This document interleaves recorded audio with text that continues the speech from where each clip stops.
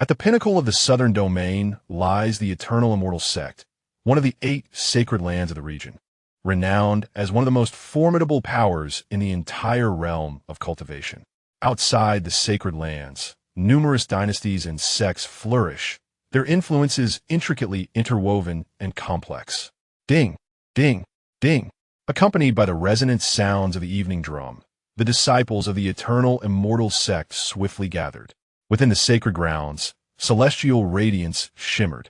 Cascading waterfalls sparkled like the Milky Way. Mountains and rivers harmonized with the sun and moon, and ethereal mists floated about, with streaks of light occasionally darting across.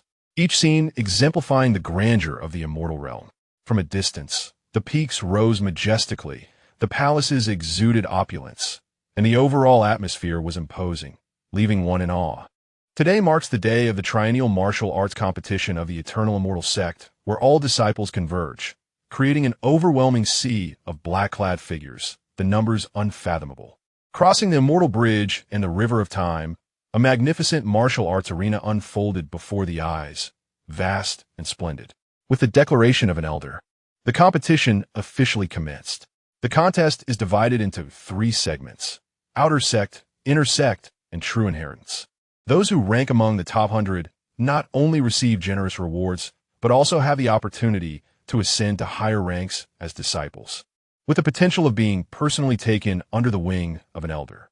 In an instant, tens of thousands of disciples stood poised, proceeding in an orderly manner through the grand competition. The matches unfolded rapidly, often resolved in just a few exchanges, yet each battle retained its brilliance. In the stands, 108 young prodigies stood apart, their seats just below those of the elders of the sacred land. Each exuded a repressed aura, their eyes sharp like swords, unmistakably distinguished from the ordinary. They were the 108 most formidable disciples of the eternal immortal sect, existing in a realm of their own, residing atop the 108 peaks rich in spiritual energy. Most of them were already well-known figures within the realm of cultivation. The peak masters surveyed the unfolding events, observing the duels of the true disciples with varied expressions, some grave, others disdainful, and some indifferent. The disciples beneath the true inheritance were deemed unworthy of their attention. Yet amidst this assembly, one individual stood out, distinctly different from the rest, as he sat in a deep slumber in his seat. Cough! An elder immediately noticed this scene and intended to rouse the slumberer, but the sound of snoring persisted, inciting the elder's ire as he huffed and glared. Many peak masters nearby also observed this spectacle, feeling a tinge of displeasure, yet out of respect for his status, they refrained from voicing their discontent, instead muttering silently among themselves. This individual was named Jiang Baiyi, one of the peak masters among the 108 peaks. At first glance, he appeared as a dashing youth, elegantly clad in pristine white, seemingly untouched by the outside world, subtly emanating an air of transcendence. The initial impression he left was of someone with an extraordinary status. After several hours, Jiang Baiyi finally stirred from his slumber, awakening leisurely. Upon awakening, the first act was a languid stretch, followed by a leisurely gaze as he sipped his tea. Jiang Baiyi exuded an aura of uniqueness, yet his distinction from others did not lie merely in his demeanor. Rather, he was a reincarnate, having arrived in this vast realm of immortality 2 decades prior. However, he was not the archetype of a hapless protagonist. From birth, Jiang Baiyi was endowed with an illustrious lineage and an impeccable countenance. For those who pursue the path of cultivation are seldom unattractive. As for his innate talent, it was unparalleled, an extraordinary legacy. He was the sole embodiment of a celestial physique, a phenomenon unrecorded in ancient texts. In other words, Jiang Baiyi was destined for ascension from the moment of his birth. At the tender age of 5, his father, Jiang Wudao, arranged a promising betrothal for him. His fiancée, he not only hailed from a noble background, but was also a true disciple of the illustrious Miao Miao Xian sect, one of the 8 great holy lands. Named Chu Yun, it was said that Chu Yun possessed an exquisite beauty and a rare, innate Taiyin physique, which, when cultivated alongside a male counterpart, could yield extraordinary progress. Consequently, Jiang Wudao invested considerable effort into securing this union. Logically, such an auspicious beginning would fit perfectly within the mold of a gratifying narrative. Yet, Jiang Baiyi vehemently opposed this match. With her unparalleled beauty and divine physique, it was evident that she could be a source of calamity. His aspirations were to cultivate quietly until he achieved immortality. As for a partner, a woman would only hinder his swiftness in drawing his sword.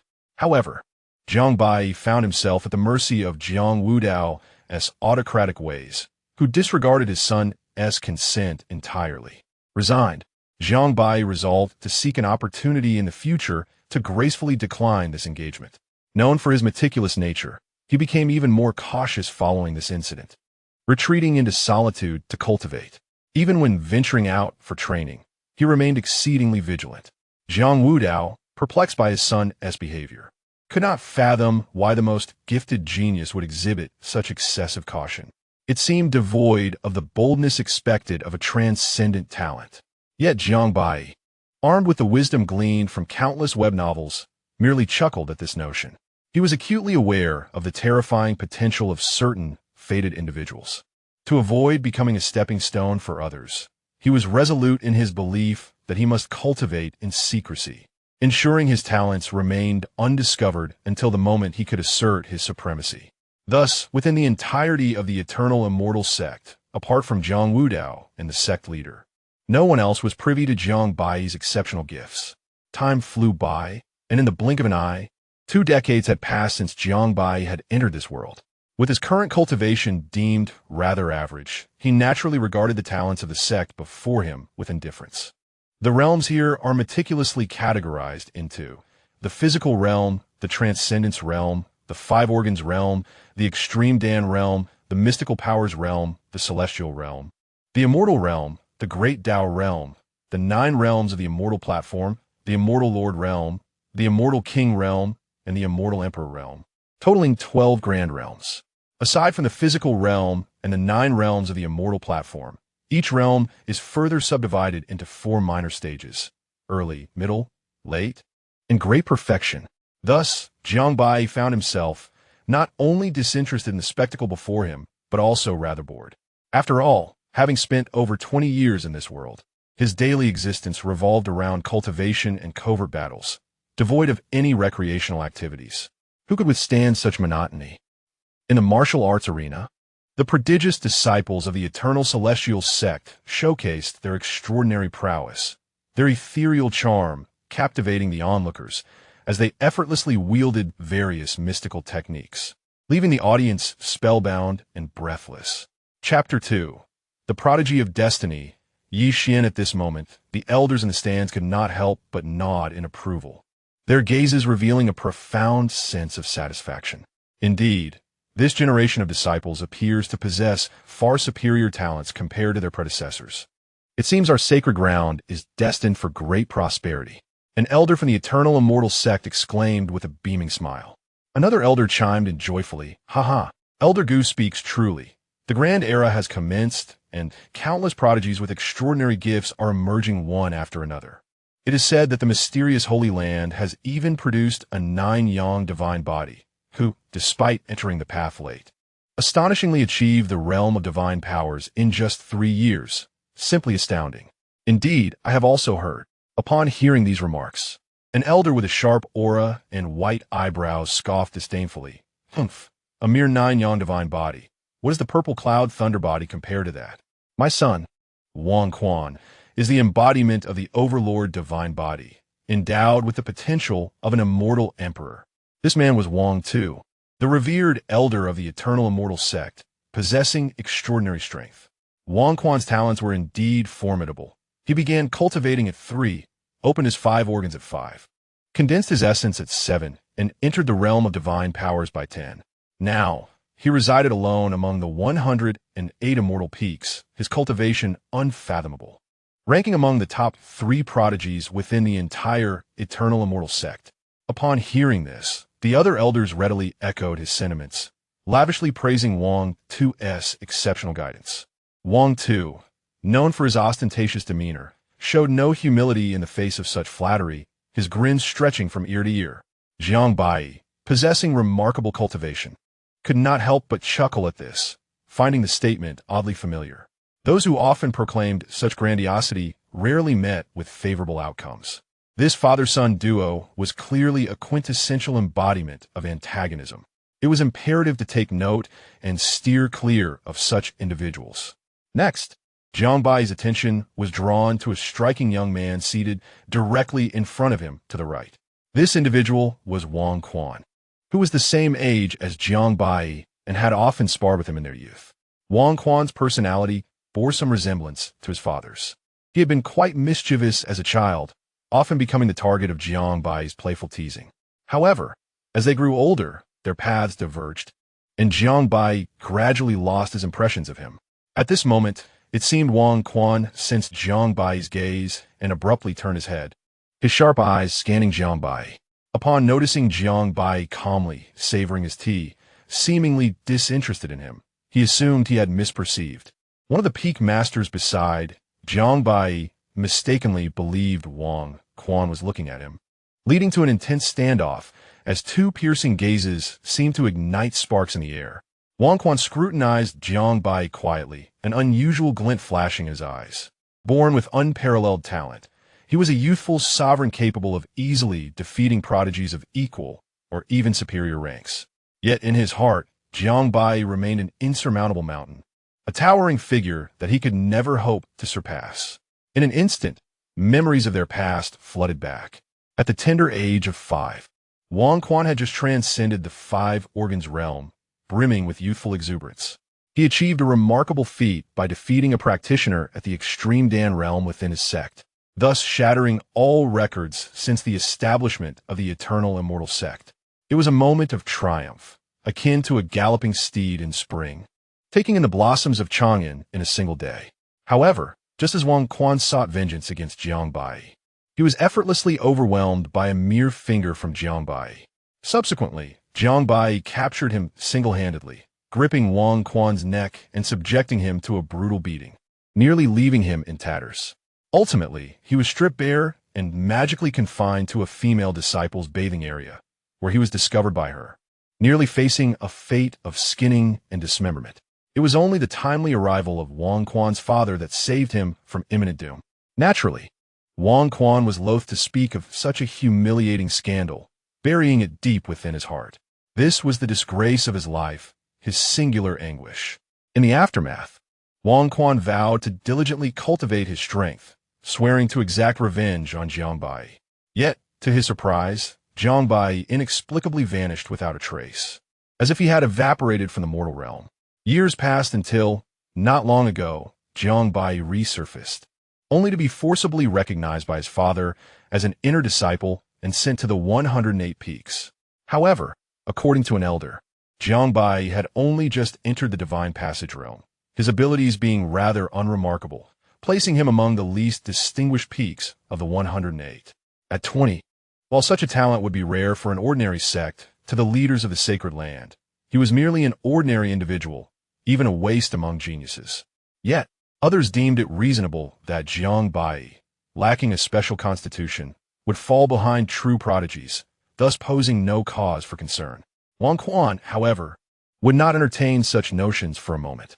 He firmly believed that someone capable of effortlessly defeating him at the same age could not possibly be an ordinary person. Jiang Baiyi, I shall unmask you and defeat you in a most honorable manner. Wang Quan silently swore. At that moment, Jiang Baiyi, while sipping tea, unexpectedly sneezed. This cannot be good. Surely, some fairy is secretly coveting this young master. He resolved not to be swayed by the allure of these enchanting specters and to continue his path toward greatness. As he contemplated this, he prepared to concoct an excuse to make his exit. Suddenly, a wave of cheers erupted from the arena below. A true disciple named Yi Xian had triumphed over his peers, claiming the title of true inheritance first. Yet Yi Xian was not satisfied, boldly declaring his intention to single-handedly challenge the 8 other true disciples, astonishing all the disciples and elders of the eternal immortal sect. Brother Yi Xian is truly magnificent. He is a paragon for our generation. I cannot hope to match even a fraction of his prowess. Brother Yi Xian, I wish to bear your offspring. The disciples below erupted in fervent cheers, reminiscent of fervent fans in a later era. Jiang Baiyi was also drawn by the immense commotion, turning to survey Yi Xian. At merely 20 years of age, Xian donned a black robe, his eyes sparkling with vitality, and his countenance was strikingly exceptional, emanating an aura of sharpness that enveloped the entire assembly. Xian? The mere mention of his name suggests a protagonist. Could he possibly be the fabled child of destiny? Jiang Baiyi jested lightly. Having long since deduced several rules regarding transmigration and reincarnation, Jiang Baiyi concluded. First, one must never ostentatiously display their prowess in public, unless they are the main character. Second, one should refrain from cackling maniacally. Third, one must never provoke anyone with the surname Yi. Especially the third rule. Who is this individual? I do not recall having encountered him before. A seasoned disciple who frequently roams the world inquired. A nearby woman, initially taken aback, then logically responded, "Ah, it is Senior Brother Long. Given your prolonged absence from the sect, it is understandable that you are unaware. This individual is a descendant of the sect's disciples. It is said that he was once a lowly servant disciple, endowed with extraordinarily poor aptitude, remaining stuck at the 9th layer of the body refinement realm for 15 years without advancement. However, it is rumored that he encountered some fortuitous event, and his cultivation surged at an astonishing pace, swiftly claiming the top position in both the inner and outer sects, and just recently, he remarkably broke through to the divine ability realm, earning promotion to a true disciple in the sect." Chapter 3. Disasters descend from above after Xian rose to prominence. He exhibited neither a trace of complacency nor a hint of laxity. Rather, he became increasingly diligent and retained an extraordinary humility. It could be said that he ascended solely through his own relentless efforts, step by step. Although his origins were humble, he emerged as an exemplary figure of grassroots triumph in the hearts of many disciples, both inner and outer. Consequently, yet quant's reputation soared, and he was viewed as a paragon by the disciples within the sacred grounds. Indeed, the senior brother with the surname Long nodded slightly. In the arena, Xian stood firm as a mountain, gazing intently at the 8 opponents before him, resolutely declaring, "Today, I shall settle all past grievances once and for all." Xian, you are exceedingly arrogant. This is your own request. Do not blame us for overwhelming you with numbers. One of the leading true disciples retorted coldly. "Spare me the pleasantries. Come and meet your demise." Xian replied with an air of superiority. Jiang Baiyi discreetly nodded, acknowledging that regardless of whether this young man was indeed the child of destiny in this era, he excelled at showcasing his prowess in front of others. At that moment, everyone was captivated by the impending clash.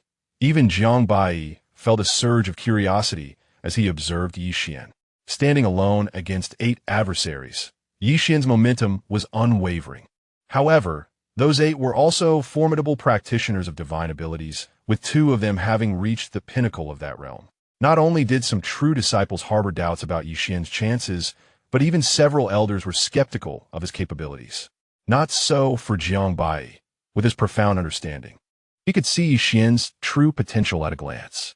Though only at the mid-stage of divine abilities, the rhythm of his physical essence circulated remarkably, suggesting he possessed a unique constitution, with a foundation that far surpassed others of the same rank. Crucially, there seemed to be something extraordinary hidden within his blood, leaving even Jiang Baiyi momentarily perplexed. In that instant, he was certain. This young man was indeed the child of destiny, unequivocally validated. Fortunately, Jiang Baiyi had resolved to remain inconspicuous, and he was not a villain. If the opportunity arose, he might even forge a friendship with this child of destiny. As the battle was about to commence, the 8 true disciples swiftly encircled Xian. They had long-standing grievances with him and were acutely aware of his formidable nature. Therefore, each unleashed their most potent divine abilities, intent on swiftly overwhelming Xian with a thunderous onslaught. In an instant, flames soared, phantoms flickered, and the clash of blades echoed amidst the tumultuous waves. The terrifying shockwaves erupted across the entire plaza, various secret techniques sealing off every possible escape route, rendering Xian with no means of evasion. Yet who was Xian? To him, these mere stepping stones were as good as doomed.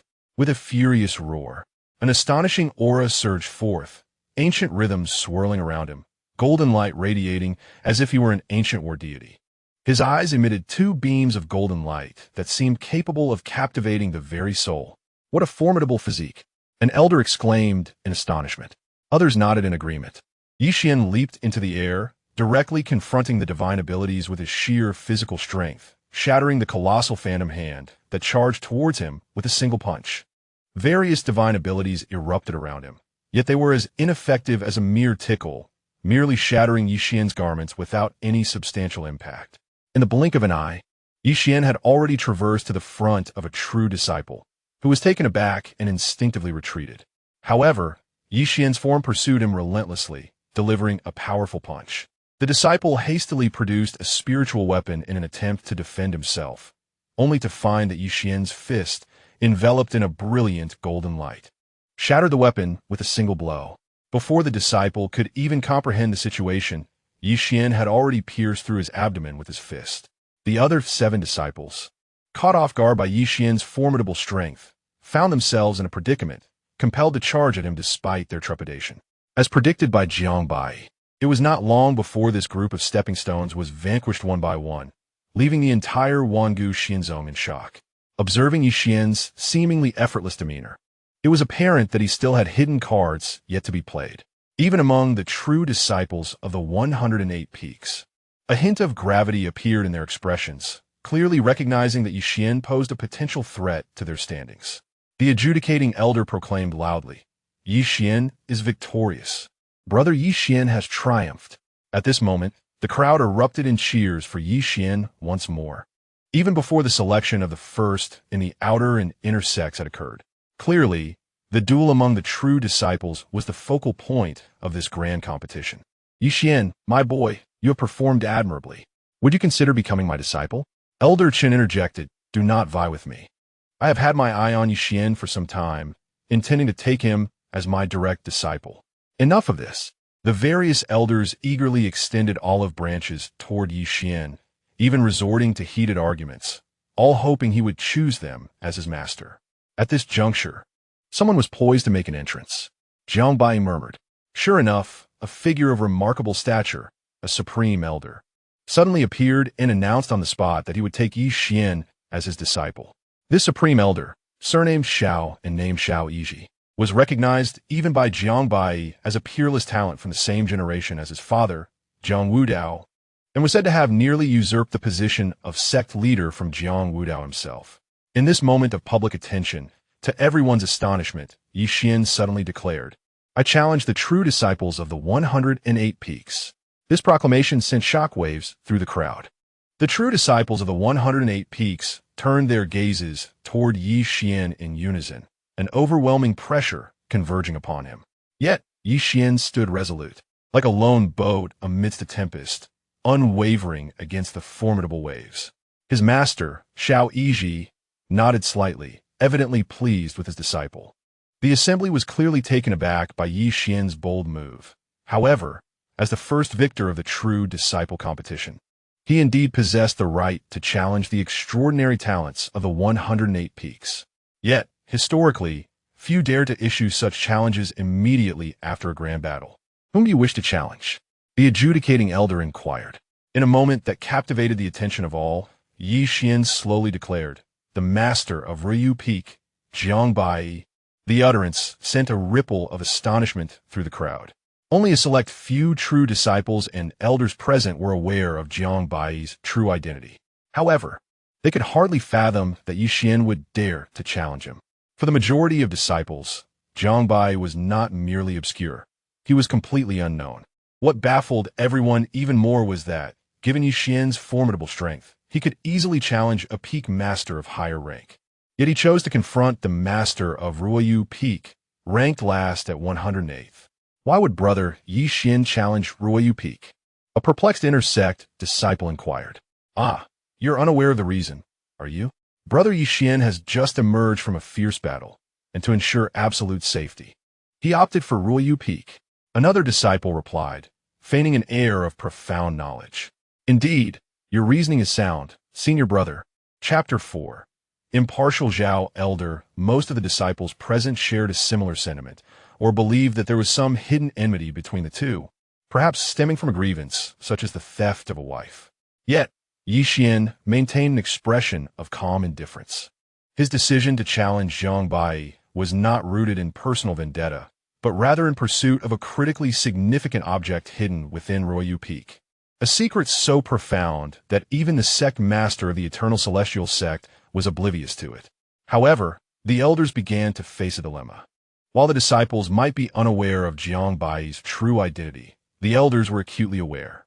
He was none other than the sole son of sect master Jiang Wudao, whose disposition was well known to them all. If Jiang Baiyi were to be defeated and expelled from Royu Peak, what repercussions would they face? Conversely, to prevent Yi Xian from challenging would be equally untenable and would undoubtedly incite controversy, leaving them in a precarious position. Even Yi Xian's master, Xiao Yiji, was momentarily taken aback. Meanwhile, Jiang Baiyi appeared utterly bewildered. What was happening? He had simply come to observe, yet now found himself thrust into a challenge. After over a decade of absence, he was suddenly the center of attention, and to make matters worse, it was at the hands of prodigious talent. It was akin to a man destined for death encountering his own funeral, a stroke of misfortune indeed. I, Jiang Baiyi, vow never again to indulge in idle curiosity or to meddle in affairs that do not concern me, he thought. It seemed fate had dealt him a hand he could not escape. Should he concede outright? Clearly not. Such an action would earn him the wrath of his father, who would surely flay him alive. Jiang Baiyi shook his head. Very well, I shall simply go through the motions. The various peak masters wore expressions of amusement, eagerly awaiting the unfolding spectacle. Only Wang Quan, concealed in the shadows, felt a slight tremor in his hands, his heart racing with excitement. This was a golden opportunity. Come forth, Jiang Baiyi. Let me witness the true extent of your current prowess. Wang Quan was confident that once Jiang Baiyi made his move, no matter how deeply he concealed his strength, it would be unveiled. The Elder of Judgment was compelled to speak up, albeit with trepidation. Jiang Baiyi, do you consent to Yi Xian's challenge? Should you wish to surrender, ahem, it would not be without merit. The other elders nearly exploded in outrage, their eyes glaring fiercely at the Elder of Judgment. How could Elder Zhao utter such words, seeking to escape the sect master's tyranny? As distinguished leaders of the 108 peaks of the sacred land, renowned as unparalleled geniuses in the eyes of the outside world, how could they capitulate without a fight? If word of this spread, what would become of the Eternal Celestial Sect's dignity? Yet, the Elder of Judgment paid no heed to their sentiments, resolutely ignoring their glares as he turned his serious gaze upon Jiang Baiyi. According to the sect's regulations, once a battle commenced, no one could intervene.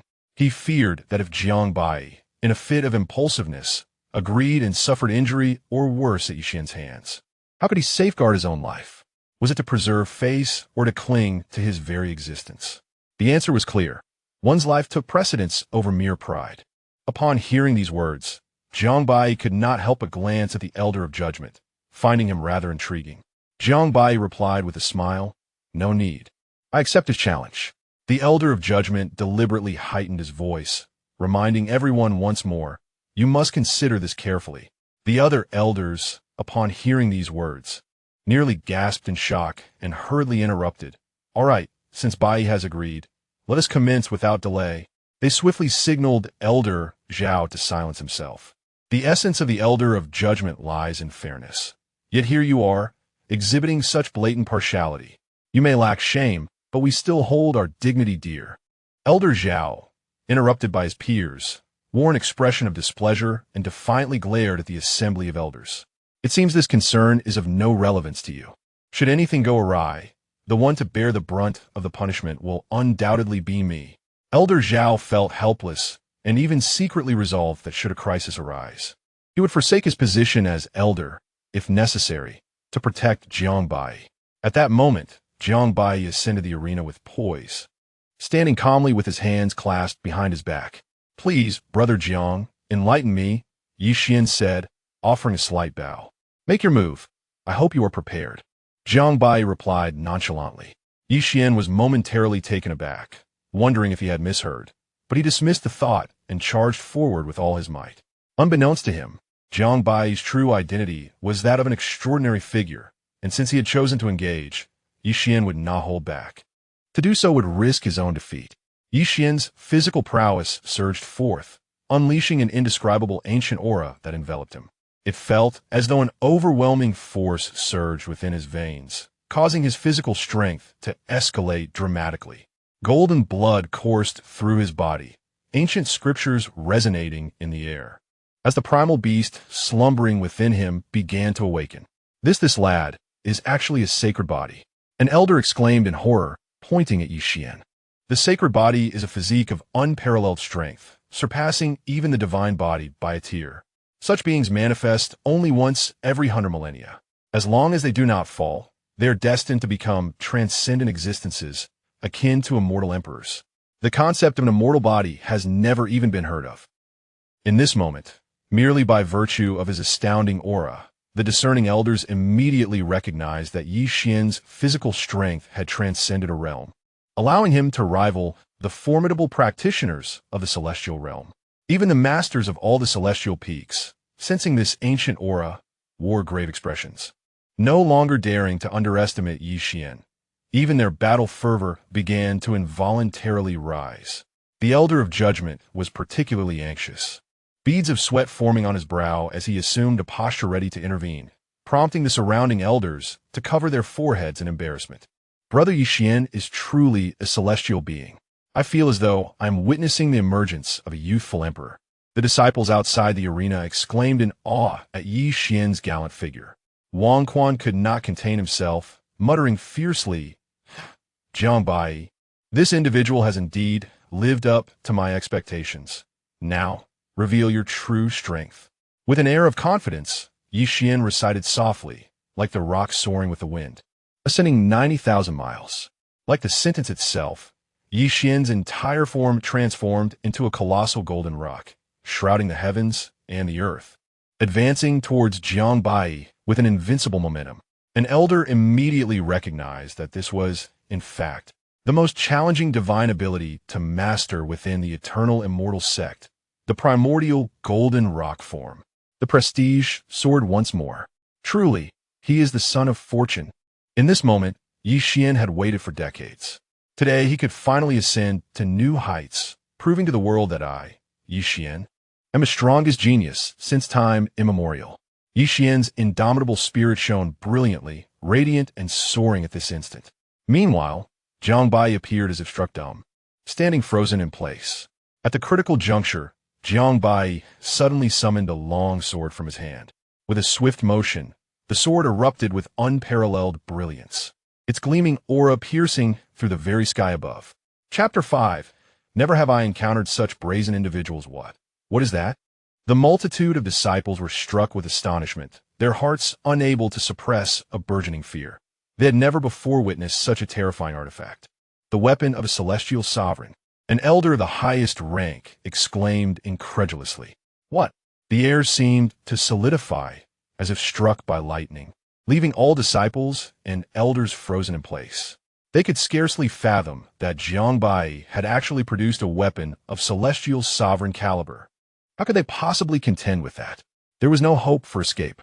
Even an uncontrolled celestial sovereign weapon was beyond their capacity to withstand. They could never have imagined Jiang Baiyi's utter shamelessness, his audacious disregard for propriety.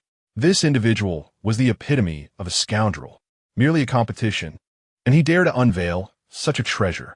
Yet, the competition had not stipulated a prohibition on the use of weapons. It cannot be claimed that Jiang Baiyi had violated any rules. At that moment, the crowd had no time to contemplate or hurl insults. The overwhelmingly terrifying weapon of the celestial sovereign swept across the battlefield, suppressing everyone but the elder in place, rendering them motionless as if they were mere ants. Among them, the most unfortunate was undoubtedly Yi Xian, who stood directly in the path of the celestial sovereign weapon. One second he was brimming with confidence, seemingly invincible. The next second, he was slammed to the ground like a dead dog, brutally struck down by a torrent of sword chi, his doping golden body reverting to its original form. Even his robes were instantly shredded by the unparalleled sword energy, leaving him exposed, bloodied and battered, his very flesh on the brink of collapse. Jiang Baiyi feigned an inability to fully control the weapon, allowing it to unleash its might autonomously. However, in truth, had Jiang Baiyi not been covertly regulating the weapon's power, in a mere thousandth of a second, Yi Xian would have undoubtedly perished beyond recovery. Stop this at once. Yixian's master, Xiao Yiji, shouted in fury upon witnessing the scene, already poised to intervene. My sincerest apologies for alarming everyone, Jiang Baiyi said with a hint of contrition, as he gradually retracted the weapon of the celestial sovereign. With Xiao Yiji present, Jiang Baiyi was wise enough not to kill Yixian. If the child of destiny were to perish so easily, could he still be called a child of destiny? The astounding pressure vanished without a trace, as if the very air had been siphoned away. After a prolonged moment, the crowd gradually regained their senses, scarcely believing the events that had just transpired. Jiang Baiyi regarded Elder Zhao, who stood in shock, and asked nonchalantly, I assume this means I've triumphed? Elder Zhao, still trembling with residual fear, could not help but reply, what do you think? Had he known Jiang Baiyi possessed such capabilities, he would have worried far less. Everyone hastily scrambled to their feet, utterly unprepared for such an outrageous conclusion. Suddenly, a female disciple, her face flushed with embarrassment, covered her face with her hands, revealing only one eye, and let out a shriek. The female disciple had stumbled upon Yixian, who was lying completely naked and unconscious on the ground. Fortunately, Yixian had fainted. Otherwise, in front of everyone, he would have succumbed to shame rather than remain conscious. Xiao Yiji's expression turned exceedingly grim, akin to having ingested poison. As he glared fiercely at Jiang Baiyi, with a cold snort, he promptly carried Yixian away. Wang Quan was left in a state of shock, his face a canvas of complex emotions. He could not fathom that such a conclusion would arise. After a millennium, the sacred body had emerged, yet he failed to recognize Jiang Baiyi's prowess. The crux of the matter was that no one could have anticipated that Jiang Wudao would provide Jiang Baiyi with a divine weapon for protection, expending considerable effort to assist in refining it. Even more astonishing was Jiang Baiyi's audacity to present it in the contest. Truly, the son of the sect leader was extravagantly unrestrained. However, Jiang Baiyi held a different perspective, appearing utterly indifferent. Furthermore, the divine weapon in question was not even bestowed upon him by Jiang Wudao. Amidst this commotion, the scene had become somewhat chaotic. As the internal and external competition concluded, the elders, visibly embarrassed, hastily wrapped up the event. Yixian became the first in the annals of the Wangu Xinzong to be knocked unconscious in such a state during a competition. Nevertheless, it was certain that Yixian would indubitably etch his name in the historical records of the Wangu Xinzong. Just as the competition was declared over, Wang Quan looked up only to discover that Jiang Baiyi's figure had vanished without a trace. The remaining disciples were still indignant on Yixian's behalf, condemning Jiang Baiyi's shameless conduct. Many speculated that Jiang Baiyi must possess an extraordinary background, for not everyone could wield a complete divine weapon. Meanwhile, Jiang Baiyi had returned to Ruoyu Peak. Despite having defeated Yixian, he felt no joy. The entanglement with Yixian was unavoidable. Not wishing to reveal his true cultivation level, Jiang Baiyi resorted to this desperate measure. Yet, a flicker of doubt emerged within him as he pondered why Yixian had chosen to challenge him. Was it jealousy stemming from his superior appearance? While that was plausible, it seemed best to dismiss it for now. Furthermore, Jiang Baiyi quickly ruled out the possibility of harboring enmity towards Yixian, as they had never met, and Yixian bore him no ill will, at least not yet. Moreover, given Yixian's strength, he could have challenged a more formidable peak master for a superior celestial peak. Yet he chose not to. Thus, only one possibility remained. Yixian was solely interested in Ruoyu Peak. It was highly likely that a secret, unbeknownst to others, lay hidden here, a secret that could only be uncovered by a child of destiny. Without delay, Jiang Baiyi set off to peruse all ancient texts regarding Ruoyu Peak within the Wangu Xinzong. After several hours, he finally stumbled upon a piece of crucial information. Over 300,000 years ago, the Wangu Xinzong produced an unparalleled celestial emperor known as the Eternal Life Emperor. The Eternal Immortal Emperor, in his youth, possessed unremarkable talent. However, in an astonishing turn of events, on the very day he attained enlightenment, he decisively vanquished the 7 renowned immortal emperors from beyond the realms, causing a tremendous uproar throughout the cultivation world. Yet, after a mere 5,000 years, the Eternal Immortal Emperor, due to an unforeseen treachery, sustained grievous injuries that left him on the brink of death, his immortal body shattered, ultimately returning to the ancient immortal sect where he attained his final rest. He stands as the first immortal emperor in history to perish merely 5,000 years after his enlightenment. Typically, an immortal emperor can expect to endure for at least 30,000 years post-enlightenment. Nonetheless, the renown of the eternal immortal emperor is hardly diminished when compared to any other exceptionally gifted immortal emperor. Furthermore, Jiang Baiyi discerned a critical detail. The eternal immortal emperor ultimately attained his final rest within the confines of Ruoyu Peak. At that time, however, the ancient immortal sect had yet to designate the 108 immortal peaks for the cultivation of its true disciples. Jiang Baiyi boldly speculated that Yi Xian's eagerness to acquire Ruoyu Peak might conceal some secret left by the eternal immortal emperor.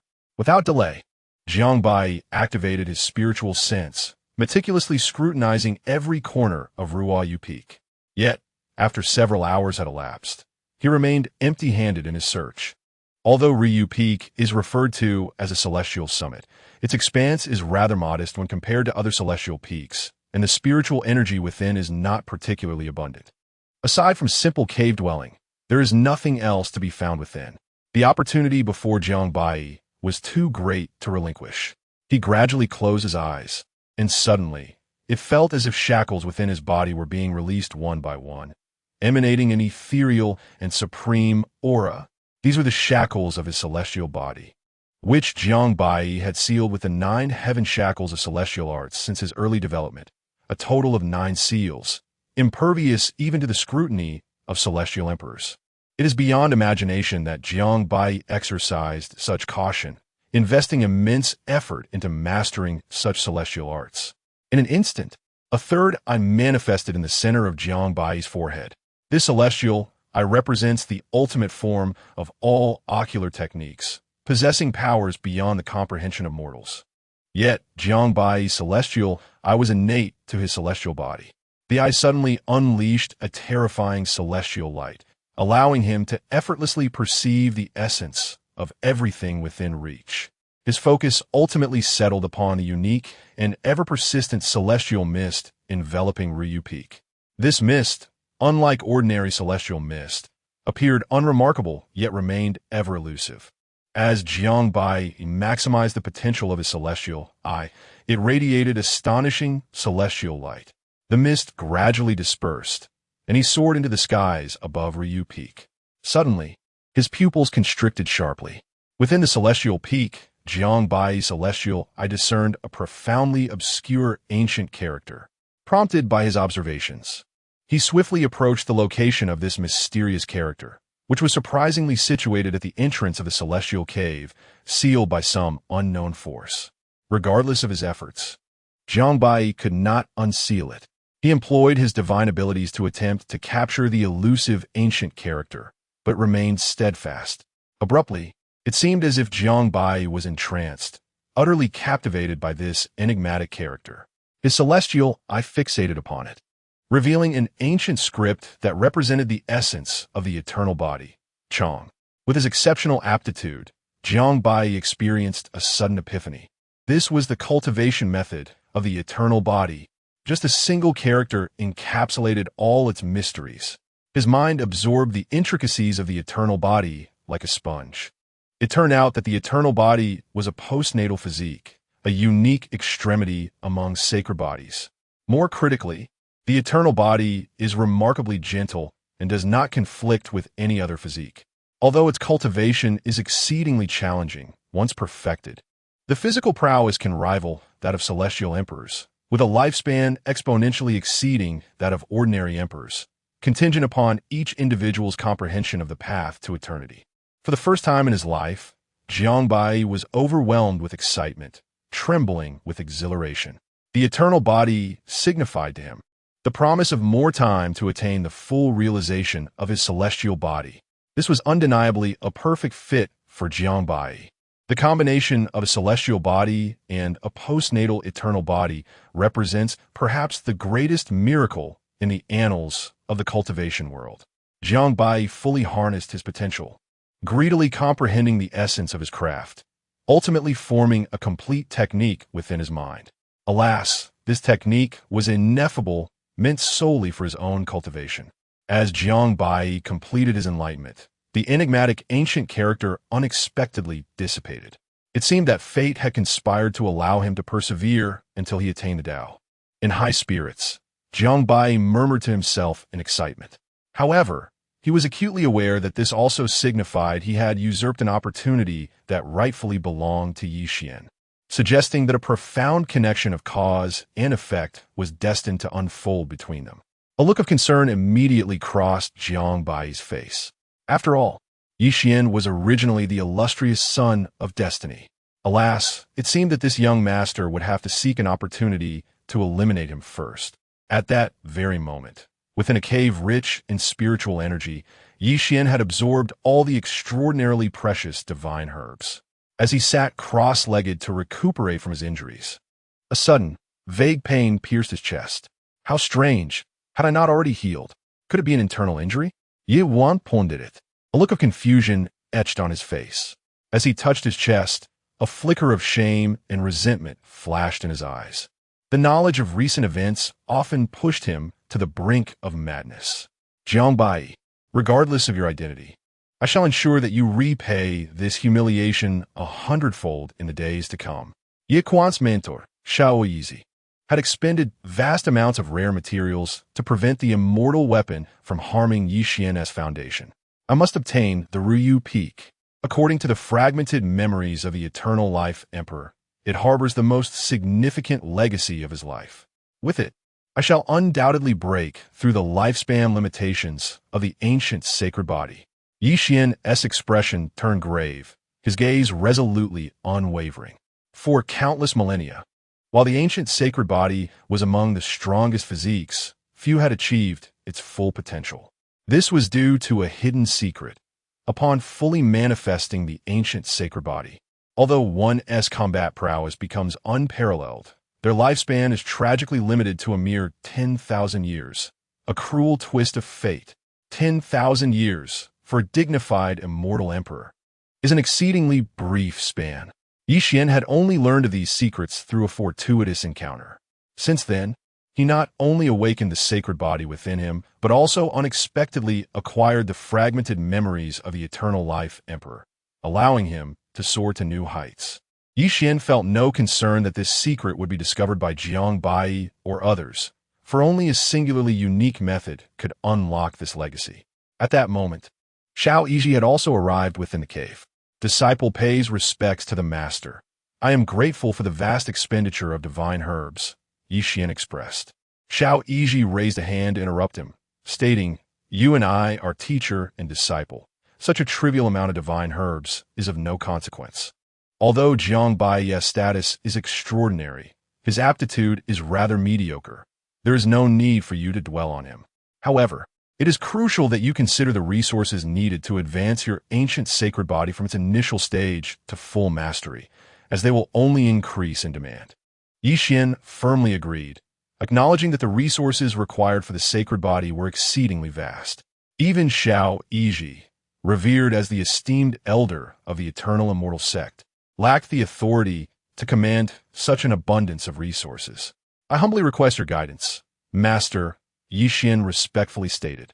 Shao Yiji nodded slightly. In 3 months, the forbidden land of the chaotic era and the cursed tomb shall soon be opened. I intend to take you there, for you possess great fortune, and with my assistance, I anticipate that you will reap significant rewards. The Forbidden Land? Yi Xian gasped in astonishment, for the Forbidden Land was known as the most terrifying realm in existence. Even an immortal emperor might not return from such a perilous expedition. The dangers were akin to courting death. Yet, given Shao Yiji's words, it seemed there was more to the matter. Shao Yiji continued, Do not be concerned. In 3 months, I shall personally escort you to the cursed tomb of the chaotic era. Focus on your cultivation for now. Yes, Master, Yi Xian replied. Chapter 7. Do you wish to commit patricide? Then, Shao Yiji scrutinized Yi Xian's physical form once more, unable to suppress his admiration. Truly a sacred body. Your physical strength is impeccable. At last, you are ready to cultivate that particular technique. Upon finishing his words, Shao Yiji abruptly pointed towards Yi Xian's forehead. In an instant, He imparted an exceedingly profound scripture into Yi Xian's mind. Regrettably, this imperial scripture remains incomplete. However, fret not. If you can secure the position of the Holy Son of the Eternal Immortal Sect, you shall gain access to the entirety of the primordial imperial scripture. Xiao Yizhi sighed softly. Is this truly the primordial imperial scripture? Yi Xian was taken aback. He had never anticipated that his master possessed the primordial imperial scripture and had chosen to pass it on to him. Such scriptures are invaluable. Even one can establish an everlasting holy land. This primordial imperial scripture was bestowed by the founding ancestor of the Eternal Immortal Sect, the primordial immortal emperor, and can only be cultivated by the holy sons of successive generations. But why does Xiao Yizhi possess an imperial scripture? Before Yi Xian could ponder further, Xiao Yizhi departed, reminding him, focus on your cultivation and do not disclose this matter to others. Yi Xian was elated. Not only did he possess the ancient sacred body, but he had also cultivated the longevity imperial scripture. Now, with Xiao Yizhi imparting the primordial immortal scripture to him, it was as if he had gained wings. Yi Xian was resolute that in this lifetime he would certainly attain enlightenment. As for Jiang Baiyi, he was merely a frivolous scion relying on external forces, destined to be nothing more than a fool. Yi Xian held nothing but disdain for him. While Yi Xian fervently comprehended the primordial imperial scripture, Jiang Baiyi was diligently cultivating the longevity body. A month later, Jiang Baiyi sat cross-legged, and the entire cave was filled with an ethereal aura, surrounded by an exceptionally rich Tao rhythm. The speed at which he cultivated the longevity body exceeded his expectations, progressing remarkably smoothly. In just a month, the longevity body had taken shape, and it seemed that it would not be long before he achieved a small success. Jiang Baiyi even felt that the longevity body was as if it had been meticulously crafted for those of ordinary aptitude. What kind of extraordinary genius could create such a physique? This also confirmed that the longevity immortal emperor had possessed mediocre talent in his youth.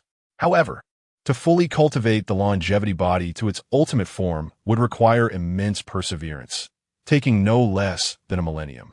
Jiang Baiyi was entirely unconcerned about this. A millennium, or even a millennium more, was of no consequence to him. After all, the longevity body would grant him boundless lifespan, and he was merely waiting to endure until he achieved immortality. Yet, often, ideals are grand while reality is stark. Suddenly, within Jiang Baiyi, his immortal body began to stir, as if an unimaginable change was occurring. He immediately felt that his immortal body was on the verge of overwhelming him. What was happening? Jiang Baiyi unleashed various immortal techniques and prohibitions, striving to quell the turmoil within his body. The excruciating pain compelled Jiang Baiyi to convulse uncontrollably. Could this longevity body harbor poison? Several hours later, Jiang Baiyi finally regained his composure, drenched in sweat. It turned out that his celestial body was overwhelmingly powerful, directly consuming the longevity body. However, rather than mere consumption, it resembled a fusion. The longevity body remained independently existent, yet was enshrouded by Jiang Baiyi's celestial form. Most critically, Jiang Baiyi's celestial body was undergoing a frenzied growth, absorbing all the surrounding spiritual energy, even feeding back on Jiang Baiyi's own vitality. This was a clear sign of a deficiency in celestial energy. Jiang Baiyi promptly withdrew all his savings, an ocean of exquisite spirit stones and an endless array of heavenly materials, only to have them consumed instantaneously by his celestial body. Yet, if this continued, he would inevitably deplete his resources. Even the 1,000 divine herbs secretly provided to him by Jiang Wudao were nearly exhausted. At that moment, while Jiang Baiyi was immersed in his cultivation, he suddenly opened his eyes, sensing an intrusion into his celestial peak. The mountain trembled violently, various formations shattered. After a tumultuous upheaval, a remarkable figure appeared within Jiang Baiyi's cave dwelling. The visitor exuded an air of authority, immediately berating, "You impudent brat! What business do you have setting up so many lethal formations on a mountain? Are you plotting to kill your father?" This individual was none other than Jiang Baiyi's father, Jiang Wudao, the esteemed head of the eternal immortal sect. Jiang Wudao's face was contorted with fury, his garments tattered, hair disheveled, as if he had just emerged from a life-and-death battle. Upon entering, a glimmer flashed between Jiang Baiyi's brows, and he sighed in relief, confirming it was indeed his father. Jiang Wudao was momentarily taken aback, then erupted in rage. This boy was worried whether he was disguised by someone else's magic. Father, please. Take a seat and have some tea. Do not be angry. A cultivator should maintain a tranquil and modest heart. Jiang Baiyi hastily reassured, offering a cup of tea. What nonsense tea? Who told you to set up so many killing formations? If it weren't for my profound cultivation, I might have perished within. Jiang Wudao continued to scold him. Jiang Baiyi smiled slightly. Isn't it better to be cautious than to be reckless? Jiang Wudao glared at Jiang Baiyi, speechless with anger. He could hardly fathom how someone so audacious and domineering as himself could have produced a son so excessively cautious. Were it not for witnessing Jiang Baiyi grow up, Jiang Wudao would have doubted whether his son had been possessed by some ancient being. I wonder if you're truly my flesh and blood, Jiang Wudao remarked, gazing at Jiang Baiyi's youthful visage, capable of charming countless maidens, unable to suppress his sarcasm. You might want to inquire with your wife, Jiang Baiyi retorted. You insolent brat. Jiang Wudao feigned a reprimand towards Jiang Baiyi. After a brief scuffle, Jiang Wudao finally calmed down, while Jiang Baiyi remained lively and energetic, leaving Jiang Wudao nearly exhausted. He pondered how advanced his son's celestial body must be to possess such resilience. Jiang Baiyi hastily seized the opportunity to appease. Father, please do not be angry. Gulme, have some tea. This is the enlightenment tea I specially gathered from the Langya Wonderland. Ungrateful brat. Fortunately for you, your father is not an ordinary man. Otherwise, I would have easily subdued you. Jiang Wudao grumbled as he lifted the tea. A faint smile graced Jiang Baiyi's face. In truth, you really cannot overpower me anymore. Returning to the matter at hand, Jiang Baiyi inquired, Father, what brings you here today? You little rascal, I almost forgot in my frustration. I have come to inform you that the chaotic world's grievous tomb will open in 2 months. Do you wish to attend? Of course I want to go, Jiang Baiyi replied without hesitation. In fact, Jiang Wudao had previously mentioned the opening of the chaotic world's grievous tomb to Jiang Baiyi long ago. Chapter 8. That is not medicine, but a father's command. 10,000 years ago, the last celestial emperor of the southern domain, the Ziwei celestial emperor, ventured alone into one of the 10 forbidden grounds of the southern domain, the Chaos Grave. There, he engaged in a fierce battle with the entities residing within. The conflict raged on for approximately 6,000 years, the specifics of which remain shrouded in mystery. However, the outcome was one of mutual devastation. After 3,000 years, the Ziwei celestial emperor succumbed to his injuries, resulting in the collapse of the Chaos Grave, while the being within was slain by his own hand, leaving behind the lingering aura of decay. It was only recently that this aura began to dissipate. The Forbidden Ground is said to be replete with countless treasures and divine herbs, where danger is ever intertwined with opportunity. Jiang Baiyi's abrupt decisiveness nearly led Jiang Wudao to believe that his son had been possessed. He stood momentarily stunned. Jiang Wudao had merely inquired casually, fully aware of his son's temperament. Even if he intended to go, he would deliberate cautiously, gathering information before making a decision. Today, however, he was surprisingly forthright. As the saying goes, unusual occurrences often harbor hidden truths. Observing Jiang Wudao's peculiar expression, Jiang Baiyi felt compelled to clarify. Ahem. It is merely that my celestial physique has awakened once more, and I am in dire need of a substantial quantity of divine herbs. Otherwise, it may lead to a backlash against my vitality. Upon hearing this, Jiang Wudao's countenance shifted to one of profound gravity as he grasped Jiang Baiyi's hand and began to examine it meticulously. After a moment, he confirmed, indeed, your celestial physique is growing at a pace surpassing even my expectations. The divine herbs can no longer sustain its development. What my father means is, sacred herbs? No. While sacred herbs may provide temporary support, they cannot suffice in the long term. Only celestial herbs will do. Celestial herbs? Jiang Baiyi's brows furrowed instantly. Divine herbs are already exceedingly rare, and sacred herbs are even more precious, typically found only in esteemed sanctuaries and rarely bestowed upon those of lesser status. As for celestial herbs, one might be fortunate to even catch a glimpse of them in a sacred land. It appears our only recourse is to venture into the forbidden ground and test our luck. At that moment, Jiang Wudao suddenly declared, "Follow me." Uncertain of where Jiang Wudao intended to lead him, Jiang Baiyi had no choice but to comply. As the leader of the eternal celestial sect, Jiang Wudao faced no obstacles on their path. Soon, they arrived at the deepest recesses of the sanctuary, where an ancient stone tablet bore 4 archaic characters, primordial secret realm. The characters were robust and vigorous, imbued with a sense of profound artistry, as if hinting at an ineffable essence. Jiang Wudao produced a token, which suddenly radiated with an immensely mysterious celestial light. With a resounding boom, the secret realm was unveiled. Upon entering the realm, an overwhelming aura of spiritual energy enveloped them, as various divine herbs were strewn across the ground, with no fewer than 100 sacred herbs glimmering in resplendent beauty, resembling a celestial paradise. Just inhaling a breath felt equivalent to half a month of cultivation for an ordinary person. Jiang Baiyi felt every cell within his celestial physique greedily absorbing the spiritual energy around him. He could not help but marvel at the fortune of having a powerful father. Who could possibly resist such a wondrous realm? This is the secret realm created by the primordial ancestor, the eternal emperor, which has taken eons to form. Only the master of the eternal sect can enter. Jiang Wudao slowly spoke. "Thank you, father. I shall cultivate here," Jiang Baiyi quickly replied with a smile.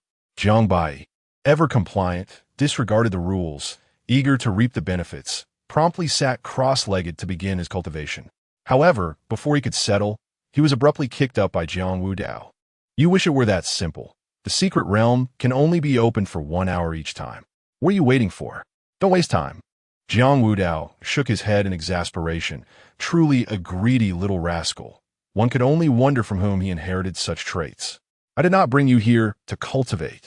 Upon finishing his words, Jiang Wudao's aura suddenly surged, his hair billowing, a unique energy emanating from him, as a divine image of the emperor ascended to the heavens. All the flora began to bow in reverence to Jiang Wudao. The primordial emperor scripture? Its cultivation is rather mediocre, Jiang Baiyi remarked, puzzled. Jiang Wudao nearly stumbled in midair, barely suppressing the urge to strike down this rebellious child. Jiang Baiyi instantly recognized Jiang Wudao's technique. He was quite familiar with the primordial emperor scripture, having secretly practiced it as a child at the age of 3. At that moment, a colossal celestial herb appeared before Jiang Wudao, the emperor herb. The violet dragon whiskers danced wildly, an ancient aura intoxicating to behold. It would take 1,000,000 years to nurture such a specimen. The presence of this celestial herb was utterly astounding, as if a divine spirit stood before him. In truth, at the level of celestial herbs, they transcend the realm of ordinary medicinal herbs, possessing a sentience akin to that of a human. For cultivators below the realm of celestial kings, a single bite could revive them from the gravest of injuries. This is the aura of a celestial herb. Jiang Baiyi was profoundly shocked, never expecting the eternal sect to harbor such a treasure, a glint of brilliance flashing in his eyes. Had he known, he would have surely attempted to borrow the celestial herb. Cough, cough, acquire it. Humph, at least you possess some discernment. This is the only celestial treasure of our sect, the violet rhythm dragon emperor ginseng. 1,000,000 years ago, our ancestor, the eternal emperor, went through great trials to locate a semi-finished specimen. "You little rascal, what are you doing?" Jiang Wudao suddenly bellowed, having just begun to recount the origins of the violet rhythm dragon emperor ginseng, only to see Jiang Baiyi swiftly absorb the entire ginseng into his body, now residing within his life wheel. Upon assimilating the violet rhythm dragon emperor ginseng, Jiang Baiyi felt an endless surge of power invigorating his celestial and longevity bodies, growing wildly. His vitality transformed into an overwhelming force. In mere moments, his longevity body had reached a small level of completion. At that moment, Jiang Baiyi even felt that if his father, Jiang Wudao, were the unit of measurement, he could effortlessly defeat 10 of him. Rebellious child, you! Jiang Wudao trembled. Pointing at Jiang Baiyi, rendered speechless, his heart nearly bursting with overwhelming emotion. This is the sole celestial herb of the sacred land, meticulously cultivated by generations of patriarchs, taking 1,000,000 years to fully metamorphose into a true elixir. Even the patriarch himself can only utilize the herb to enhance his cultivation. Yet, to everyone's astonishment, Jiang Baiyi has audaciously integrated the herb into his life wheel. Unless Jiang Baiyi is eradicated, this precious herb shall remain forever entwined within him.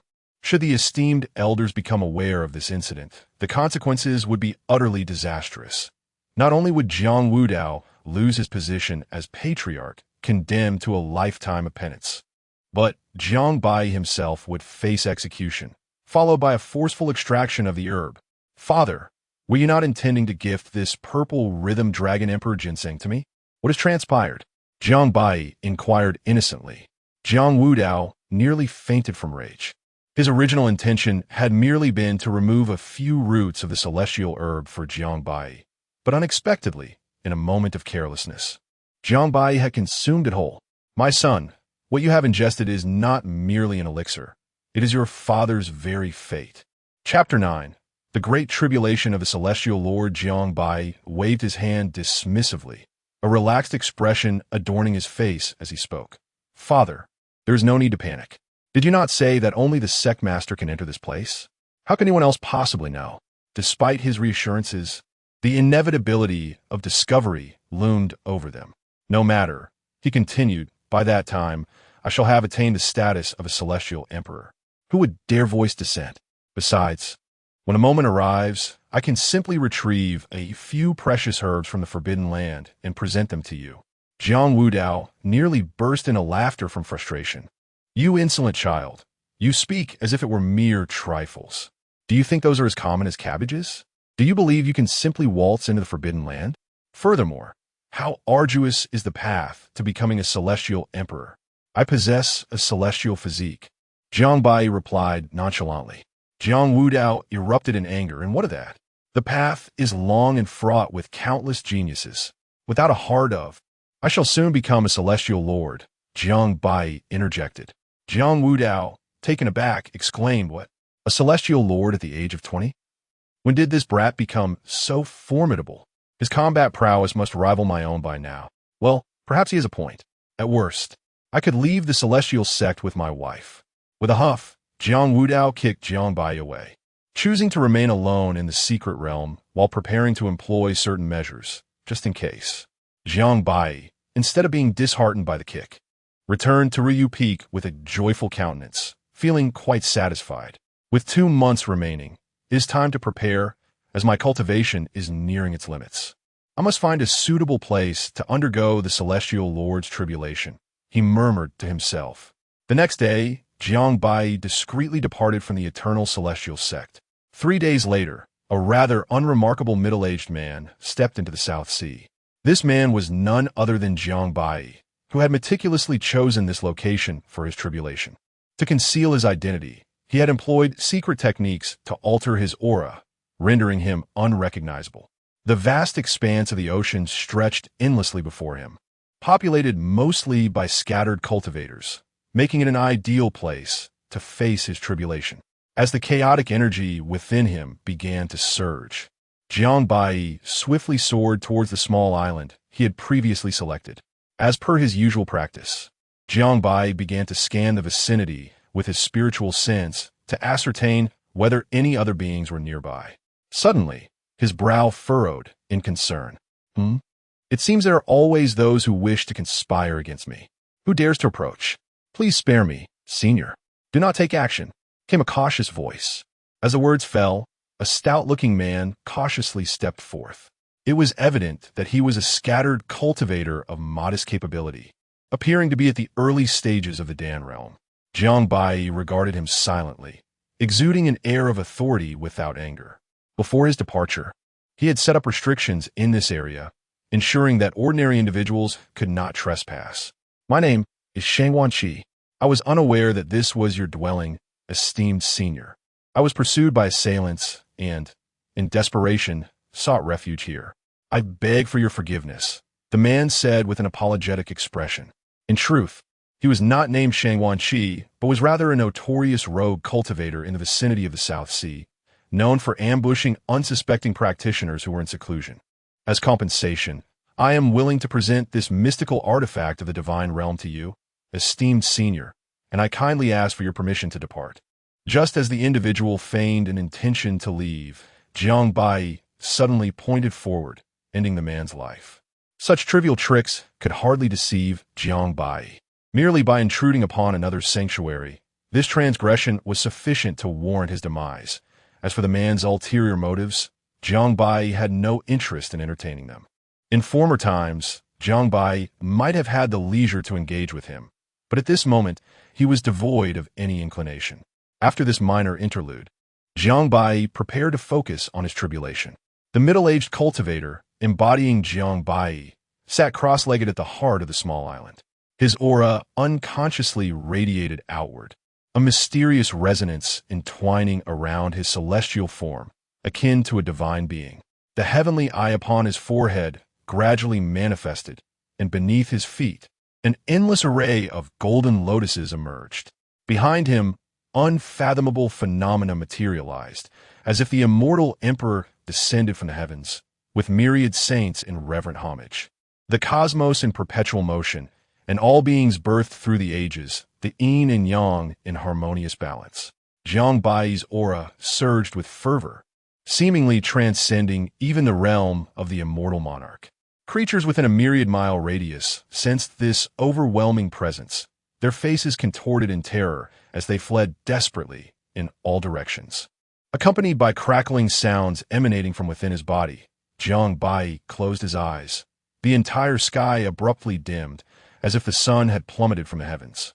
After a full 3 days, Jiang Baiyi's aura finally stabilized, merging seamlessly with the surroundings. At that moment, a mystical fog of indescribable Taoist resonance enveloped the area, imparting an eerie quality. Jiang Baiyi suddenly opened his eyes, and the sound of thunder rolled forth. The sky shifted ominously as pitch-black tribulation clouds coalesced, shrouding nearly a myriad of miles. Rumble. The thunder of calamity brewed, roaring with intensity. The tribulation clouds formed hundreds of bizarre whirlpools, seemingly capable of annihilating all existence. Within the clouds, peculiar entities lurked, a pair of murky giant eyes faintly materializing. Any creature that met their gaze was rendered to naught. What kind of tribulation is this? Such phenomena have never been recorded in ancient texts, though it appears considerably weaker than I had anticipated. Jiang Baiyi mused while gazing at the thunderous clouds above. Crack! A bolt of purple lightning, as thick as a whale's mouth, suddenly struck down. Boom! Boom! Boom! Approximately 100 bolts of tribulation thunder coalesced into a network of lightning, illuminating the entire sky. This single strike surpassed all tribulation thunders experienced by ordinary immortal monarchs. Thud! The furious thunder of calamity rained down upon Jiang Baiyi's body. Yet he remained utterly unperturbed, not even furrowing his brow. However, the entire island had been transformed into an unfathomable abyss, the seawater having ceased to flow. Even Jiang Baiyi's garments were reduced to ashes by this strike of lightning. Truly, what a formidable force this tribulation is. It can even obliterate my celestial garments. Yet, Jiang Baiyi sustained not a scratch, effortlessly absorbing the destructive energy left in the wake of the thunder, his corporeal form glowing with brilliance. It seems Jiang Baiyi had long since mastered this extraordinary version of tribulation. In fact, it felt rather pleasant to him. Is this all? Jiang Baiyi spoke with a face full of provocation. Yet, this was merely the first thunder tribulation. Each subsequent one would be tenfold greater. Boom! The tribulation continued, as Jiang Baiyi's hair turned charred, causing the entire South Sea to tremble and unleash surging waves. Amidst the thunderous roars, lightning flashed, shaking the heavens and the earth. To the outside world, this was not merely a tribulation. It appeared as though the world was on the brink of annihilation. After the 9 bolts of purple lightning, the calamity clouds did not dissipate, but instead manifested further ominous signs. Stars filled the sky, ethereal figures of immortals began to materialize, and colossal hands descended, unleashing terrifying powers of the great Tao, with laws crashing down relentlessly. The overwhelming force nearly shattered the entire South Sea. In the distance, this cataclysmic thunder tribulation had captivated countless cultivators, all of whom gazed in shock at the terrifying spectacle before them. Although the specifics were obscured, it was evident that this was the most horrifying scene they had ever witnessed in their lives. Could this possibly be the tribulation of a peerless immortal sovereign? Otherwise, how could it be so fearsome? Truly inexperienced. Have you ever witnessed such a terrifying sovereign tribulation? It must be the tribulation of an immortal king. An immortal king. After so many years, this should be the first immortal king indeed. It seems a great era has truly begun. Strange. Why have I never encountered this tribulation before? What is that horrific beastly apparition? An elderly Taoist murmured. Chapter 10. The Forbidden Realm awakens. 49 days had passed, and the thunder calamity not only persisted, but became increasingly ferocious. The cultivators of the southern region were left in a state of shock and numbness, with some even speculating that this was not merely a trial for cultivators, but rather the heavenly Tao executing judgment upon some rebellious monstrosities threatening the world. Such a theory was not without logic, for it was unprecedented for any cultivator to endure a tribulation lasting beyond 18 days. Even the mightiest of divine kings experienced thunder calamities that lasted no more than 18 days, while celestial emperors were exempt from such tribulations. At this juncture, even Jiang Baiyi felt a sense of weariness.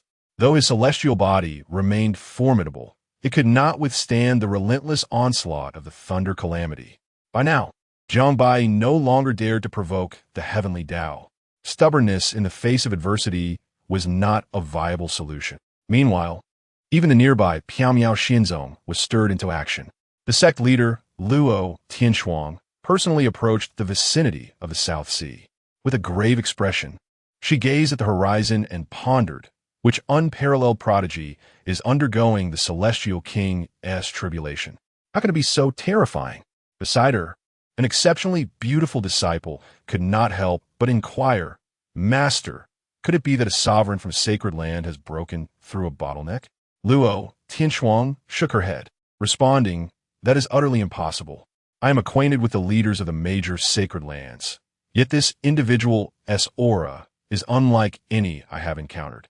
Perhaps it is an ancient being sealed for eons, or possibly a prodigy from a demonic lineage. A demonic lineage? If that were the case, this individual must not be allowed to succeed in their tribulation. After a moment of contemplation, Luo Tianshuang suddenly remarked, There is no need for concern any longer. This person is about to perish. Perish! Suddenly, the heavens roared with thunder, the void shattered, the earth quaked, and mountains crumbled. The beautiful disciple looked up once more, and in the distant sky, a flash of golden light surged forth, abruptly halting the thunder calamity, dispersing even the calamity clouds. It appeared that the individual undergoing the tribulation had met their demise. Otherwise, the thunder would not cease so abruptly. Luo Tianshuang spoke slowly. Yunea. Remember this. Brilliance often meets with early demise. The heavenly Tao does not permit such prodigies to arise. The calamities have claimed countless talented individuals throughout history. When you face your own tribulation in the future, not only must you amass profound strength, but you must also prepare thoroughly. I shall heed Master's teachings, replied the disciple. With that, Luo Tianshuang departed with her disciple. Chu Yun, lost in thought, suddenly turned her gaze, and in the haze, it seemed as if a white light fell from the sky over the South Sea. Perhaps I was mistaken with a tribulation of this magnitude. Even the legendary celestial kings are surely doomed. At the edge of the South Sea, Jiang Baiyi struggled to make his way onto the shore. I swear, I shall never be arrogant again. It is best to be humble and bide my time. At this moment, all of Jiang Baiyi's cultivation had vanished, and even his disguise could no longer be sustained, revealing his true self. Just moments ago, unable to endure any longer, Jiang Baiyi had unleashed his celestial body and devoured the entire thunder calamity, which led to its dissipation. Otherwise, it might have persisted for many more days. This was particularly pressing, as in approximately 10 days, the time for the opening of the Chaos Grave would arrive. At this moment, due to Jiang Baiyi's abrupt consumption of the entire robbery cloud, his internal condition was in complete disarray. His cultivation was rendered utterly ineffective, and his celestial body was undergoing a peculiar transformation. This was intolerable. He urgently needed to find a secluded place nearby to enter seclusion. Swiftly, Jiang Baiyi summoned a puppet of the immortal platform realm from his storage ring to guard him as he flew towards a distant cave. Upon entering the cave, Jiang Baiyi immediately set up a simple illusion array before the entrance, then produced 7 or 8 additional puppets of the same realm to stand guard at the cave's mouth, issuing a deadly command that anyone who dared to enter would be ruthlessly annihilated. After establishing layers of protective measures, Jiang Baiyi finally felt a sense of relief and devoted himself wholeheartedly to his seclusion. Approximately 10 days later, at the southernmost edge of the domain, an exceedingly bizarre space lay before him. The 8 great sanctuaries of the south and all major sects, along with formidable beings from various realms of cultivation, had gathered here early on. This location was once one of the forbidden grounds, the chaotic world's grave. The sight before him was a throng of cultivators, each one in existence above the divine ability realm. As for those below, even if they arrived, they would find no return. The 8 great sanctuaries took the lead, supported by 13 imperial dynasties and 306 first-rate sects, while the independent cultivators could only stand at the rear, not even making the list. In essence, the dynasties represented a force above first-rate sects, positioned between the sanctuaries and the first-rate sections. Each great sanctuary operated independently, led personally by their respective lords, and, after discussion, the number of participants from each sanctuary was ultimately capped at 1,200. The dynasties were limited to 500, first-rate sects to 100, while smaller sects were permitted a maximum of 10 representatives, with independent cultivators receiving not a single quota. This decision incited considerable dissatisfaction among the independent cultivators. After enduring countless hardships to reach this place, they were barred from entry. Why should they be denied? Just because they were from the sanctuaries? This was unacceptable. This forbidden ground belonged to the entire southern domain. They refused to yield. If they could not enter, they would confront them head-on. As the independent cultivators began to shout in outrage, emboldened by their numbers and eager to claim a share, a remarkably handsome young man appeared before them, riding a 3-headed golden lion. His demeanor was graceful, and a gentle smile graced his lips, evoking a refreshing spring breeze. It was young Master Qingfeng. Young Master Qingfeng, please stand up for us. These factions, relying on their status, seek to monopolize the entire chaotic world's grave. The independent cultivators immediately began to voice their grievances to the young man.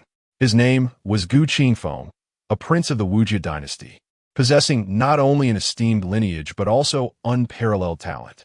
Yet, Gu Qingfeng was remarkably humble, often treating the wise with respect and standing up for the independent cultivators, thus earning tremendous respect among them and being affectionately referred to as young Master Qingfeng. After listening quietly to the independent cultivators' complaints, Gu Qingfeng finally spoke. Esteemed friends, please heed my words. Given the limited capacity of the forbidden ground, your only chance to compel the great sanctuaries to relent is to unite as one. Upon hearing this, the scattered cultivators were instantly convinced, for it has always been the case in the realm of cultivation that actions speak louder than words. Naturally, it would be impossible to confront the sacred lands directly, unless one wished to court disaster. An elder of immortal stature was the first to speak. Young Master Qingfeng articulates a valid point. In light of this, we are willing to heed young Master Qingfeng's command. We shall dutifully follow your directive. The crowd of scattered cultivators echoed in agreement. Gu Qingfeng, satisfied, nodded and remarked, "Very well, I shall not decline." I am willing to serve as an exemplar for all of you and personally engage in discussions with the leaders of the major sacred lands. Chapter 11. Ruthless Before Long. Gu Qingfeng returned among the crowd of scattered cultivators. Esteemed friends, I am but a humble individual, and despite my best efforts, I have managed to secure only 300 spots for everyone. I hope you will forgive me. Gu Qingfeng spoke with a face full of remorse. 300. Thank you, young master. As expected of Gu Qingfeng, you never let us down. The crowd of scattered cultivators exclaimed in unison. However, a few voices of discontent arose, only to be met with ire from others. To everyone's astonishment, Gu Qingfeng not only refrained from chastising them, but also declared his intention to bestow the 10 precious spots granted to him by the Wujie dynasty upon the scattered cultivators. The crowd was profoundly moved by Gu Qingfeng's generosity. Young Master Qingfeng is truly unparalleled in benevolence. If we have the fortune to survive, we shall speak no ill of him. This Gu Qingfeng certainly knows how to win people's hearts, scoffed the disciple of a sacred ground, his face wrought with disdain. Feigning righteousness. That sentiment is misguided. Feigned benevolence is merely another of his talents. At that moment, within the Wangu Xian zone, an elder respectfully reported, esteemed sect leader, aside from the peak master Jiang Baiyi of Ruoyu Peak, everyone else has arrived. Jiang Wudao maintained a stoic expression, offering only a slight nod. That brat has vanished again. I heard that a prodigious being recently perished near the South Sea during a tribulation. Could it be that this brat is involved? It shouldn't be. His soul lamp within the sect is still aglow. It cannot be him.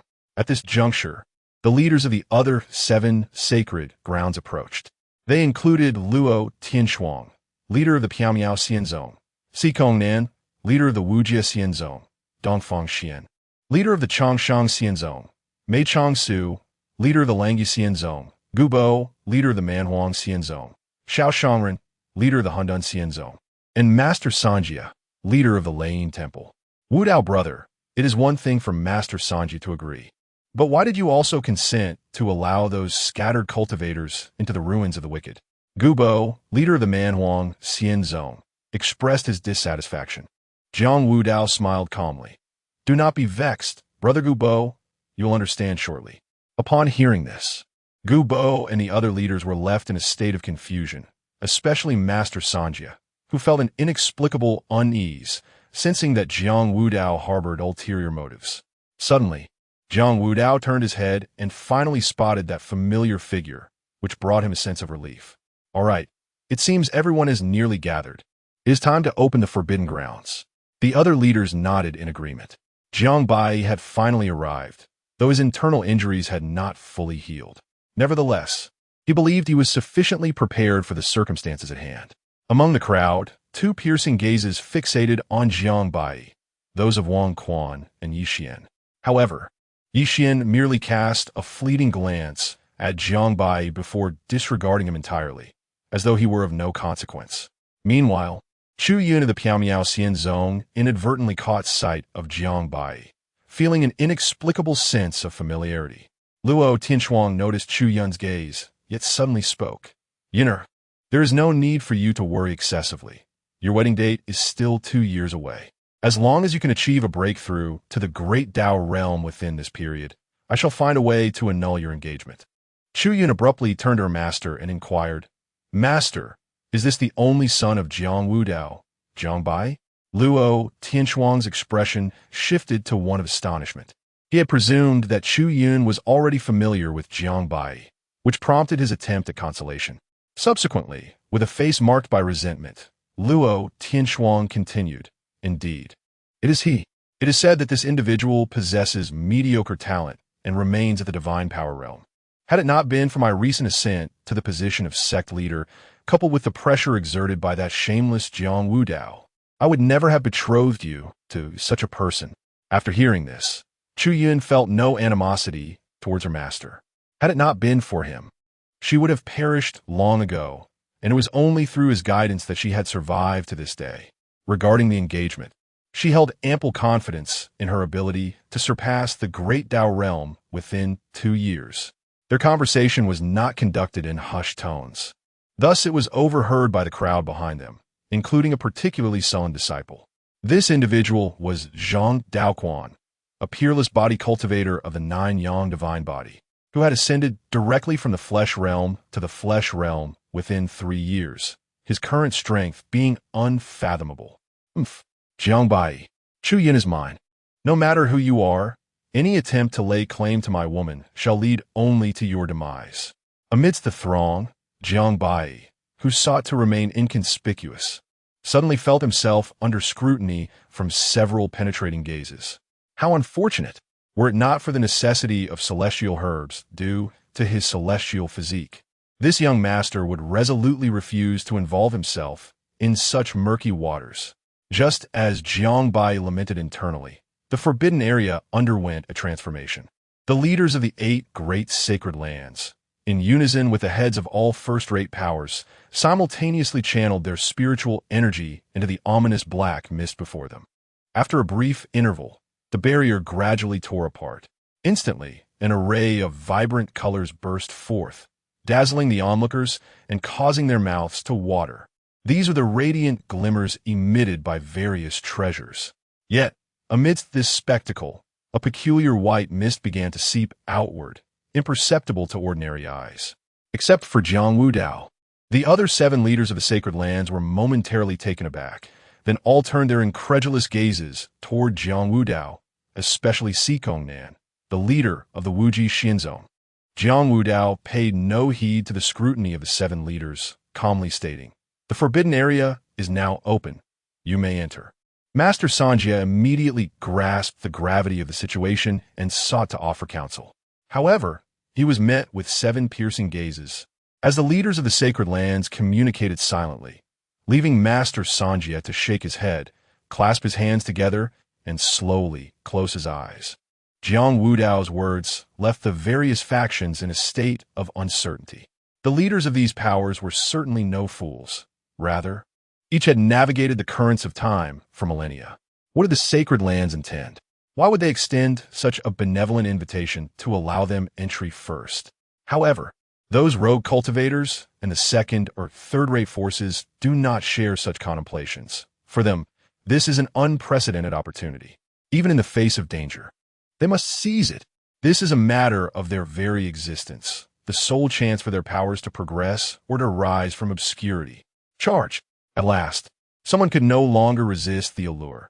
An immortal-level rogue cultivator was the first to plunge into the fray. Once the initial individual crossed the threshold, the rest could no longer hold back, surging in like a tide. Some even sought to blend in despite lacking official slots. Strangely, the 8 great holy lands did not intervene. As the number of individuals inside reached precisely 9,999, Jiang Wudao, in conjunction with the leaders of 2 other holy lands, suddenly struck.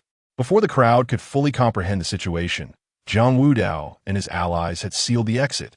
Immediately, all cultivators outside felt a chill race down their spines, their scalps prickling, for they witnessed with their own eyes how those at the entrance were corroded by a wave of white mist, leaving nothing but a pile of bones. Indeed, these holy lands are ruthless. This amounts to countless lives. Gu Qingfeng's face turned ashen, for these slots were obtained through his own efforts. Truly, a case of losing the hen while trying to steal the eggs. Decades of hard work had now been utterly destroyed. Chapter 12. The emergence of celestial elixirs. It turns out that the white mist is the residual aura of the yearly decay, which can only be completely dispelled with a sufficient amount of human blood. The victims, predominantly scattered cultivators and members of minor factions, are seldom from major powers. Even if some are, when confronted by the sacred grounds, they can only harbor their anger in silence.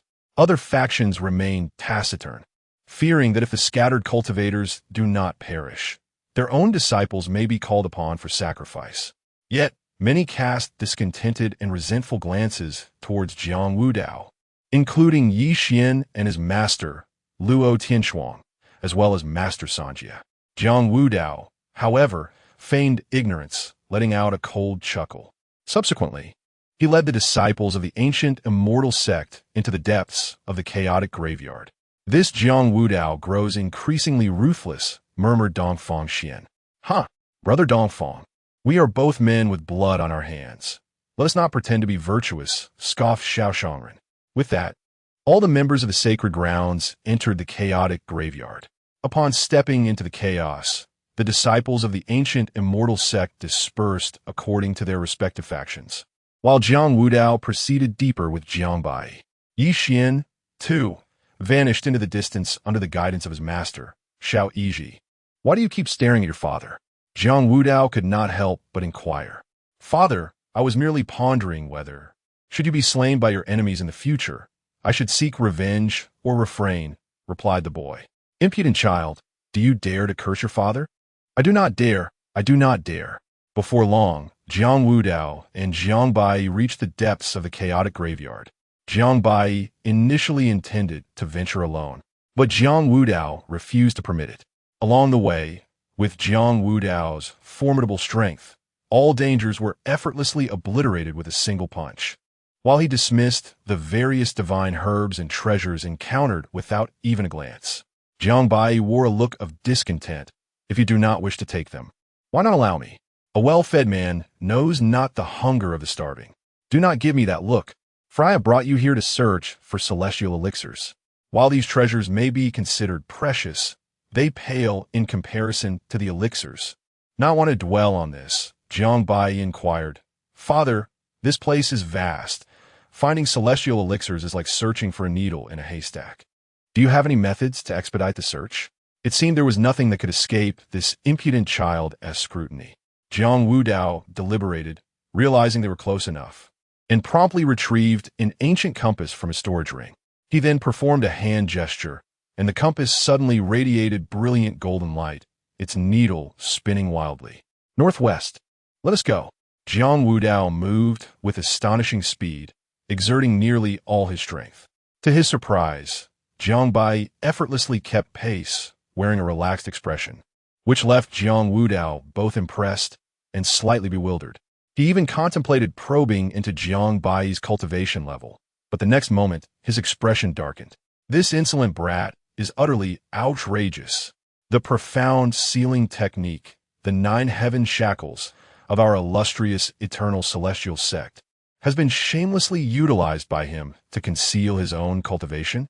Are you truly hiding your strength, or are you seeking your own demise? Alas, this young man has grown too bold. There is little we can do.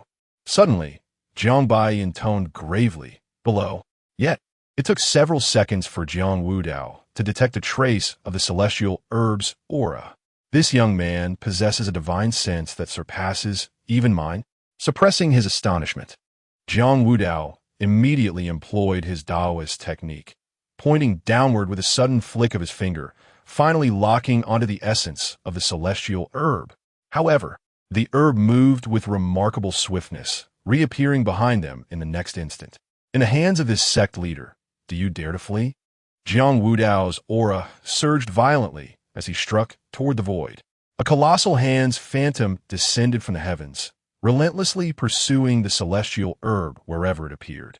Just as the giant hand was about to descend, a brilliant sword light suddenly sliced through the air, momentarily stalling the giant hand. Yet in that fleeting moment, the celestial herb vanished once more. Sikongnan, a glint of cold light flashed in Jiang Wudao's eyes. Ha, forgive my rudeness, brother Wudao. This celestial herb is an ancestral relic. Thus it cannot be relinquished. I hope you do not take offense, Sikongnan chuckled. Jiang Wudao retorted with a sneer, absurd. If it were truly the celestial herb of the Ziwei celestial emperor, would this sect leader not be aware? Dare to obstruct me today, and do not blame me for my ruthlessness. If that is the case, let us see whose strength prevails. Naturally, Jiang Wudao did not believe a single word of Sikongnan's claims.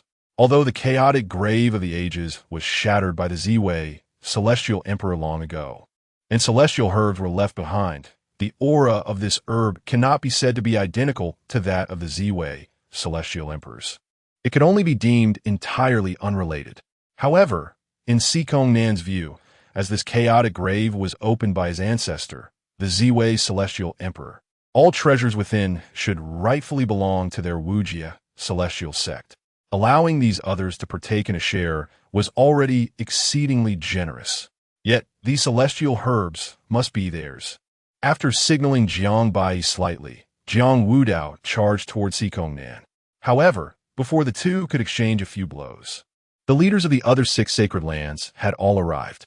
It seemed that none of these individuals were lacking in their prowess. Before them lay celestial herbs, treasures more precious than phoenix feathers or unicorns, meant solely for the enjoyment of a true celestial emperor. Who would not covet them? If they could eventually be bestowed upon their future disciples, it would greatly increase the chances of cultivating an immortal celestial emperor. Without further ado, the 6 engaged in battle, sparing no mercy in their strikes.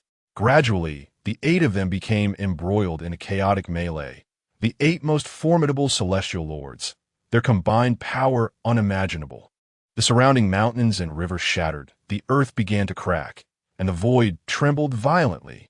Any cultivator beneath the celestial lord realm who drew near was instantly obliterated. The celestial herb was simultaneously suppressed at the center by the combined celestial forces of the 8.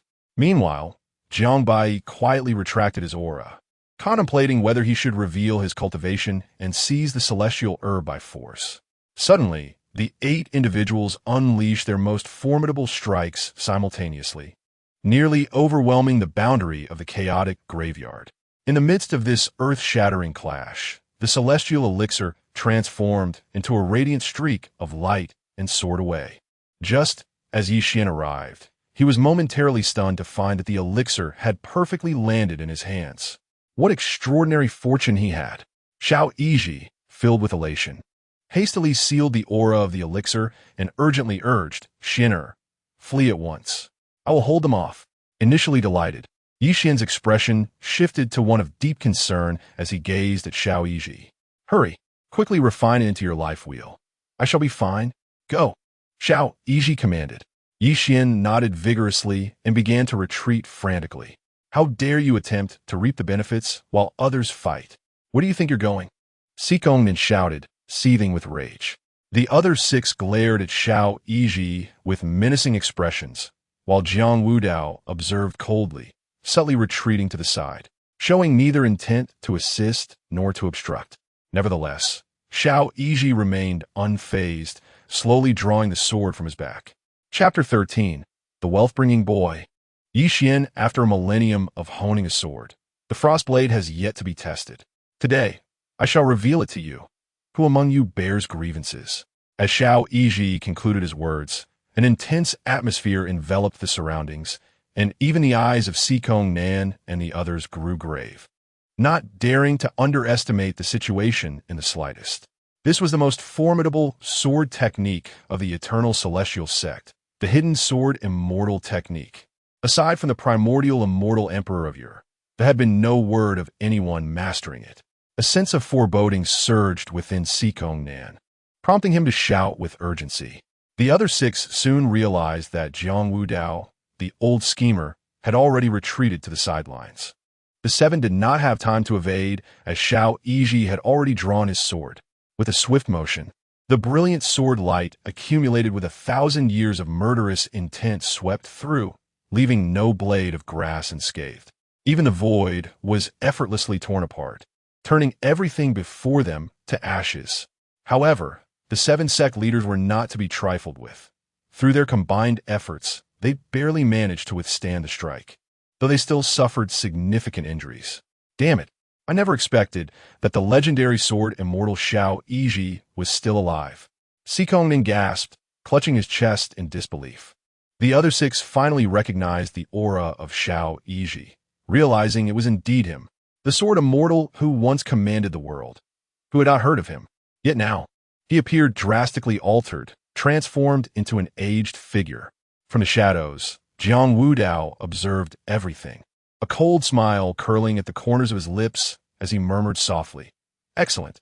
Xiao Yiji, you have finally revealed your trump card. The hidden sword immortal technique is indeed unparalleled, but I suspect you have but 2 strikes left."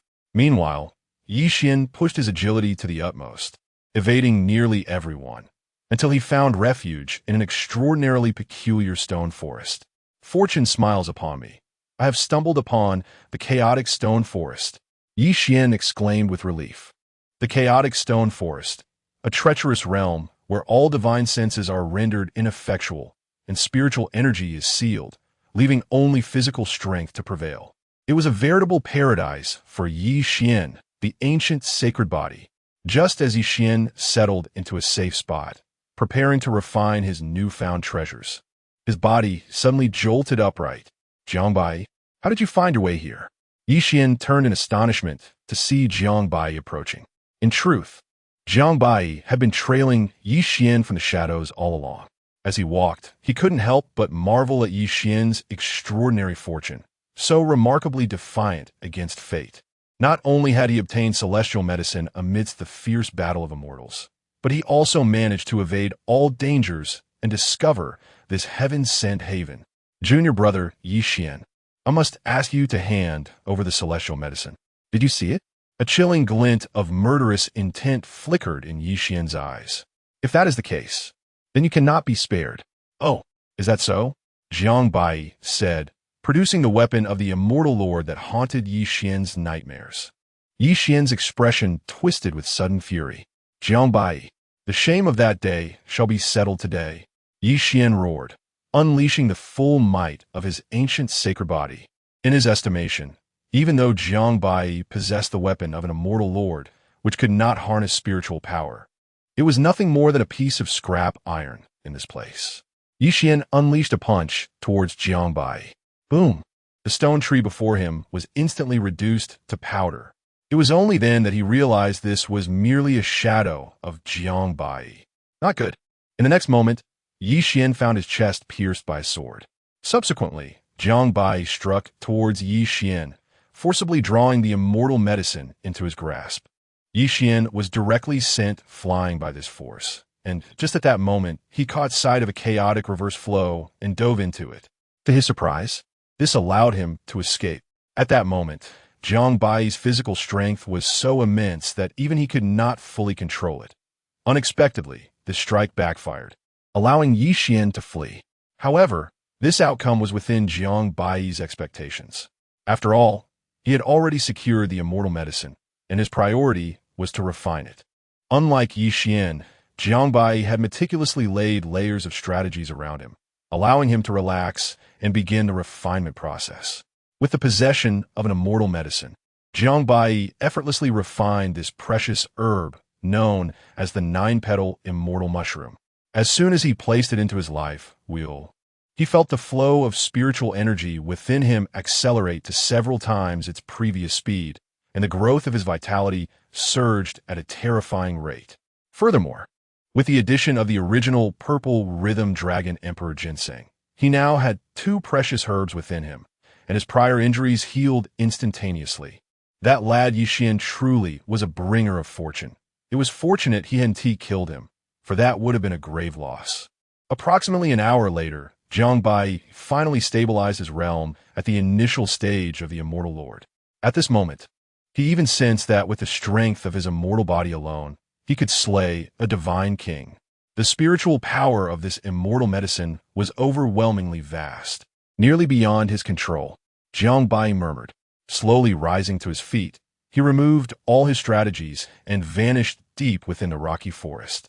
Along the way, Jiang Baiyi gathered every divine herb and premium spiritual ore he encountered, leaving not a single thread behind. In the distance, several disciples of the mysterious celestial sect had just stepped into the rocky forest. Senior brother, I've heard there are treasures aplenty in this rocky forest. Let's hurry inside. Huh, indeed. I've long said that Daoquan Junior brother is blessed with great fortune. As long as we follow him, rewards will be plentiful. Zhang Daoquan smiled slightly, gazing at the overflowing storage ring he wore, feeling a swell of pride within. Affecting a modest demeanor, Zhang Daoquan said, "Let us proceed. It is said that this rocky forest is rich in various premium spiritual ores, but we must be cautious of the stone-devouring heavenly armor here, which is quite formidable." Understood. Zhang Daoquan relished the flattery, leading three of his true disciples deeper into the forest. However, as they ventured further, the expressions of the four grew increasingly grim. The disciple who had just praised Zhang Daoquan was now covered in injuries, his face pale, and the brightness in his eyes had dulled considerably. Throughout their journey, they encountered countless stone-eating armored beasts launching assaults upon them. Yet astonishingly, they could not find even a scrap of scrap metal. One disciple, gazing at the barren expanse before him, could no longer contain his frustration and exclaimed furiously, "Which scoundrel has traversed this path before us, leaving not even a shard of the Qilin immortal mine?" At that moment, Zhang Daoquan was seething with rage, his face flushed with indignation. He swore that if he ever laid eyes on this individual, regardless of who they might be, he would ensure their utter destruction. Suddenly, a trembling finger from a disciple beside him pointed out in alarm. "Beware, that is the stone-eating armored king. Indeed, a creature of immense proportions, akin to a massive peak, was abruptly roused, its blood-red eyes fixated on the quartet before it. Before they could react, a colossal paw descended, blotting out the sky. The group hastily brandished their spiritual artifacts in a futile attempt to shield themselves from this terrifying appendage. However, bereft of the ability to channel their spiritual energy, they were as helpless as eggs against stone in the face of this behemoth. Only Zhang Daoquan was able to unleash the nine-sun divine body, managing to barely block one of its arms. Yet he could only watch in horror as the others were mercilessly crushed beneath another massive paw, reduced to mere pulp. Zhang Daoquan felt as though his chest might explode with despair. Although these individuals possessed only average cultivation, their esteemed backgrounds within the mysterious immortal sect were anything but ordinary. How could he possibly face their master now, having led them to their demise? Chapter 14. The nine-yang divine body loses its value in the midst of the rocky forest. Jiang Baiyi was thoroughly satisfied as he collected the last piece of top-quality spirit ore. Suddenly, a series of heavy footsteps echoed behind him, followed by a violent crashing sound. "Is someone there?" Jiang Baiyi's heart raced with a sense of foreboding, his ears perked up, although he could not utilize his divine sense to investigate. The footfalls indicated that two entities were seemingly in pursuit, likely a person and a beast. Could it be that Yi Xian had not perished and had returned? Just as Jiang Baiyi pondered this, a massive tail swept past the stone trees behind him, shattering them to pieces. "Is it you?" The disheveled Zhang Daoquan immediately recognized Jiang Baiyi. "Who are you?" Jiang Baiyi, however, wore a perplexed expression, completely failing to recall having seen this individual before. Yet, from his robes, he could ascertain that this man was a true disciple of the mysterious Holy Land. A glimmer of calculation flickered in Zhang Daoquan's eyes as a sinister smile crept upon his lips. "Ha ha, Jiang Baiyi, you have arrived just in time. Perish." Zhang Daoquan suddenly hurled a dark, root-like object towards Jiang Baiyi. This root was precisely what Zhang Daoquan had just extracted from the mouth of the stone-devouring armored king. Just as the words left his lips, Zhang Daoquan shouted, "Brother, save me. Take this treasure." As he threw the root, an eerie gas surged forth from it, coiling around Jiang Baiyi's robes. In a sudden turn, Zhang Daoquan summoned all his strength and fled in a panic. A pair of terrifying, bloodthirsty eyes locked onto Jiang Baiyi. For a moment, Jiang Baiyi was taken aback, but then his face lit up with excitement. "Am I truly being outmaneuvered? How delightful! I have always been the one to outsmart others, and never have I encountered someone capable of outwitting me. It seems that since advancing to the immortal monarch realm, I have grown complacent." As Jiang Baiyi spoke, he exerted a slight force with his right foot. With a thunderous roar, a massive fissure erupted beneath him, heading straight for the stone-devouring armored king. Then, with a sharp crack, the enormous stone-devouring armored king was cleaved in two by an invisible force. In its final moments, even its eyes had not yet closed. The wound appeared as if it had been meticulously sliced by a sharp sword, perfectly clean. Jiang Baiyi approached the remains of the stone-devouring armored king and extracted its core from its abdomen. Indeed, it seemed that this beast was on the verge of reaching the great Tao realm. Its core was vibrant, finely textured, and lustrous. In the future, it could be used to concoct a rejuvenation elixir for my mother. As Jiang Baiyi analyzed the situation, he was left pondering. Why is it that he encounters such fortuitous events? He had just traversed this rocky forest for half a day without encountering a single stone-devouring armored king. While this brat had barely arrived and already met one comparable to the great Dao realm. Could this be fate? I refused to accept it. Jiang Baiyi shook his head, turning to gaze at the nearly vanished Zhang Daoquan in the distance. At this moment, Zhang Daoquan remained oblivious to the fact that the stone-eating titan, which had nearly claimed his life, was already dead. In his mind, Jiang Baiyi was merely a practitioner of the divine ability realm, capable at best of delaying the titan for a fleeting moment before it would inevitably turn its wrath upon him. Suddenly, a flicker of hope ignited in Zhang Daoquan's eyes. Ahead lay the exit of the rocky forest. If he could just make it out, survival would surely be within his grasp.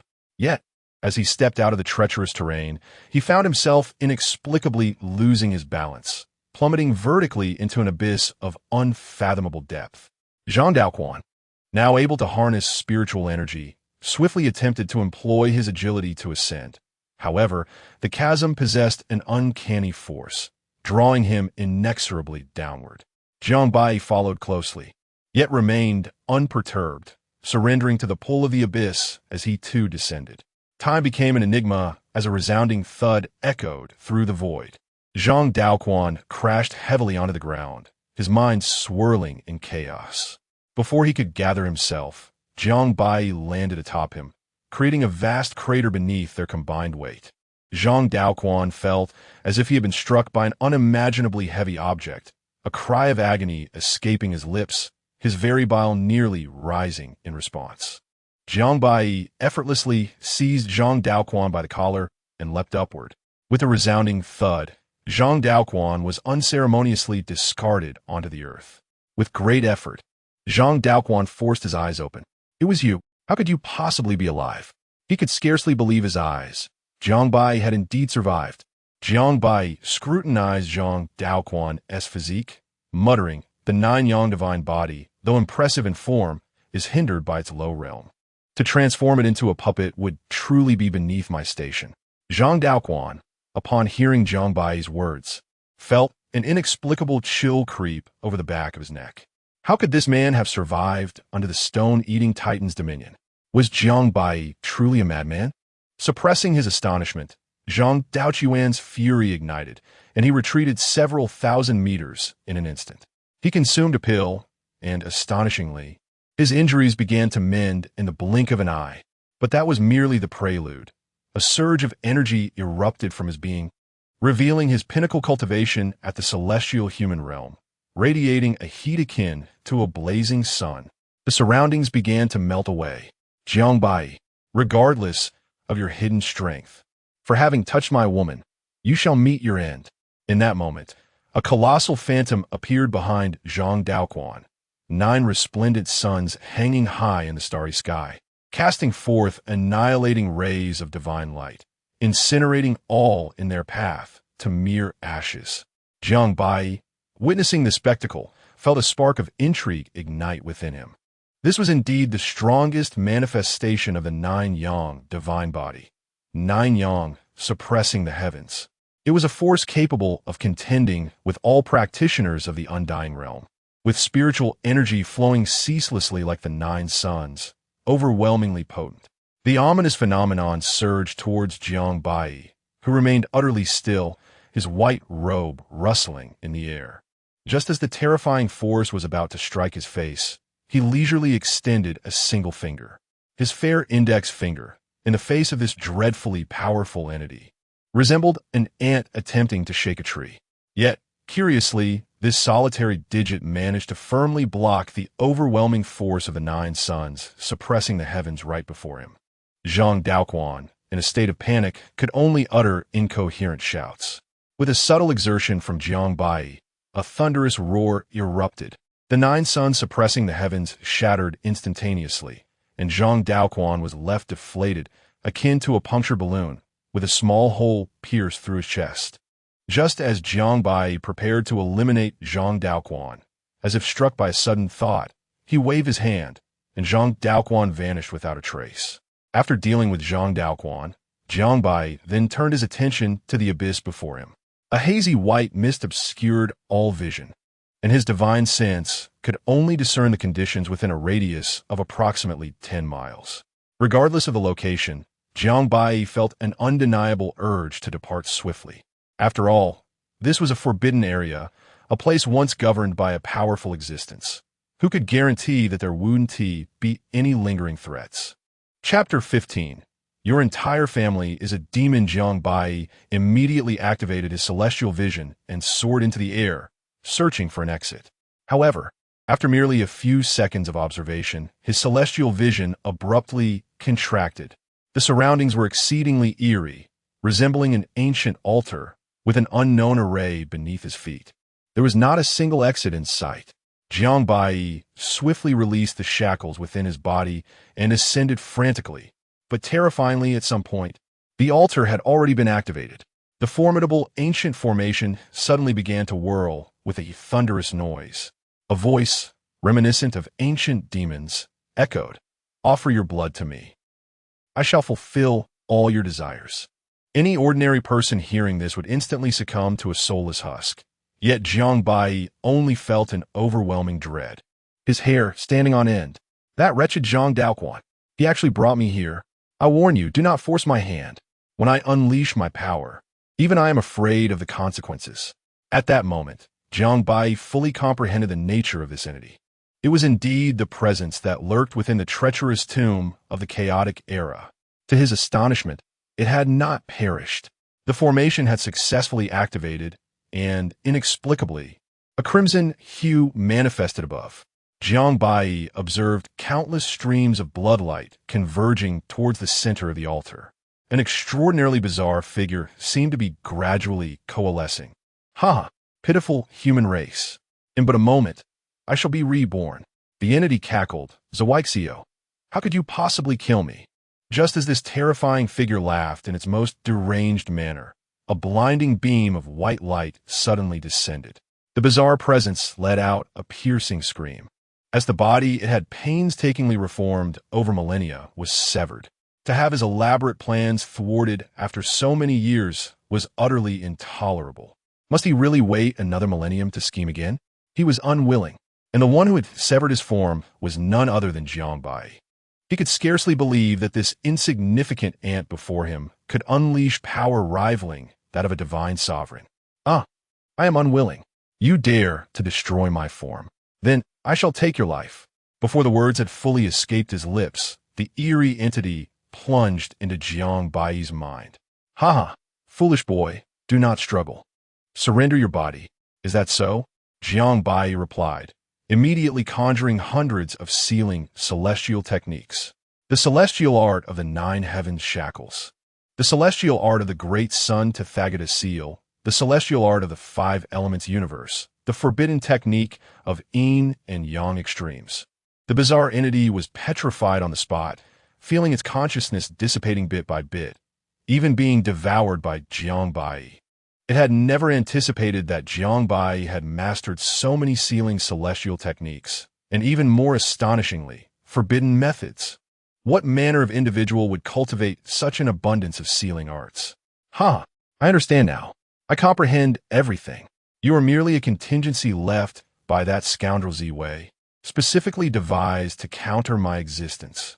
The enigmatic being proclaimed with unparalleled madness. Yet, Jiang Baiyi had no time to respond, relentlessly executing various sealing techniques, leaving no opportunity for the entity to escape. Alas, how naive you are! I shall never perish. I am the immortal and indestructible demon god. As long as I await the depletion of your lifespan, I shall inevitably revive. Indeed, when Jiang Baiyi attempted to consume the last remnants of the entity's consciousness, he found he could neither absorb nor annihilate it. Jiang Baiyi was unwilling to allow this thing to linger in his mind. Thus he unshackled the restraints of his celestial body. However, upon sensing the aura of the celestial body, the strange entity suddenly cried out in terror. The celestial demon body. You are the celestial demon body. This is impossible. How can this be? How could a lowly human possess the celestial demon body? Realizing he could not obliterate this oddity, Jiang Baiyi coldly laughed. Demon, do not think to disturb my mind. Though I cannot kill you, tormenting you is certainly within my capabilities. What do you intend to do? Are you demon? Jiang Baiyi, you are the true demon, and your entire family is too. At this moment, within the chaos grave of the turbulent era, a tremendous upheaval had just occurred.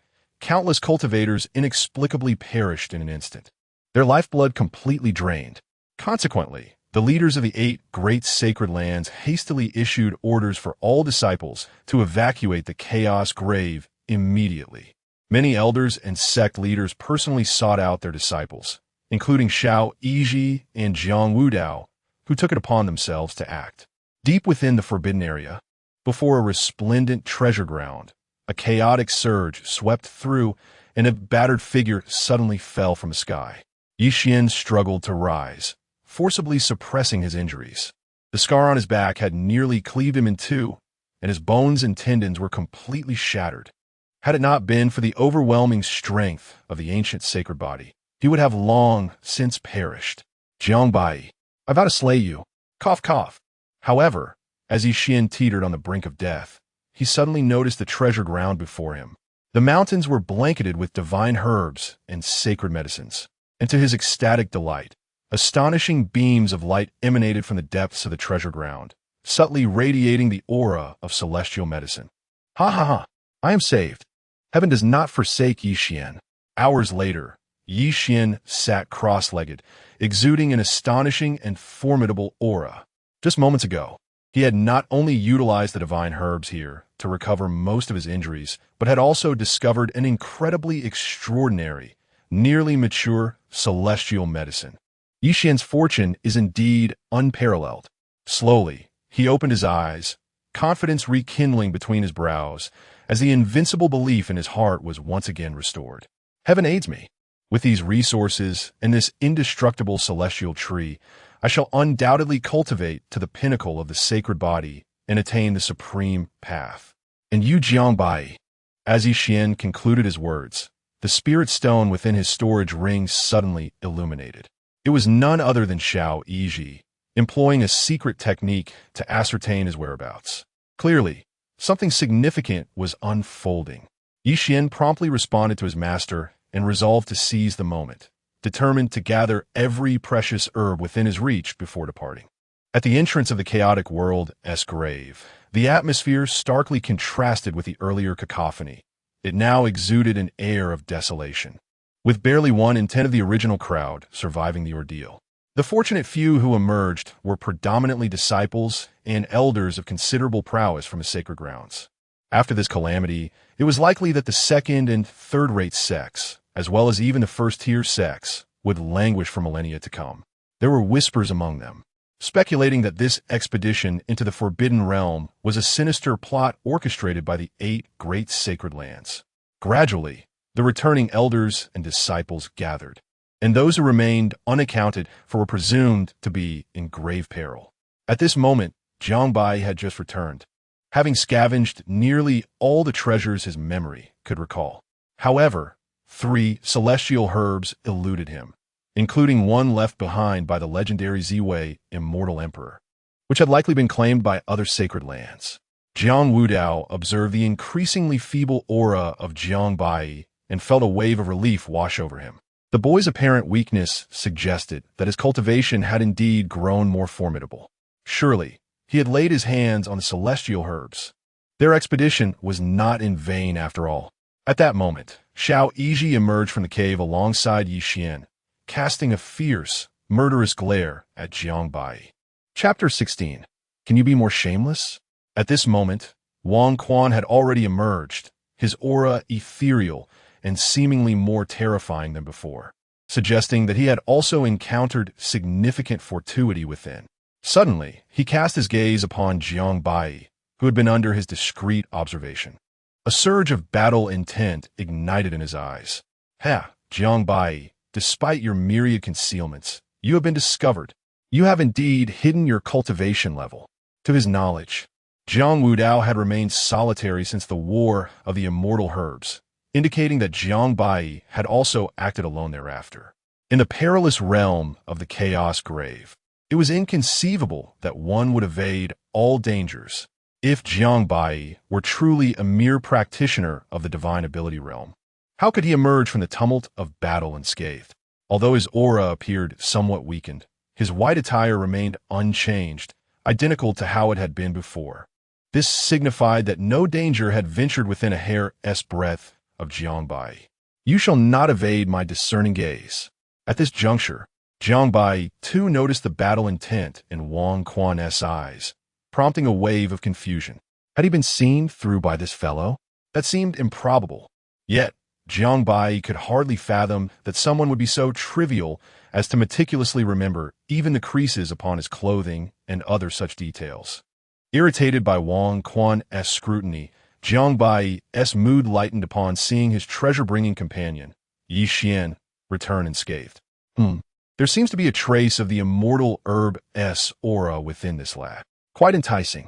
The storage ring appears to harbor remnants of numerous treasures as well. Then, Jiang Baiyi cast a glance towards the members of the mysterious immortal sect, who were preparing to depart. Luo Tianxuang's elegantly arched brows furrowed slightly. Although she had initially been in high spirits after arduous efforts to procure an immortal herb, her expression now bore a weight of concern. The devastating losses among the talented disciples of the mysterious immortal sect were troubling, especially with the absence of the 9-yang divine body, Zhang Daoquan. Due to the grievances of the previous generation, the sect had already suffered a decline in talent, resulting in significant casualties and ultimately leading to its status as the weakest among the 8 sacred grounds. The death of the 9-yang divine body would constitute a grievous blow to the mysterious sacred land. Fortunately, Chu Yun had emerged unscathed. Otherwise, she would have feared that the next generation of their sect would lack the strength to carry on. Meanwhile, Zhang Taihao, the esteemed elder of the mysterious immortal sect and Zhang Daoquan's master, was nearing madness. After much effort, he had finally taken on a disciple with the potential to ascend to the realm of the immortal emperor, only to see him perish here. He found it utterly unacceptable. No, this cannot be. Daoquan must still be alive. You must return to the sect immediately and check whether Daoquan's soul lamp has encountered any issues. I shall personally venture within to search for Daoquan, Zhang Taihao proclaimed resolutely. The other elders fell silent, none daring to offer consolation to Zhang Taihao. Luo Tianxuang felt compelled to speak. Elder Zhang, please do not be hasty. The situation within the Forbidden Land is exceedingly perilous. Let us first return to the sect to ascertain the circumstances before making any decisions. At that moment, Zhang Daoquan unexpectedly emerged from the entrance, looking utterly disheveled. It's Daoquan.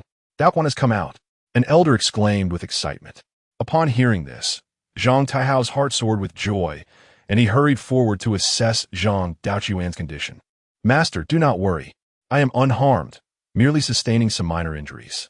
Alas, I encountered the stone-eating, heavenly armored king inside, and despite my utmost efforts, I cannot save my 3 senior brothers. Zhang Daoquan expressed with a face full of remorse. The stone-eating, heavenly armored king. That is a beast comparable to those of the great Dao realm. The fact that Zhang Daoquan survived was indeed a stroke of fortune. At this moment, Zhang Taihao was unconcerned about the fates of others. He comforted, yes, the lives and deaths of cultivators are determined by fate. There is no need for you to feel excessive guilt. However, you must remember, never again be so reckless as to act on your own. Do you understand? The elders, upon hearing this, felt somewhat speechless, realizing that the one who was frantic moments ago at the thought of Zhang Daoquan's demise was none other than him. I will heed my master's teachings. Zhang Daoquan replied earnestly. Luo, Tianxuang, and the others nodded in relief, surprised to find that after enduring life and death trials, Zhang Daoquan had matured significantly, which was indeed an unexpected delight, particularly for Zhang Taihao, who felt an immense sense of satisfaction. In truth, he harbored a secret known to no one, including Zhang Daoquan himself. Zhang Daoquan was, in fact, his biological grandson. He had only discovered this truth 3 years prior due to an unforeseen incident, which explained his usual indulgence towards Zhang Daoquan. Rest assured, my grandson, in this lifetime, I shall ensure you attain the position of immortal emperor. Meanwhile, Jiang Baiyi observed this scene with a peculiar smile.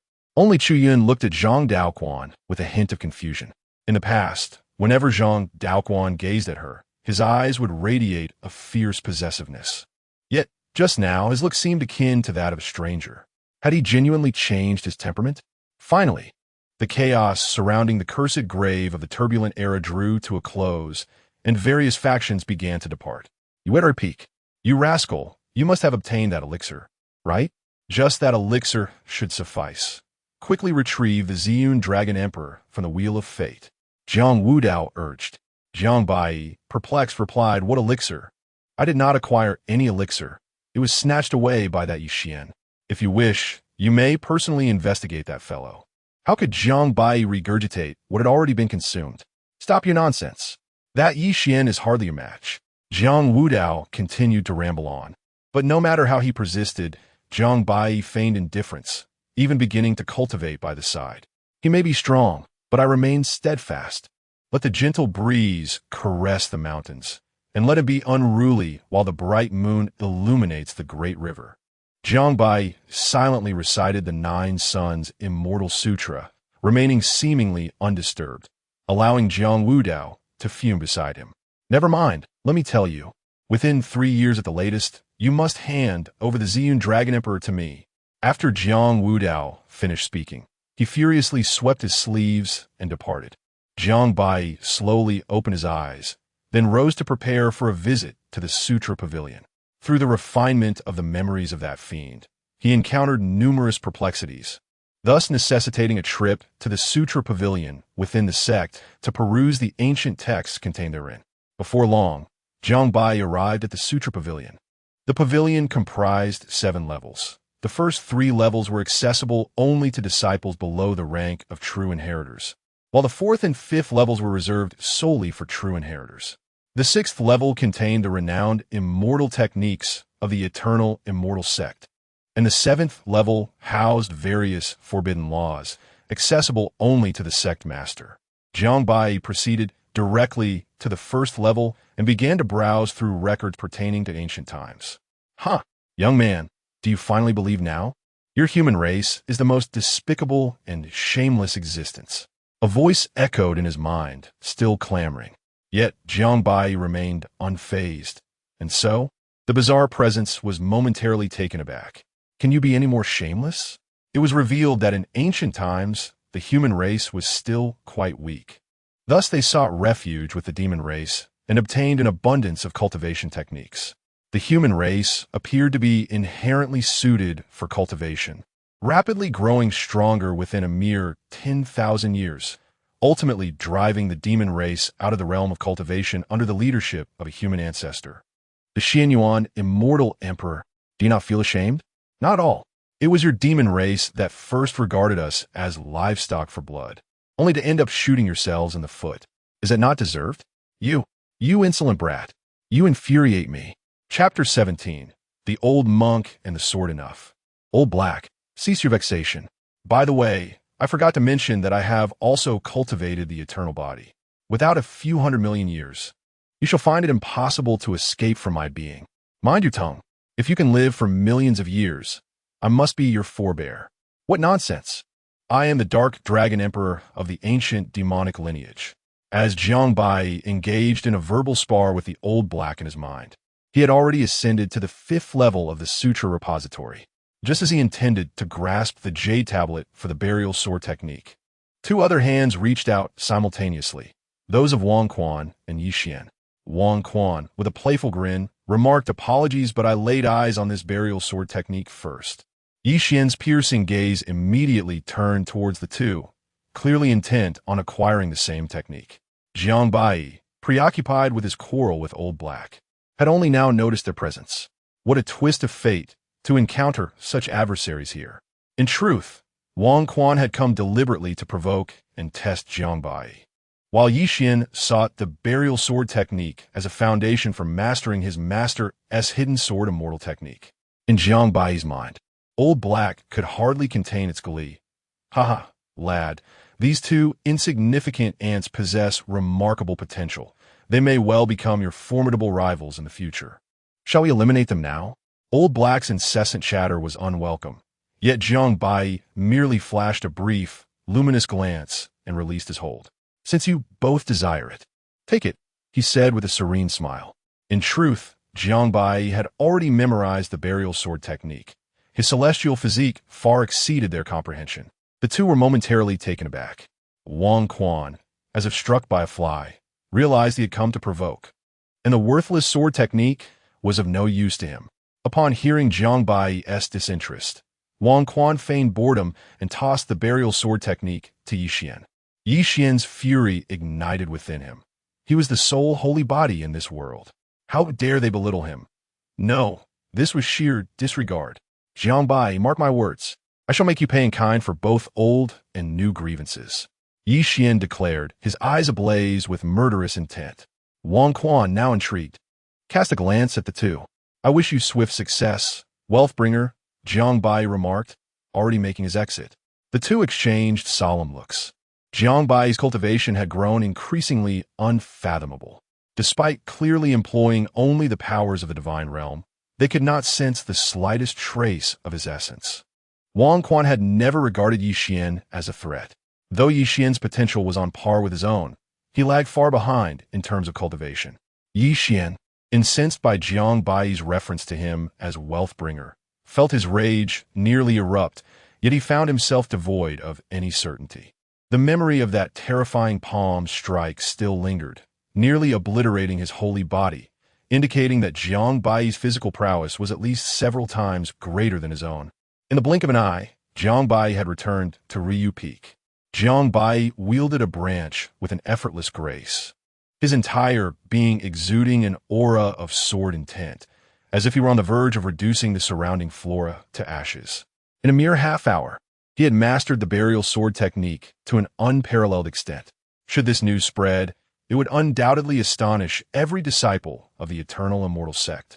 It becomes clear now why, during my cultivation of the hidden sword immortal technique, I felt an inexplicable void. It was indeed the absence of this burial sword intent. Jiang Baiyi had previously practiced the hidden sword immortal technique, but had been unable to manifest the terrifying lethality akin to that of Xiao Yiji on that fateful day. The hidden sword immortal technique comprises 3 forms, each more formidable than the last. It is forbidden for anyone below the immortal king realm to practice it, not only due to its extreme difficulty, but also because those beneath the immortal king cannot withstand its sword intent. Otherwise, even if one were to succeed in cultivation, they would only be able to unleash 3 strikes in their lifetime, after which death would be inevitable. Yet, the threshold of the immortal king has barred countless prodigies throughout history. However, Jiang Baiyi need not worry. His immortal body is currently more than capable of enduring the sword intent, allowing him to cultivate with peace of mind. Days later, atop a certain celestial peak, Yi Xian had successfully claimed one of the 108 celestial peaks, the Tongtian Peak, his cultivation firmly established at the pinnacle of the divine ability realm. Yi Xian's rapid progress was naturally attributed to the celestial herb within him, and he had been diligently suppressing his cultivation. Otherwise, it would have soared even higher. Indeed, your burial sword technique has made significant progress. With your formidable holy body, once you reach the immortal monarch realm, you will be able to cultivate the hidden sword immortal technique, remarked Xiao Yiji. "Thank you, master, but there is a matter I wish to discuss with you." Xiao Yiji raised an eyebrow in mild surprise. The night at the Ryu Peak was exceptionally tranquil, with starlight cascading like countless silver threads from the heavens, landing upon the solitary jade steps of the mountain, resembling a realm beyond the world. Suddenly, 2 ghostly figures flashed past, their shadows evading even the moonlight's grasp. These 2 were none other than Xiao Yiji and his disciple. Yi Xian appeared unusually solemn. He had no choice but to reveal his intentions to Xiao Yiji in order to swiftly obtain the invaluable inheritance left by the eternal life, immortal emperor. Naturally, Xiao Yiji considered everything with Yi Xian's best interests at heart, for Yi Xian was the last glimmer of hope in his heart. "Xianer, you need not worry. With me here, if that boy discovers you, I shall draw his attention away. You may search without concern, but be sure to return within half an hour." Xiao Yiji transmitted silently. "Thank you, master. I understand." Within the cave, Jiang Baiyi, who had been in deep meditation, suddenly opened his eyes. "Ah, you have finally arrived. I have been waiting for quite some time." As Xiao Yiji stepped onto the Ruyu Peak, his expression suddenly shifted. Damn it, this boy is exceedingly cautious.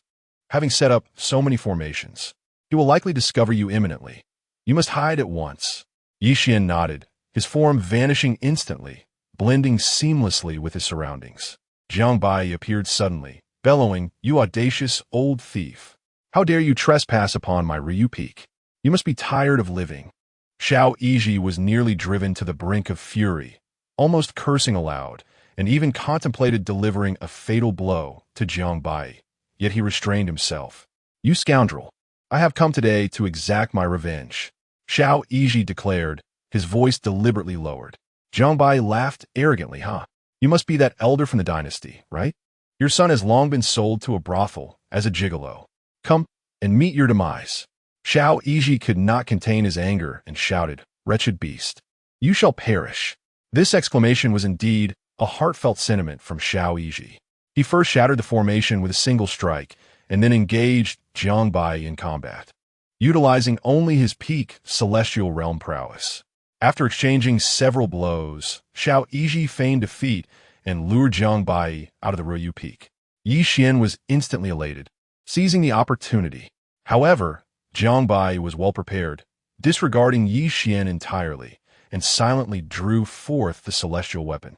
Xiao Yiji was taken aback, nearly cursing again. He could not believe Jiang Baiyi dared to wield it. Although this celestial weapon had been refined with the aid of Jiang Wudao, Jiang Baiyi's cultivation level was insufficient for frequent use, lest it damage his foundation. This young fool, did he not comprehend the risks? Before Xiao Yiji could fully react, the terrifying celestial weapon was already upon him, striking again and again. Jiang Baiyi, feigning madness, swung the weapon with wild abandon.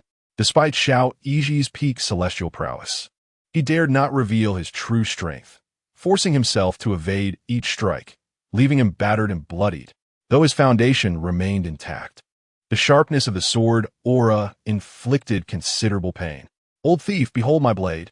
Taking advantage of Xiao Yiji's momentary distraction, Jiang Baiyi lunged forward, and fortunately, Xiao Yiji reacted in time, yet his hair was sheared away by the fearsome sword aura. "Huh, so you are but an old monk," Jiang Baiyi taunted gleefully. As he witnessed Jiang Baiyi's audacity, bolstered by the celestial weapon, Xiao Yiji struggled to suppress his celestial realm power, almost succumbing to the urge to slay this insolent youth on the spot. While cursing, Xiao Yiji clumsily evaded the onslaught. "You wretched brat! Has your father not taught you the dangers of overusing such treasures? Jiang Wudao, you irresponsible old scoundrel! I swear I shall one day personally slay you." Chapter 18. The most dazzling spirit clan. Not long after, the fierce battle near Ruyu Peak immediately drew the attention of the law enforcement elders within the immortal sect. Elder Zhao Dajuan hastily gathered a group of law enforcement disciples and made his way to Ruyu Peak. "Hey, who is this bald donkey daring to act so recklessly here?" "Bald donkey?" Xiao Yiji was instantly incensed. "Who are you calling a little brat? When this elder roamed the world, you were probably still drinking milk." Just as Zhao Dajuan prepared to take action, he inexplicably halted. One of the law enforcement disciples, puzzled, asked, "Elder Zhao, what's wrong?" "Never mind. You all go set up formations nearby. Just ensure that Rogue does not escape." Zhao Dajuan waved his hand, speaking with an air of nonchalance. The disciples, though confused, complied and began to carry out his orders. Zhao Dajuan, with a calm demeanor, refrained from engaging in combat and instead sat back to observe leisurely. Zhao Dajuan was indeed the adjudicating elder from the martial arts competition held that day. Why is it this young man again? What assistance can he provide? With the immortal sovereign-s weapon already drawn, unless that individual is a grand cultivator of the 9th stage of the immortal platform, he is simply awaiting his demise. Not to mention, with my own modest cultivation, if I were to be mistakenly harmed by this young man's weapon, who would I turn to for justification? Meanwhile, Xiao Yiji sensed the urgency of the situation. If he did not flee soon, it would be too late. At that moment, a sudden movement caught his ear. In a flash, Xiao Yiji unleashed a formidable surge of sword energy, countering Jiang Baiyi's assault, and effortlessly broke free from the encirclement of the law enforcement disciples. Making his escape, Zhao Dejuan, realizing what had transpired, was taken aback and rushed forward to intercept, but alas, it was too late. He could hardly fathom how a mere celestial being cultivator could unleash such terrifying power. Zhao Dejuan swiftly approached Jiang Baiyi, intending to assist him in recuperating from his injuries, but was met with rejection. "I'm fine, Elder Zhao. Thank you." Zhao Dejuan was immediately perplexed. Jiang Baiyi appeared to be on the verge of exhaustion, yet he refused assistance. "Ah, the youth today always so eager to show strength. Please accept this bottle of returning essence pill. I shall report this matter to the sect leader. Rest assured, the sect will provide you with an explanation." Zhao Dejuan produced a jade vial from his robes, offering it with reassurance. Jiang Baiyi accepted the vial with gratitude and then returned to Ruyu Peak. Zhao Dejuan watched his departing figure, feeling a twinge of curiosity. It was indeed strange for someone who had just endured a life-and-death battle to remain so composed. Upon returning to Ruyu Peak, Jiang Baiyi discovered that his arrangements had been dismantled, and a peculiar smile crept onto his lips. The incident at Ruyu Peak quickly stirred a tempest within the sect. Countless disciples and elders were filled with righteous indignation. Their fervor ignited not solely for Jiang Baiyi, but also due to the audacity of an assassination attempt within the hallowed grounds of the eternal immortal sect, an affront that simply could not be tolerated. Jiang Wudao was filled with rage. He first personally visited Ruyu Peak and subsequently dispatched individuals to thoroughly investigate the matter's origins, with the primary suspects being the surrounding imperial powers and the inadvertently implicated Leiyin Temple. In stark contrast to the uproar outside, Tongtian Peak exuded an extraordinary tranquility at that moment. Yi Xian was in a state of deep concentration, practicing in an exceptionally peculiar manner. Meanwhile, Xiao Yizhi stood nearby, his brows furrowed in frustration. The legacy of the eternal life immortal emperor was indeed remarkable. Such wonders were truly unprecedented, and today, my master has been enlightened. Yi Xian laughed heartily, exclaiming, "Indeed, master, the eternal life Taiji technique is truly exquisite, incorporating various forms such as body techniques, boxing, and swordsmanship. Particularly, the magnificent style of the Underworld clan is derived from observing the ancient Underworld, representing the pinnacle of body techniques. I feel as though I am on the verge of comprehending the principles of wind." Xiao Yizhi nodded in agreement, saying, "Yes, this concept of free flying is quite commendable. I find it most appealing. However, it is somewhat inconvenient that it can only be practiced in the evenings." Chuckling, he added, "Ah, Xianer, you're still too concerned with appearances. The path of cultivation is arduous and lengthy, emphasizing versatility and perseverance to advance further. I acknowledge my error and have learned from it." Yi Xian replied, "By the way, master, since you were injured by the sword intent of Tsang Jian, why not cultivate together? Mastery of the eternal life Taiji technique could double your lifespan." Xiao Yizhi was deeply moved by Yi Xian's filial piety and responded with great satisfaction. "Excellent. The eternal life Taiji technique and the like were, of course, the ingenious creations of Jiang Baiyi. To prevent Xiao Yizhi from discovering any clues, Jiang Baiyi had indeed extracted a portion of the disrupted secrets from the eternal life body and incorporated them into the technique. However, the true purpose of the eternal life Taiji technique lay elsewhere. Several days later, on a serene morning, a figure clad in white leisurely entered the grand hall of the Wangu Xian sect. Disciple Jiang Baiyi pays respects to the sect master and esteemed elders. "Rise," commanded the sect master, Jiang Wudao. "Thank you, sect master." Within the hall, in addition to sect master Jiang Wudao, there were approximately several hundred profoundly skilled elders standing proudly on either side. Jiang Baiyi had intended to quietly focus on his cultivation, unaware of the schemes his father was orchestrating. Suddenly, the collective force of the elders bore down on Jiang Baiyi with an overwhelming aura. What was happening? He wondered, but he had no choice but to remain still and withstand the pressure. In reality, Jiang Baiyi's realm far surpassed that of these elders, rendering him impervious to their aura. Thus, he feigned great difficulty, persisting for a considerable time, beads of sweat forming on his brow, portraying an expression of near collapse. At that moment, the Grand Elder Li Huayuan signaled for the elders to cease their pressure. Jiang Baiyi exhaled in relief, gasping for breath. Though your cultivation is mediocre, your resolve is commendably resilient. You may barely qualify as a candidate for this mission, Li Huayuan remarked nonchalantly.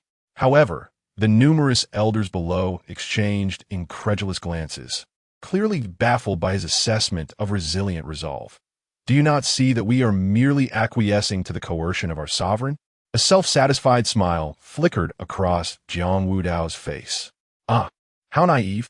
Old Li has long been bribed by me. However, Xiao Yiji found Jiang Baiyi exceedingly displeasing and proclaimed, while Jiang Baiyi possesses some merit. His inexperience renders him ill-suited for the momentous task of journeying to the Li Hua Empire. I believe it would be prudent to dispatch 2 additional disciples for assistance. Jiang Wudao inquired with a faint smile. Indeed, Elder Xiao makes a valid point. Which 2 disciples do you propose we send? I deem Lu Qingmei of the Qingxin Peak to be a commendable choice, capable of bearing great responsibility, suggested Xiao Yiji. That cunning old fox.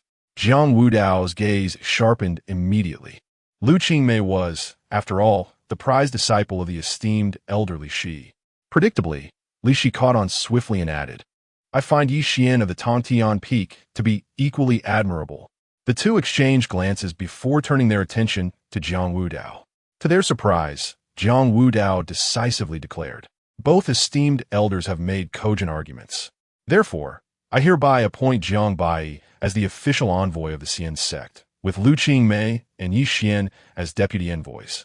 Together, they shall set forth to the Li Hua Empire in 1 month. Though Xiao Yiji felt a twinge of dissatisfaction, he refrained from voicing further objections. Very well. Since the selections have been finalized, you may all take your leave.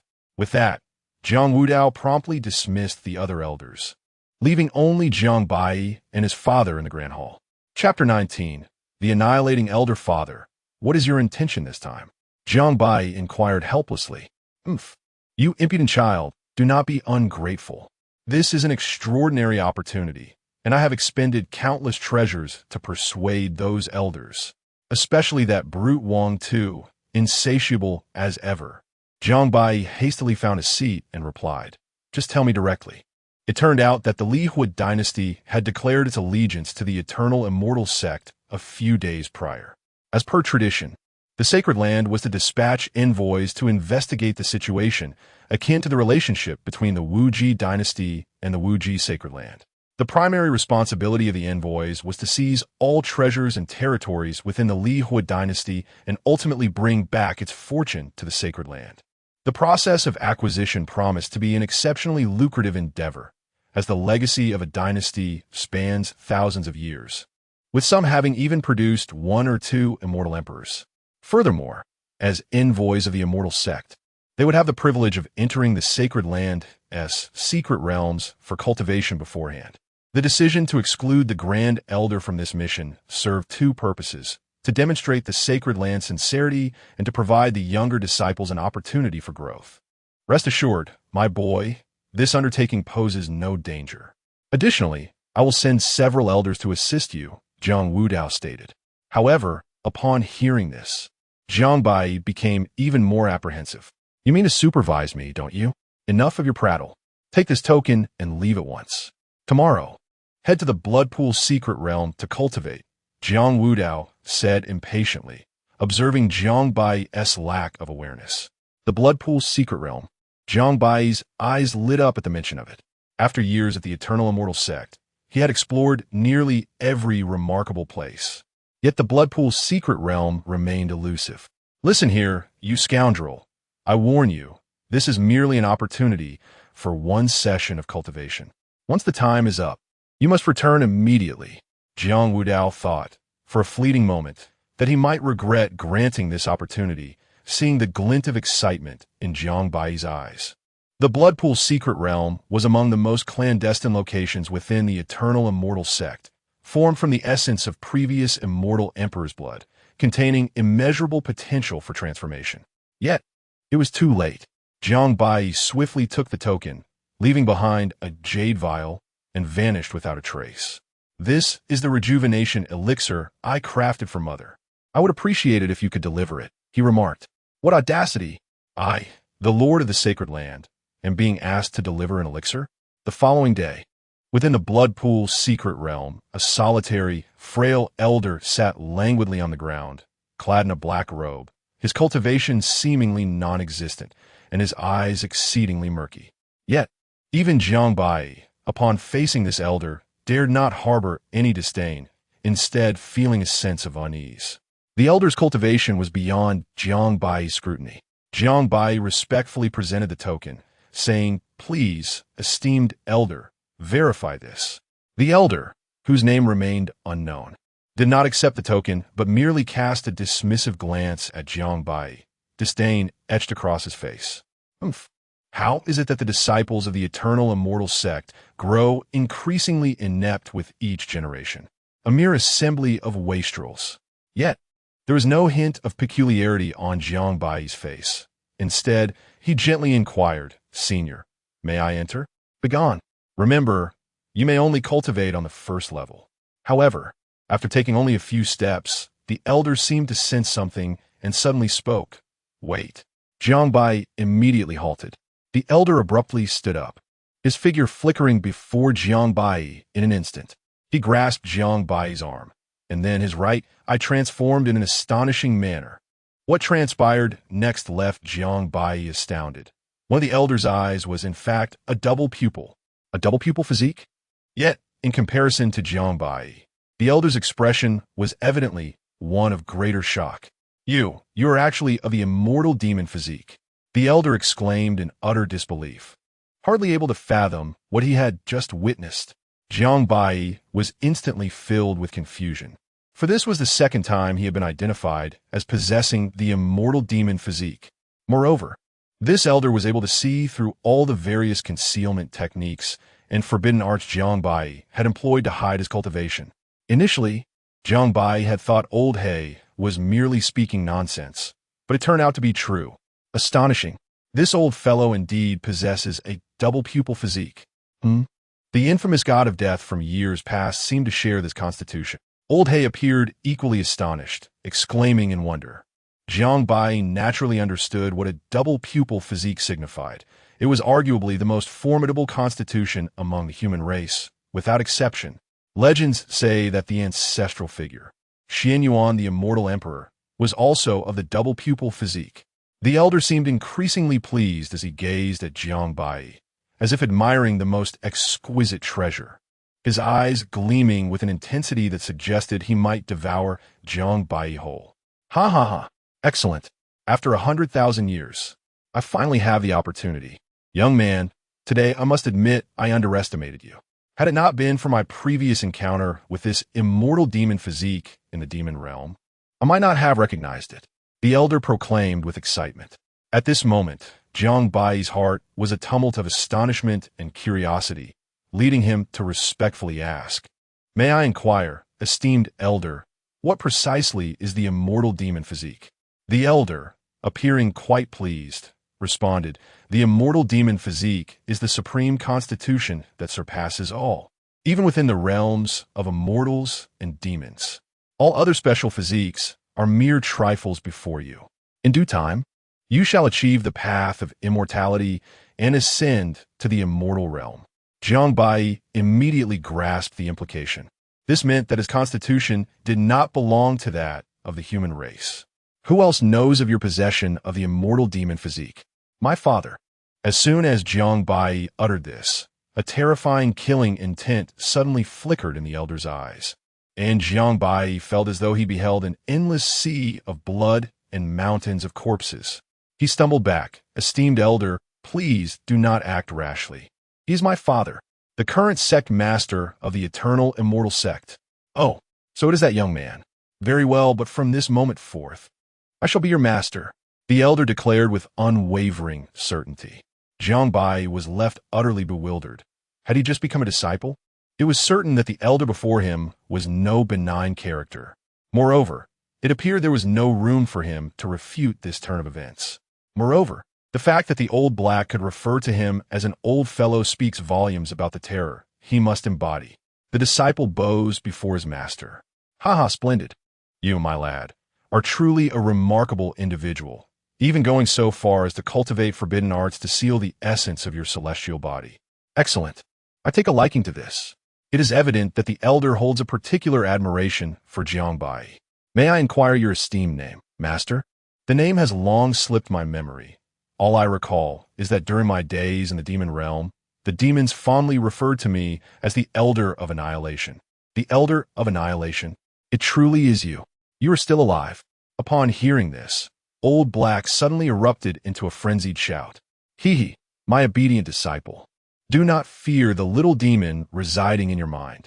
As long as you remain calm and dutifully assist my disciple, I assure you, my old self will not allow your demise to be too gruesome. The Elder of Annihilation spoke ominously. Jiang Baiyi was astounded by this seemingly beneficent master, who could even see through the presence of Old Black in his mind.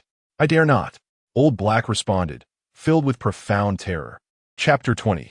The disciple is a virtuous gentleman. The Ancient One nodded in satisfaction, then retrieved a jade token from his bosom and tossed it to Jiang Baiyi, saying, You may enter for your cultivation.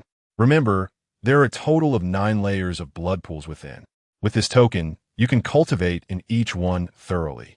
The blood pools contain the imperial essence left by the emperors of various generations, and they may even harbor the profound secrets of the imperial scriptures. Absorb it well. Thank you, master, Jiang Baiyi exclaimed, hastily accepting the token.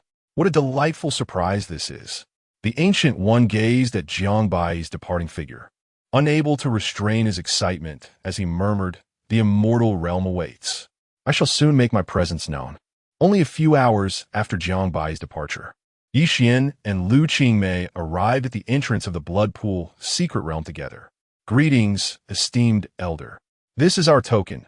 Please verify it, they said in unison.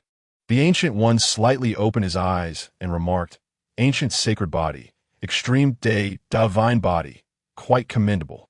You may enter, but remember, you're only permitted to cultivate on the first layer. Yi Xian and Lu Qingmei's expressions turned to astonishment. Under the elder's gaze, they felt as though they were utterly exposed, devoid of secrets. Yet, the elder's tone was rather audacious. I, of the ancient sacred body, am merely considered quite commendable.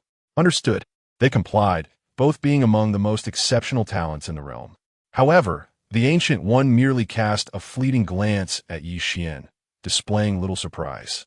Had it not been for Jiang Baiyi's celestial physique, the elder might have imparted some advice to Yi Xian. But with Jiang Baiyi's celestial demonic body present, the Ancient One seemed to have little regard for the ancient sacred body.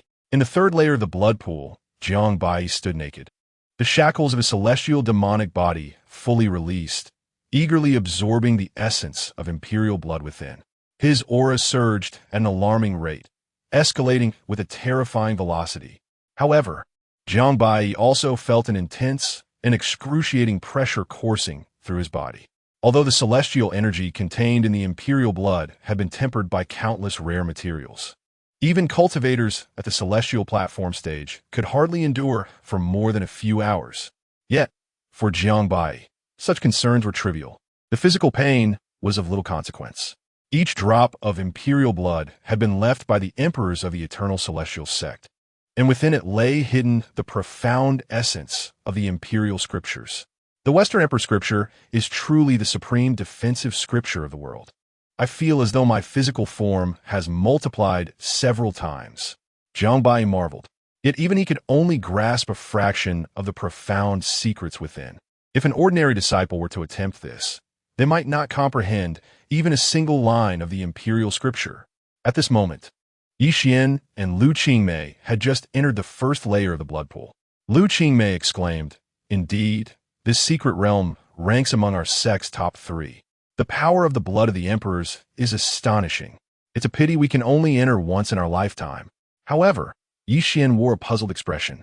Why does the imperial blood in this pool feel somewhat diluted? Lu Qingmei chuckled, covering her mouth. Oh, Brother Yi, you're overthinking. After so many years, it is entirely normal for the imperial blood to be somewhat thin. Yi Xian nodded and then removed his outer garment, sitting cross-legged in the blood pool. After approximately an hour, Lu Qingmei could no longer endure. Her divine body had begun to crack, and if she persisted, she might perish. Yet Yi Xian managed to withstand for a full 5 hours before ceasing. Brother Yi, you are truly remarkable, able to endure in the blood pool for 3 hours. She exclaimed. My master said that even cultivators of the celestial realm can only last for an hour in there. Ye Huan, equality ihidaratit, revealed that he had comprehended an entire verse of the imperial scripture while submerged, an unexpected delight. Qingmei, have you seen Jiang Baiyi? Yi Xian inquired, puzzled. Lu Qingmei shook her head. He should not have arrived yet. I wonder how long he can last here. With a smile, Lu Qingmei remarked. Jiang Baiyi is merely at the divine passage realm, lacking any special physique. He likely won't endure even for a short while. Why should Brother Yi be concerned about such an ordinary person? However, Yi Xian solemnly shook his head. He was acutely aware of Jiang Baiyi's terrifying potential. But now that he had mastered the longevity Taiji technique, he believed Jiang Baiyi could not surpass his endurance. After their conversation, the two exited the blood pool's secret realm. At that moment, in the 5th layer of the blood pool, the power of the imperial blood was becoming increasingly formidable. In the 1st layer, I only took half an hour to fully comprehend the essence of the imperial blood in scripture, but in this 5th layer, it took me a full 6 hours to absorb everything. Jiang Baiyi exclaimed in astonishment. Nevertheless, with each ascending layer of the blood pool, Jiang Baiyi's gains were vast, and the growth of his immortal demonic body had taken a significant leap forward. Approximately 15 days later, Jiang Baiyi finally emerged from the blood pool's secret realm, emanating a terrifying aura that he struggled to contain. The World Annihilation Elder had been waiting patiently and smiled even more broadly upon Jiang Baiyi's appearance. Disciple pays respects to master, Jiang Baiyi said. The elder nodded in satisfaction and waved his hand to seal Jiang Baiyi's overwhelming aura. Indeed, your progress in advancing the immortal demonic body is even more astonishing than I anticipated. Jiang Baiyi, filled with curiosity, asked, May I inquire, Master, why does it feel as though my immortal demonic body has encountered a bottleneck? What should I do? The elder replied with a smile. The immortal demonic body is nourished by celestial and demonic energies. The celestial energy here is insufficient, which is normal. Although you possess 2 celestial herbs within you, it is still inadequate. However, there is a method to remedy this situation. Jiang Baiyi sensed that this would not be a simple solution. That is to devour individuals with special physiques. However, this method contravenes celestial laws and could pose dangers during future tribulations. Thank you for your guidance, Master. I understand. Jiang Baiyi replied. That lad Yi Xian possesses an excellent ancient sacred body, the elders stated ominously. Jiang Baiyi, taken aback, responded, that might not be appropriate. But if this is Master's intention, then I will acquiesce. The elder, momentarily stunned, retorted, Humph. You think too highly of yourself. Do it yourself. This can indeed be considered a trial for you, young one. Jiang Baiyi said with a serious expression. As a righteous individual, how could I possibly harm my fellow disciple? Yi Xian, with whom I share a familial bond. He chuckled. Oh, you mischievous lad, cease your pretense. That boy is undoubtedly under the control of your demonic suppression technique and will inevitably become your sustenance. Jiang Baiyi's face flushed slightly as he awkwardly replied, Cough, cough, huh? I knew I couldn't conceal anything from your discerning eyes. Master, enough of the trivialities. Return and properly assimilate the imperial scriptures within you. Come back to me in a month. That may not be feasible, he reported to his master. I must journey to the Lihua Empire in a few days. The road ahead is fraught with peril. Might you bestow upon me a few life-preserving trump cards? Perhaps a handful of celestial elixirs? How optimistic you are. 10 or 8 elixirs, you say? With your cowardly disposition, what danger could you possibly face? Nevertheless, that imperial scripture from Lihua is somewhat acceptable. Remember to acquire it. Eventually, after 7 or 8 hours of relentless persuasion from Jiang Baiyi, the Elder of Annihilation could no longer endure and casually gifted him an imperial artifact, sending him on his way. With the artifact in hand, Jiang Baiyi departed utterly satisfied. Truly, my master is remarkable. Upon my return, I shall endeavor to extort him once more. The Elder of Annihilation gazed at Jiang Baiyi's retreating figure, unable to suppress a chuckle. This mischievous lad possesses a hint of the flair I once had in my youth. Chapter 21. The decayed wood cannot be carved not far from the territory of the Li Hua dynasty. Hundreds of majestic celestial carriages soared through the air, leaving behind a cacophony of howling winds. Each carriage was crafted from the finest materials, meticulously forged by the master artisans of the eternal immortal sect. Moreover, each carriage was inscribed with a supreme defensive array, impervious to any assault below the realm of the great Tao. In front of these celestial carriages, they were drawn by exquisite and rare celestial beasts, each possessing strength comparable to that of beings beyond the realm of divine powers, exuding an aura that sent chills down one's spine. The grandeur of this procession could rival that of a typical second-rate sect, showcasing the immense foundation of the eternal immortal sect. The banner of the eternal immortal sect proudly fluttered atop the lead carriage, and wherever they passed, every cultivator stood reverently aside. However, Jiang Baiyi was deeply dissatisfied with such ostentatious display, finding it excessively conspicuous and entirely contrary to his personal style. Even more perplexing to Jiang Baiyi was the frequent occurrence of skirmishes along their route, as Yi Xian and Lu Qingmei had a penchant for intervening in disputes, often meddling in affairs that did not concern them. This left Jiang Baiyi exasperated, marveling at their foolishness, which was truly beyond his comprehension. As the appointed envoy, Jiang Baiyi could not abandon his two deputies to act alone. Consequently, he opted to remain within the celestial carriage day after day, engrossed in his cultivation, completely oblivious to the happenings beyond, immersed in his study of the imperial scriptures. As anticipated, upon entering the domain of the Li Hua dynasty, Yi Xian and Lu Qingmei once again rescued a destitute mother and her child. "Thank you, esteemed immortals, for your rescue. I'm truly at a loss for how to repay your kindness," exclaimed the modestly dressed, beautiful young woman, bowing her head in gratitude, accompanied by a child of around 4 years old. "Do not mention it. It was merely a trifling matter," Lu Qingmei replied with a smile. Casting a glance at the immovable Jiang Baiyi seated in the carriage, her eyes betraying a hint of disdain. At that moment, Zhao Dajuan reappeared, scrutinizing the mother and child with an impassive expression. He produced a jade tablet and began to write, stating, "True disciple Yi Xian and Lu Qingmei have delayed the assessment. 10 points will be deducted." It was uncertain whether Zhao Dajuan's actions were deliberately orchestrated by Jiang Wudao, but he was indeed the elder responsible for overseeing the assessments of Jiang Baiyi and his companions. Lu Qingmei was ready to erupt in anger, as her master was a supreme elder, leading her to regard Zhao Dajuan with disdain, viewing him as equally cold-blooded and heartless as Jiang Baiyi. Fortunately, Yi Xian intervened, respectfully addressing Zhao Dajuan. "Elder Zhao, might I suggest that 10 points is rather excessive?" Zhao Dajuan regarded Yi Xian in silence for several seconds before responding. "Yi Xian has defied the assessment, elder. Another 10 points will be deducted." Lu Qingmei could no longer contain herself and was about to unleash a torrent of insults when Yi Xian restrained her once more.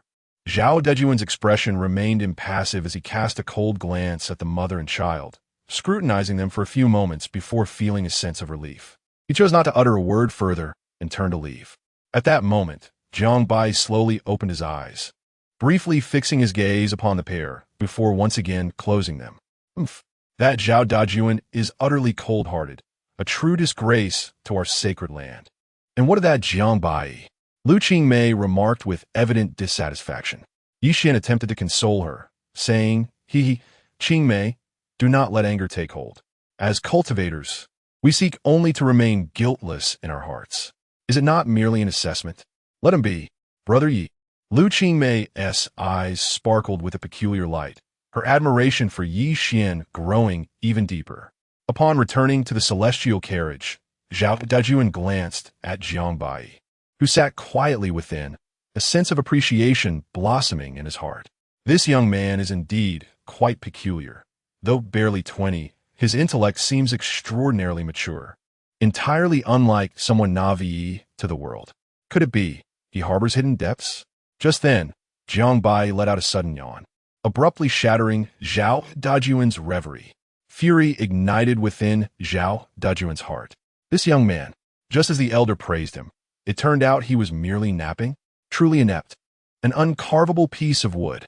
He is utterly inferior to these two disciples. Just as Zhao Dajuan prepared to etch a harsh note against Jiang Baiyi upon the J tablet, a sudden realization struck him, compelling him to relent. He snorted softly, turned away, and closed his eyes to meditate. Jiang Baiyi smiled faintly at this and resumed his contemplation of the imperial scriptures within. He had acquired 8 volumes of these scriptures from the blood pool, each left behind by the most exceptional celestial emperors of the eternal immortal sect. Thus, even for Jiang Baiyi, it required a considerable investment of time to absorb their wisdom and ultimately integrate it into his own being. Becoming a celestial emperor is no simple feat. The paramount task is to forge a path uniquely one's own. Jiang Baiyi's path embodies the principle of embracing all rivers, extracting their essence while discarding the dross, thus advancing further. While Jiang Baiyi immersed himself in the scriptures, an uncanny silence enveloped the surroundings. The celestial beasts roared at the void, and the air seemed to crystallize in an instant. Zhao Dajuan immediately opened his eyes and rose from the carriage. "Stand guard," Zhao Dajuan commanded in a deep voice. The disciples of the celestial sect promptly fell into formation, guiding the celestial carriage while executing their techniques.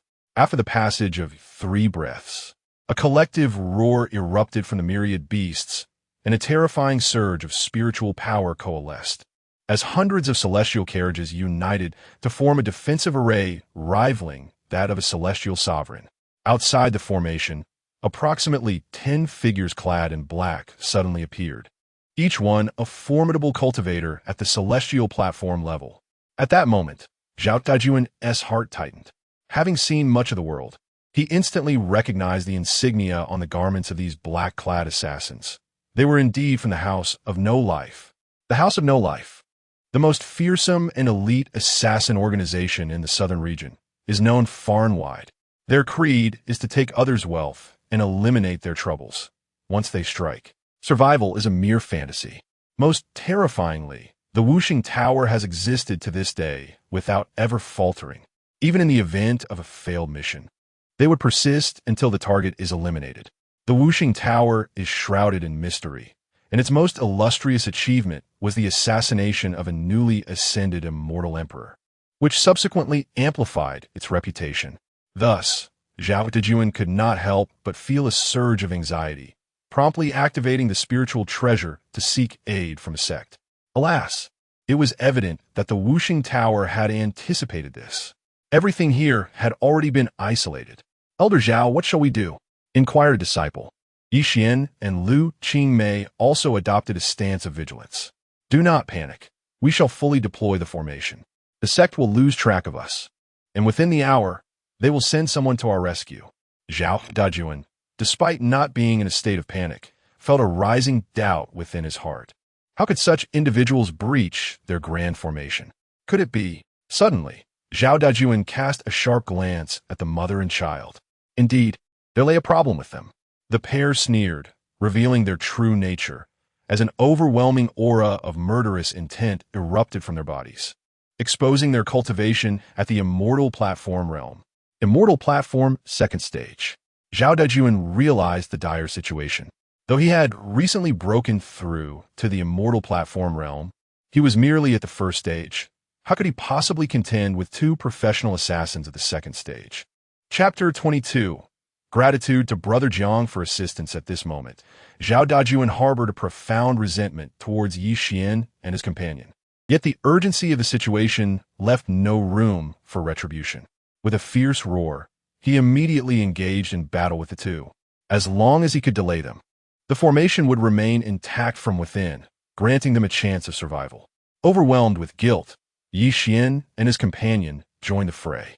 Zhao Dajuan, showing no hesitation, unleashed his renowned technique, the celestial finger of the firmament, channeling his celestial energy to its utmost potential. A colossal phantom finger descended from above, seemingly intent on utterly crushing the adversaries before him. However, the female assassin, clearly aware of the technique's formidable power, opted to evade rather than confront it head-on. With a thunderous impact, the earth trembled, and a bottomless chasm was instantly created beneath the force of his strike. Zhao Dejuan, worthy of his status as an elder of the celestial sect, managed to firmly entangle the female assassin of the second stage, despite his recent breakthrough to the celestial platform realm.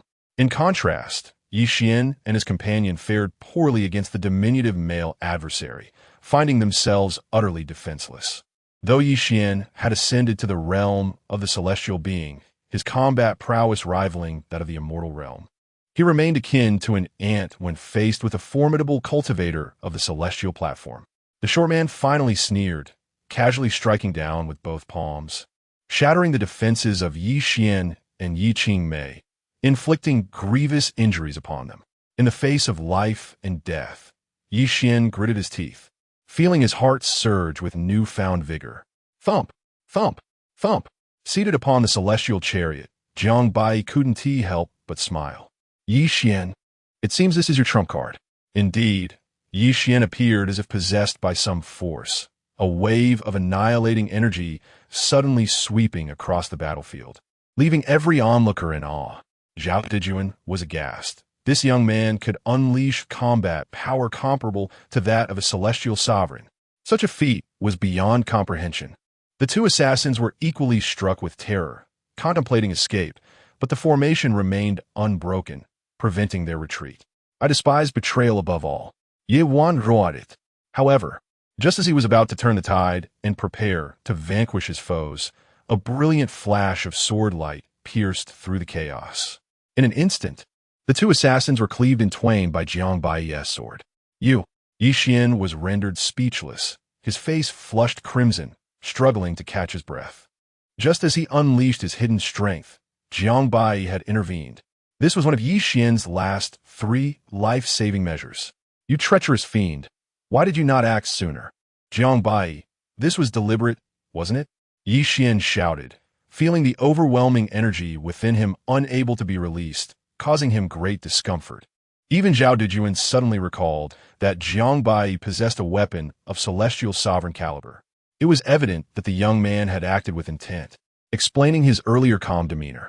Truly, he was as cunning as his father. Junior brother Yi Xian, what you've done is akin to a dog biting Eldongbin. Clearly, the calamity was summoned by the two of you, and yet here I am, having rescued you. Shouldn't you express your gratitude to your senior brother? Jiang Baiyi said with a smile. Yi Xian was momentarily taken aback. A dog biting Eldongbin? What does that mean?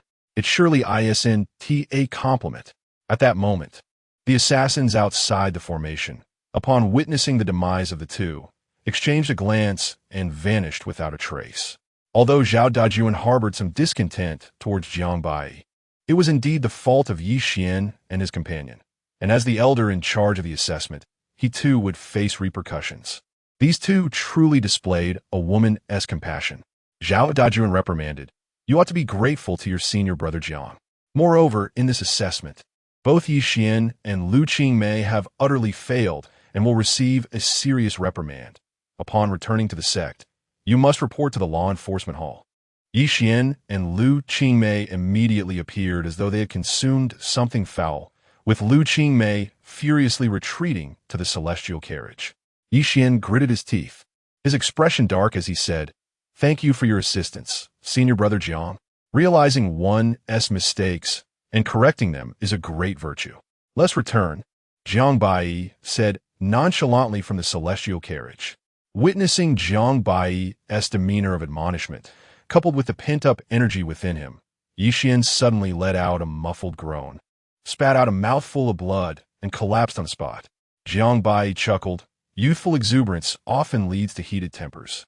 Lu Qingmei, seeing this, hurriedly rushed to support Yi Xian, administering several pills to him, and glared at Jiang Baiyi with a face full of resentment. Although this matter had reached a temporary conclusion, it was far from over. Wuxing Tower would never permit a mission to fail. The only solution now was to locate the employer, Zhao Dajuan dared not let his guard down, instructing his disciples to be vigilant, and immediately contacted the celestial sect to report everything that had transpired. Jiang Baiyi, meanwhile, ceased his cultivation, for even he had not anticipated this assassination. The situation had become rather convoluted. First, the motive. Were these individuals targeting one of them specifically, or were they after the entire Wangu Xinzong? As for the suspects, there was no way to begin an investigation. There were not merely 1,000, but at least 8,000 who bore a grudge against Wangu Xinzong. The major sacred lands, the Lihua dynasty, and even individuals within the Wangu Xinzong itself could be involved. Jiang Baiyi gently stroked his robe, and after a long pause, suddenly raised his gaze towards a dark crow in the sky, revealing a smile. In the distance, a dark crow suddenly halted, perched in the hand of a cloaked figure. The figure quietly observed the crow, gently caressing it. Moments later, bang, the crow was crushed into a spray of blood. Subsequently, the cloaked figure released a winged thunderbird, which flapped its wings and soared into the distance in the blink of an eye. They had already contacted the sect. The situation was becoming rather precarious. With only one day remaining until their reinforcements arrived, the leading cloaked figure stated, "What shall we do now?" Another cloaked figure inquired, "Return and report to the Master of Death, for this matter exceeds our capabilities. It requires the intervention of someone at the level of an immortal sovereign. However, should the Master choose to act personally, it would surpass the agreed compensation.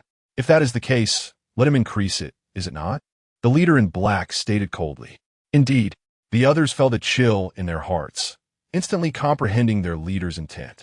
One of the cloaked figures immediately took flight, his movements remarkably elusive, vanishing without a trace in the blink of an eye. Yet, unbeknownst to him, a strange aura had silently locked onto him. Before long, the black-clad figure arrived at a nearby city. Meteor City, under the jurisdiction of the Lihua dynasty, stood as the largest city within 1,000 miles. At this moment, the cloaked individual had transformed into a middle-aged cultivator and entered a stone gambling house. One finds minor concealment in the wild, yet grand concealment in the bustling market. It must be said that in such a lively place, it was rather difficult for anyone to suspect that this was, in fact, a stronghold of the Wuxing Tower. Soon, the black-clad figure was ushered into a secret chamber by the proprietor of the stone gambling house. "Your subordinate greets the Master of Death," he proclaimed. "Speak." "The mission has failed. The one called Yi Xian possesses combat prowess comparable to that of an immortal sovereign. Moreover, Jiang Baiyi wields an artifact of an immortal sovereign. They have already notified their sect. The leader of the Hidden Kill expects reinforcements to arrive within a day." The proprietor of the stone gambling house pondered for a moment before responding, "I understand. Furthermore, the leader of the Hidden Kill insists that a higher stake must be offered." Upon hearing this, the proprietor's face broke into an enigmatic smile. "Are you instructing this Master of Death on how to proceed?" "Your subordinate dares not." The black-clad figure was instantly drenched in sweat, repeatedly bowing low in supplication. The proprietor of the stone gambling house let out a cold laugh, suddenly reaching out to snap the neck of the black-clad figure. Chapter 23. Devouring the shadow god body clean up, commanded the master of the gambling stone workshop, his tone devoid of emotion. "Understood." The individuals behind him immediately set about the task of removing the corpse of the cloaked figure with practiced ease. Just as the atmosphere became unnervingly quiet, a figure draped in black robes slowly entered the scene. In the shadows, Jiang Baiyi's expression shifted abruptly. He had not anticipated this guest. "You certainly possess a ruthless heart," the cloaked figure remarked indifferently. "What use is a disobedient dog? But are you certain you wish for me to take matters into my own hands against a mere celestial being? Striking while his wings are yet unformed is the best approach. Do not forget how terrifying a fully realized ancient sacred body can be. As for Jiang Baiyi, he is but a waste reliant on divine weaponry. Should he perish, his cunning old fox of a father. Never mind. Sparing him a life is of no consequence. I understand. I shall act personally, but do not forget the promises you made. Rest assured." Seated within the divine carriage, Jiang Baiyi chuckled. "This is becoming increasingly intriguing. However, I have my own uses for Yi Xian. You are miscalculating. In the dead of night, a gentle breeze stirred, and a thick cloud gradually swallowed the luminous moonlight, rendering the night air palpably heavy. 1,000 miles away, the master of the gambling stone workshop suddenly materialized before dozens of cloaked figures. We pay our respects to Lord Di Sha. In Sha immediately spoke with reverence. The Wuxing Tower boasts 72 lords of Di Sha, each possessing cultivation at the level of celestial monarchs, their strength augmented by exclusive techniques, rendering them extraordinarily formidable. Di Sha cast a frigid glance at In Sha, who instantly sensed a chilling intent to kill. Without uttering a word, Di Sha swiftly severed In Sha's right arm with a single strike, blood spilling profusely upon the ground. The crowd gasped in shock, their faces pale with terror as they turned towards Di Sha. "Humph, do you think you are worthy to usurp my position? This is merely a warning.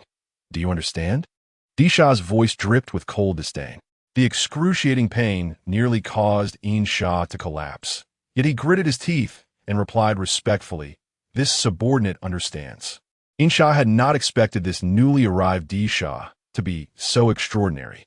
Though he himself was a formidable being at the 9th realm of the celestial platform, before a celestial monarch, he was nothing more than a larger ant. Others shared his trepidation, each consumed by anxiety.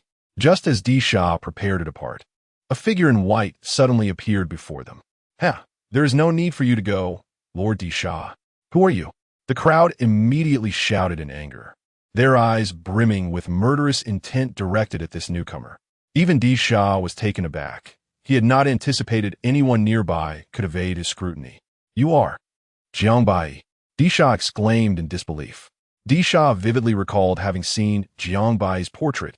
Only then did In Sha and the others recognize Jiang Baiyi's face. Their hearts, plummeting like a boulder, dropped into tranquil waters, creating tumultuous ripples. Isn't this lad merely an ant in the realm of divine powers? Before In Sha and the others could react, Jiang Baiyi suddenly extended his fair hand. The terrifyingly colossal palm swept through the space, instantly reducing the crowd to a mere heap of mush. The ground demon stood frozen in terror, not merely astonished by Jiang Baiyi's formidable combat prowess, but utterly confounded that, despite having already engaged, he could not discern Jiang Baiyi's true cultivation level. With his hands clasped behind his back, the ground demon took a slight step back and remarked, "I never anticipated that you would be the most concealed individual in the southern domain. Surely, all the prodigies in this world combined could scarcely rival even a single finger of yours."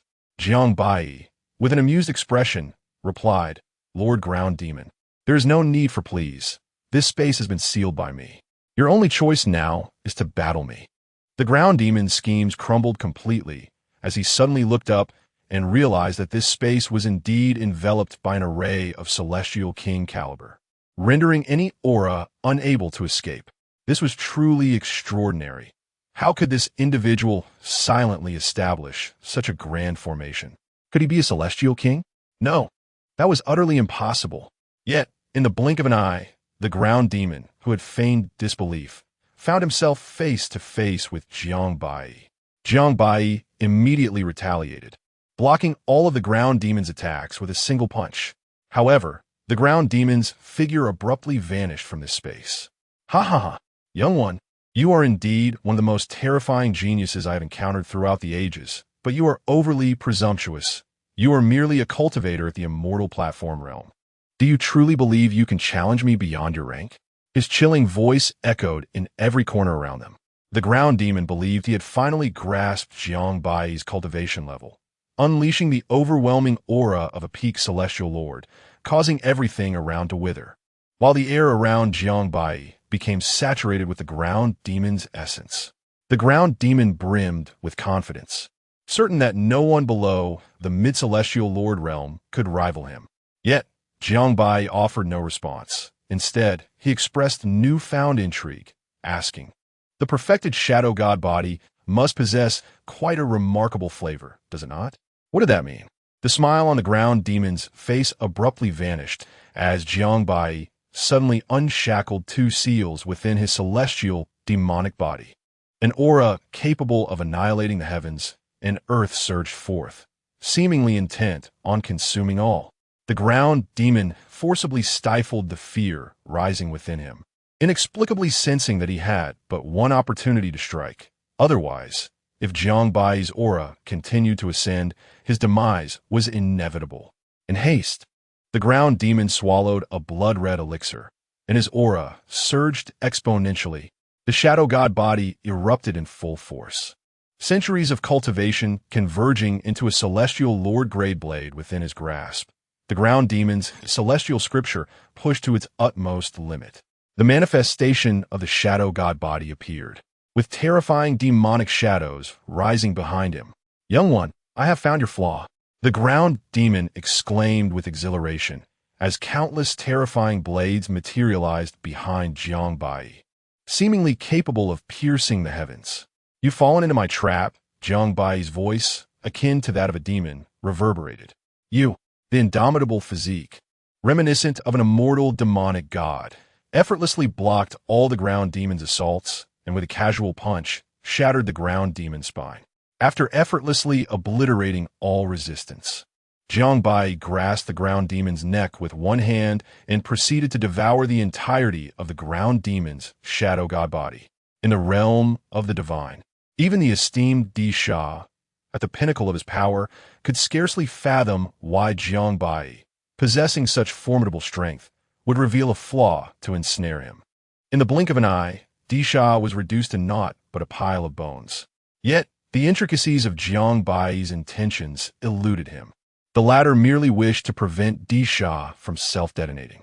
To squander the fully realized shadow god body would indeed be a grievous waste.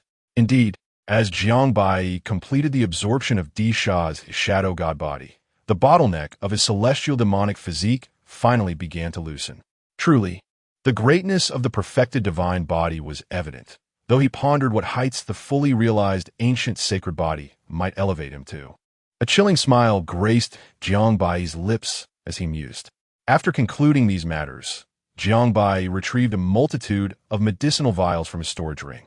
Within the span of a tea ceremony, he executed his obliteration techniques to perfection. Every trace of battle was meticulously eradicated, rendering the place of Di Sha's demise unrecognizable, even to a specter summoned from the beyond. As for the treasures they bore, all traces of their presence had been thoroughly erased by Jiang Baiyi, claimed and tucked away into his possession. Chapter 24. The elder remains unperturbed approximately a day later. Just as Jiang Baiyi and his companions were about to reach the palace of the Lihua dynasty, they were unexpectedly halted. Zhao Dajuan, accompanying Jiang Baiyi and the others, immediately bowed respectfully and announced, "Zhao Dajuan from the law enforcement humbly welcomes the Supreme Elder." Upon recognizing the visitor as the esteemed Supreme Elder Wang Tu, everyone exhaled a sigh of relief. Wang Tu's formidable prowess was well known and undeniably intimidating. "Rise," Wang Tu spoke in a measured tone. "I have been dispatched by the sect leader to ensure your safe passage." "Thank you, Elder," Zhao Dajuan replied with utmost respect. Wang Tu, however, ignored Zhao Dajuan's words and coldly turned his gaze towards Jiang Baiyi and the others. Yi Xian and Lu Qingmei displayed a grave lack of caution, nearly causing a catastrophe. Their vice ambassador positions are hereby revoked, their stipends suspended for 3 years, and upon return, they shall face 3 months of confinement at the Icefire Cliff. Upon hearing this, the group was taken aback. Such a penalty was excessively harsh. The revocation of their vice ambassador positions equated to losing their qualification for assessment, and the timing of their next opportunity remained uncertain. More critically, they were to endure 3 months of isolation at the infamous Icefire Cliff, an ordeal every disciple of the Wangu Xian sect dreaded, for even if one survived, it would surely result in severe tribulations. Though Yi Xian and Lu Qingmei felt resentment, they dared not voice any objections. Recognizing this as a directive from the upper echelons of the Wangu Xian sect, "We obey the command," they replied, their hearts heavy. It could be said that they had lost both the maiden and the soldiers in this affair. Subsequently, Wang Tu briefly commended Jiang Baiyi, and the group resumed their journey. Before long, they spotted Jiang Shi, the sovereign of the Li Hui dynasty, accompanied by several princes, approaching to greet them from a distance. Although clad in a dragon robe, Jiang Shi appeared aged and pallid, lacking the regal demeanor of a sovereign. In stark contrast, the princes behind him were vibrant, particularly the second prince, Jiang Zhua, who at merely 40 years of age was rumored to possess the divine body of Li Hua, and was originally the heir apparent to succeed Jiang Shi. Alas, circumstances had taken a tragic turn. The upheaval stemmed from the recent demise of the Li Hui dynasty's revered ancestor, which had stripped the dynasty of its most vital celestial-level combat power, while Jiang Shi barely maintained a semblance of celestial-level strength. His injuries rendered him weaker than an ordinary cultivator at the 9th realm of the Xiantai stage. Consequently, faced with the relentless aggression of the Wujie dynasty, the Li Hui dynasty could no longer withstand the pressure and resolved to formally align itself with the Wangu Xian sect for protection. Despite the vehement opposition from Jiang Zhua, his protests proved futile. At this moment, the members of the Li Hui dynasty felt a surge of unease upon realizing that the Supreme Elder Wang Tu was leading the delegation. What could this signify? Why had the Wangu Xian sect deemed it necessary to send a Supreme Elder? Jiang Zhua's discontent was almost palpable on his countenance. In contrast, Jiang Shi remained unfazed, bowing respectfully as he addressed the envoy. I am Jiang Shi, sovereign of the Li Hui dynasty, and I extend my greetings to the emissaries of the Xian sect. I humbly acknowledge Elder Wang Tu's esteemed presence and beg your pardon for any oversight in not recognizing your arrival. Wang Tu spoke softly. Do not be anxious. I have come here solely because our envoy from the immortal sect was ambushed on the way. Thus, I am here to ensure their safety. You all are to heed the envoy's commands. However, as soon as Wang Tu finished speaking, everyone from the Li Hui dynasty, including Jiang Shi, felt a surge of tension. The assassination of the envoy from the eternal ancient immortal sect was no trivial matter, and they could not escape suspicion. If the sect were to harbor doubts about them, they would find themselves in a predicament. Cursed be whoever committed this heinous act at such a critical juncture. Fortunately, Jiang Shi, the Lord of Li Hua, quickly regained his composure and, with a face full of fury, proclaimed, "Who dares to commit such an act? They are truly courting death by attempting to assassinate the envoy of the immortal sect. Shui Ai Qing, you must immediately lead a team to investigate this matter and provide an explanation to the sect." As you command. An elderly man with red hair promptly set off with his men.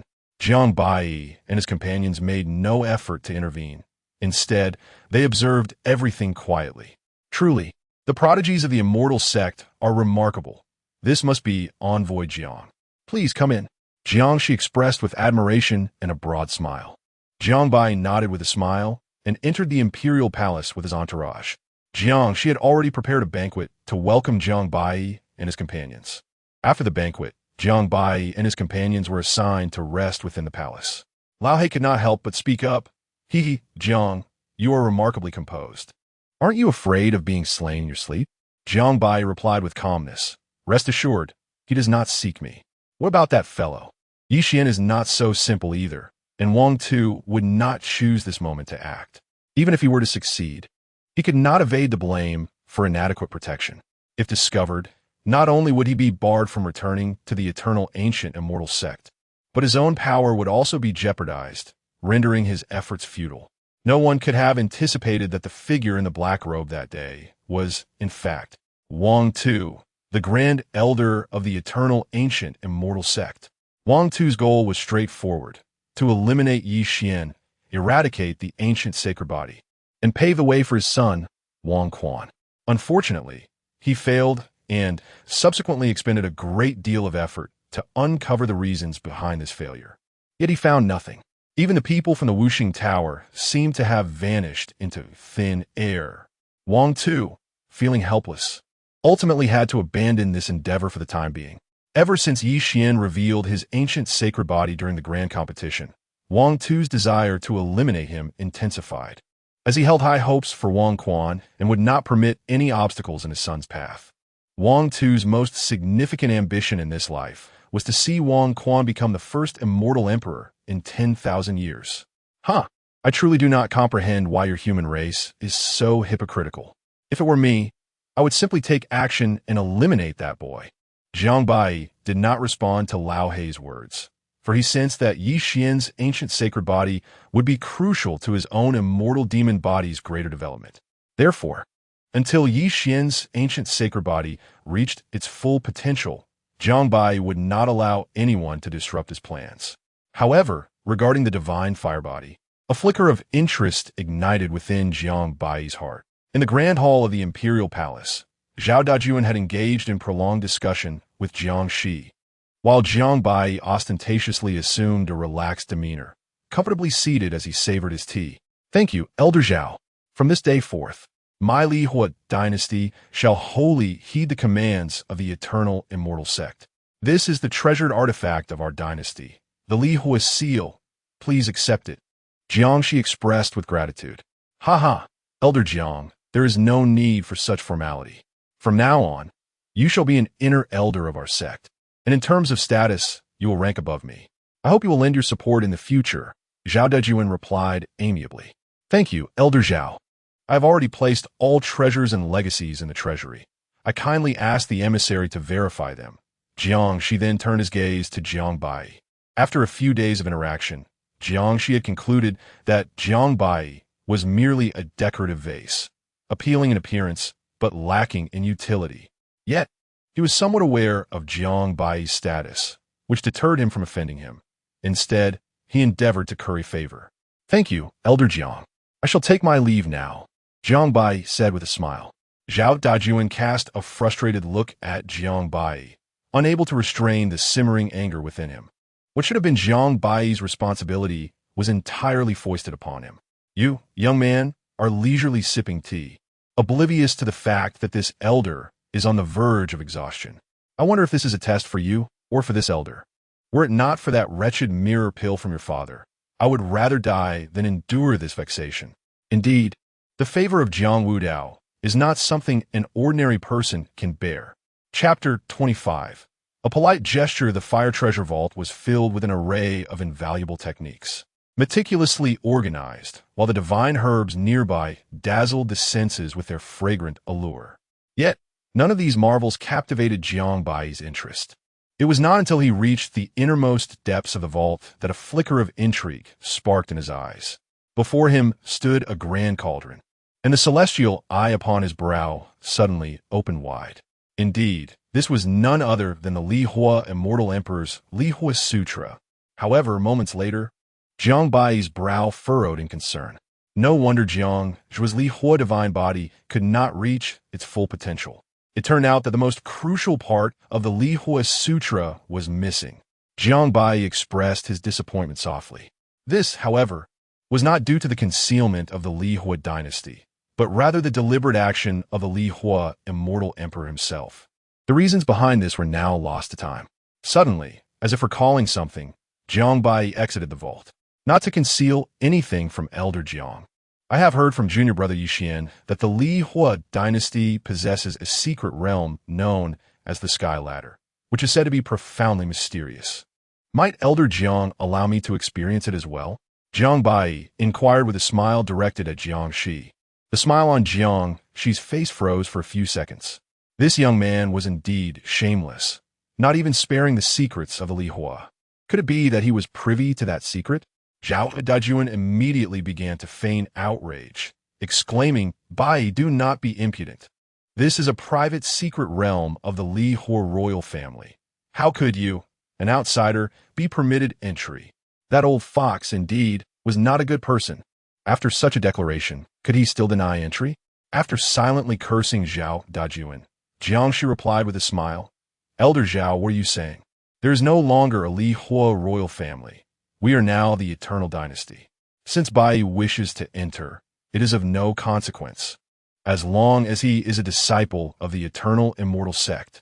Thank you very much, Elder Jiang. I shall go call junior brother Yi Xian and junior sister Qingmei. Jiang Baiyi exclaimed with excitement. Upon hearing this, Jiang Shi took a deep breath, suppressing his smile as he said, Baiyi, you truly are considerate, even remembering to invite your junior siblings. Excellent, truly excellent. As an elder of the immortal sect, I feel immensely gratified. At that moment, Jiangshi wished he could strike this impudent youth dead. I was merely being polite, and you took me seriously? Even Zhao Dajuan could not help but feel puzzled. How had this young man suddenly become so benevolent? Was it a newfound conscience, seeking to mend relationships with Yi Xian and the others? It seemed this lad possessed a measure of depth. Perhaps I had misjudged him. Before the secret realm, the Sky Ladder was said to have been created by the Li Hua immortal emperor and could assess a cultivator's heart of Tao, playing a significant role in tempering their resolve. Legend spoke that those who could reach its pinnacle would be deemed capable of attaining the status of immortal emperor, a truly rare and exceptional secret realm in the world of cultivation. This is the Sky Ladder. You may enter now. By the way, my son Jiang Zhua is inside. Should you encounter any confusion or danger, feel free to seek his assistance. Thank you, Elder Jiang. Jiang Baiyi and Yi Xian, accompanied by their fellow disciple, promptly stepped inside. While outside the secret realm stood a specially crafted stone tablet, clearly indicating the levels of their essence. The celestial ladder comprised a staggering 9,999 tiers, each representing the strength of a cultivator's heart and resolve. Below this celestial ascent, however, lay the terrifying 9 nether flames, where a single misstep could lead to certain death. This perilous trial was specifically established by the Fire Immortal Emperor to test the mettle of his descendants.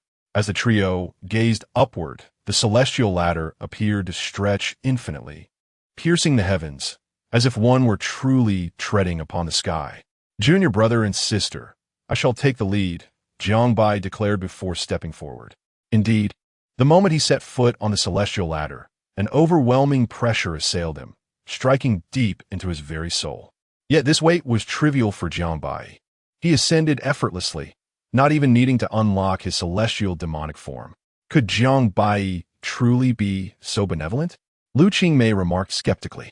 Although Yi Xian was aware of Jiang Baiyi's ulterior motives, he acknowledged the authenticity of the secret realm. Ultimately, he succumbed to temptation and joined Lu Qingmei in ascending. However, as Yi Xian stepped onto the celestial ladder, he suddenly seemed to have an epiphany, coming to a halt on the first tier. Brother Yi, what troubles you? Lu Qingmei inquired, puzzled. Yi Xian's expression turned grave as he replied, Do not concern yourself with me, Qingmei. You must ascend first. I will follow shortly. Remember to exercise caution around Jiang Baiyi. Seeing Yi Xian's resolute demeanor, Lu Qingmei nodded and continued her ascent. Not long after, around the 3,000th level, Lu Qingmei encountered Jiang Baiyi, who had also paused. She felt a surge of resentment towards him and taunted, Isn't this the esteemed Jiang Baiyi, wielder of the celestial monarch's weapon? Why have you halted? Jiang Baiyi smiled and replied, I cannot compare to you, junior sister. I feel I have reached my limit. This only deepened Lu Qingmei's disdain for him, and with a disdainful huff, she pressed onward. Upon reaching approximately 6,000 tiers, a hazy figure materialized before Lu Qingmei. It was Jiang Zhua. Jiang Zhua, with an air of self-importance and regal demeanor, felt a surge of anger at the sight of an outsider encroaching upon the ancestral secret realm and even attempting to surpass him. However, as a member of the Eternal Immortal sect, he refrained from expressing his ire overtly and merely scoffed, ignoring Lu Qingmei entirely. At that moment, a peculiar red light flashed suddenly. Jiang Zhua then approached Lu Qingmei slowly, a lascivious grin upon his face. Is this not Miss Qingmei? What brings you here? Lu Qingmei felt uncomfortable under Jiang Zhua's lecherous gaze and retorted, Get away from me. To her dismay, Jiang Zhua seized her delicate hand. Enraged, Lu Qingmei unleashed a powerful strike aimed at Jiang Zhua. By now, they had ascended beyond 6,000 tiers, and Jiang Zhua, unsteady at that moment, lost his footing and plummeted, vanishing into the clouds below. Lu Qingmei was suddenly alarmed. Although Jiang Zhua had acted rudely, she was the one who had pushed him. This is not good. Lu Qingmei hastily descended the sky ladder, eager to pursue Jiang Zhua's figure, even activating the Extreme Day Divine Body. The Extreme Day Divine Body is renowned as the swiftest physique in existence. Once fully developed, even an immortal emperor would find their speed vastly inferior. Lu Qingmei surged forward as if breaking free from the pressures of the moment, rapidly proceeding downward. However, upon reaching approximately 4,000 levels, she encountered Jiang Baiyi. In her current state, Lu Qingmei had no time to concern herself with Jiang Baiyi and chose to disregard him. What she failed to notice was that Jiang Baiyi's eyes were vacant, resembling a lifeless puppet. Meanwhile, outside the secret realm, Jiang Shi and the others were struck with alarm as Jiang Zhuo's presence abruptly vanished. "This is bad, Zhuo." Jiang Shi immediately rushed inside with the others. Yet, no one noticed the eerie aura that flickered and vanished at the very top of the stone tablet. At this moment, Jiang Baiyi had reached the pinnacle and retrieved the crucial essence missing from the Li Hua immortal scripture, even acquiring the gifts left by the Li Hua immortal emperor, significantly enhancing his spiritual power. Meanwhile, Yi Xian had already comprehended the true essence of the Sky Ladder, feeling as though he had shed all constraints and released himself from the surrounding pressures, hastening towards the summit of the Sky Ladder with remarkable speed. However, before Yi Xian could ascend to the 1,000th level, he encountered the flustered Lu Qingmei. Yi Xian, puzzled, inquired, "Qingmei, why have you come down?" Lu Qingmei, her complexion pale, replied, "Brother Yi, I have caused trouble. No need to rush. Take your time to explain." Chapter 26. The virtuous gentleman Jiang Baiyi within the Grand Hall. The assembly was complete, with Wang Tu, Zhao Dajuan, Jiang Shi, and others present. Lu Qingmei, however, knelt alone in the center of the hall. "Lu Qingmei, you possess an audacity most brazen," Wang Tu bellowed, his celestial aura suffusing the room, leaving all present struggling for breath. Yet Lu Qingmei defended herself. "Disciple acknowledges her fault, but it was Jiang Zhuo who first provoked me, leaving me no choice." Before she could finish, Jiang Shi interrupted, his face a mask of fury. "Such nonsense! Who does not know that my son Jiang Zhuo has devoted 40 years to the Li Hua immortal scripture, shunning the company of women? You may have committed murder, but to slander my son's integrity is utterly intolerable. My words bear no falsehood. I implore the elders to discern the truth." Yet before Wang Tu could respond, Jiang Shi's third son, Jiang Shang, interjected, "Let us not debate whether my second brother did indeed offend you.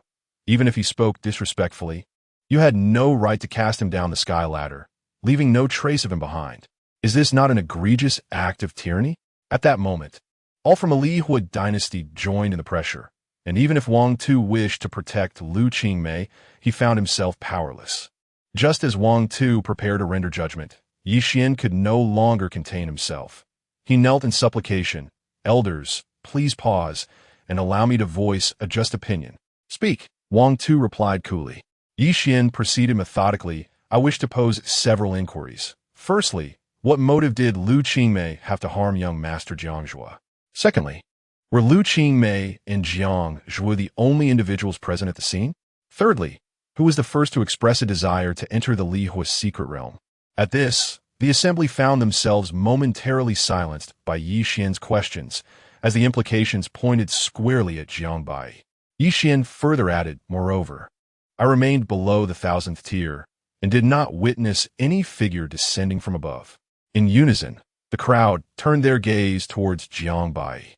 He appeared utterly innocent, seemingly taken aback. After a moment, he expressed disbelief.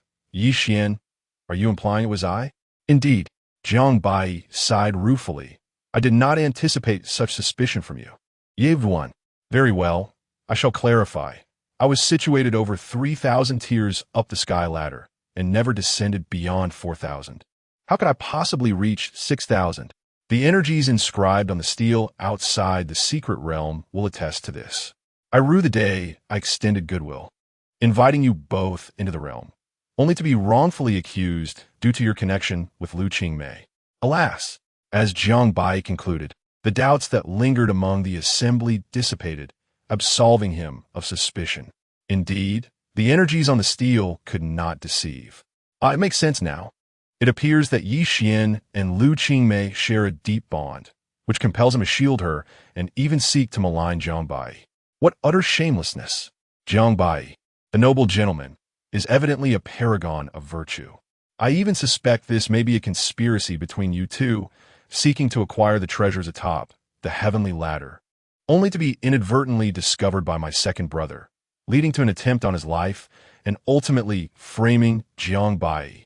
Jiang Shang's incisive remark made Jiang Baiyi inwardly exclaim in sheer admiration for its perfection. Yi Xian nearly spat out a mouthful of blood. Jiang Baiyi a paragon of virtue? Nonsense. Yi Xian glared at Jiang Baiyi with palpable resentment, increasingly convinced that this was indeed the work of Jiang Baiyi. At that moment, Jiang Baiyi suddenly communicated telepathically. Junior brother Yi Xian, do not be agitated. Lu Qingmei will not perish, and there is no need for you to be overly concerned. As for Jiang Zhua, it is indeed true that I was responsible for his demise, even regarding the treasures above. Yi Xian could no longer contain himself. Leaping up in fury, it was you, Jiang Baiyi. You killed Jiang Zhua, and you are the one who seized the treasures. To the onlookers, Yi Xian's display appeared as the frantic reaction of one who had been unmasked. Enough. Wang Tu could no longer restrain himself, shattering a nearby colossal pillar with a single strike, then delivering a blow to Yi Xian's body.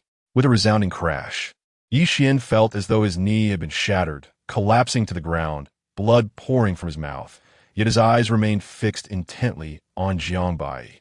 Lu Qingmei had accidentally killed Jiang Zhua and had been imprisoned on Icefire Cliff for 10 years. Yi Xian had harbored a criminal, slandering his fellow sect brother, thus compounding his sins. His status as a true disciple would be immediately revoked, and upon returning to the sect, he would face further consequences. Wang Tu's voice thundered with authority. However, Jiang Shi and the others were evidently dissatisfied with this outcome, eager to voice their objections. Yet at that moment, Wang Tu merely cast a fleeting glance at the assembly, and they were instantly cowed by his formidable presence, ultimately resigning themselves to this resolution.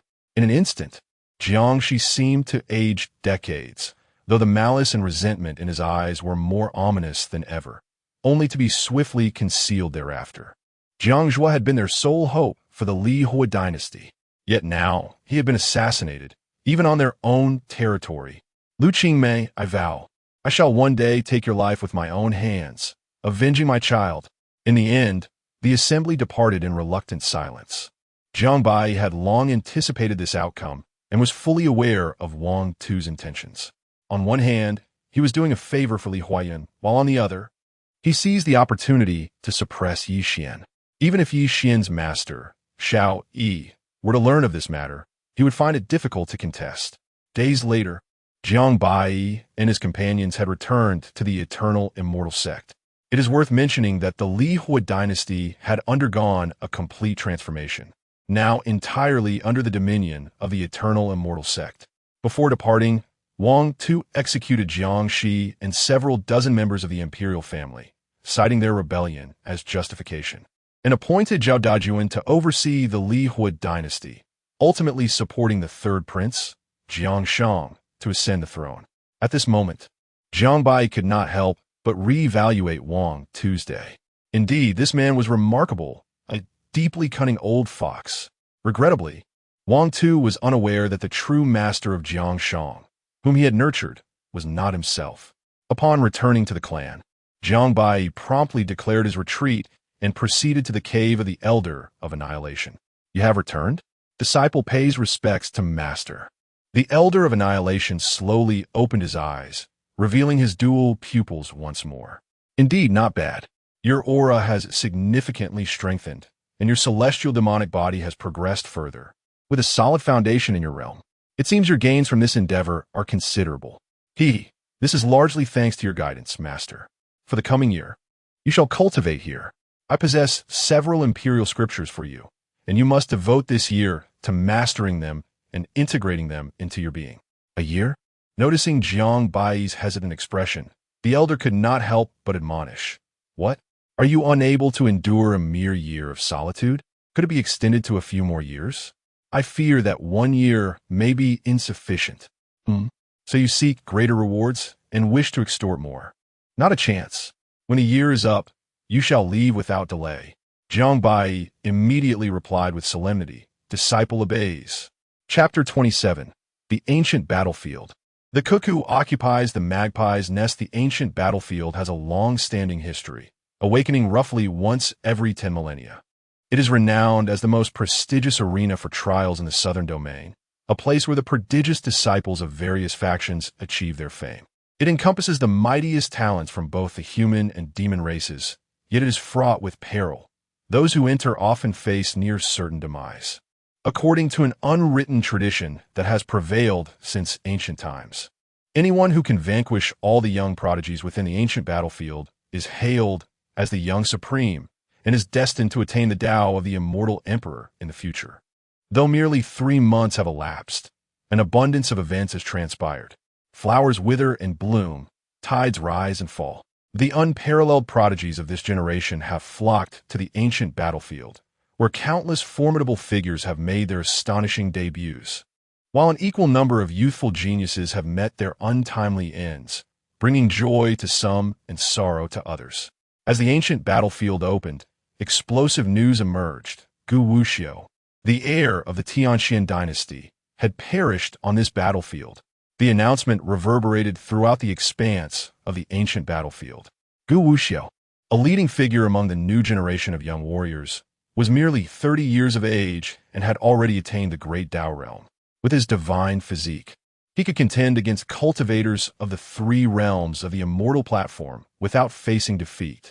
Moreover, the Kunwu divine body of the Langya immortal sect was slain. And Feng Yu, a true disciple of the Changsheng immortal sect, also fell. A cascade of shocking revelations ensued, sending tremors throughout the southern domain. Each of the deceased was a top-tier leader of this generation, their qualifications ranking among the finest in the annals of the southern domain's history. However, what astonished everyone was that all these individuals had succumbed to a single adversary, Zhang Daoquan of the mysterious immortal sect, who possessed the Jiang divine body. Furthermore, Zhang Daoquan boldly proclaimed that any formidable being below the immortal monarch level would meet the same fate. He would slay any who dare to challenge him, whether from the younger or older generations. Such proclamations undoubtedly stirred a tempest in the southern domain, inciting the ire of various sacred lands and dynasties.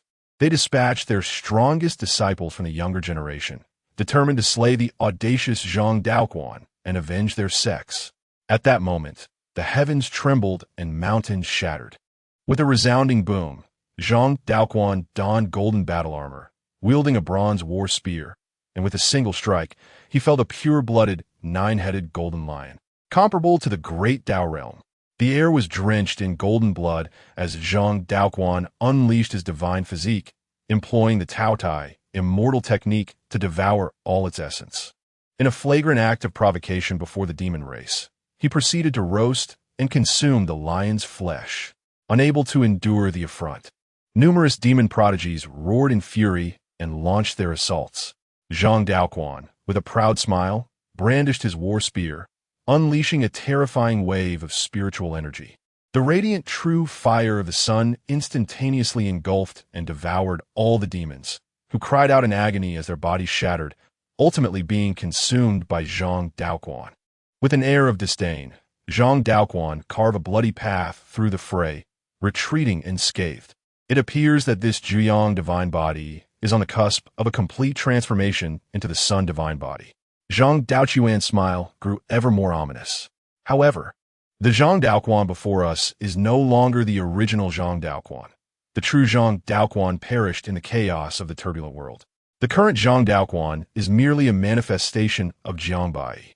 Initially, Jiang Baiyi utilized his primordial spirit as a doppelganger, employing a forbidden technique to divide his essence into 3, thereby completely seizing control over Zhang Daoquan's body and undergoing a transformation that opened the possibility for further evolution of the 9-yang divine body. Should he metamorphose into the solar divine body and subsequently merge with the lunar divine body, Jiang Baiyi could confidently elevate his celestial and demonic form to new heights.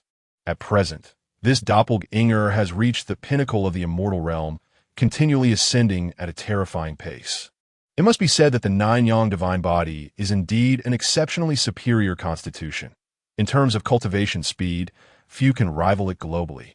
with the rate of spiritual energy absorption being at least several times that of an ordinary divine body. Moreover, the primordial spirit within this body is Jiang Baiyi's own, albeit only 1/3 of it, allowing for remarkably efficient cultivation. If he were to fully advance to the solar divine body, it is likely that, apart from Yi Xian's ancestral saint body, no other divine body in existence could contend with it. This is the primary reason Jiang Baiyi chose this particular doppelganger. Suddenly, a young and beautiful female disciple appeared before Jiang Baiyi, respectfully saying, "Linger pays her respects to Daoquan's senior brother. It is the master who sent you, is it not?" "Indeed, the Grand Elder has tasked me with informing Daoquan's senior brother that the matter concerning the elixir is progressing swiftly, though the sect leader remains reluctant to relent." Jiang Baiyi scoffed coldly, remaining silent.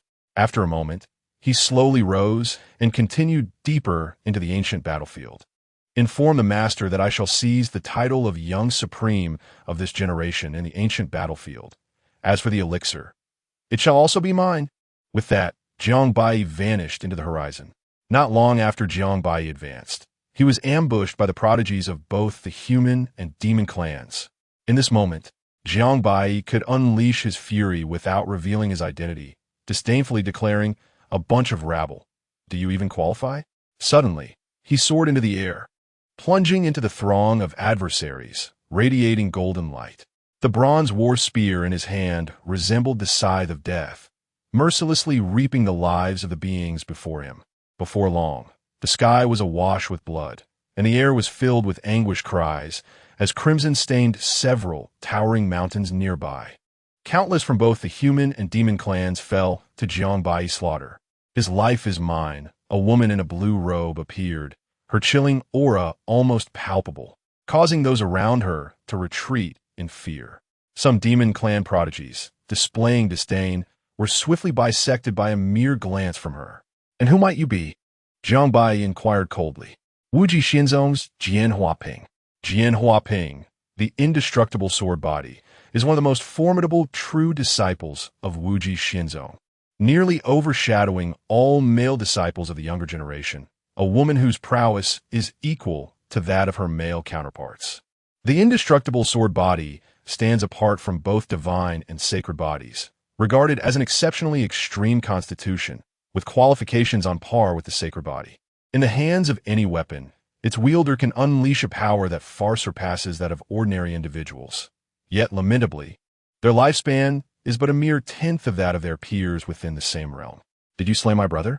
The voice of Jian Huaping dripped with icy disdain. "And who might your brother be?" "Jian Qingfeng." "Ah, my apologies. I tend to forget the names of the inept." Upon hearing this, Jian Huaping surged towards Jiang Baiyi, striking with her sword, causing the very heavens to shift in hue. To the onlookers, it appeared as though Jian Huaping remained stationary. However, she had already thrust her blade to Jiang Baiyi's forefront. Unfazed, Jiang Baiyi stood resolute, and with a sudden motion, the bronze war spear in his grasp cleaved the air above, unleashing a terrifying golden radiance that cascaded down like an exaggerated ocean of gold. Yet remarkably, Jian Huaping's sword effortlessly pierced through this luminous barrier. Jiang Baiyi swiftly summoned the full extent of his vitality and spiritual energy. The bronze spear whistled ominously as it conjured myriad golden runes, and from behind him emerged a towering giant, seemingly reaching for the heavens. As he pressed Jian Huaping deep into the earth beneath, "You are the first to draw my blood in 20 years. Jian Huaping, having briefly let her guard down, appeared unfazed by the setback, wiping the blood from her lips. Suddenly, she soared into the air, stepping forward with a divine aura enveloping her entire being radiating brilliance, akin to a sword unleashed from its sheath. Chapter 28. Lower than beasts, a slender and exquisite celestial sword was gripped tightly by Jian Huaping, unleashing an overwhelming sword intent that seemed capable of annihilating all existence. In the blink of an eye, the air within a radius of 10,000 miles was saturated with an intense sword aura, causing countless beings to be inexplicably slain, as if the shadow of the sword was endless.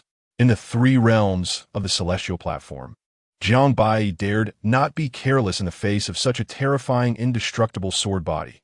Even his own avatar appeared somewhat inferior in cultivation. With a hearty laugh, Jiang Baiyi stepped forward, his aura suddenly surging, radiating an increasingly brilliant light, as if an indescribable true fire burned within his eyes, growing ever more fearsome. At that moment, Jiang Baiyi's avatar completed the transformation of the solar divine body, and his realm ascended to the initial stage of the Great Path. With a commanding shout, he walked through the void, his entire being resembling a blazing sun as he propelled the bronze war spear forward with astounding speed, causing the very air to tremble. Bang! Clang! The two struck simultaneously, a cacophony of violent clashes resounding as brilliant lights erupted in all directions. Sword intent surged, tearing apart the void, and the murderous aura engulfed the entire battlefield, claiming the lives of any cultivators who dared to draw near. Jian Huaping's expression turned icy as she regarded Jiang Baiyi with the gaze reserved for the deceased. This was a manifestation of her arrogance and innate confidence. Though the celestial sword lacked the overwhelming might of the bronze war spear, the force it unleashed was astonishingly equal. Suddenly, a white light enveloped the sword, emitting a series of resonant sword cries as countless sword beams frantically surged towards Jiang Baiyi, as if intent on drowning him in a sea of blades. Yet, in this moment, Jiang Baiyi felt an exhilarating thrill. Through this body, he had finally found a worthy adversary. As he wielded the bronze war spear, he also unleashed divine fists, effortlessly executing various celestial techniques, causing the celestial sword to tremble violently, emitting a metallic resonance.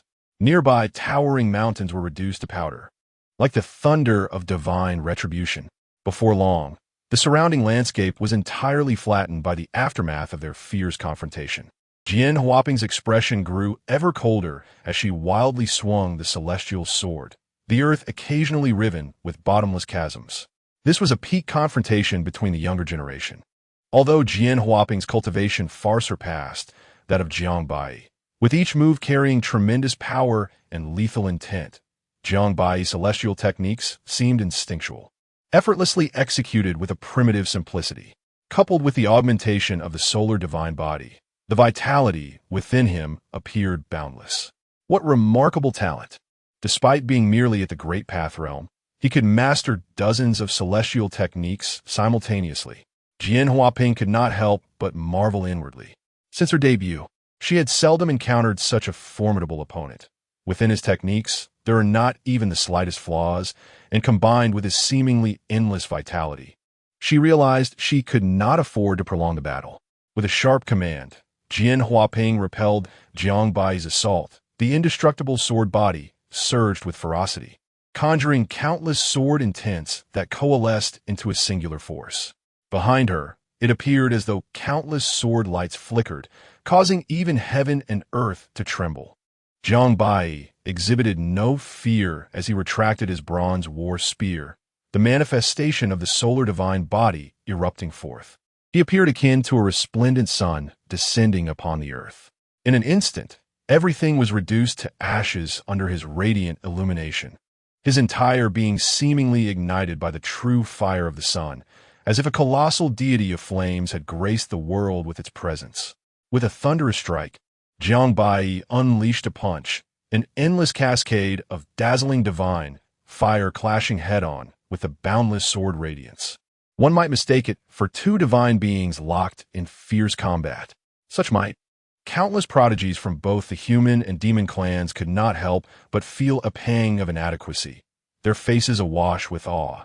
The stunning spectacle unfolded before the eyes of the crowd, both figures engulfed in this infinite brilliance, shaking the very foundations of the ancient battlefield. All eyes were riveted, with not a single soul daring to miss a detail, patiently awaiting the outcome of this titanic struggle. Boom!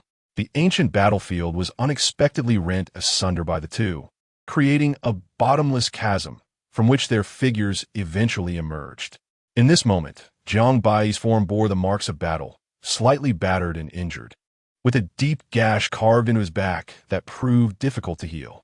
In contrast, Jian Huaping appeared relatively unscathed, yet her celestial sword lay shattered, Jian Huaping gazed incredulously at the broken sword in her grasp, murmuring, "As long as the sword exists, so do I.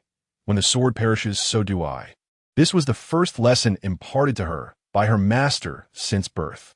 Jiang Baiyi seized her by the throat, a smile playing on his lips as he remarked, "What a pity! The undying sword body is far too unique. Once fully realized, it will likely clash with any other constitution, hence you must perish now." Jian Huaping's eyes widened in shock as she summoned all her strength to utter, "You are not Zhang Daoquan. Regrettably, you shall never know the truth." Crack! Jiang Baiyi swiftly snapped Jian Huaping's neck, stowing her lifeless form within his storage ring. Truly a beast. This Zhang Daoquan not only slayed the sword fairy, but even desecrated her corpse. Charge forth, avenge the sword fairy. Countless prodigies roared in fury. However, their true intentions lay in exploiting Jiang Baiyi's recent exhaustion from battle, seeking to take advantage of his weakness. Jiang Baiyi cast a cold gaze upon them before unfurling his bronze war spear and advancing to engage. In the forbidden grounds of the rear mountains of the eternal immortal sect, Jiang Baiyi slowly opened his eyes, a satisfied smile gracing his features as he mused. The undying sword body, solar divine body, lunar divine body, celestial elixirs. Should I manage to acquire them all, my immortal demon body shall undoubtedly ascend to new heights. At that moment, the Elder of Annihilation appeared abruptly, remarking, "You, young man, are audacious beyond measure, daring to cultivate such numerous forbidden techniques. They're termed forbidden for a reason, owing to their inherent dangers." "But master, I feel no discomfort whatsoever," Jiang Baiyi responded. "Most of these forbidden techniques bear no ill effects upon your immortal demon body, yet should your primordial spirit ever perish, those forbidden techniques may give rise to the most terrifying entities this world has ever seen." The Elder of Annihilation's expression turned grave. Jiang Baiyi, somewhat exasperated, retorted, "Master, why do you curse me with death? In this world, death is an inevitable fate that befalls everyone, including you. But what of you, master? How many years have you lived, and what is the secret to your longevity? Enough with the questions. Once your celestial and demonic physique reaches its zenith, I shall reveal the answers to you." Jiang Baiyi, with a countenance of helplessness, reflected on the passage of months during which he had diligently absorbed the teachings of the 10 imperial scriptures bestowed upon him by the Elder of Annihilation. His cultivation had ascended yet again.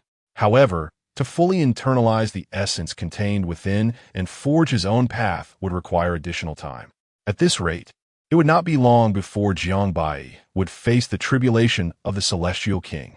Just then, a voice echoed from outside the cave, startling him. "You little rascal, this is a forbidden ground of the Celestial Sect.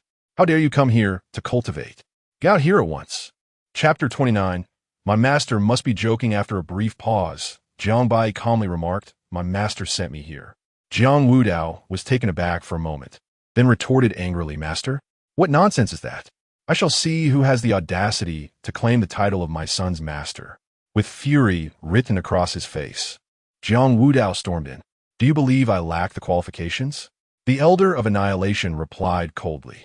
Jiang Wudao stood frozen in place and quickly knelt, exclaiming, "Master, ancestor, your disciple's master is actually you? What's the matter? Am I not worthy?" "And no, that is not at all my intention. It's just, didn't you say your cultivation was destroyed?" Jiang Wudao asked cautiously.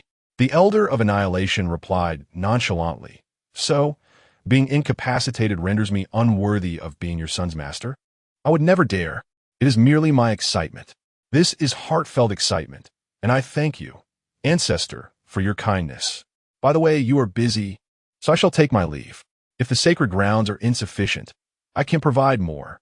Before departing, Jiang Wudao repeatedly urged Jiang Baiyi to diligently follow the Elder of Annihilation in his cultivation.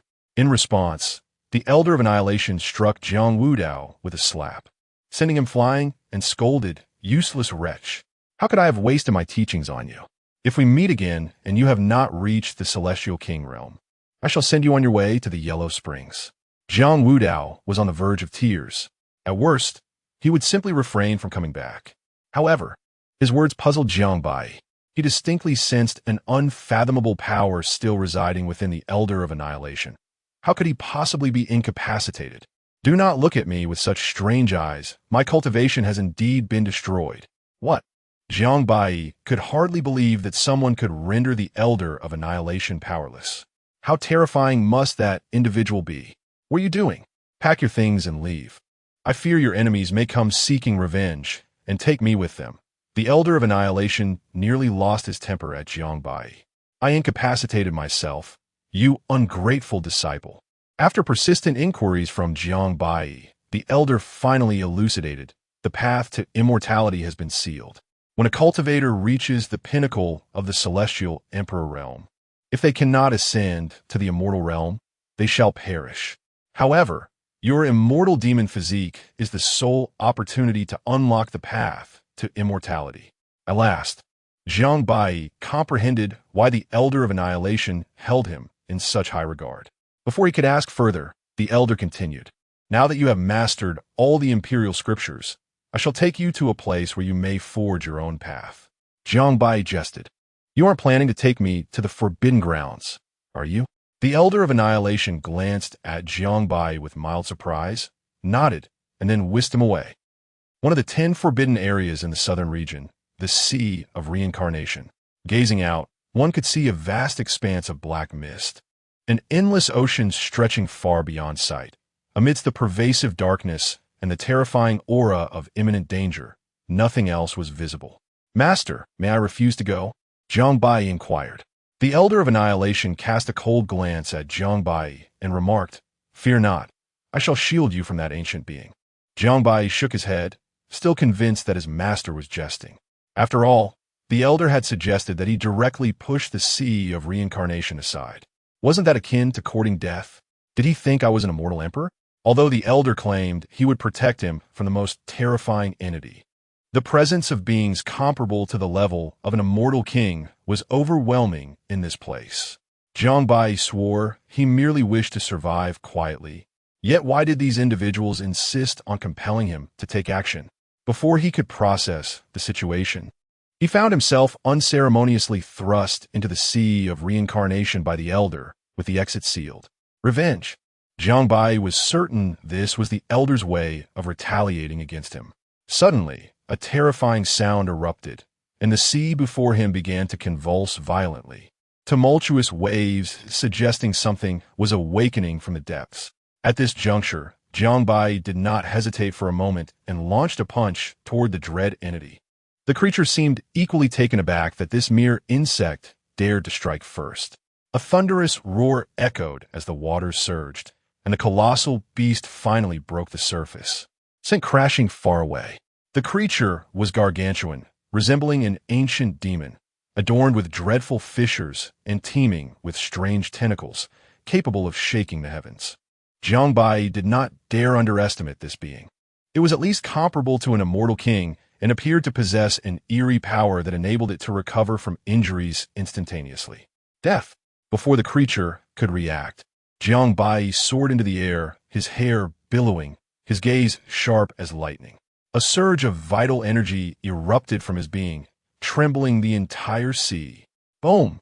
Another earth-shattering crash resounded as Jiang Baiyi unleashed his celestial form, shattering countless tentacles with a single punch. An endless stream of celestial power transformed into myriad terrifying patterns that struck the creature with ferocity, splattering an uncanny brown liquid. To his astonishment, even the creature's blood possessed a formidable corrosive quality. Fortunately, Jiang Baiyi's defenses were exceptional. A radiant glow emanated from him, dispersing the strange liquid. The creature, thoroughly enraged, sprouted hundreds of massive tentacles, brimming with dark energy, sweeping mercilessly towards Jiang Baiyi. Unfazed by this monstrosity, he countered with a punch, blocking the onslaught. The celestial energy swirling between his fingers seemed to conjure profound runes, and with a mighty roar, Jiang Baiyi tore the tentacles asunder. The intricate runes spread forth, ensnaring the creature tightly. Subsequently, these runes began to explode repeatedly upon the creature's form, yet it shockingly opened its gaping maw and devoured all the runes. Anticipating this, Jiang Baiyi waved his hand, and boundless runes transformed into fierce, ghostly flames, raging within the creature's body. The beast emitted a bone-chilling roar, charging at Jiang Baiyi with astonishing speed, likely beyond the reaction time of even an immortal king. In an instant, the creature was upon him, swallowing Jiang Baiyi whole. However, in the next moment, a fist struck the back of the monster, causing ripples in the cosmos, dazzling and resplendent.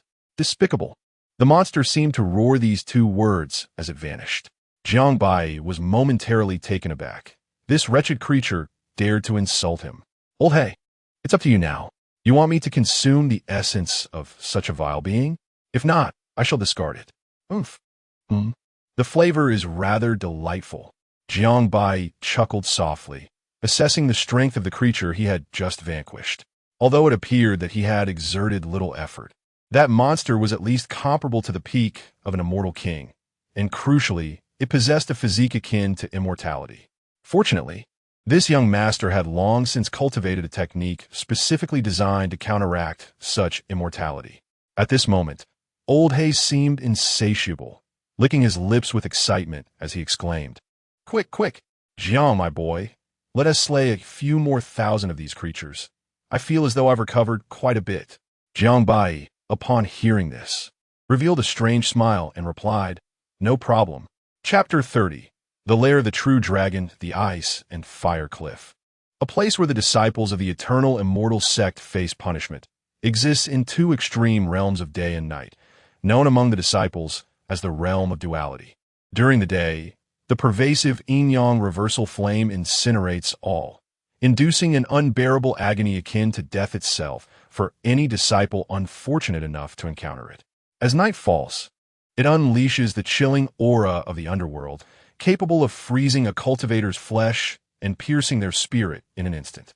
This extreme dichotomy, a cycle of creation and destruction, has claimed countless lives. Only those who have committed grave offenses are sentenced to this perilous domain. Although Lu Qingmei endured a decade of confinement, she remained imprisoned only at the outermost layer of the ice and fire cliff, a privilege granted due to her master's influence. In stark contrast, Yi Xian faced relentless pressure from Wang Tu and Zhang Wudao, resulting in his entrapment at the deepest abyss of the cliff for 3 harrowing months, where each day felt like a living hell.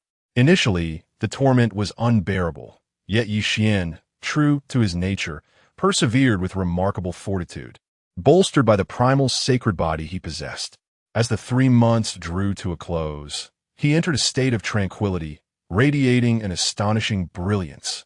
As though he had merged with the very essence of the surrounding world, his eyes flickering with an enigmatic divine flame. Suddenly, with a fierce cry, Yi Xian shattered the confines around him. "Huh, did you all underestimate me? Not only have I turned misfortune into fortune, ascending to the realm of immortality, but I have also acquired such a precious treasure. Jiang Baiyi, await my vengeance."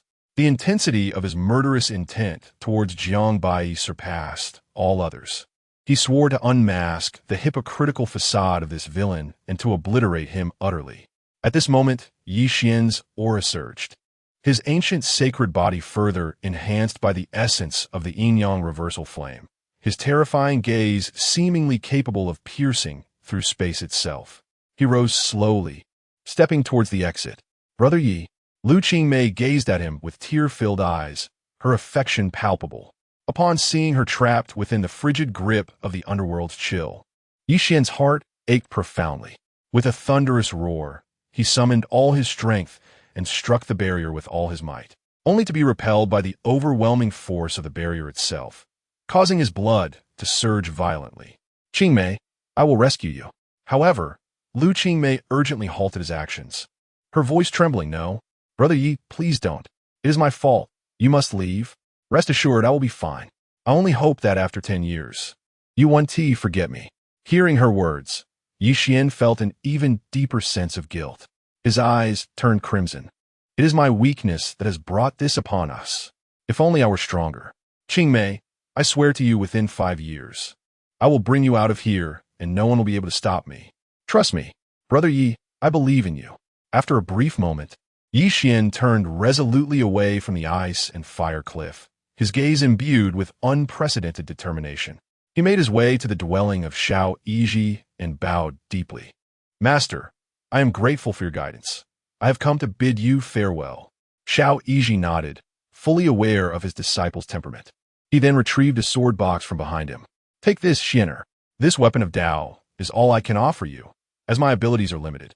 Yi Xian accepted the sword box with utmost seriousness, devoid of pretension. The so-called Dao weapon is crafted from the most precious celestial ore in existence, capable of transforming its form according to its master's needs, and can even undergo qualitative changes alongside the user's level of cultivation. To forge this Dao weapon, Xiao Yiji not only exhausted all his savings accumulated over millennia, but also sustained significant injuries. It is, without a doubt, the culmination of his life's work. After bowing 3 times and performing 9 prostrations, Yi Xian shouldered the sword box and departed from the eternal celestial sect. His initial aim was, of course, the ancient battlefield, where he intended to utilize the Dao weapon bestowed by his master to achieve his first goal in life. On his very first day, Yi Xian accomplished a feat that astonished all.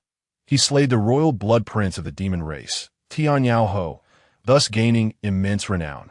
A month later, he had killed numerous prodigies from sacred grounds, shaking the ancient world to its core. At that moment, however, an extraordinary event unfolded in the ancient battlefield. A bizarre, colossal golden nest suddenly appeared in the sky, accompanied by a thunderous dragon roar that compelled all engaged combatants to halt in unison. "A true dragon has descended," exclaimed a well-informed cultivator, his face a mask of shock. When pressed for more information, he elaborated, "It is said that in ancient times, there existed a lineage of true dragons, possessing the most supreme killing techniques. Once, an immortal emperor pursued a true dragon, slaying it and ultimately acquiring the secrets of its power." Are you referring to the primordial immortal emperor? Indeed, the true dragon, unlike its hybrid kin, is shrouded in mystery and possesses boundless powers. Not only does it have an invincible physique, but it also enjoys an endless lifespan, earning it the title of the foremost among the 5 great divine beasts. Moreover, every part of a true dragon's body is considered the most precious treasure in the world. Legend has it that the blood of a true dragon can transform one's very being, enabling even a mortal to attain a status akin to that of a divine body. The emergence of the true dragon's nest sent shockwaves throughout the ancient battlefield and even across the entire southern region. Countless sects promptly dispatched numerous powerful cultivators, eager to enter the ancient battlefield. Were it not for the restrictions on cultivation levels within the battlefield, even the most elite immortal sovereigns would struggle to contain their eagerness.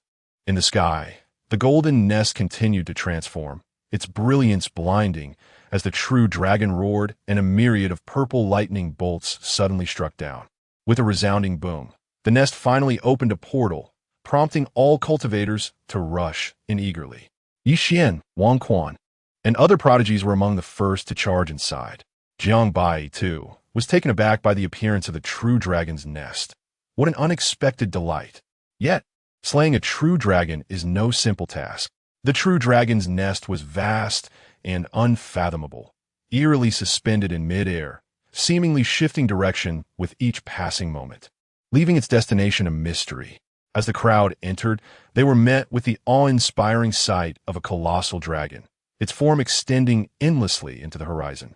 The sheer terror of this immense creature left countless cultivators trembling in fear at its mere presence. To the dragon, the multitude of cultivators appeared as insignificant as ants, dismissed without a second thought. Seizing the opportunity, numerous elders from the 9 realms of the celestial platforms, representing various sacred lands, launched their attacks. Vibrant and dazzling spells were unleashed in a frenzy, alongside an array of formidable artifacts. The combined might of thousands of celestial techniques rivaled that of a top-tier celestial sovereign.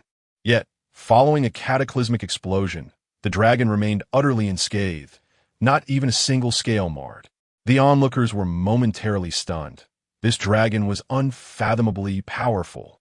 It seemed as if the dragon was in a deep slumber, but upon being disturbed, it swung its mighty tail with a tremendous force.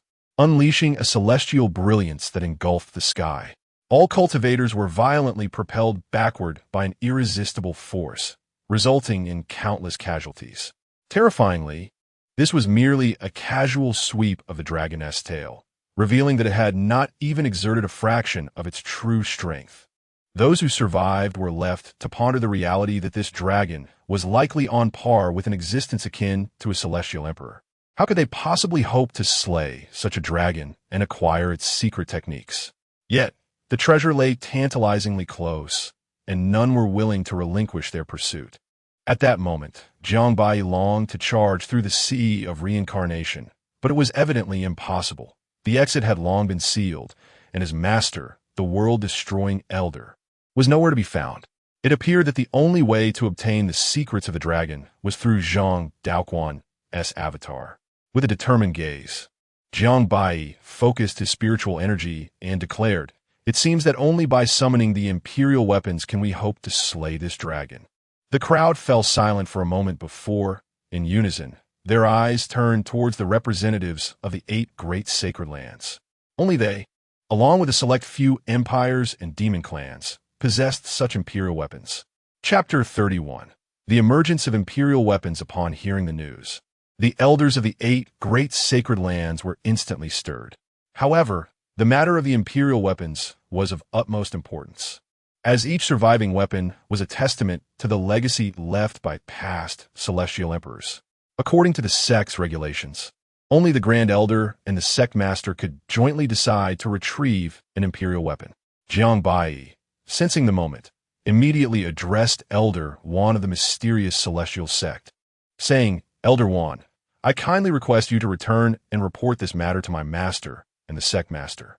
Once we obtain the true dragon secret technique, it will empower us with the might of a celestial emperor." Elder Wan, a disciple of Zhang Taihao, nodded in agreement. "Daoquan, take care of yourself." With that, Elder Wan, accompanied by several other elders, swiftly returned to the mysterious celestial sect. The other elders from the 7 sacred lands, not wishing to forsake the true dragon's secret technique, followed suit and returned to their respective sections. Even the members of the demon race could no longer contain their impatience and similarly returned to their clan. Yi Xian, Wang Quan, and the others cast solemn glances towards Zhang Daoquan, feeling an unfamiliar aura emanating from him. Previously, they had dismissed Zhang Daoquan entirely, but to their astonishment, during the opening of the ancient battlefield, he had transformed, his strength now elusive even to them. Unbeknownst to them, Zhang Daoquan had subtly begun to gain a reputation as a youthful sovereign. Even Chu Yun, who stood nearby, regarded Zhang Daoquan with newfound respect. Yet, the Buddhist disciple from the Thunder Sound Temple, Wu Xuanzi, remained unmoved, casting only a fleeting glance at Zhang Daoquan before resuming his recitation of scriptures. "Zhang Daoquan, do you dare to battle me?" Wang Quan, ever prideful, issued a direct challenge. The other prodigies from the sacred lands turned their gazes toward Zhang Daoquan, driven solely by the fact that he had slain numerous elites from their sects during the ancient battlefield. Particularly, the members of the Wuji celestial sect had already laid an ambush outside. Should Zhang Daoquan dare to emerge, it would mark his demise. The loss of the indestructible sword body had incited fury even in the sect leader of Wuji celestial sect, Sikong Nan, for Jian Huaping was his only direct disciple. However, Jiang Baiyi displayed no hint of fear, smiling as he declared, "Wang Quan, do not think that even if you, along with your lackeys, come at me, I would be intimidated. Impudent." Wang Quan bellowed, launching a radiant punch that sent shockwaves through the surroundings, scattering all nearby cultivators. Indeed, Wang was worthy of the tyrant heaven divine body. The terrifying power unleashed by his physique was overwhelming. To Jiang Baiyi's surprise at that moment, Chu Yun intervened and blocked Wang Quan's attack. "Chu Yun, do you intend to stop me?" Wang Quan asked coldly. With a face as frosty as winter, Chu Yun replied, "I do not seek to hinder you. However, the most pressing matter is to seize the true dragon's secret technique. If we engage in battle now, it may jeopardize our chances of slaying the true dragon." Wang Quan snorted disdainfully. "Zhang Daoquan, once we capture the true dragon, I shall personally ensure your demise." At this, A young prodigy from the demon race could no longer contain himself and exclaimed, "Nonsense! The life of Zhang Daoquan belongs to this prince." Even an elder from the Wuji celestial sect interjected, "Impossible! This brat's life is ours to claim." With a beaming smile, Jiang Baiyi gazed upon the multitude, astonished by the considerable animosity he had inadvertently garnered. It seemed that everyone harbored a desire to end his life. How amusing! The younger generation may be ignorant of their own limitations, but it was unexpected that even the elders would be so blind. "Dare you to touch even a single strand of my hair?" An elder from a misty immortal sect, possessing the 9th realm of the celestial platform, remarked coldly. "Chun Shanha, whom you intend to threaten? Do you think I fear you?" Instantly, chaos erupted among the myriad sacred grounds and the demon clan, with the atmosphere thickening as it appeared that a fierce confrontation was imminent. Jiang Baiyi, stoking the flames further, declared, "Enough with your idle chatter, you worthless fools. I have already proclaimed, anyone below the celestial monarch realm, come forth, and I shall slay you one by one." Upon hearing this, an elder from the misty immortal sect nearly fainted from rage and swiftly sent a message. "Daoquan, cease your words at once. At this rate, even your master cannot save you." With a smile, Jiang Baiyi reassured, "Elder Xen, fret not. This assembly of decrepit old fools cannot possibly contend with me. Ah, you insufferable brat, you infuriate me. Today, I shall teach you a lesson on behalf of your sect." An elder from the Wujia immortal sect, at the 6th realm of the celestial platform, could no longer restrain himself and, seizing the moment when all were distracted, unleashed a palm strike. A terrifying green light obscured the sky, and a palpable killing intent flooded the area. It seemed as if colossal ancient trees arose behind him, divine sounds resonating as countless vines surged toward Jiang Baiyi with lethal intent. Jiang Baiyi, however, intervened, radiating a blazing red light, and charged forward. With a sudden swing of his bronze war spear, he shattered all manifestations before him, subsequently piercing through the elder. Boom! Jiang Baiyi's arm trembled, and in an instant, the elder was reduced to mere flesh and blood. Such strength! The onlookers were left in stunned silence. A venerable elder at the 6th realm of the celestial platform had been dispatched by this youth in a single blow. Wang Quan and the others narrowed their eyes in realization. The Tao realm cultivation, the sun god body. No wonder he is so arrogant. He has actually advanced his 9-yang god body to the sun god body. It is likely that even the Batian god body would struggle to suppress him.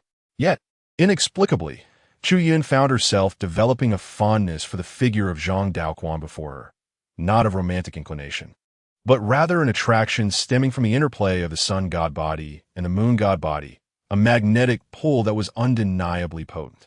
Even Yixin could not help but feel a surge of battle intent. I have long proclaimed that these individuals are nothing but worthless. The members of the Wujia immortal sect were on the brink of fury. "You little beast, you seek death." At that moment, an incomparably terrifying light flashed, and a resplendent spear materialized before the crowd, spanning vast distances, shaking the heavens and the earth. The celestial power, akin to a cascading waterfall of the Milky Way, poured forth, overpowering all. The members of the Wujia immortal sect were entirely subdued, rendered immobile. This was the imperial weapon of the misty immortal sect, the punishing heaven spear. The supreme elder, Zhang Taihao, followed closely behind. He had actually breached the barrier of the ancient battlefield, using the imperial weapon, and arrived here. "I shall see who dares to lay a hand on my disciple." The atmosphere was so tense that none dared to make a move. It was utterly silent. "I pay my respects to the esteemed elder," the disciple humbly declared. Jiang Baiyi spoke with reverence. Zhang Taihao nodded in satisfaction. In his eyes, Zhang Daoquan was his pride, and everything he did was only natural. As for those he had slain, it was their honor. However, in the next moment, the esteemed elders of the major sacred grounds appeared in succession, each wielding an imperial weapon. Even the usually composed Thunder Sound Temple had summoned the imperial bell of demon suppression. Naturally, several royal families of the demon race were no exception, collectively brandishing 7 imperial weapons. The simultaneous emergence of such a multitude of imperial weapons was truly unprecedented in millennia. Zhang Taihao remarked with a smile that masked his disdain. I did not expect Mastering Wang to also be present. It seems the true dragon's secret technique is indeed captivating. Mastering Wang, of lofty status and unfathomable cultivation, calmly stated, "This humble monk comes solely to subdue the true dragon, not to seize the secret technique." Upon hearing this, the crowd erupted in derision, finding his words utterly hypocritical. Even a 3-year-old would not believe such a claim. Chapter 32. The dragon slaying in progress in an instant, over a dozen individuals, each wielding imperial weapons from various factions, entered the lair of the true dragon. The overwhelming power of the imperial weapons posed a significant threat. Thus, Wang Quan and his companions opted to remain below. At that moment, the imperial weapons began to exhibit their might. The terrifying force of these weapons unleashed boundless celestial energy and laws, filling the air with an otherworldly aura. Countless phenomena erupted in the sky, and a furious dragon's roar resonated, causing the very earth to tremble violently, waves of energy obliterating the entire true dragon's lair. The true dragon in the heavens emitted a thunderous roar, its resplendent scales shimmering with golden light as it struck at several imperial weapons with a powerful claw, seemingly capable of tearing apart the fabric of reality itself. Boom! Various terrifying manifestations were instantly shattered by the dragon's claw, a testament to its prowess rivaling that of an immortal emperor. Yet, even without a master, the imperial weapons retained their formidable nature, quickly regaining their ferocity and resuming their lethal onslaught. The heavens were shattered, stars fell from the sky, and the sun and moon lost their radiance. The imperial weapons, acting autonomously, plunged into battle without the need for human command. With countless paths of law and principles cascading like snow, the clash was relentless and cataclysmic. The terrifying aftermath of the battle forced all cultivators to retreat miles away, fearing the devastating shockwaves. With a resounding crash, the punishing spear unfurled, radiating a dark brilliance, piercing through the cloudless sky, splitting the earth in two. The true dragon, with a pained roar, clamped its jaws around the punishing spear, only to be besieged by the other imperial weapons that seized the opportunity to attack ferociously. The true dragon suffered severe injuries, its blood spilling forth. Wang Quan and his companions were momentarily dazzled, but none dared to approach. To do so would be tantamount to courting death. The true dragon roared once more, its massive body quaking, sending all celestial weapons reeling. The dragon was incensed, intent on annihilating the insignificant insects before it. The true dragon descended, its might radiating throughout the realm, an indescribable celestial power sweeping in. Its two majestic horns shimmered with an unparalleled golden light, torrents of celestial energy cascading down, infused with boundless authority. Around its horns, countless stars appeared to swirl, the sun and moon aligning in their cosmic dance. In this moment, the true dragon became the very center of the universe, enveloped in an intricate tapestry of cosmic laws, a sight both awe-inspiring and terrifying. At that juncture, the imperial weapons sensed the looming threat, suddenly halting in place, spinning rapidly. In an instant, ethereal shadows of immortal emperors manifested behind each imperial weapon, rendering the myriad stars mere specks of dust in their presence, while the mountains and rivers flickered in and out of sight. As if the laws of the universe were at their command, the immortal emperors wielded dominion over the cosmos, crafting all existence, vanquishing gods and demons, plucking stars and moons from the heavens, their gaze illuminating or shrouding the world in darkness. The shadows of the immortal emperors spoke in unison, their words resonating with the force of the natural order itself. Though their tone was calm, it carried the weight of the universe's inherent laws, their immense power coalescing instantaneously, intertwining in a display of unparalleled dominance. The true dragon's eyes turned cold and merciless, traversing vast distances in the blink of an eye, unleashing its secret arts as darkness enveloped the world. The merciless slaughter unfolded, and everything in the vicinity rapidly faded into oblivion. A profound silence enveloped the vast expanse, as a deafening roar resonated in everyone's ears. Faces turned pale, and individuals collapsed to the ground. Even the mightiest celestial monarchs were struck with horror. Boom! Boom! Boom! The collision at the celestial emperor level was beyond the imagination of ordinary mortals. The cosmos was in constant destruction, and cultivators throughout the southern region trembled in fear. Unable to find peace, no one anticipated the overwhelming might of the true dragon, capable of simultaneously clashing with numerous imperial artifacts. It was unfathomable to consider the sheer power of the ancient, boundless celestial emperor. Blinding light erupted, illuminating the heavens, as massive meteors rained down from the sky, and the fragmented starry river shimmered in and out of view. Yet, at that moment, Jiang Baiyi wore a smile. The greater the strength of the true dragon, the more it underscored the rarity of this true dragon secret technique. Suddenly, Jiang Baiyi approached Yi Xian. Puzzled, Yi Xian looked at Zhang Daoquan and inquired, "What do you intend to do?" He, Yi Xian, shall we collaborate? Do you desire the true dragon secret technique? Yi Xian's expression turned scornful as he replied, "Though you are powerful, you stand no chance below the celestial monarch realm to seize the true dragon." Jiang Baiyi's smile broadened. "Let's not hold back. I can sense a formidable power within you, and I possess the same. Dare to take a gamble with me?" Yi Xian was taken aback. Zhang Daoquan could discern the trump card hidden within him. Had he also received the inheritance of a celestial emperor? That must be the case. No wonder he ascended to the solar divine body. Yet, Yi Xian hesitated and said, "If you can prove it to me, then we may join forces." Yi Xian coveted the true dragon's secret technique as well, and this presented a fortuitous opportunity. However, he was uncertain of his own chances alone. If Zhang Daoquan possessed similar abilities, then his odds of success would significantly increase. As for who would ultimately claim the true dragon, that would depend on their respective capabilities. But Yi Xian was confident in himself. With ulterior motives in their hearts, Jiang Baiyi readily agreed. At that moment, the true dragon's celestial energy began to wane.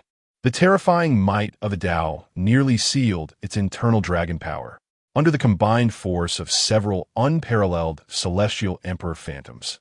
Even the true dragon was beginning to falter.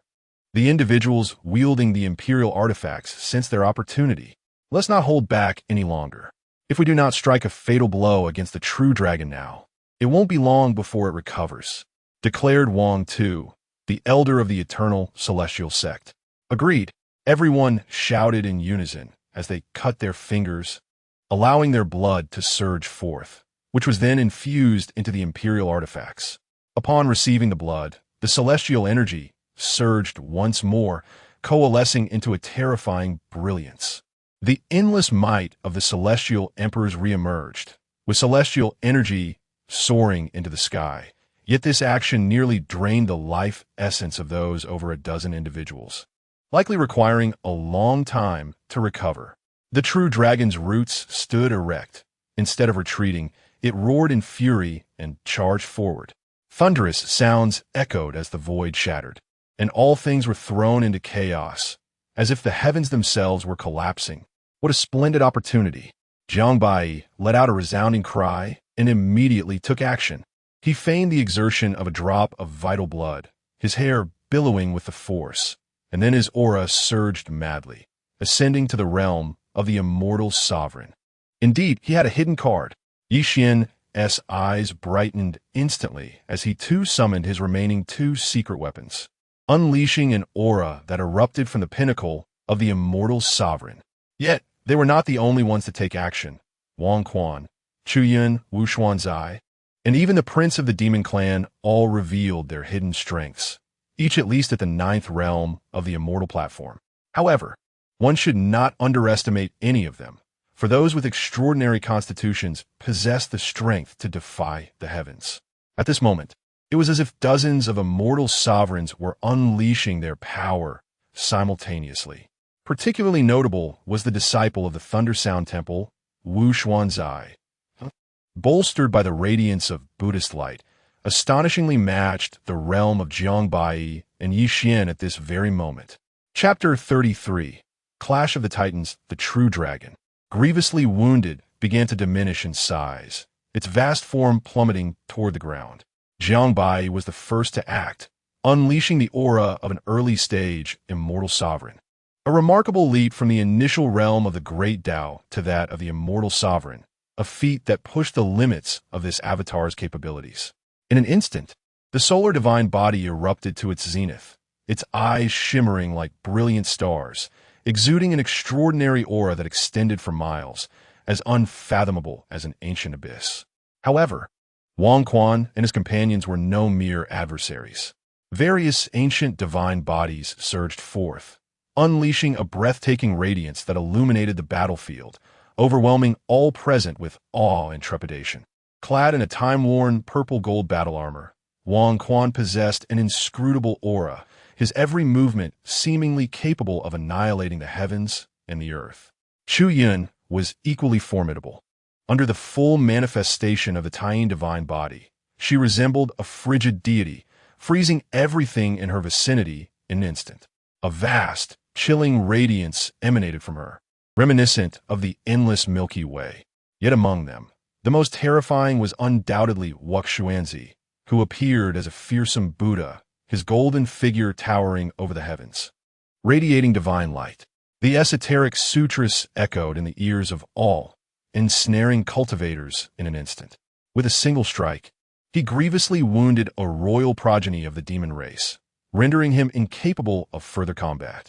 Several hidden prodigies were taken aback by this spectacle, their gazes suddenly drawn to Wuxuanzi, recognizing the formidable strength he possessed.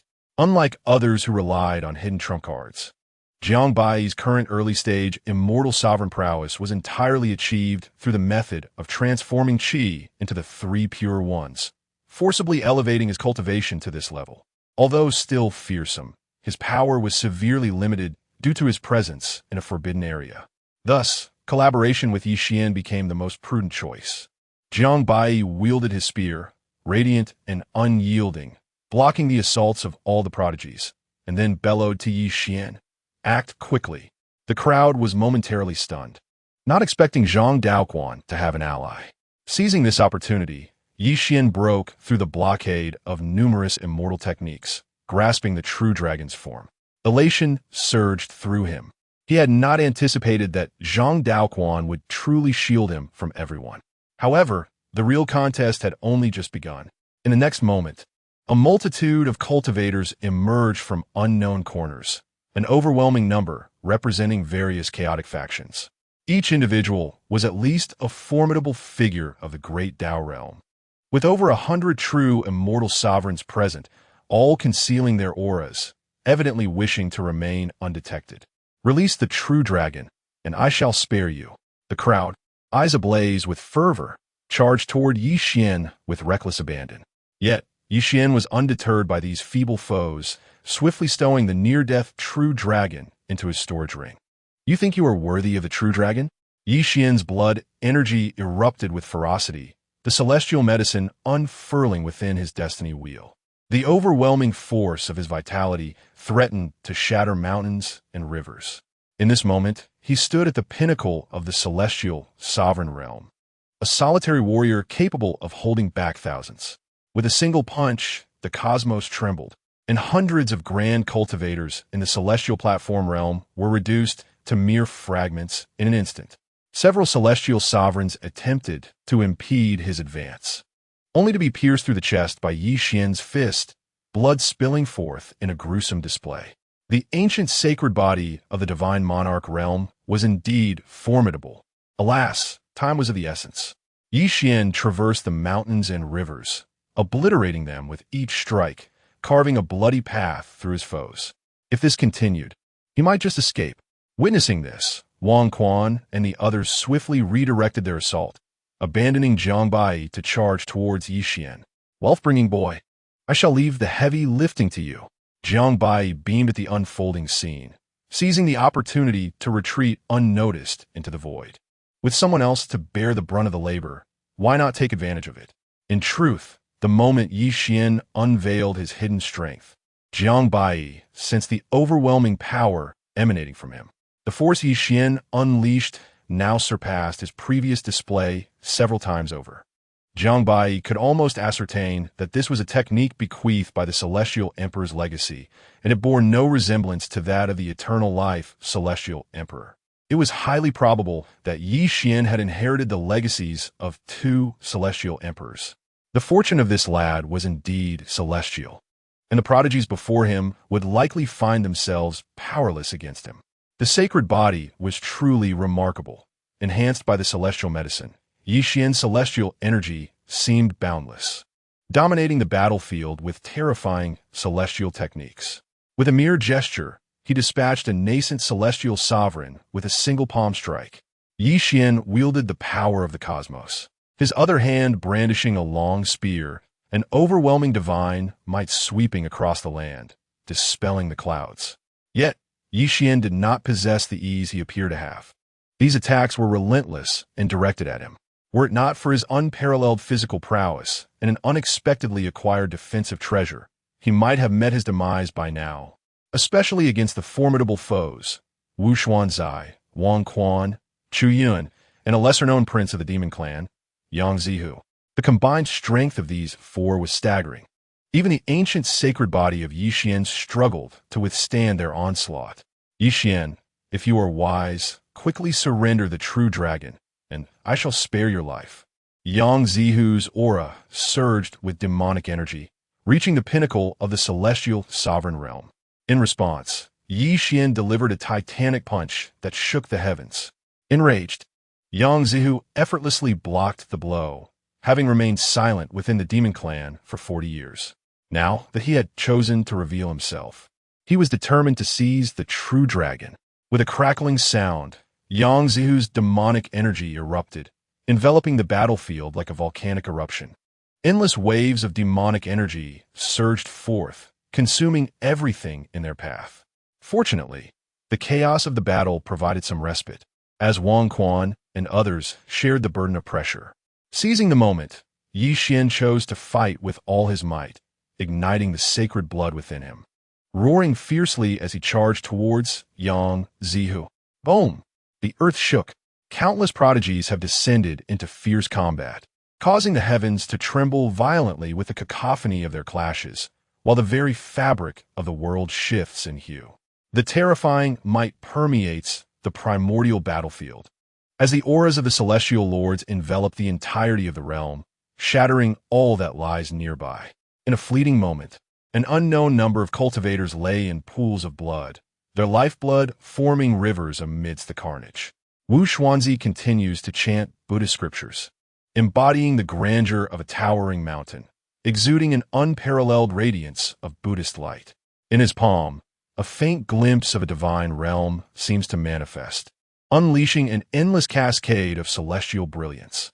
Each strand of Buddhist light resembles a harbinger of dread, imposing immense pressure upon Yi Xian. Though Yi Xian grows increasingly valiant in battle, Wu Xuanzi appears to possess hidden cards, his demeanor exuding an air of nonchalance. Unlike the others from Lane Temple, his expression remains strikingly indifferent, delivering strikes without the slightest mercy. Where's that scoundrel, Zhang Daoquan?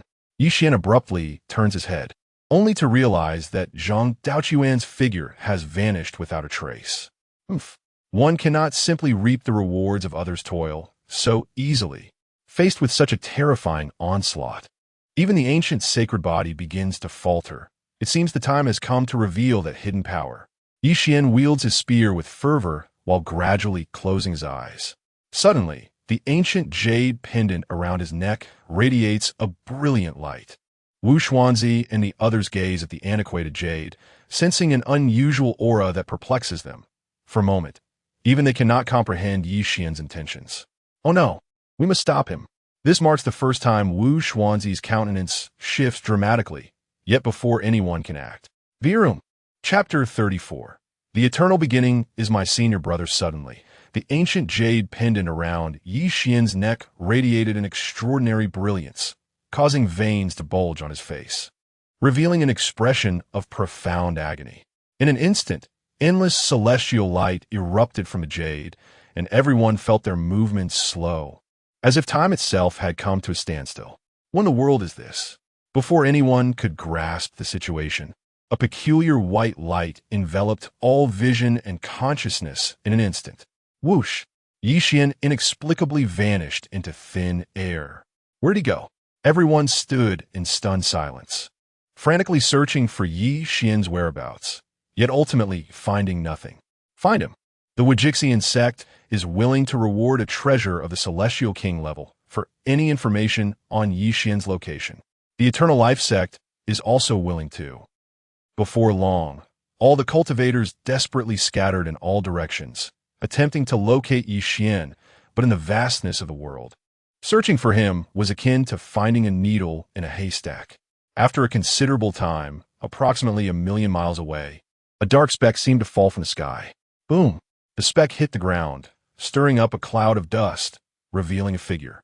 Yi Xian, having suffered a severe decline in his cultivation, struggled to rise, glancing around to confirm he was alone before dragging his weary body into a dense ancient forest. Ha! Who would have thought? Yi Xian, have managed to escape. Yi Xian chuckled as he caressed the ancient jade around his neck. It was undoubtedly the greatest secret of his life. Although he had not yet fully unraveled the mysteries of this jade, it had saved him from peril on multiple occasions. Just as Yi Xian basked in his triumph, a strange shadow suddenly appeared behind him. Before he could turn around, bang! A pain beyond description surged through the back of Yi Xian's head, and he collapsed to the ground, unconscious. My apologies, wealth-bringing boy. With this blow, 20 years of cultivation, even a celestial monarch cannot withstand. Yet this ancient jade truly is a splendid treasure. Even I find it somewhat inscrutable. And this true dragon, Tao artifact, well, I might as well take the storage ring too. After a long while, Yi Xian finally awoke groggily, his head throbbing. Where am I? Oh no, where's my jade? Hours passed, and Yi Xian remained in a daze, clutching the bloodied brick in his hand, unwilling to let go. Who is it? Who could it be? Who on earth? Beast, who could have robbed me? That was my lifetime savings, along with the Tao artifact gifted by my master. Bastard, regardless of who you are, I, Yi Xian, swear to rend you to pieces, annihilate your ancestors for 18 generations, and cast your soul into the netherworld. Arg! Yi Xian spat out a mouthful of blood, unable to withstand the blow, and fainted once more. At this moment, within the sea of reincarnation, the true instigator, Jiang Baiyi, continued to battle fiercely, facing a monster whose cultivation had reached an alarming level, half a step into the realm of the Celestial Emperor. Could it possibly be any more outrageous? Jiang Baiyi now harbors grave suspicions that the Elder of Annihilation wishes for his demise, only to subsequently usurp his body. For what sane master would orchestrate such a scheme? Indeed, sending an unremarkable little celestial monarch to engage in battle against a being of half-step Celestial Emperor caliber is utterly incomprehensible. No wonder he is called the Elder of Annihilation. He exhibits not a shred of humanity. As Jiang Baiyi fought fiercely, he could not help but voice his thoughts in disdain.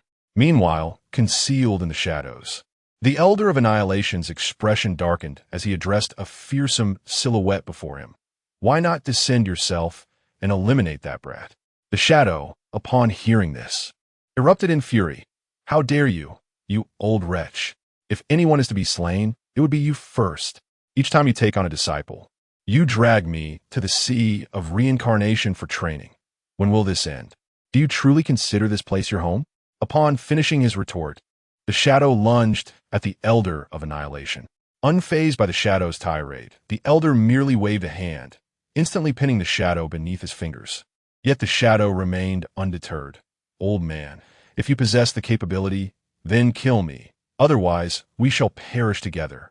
The Elder of Annihilation almost found this declaration amusing. Perish together? With you? He dismissed the shadow's threat and gestured toward the distance. You lot, go forth and eliminate that brat. The 6 terrifying creatures hesitated momentarily, astonished that a mere old man would dare command them, beings of half-step Celestial Emperor rank. Boom! The Elder of Annihilation pierced through the shadow's form with a single finger. Witnessing this, The 6 creatures trembled in fear and hastily charged toward Jiang Baiyi. The shadow reformed its body, seething with rage. "You scoundrel! Why threaten them and take your ire out on me?" At that moment, Jiang Baiyi had finally obliterated the half-step celestial emperor creature with a single punch. However, in the blink of an eye, he found 6 more half-step celestial emperor creatures advancing toward him. "Master, oh master, you truly are oblivious to my plight.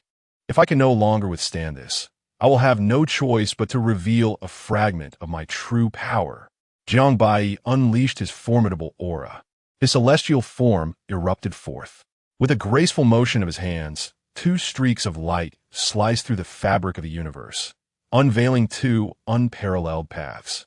An overwhelming torrent of chaotic energy surged forth, reminiscent of the primordial cosmos, as the terrifying might of his Tao obliterated all in its wake. The 6 half-step celestial emperor creatures, despite their formidable strength, could not withstand such dreadful power and were consumed by Jiang Baiyi's path. The shadow, witnessing this, trembled with rage, exclaiming, "You old fool, you have truly gone too far. You dare summon a prodigy on par with a celestial emperor, seeking to collapse my entire sea of reincarnation?" Even the Elder of Annihilation was momentarily taken aback, chuckling, "This little rascal has already opened his path. How deeply he has concealed his capabilities. Are you not listening to me?" The Elder of Annihilation cast a casual glance before delivering a punch that sent the shadow crashing back into the sea of reincarnation, reappearing before Jiang Baiyi. "Master, you have finally arrived. I was nearly done for. Please, grant me some celestial herbs to restore my strength." Jiang Baiyi weakly clutched his chest and spoke. To his astonishment, the Elder of Annihilation actually produced a miraculous herb. With a face full of disbelief, Jiang Baiyi remarked, "Could you refrain from extracting it directly from my storage ring in front of me? This represents my hard-earned wealth." The Elder of Annihilation waved his hand, and an eerie aura emanated from the herb, which he then tossed back to Jiang Baiyi. It was evident that the old man had tampered with the herb. "Thank you, master. I was careless, truly careless." The elder replied nonchalantly, "It is satisfactory, although the path is not yet perfect. It will soon rival the grandeur of the primordial emperor's way." Jiang Baiyi gazed at the elder in astonishment and inquired, "Master, do you know the primordial immortal emperor?" "He is my senior brother." "Hiss." Jiang Baiyi inhaled sharply, realizing why his master was so audacious. He clearly had powerful connections. Chapter 35. The script is a bit late. As soon as Jiang Baiyi stepped out of the reincarnation sea, his doppelganger appeared before him. Jiang Baiyi swiftly took the storage ring and the ancient jade, and the doppelganger instantly vanished. The Elder of Annihilation shook his head and remarked, "You truly resemble your father, insatiable and greedy. For mere few divine bodies and a handful of celestial herbs, you are willing to exert such effort. With your current strength, it would be more prudent to directly obliterate those sacred grounds." "Master, are you attempting to seize my body?" Jiang Baiyi inquired with a perplexed expression. Bang! The Elder of Annihilation slapped Jiang Baiyi into the sea. "Did I need to wait until now to seize your body?" Jiang Baiyi immediately sprang up. "Master, a gentleman uses words, not violence. Since you do not wish to seize my body, why would you send me to my demise? Given the foundation of those sacred grounds, if I were to venture forth now, I would either perish or be severely injured. What if someone attempts to seize my body in that moment? If you look at me with that expression again, I shall send you straight to the Yellow Springs," the Elder of Annihilation said ominously. "Haha, master, do not be angry. I meant to say old Hay. That wretched creature has been up to no good. While I toiled in fierce battle ahead, he reaped all the benefits." Old Hay, upon hearing this, could no longer contain his rage, nearly bursting with indignation. "You vile little brat. How dare you shamelessly utter such words? I have endured humiliation and consumed so many disgusting substances for the sake of my primordial spirit, and now, the little strength I managed to recover has been completely devoured by you. You bastard, do not release me. Otherwise, I will surely kill you."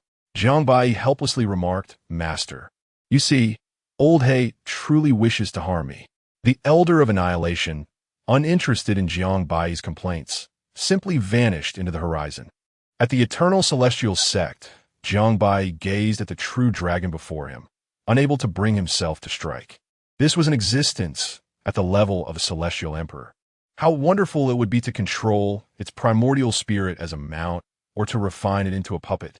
Alas, the temptation of the true dragon's secret technique was overwhelming, and Jiang Baiyi had no choice but to swiftly end the true dragon's life, collecting every drop of its dragon blood into a precious vial, without leaving a single drop behind.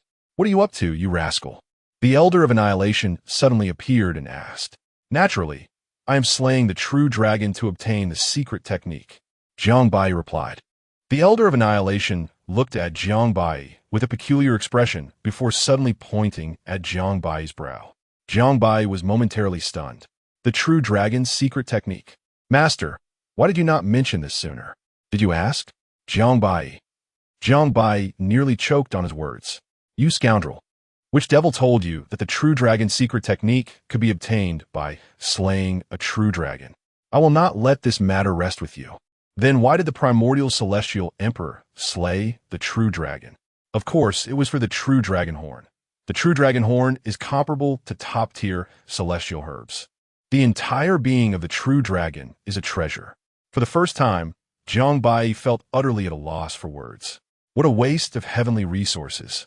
It truly is a lamentable squandering. Once, an extraordinary puppet of the celestial emperor rank was presented before me, yet I failed to cherish it properly, and now I find myself filled with regret. The Elder of Annihilation gazed at Jiang Baiyi's pained expression, his mood oddly uplifted as he jested. "Fear not. The flesh and blood of this true dragon are indeed remarkable treasures. Once consumed, your celestial demonic physique should approach perfection." Without hesitation, Jiang Baiyi set about preparing the dragon's carcass. 3 months later, Jiang Baiyi had completely devoured the entire body of the true dragon.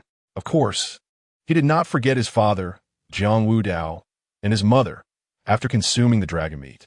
Both of them had directly ascended to the realm of the celestial king and should have completed their tribulations by now.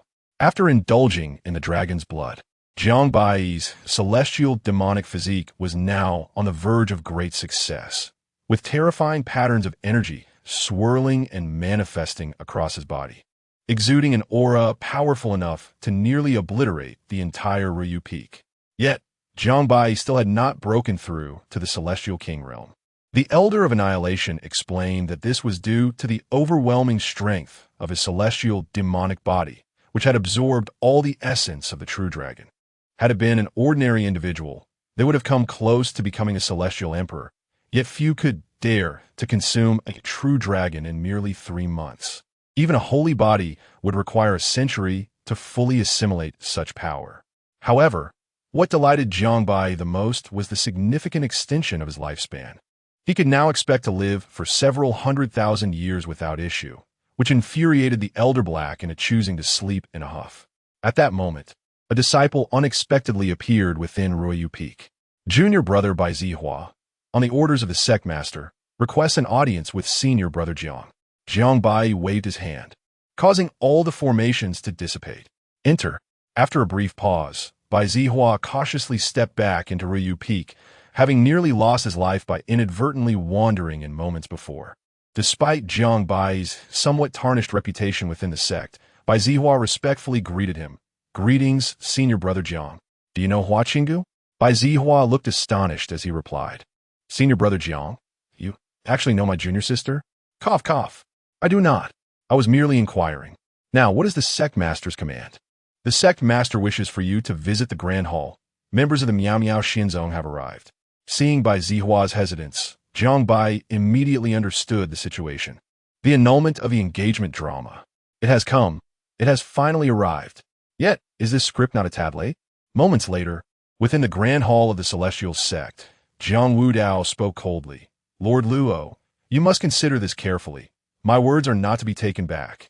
Luo, Tinshuang, seemingly oblivious to the threat in Jiang Wudao's tone, replied nonchalantly, "To be honest, Lord Jiang, I have pondered this matter for quite some time. However, the issue of a partner is significant. Yun has advanced to the Dao realm, and will soon participate in the competition for the Dao Child. Should she succeed, we would still need to annul the engagement. It is better to clarify this matter with you now. The so-called contest for the Daozi refers to the rivalry for the future heir of the sect. According to the regulations of the misty, immortal sect, no sect leader may marry. Jiang Dao let out a cold chuckle, to which the elder Jie Mingyuan solemnly replied, "Sect leader Luo, how can the decisions made by the ancient immortal sect be altered at will? Would that not invite the ridicule of the world?" Luo Tianshuang remained unperturbed, responding calmly, "My mind is made up. I request that sect leader Jiang retract his decree." Although Jiang Dao had fervently facilitated the betrothal between Jiang Baiyi and Chu Yun, the matter involved two great sacred grounds and was by no means trivial. It could not simply be dismissed. Just as Jiang Dao was about to erupt in anger, Jiang Baiyi and Bai Zihua had already arrived at the Grand Hall. Disciple Jiang Baiyi, Bai Zihua, pays respects to the sect leader and esteemed elders. "Rise," said the sect leader. "Baiyi, you have arrived at the right moment. Sect leader Luo intends to annul your engagement. What is your opinion on this matter?" Elder Jie Mingyuan inquired. All eyes in the hall turned towards Jiang Baiyi. Chu Yun's expression was indifferent, her heart solely devoted to the path of the Tao, rendering her incapable of harboring any feelings for Jiang Baiyi, especially given his mediocre talents. Chapter 36. The script seems arrived before Jiang Baiyi could respond. Luo Tianshuang suddenly spoke. "If young master Jiang agrees to annul the engagement, I, as the sect master, can make an exception and grant you entry into the mystical realm." The mention of the mystical realm left everyone present in stunned silence. This was no ordinary realm. It was the most enigmatic supreme realm within the mysterious celestial sect, said to have been crafted by the celestial emperor of Ur.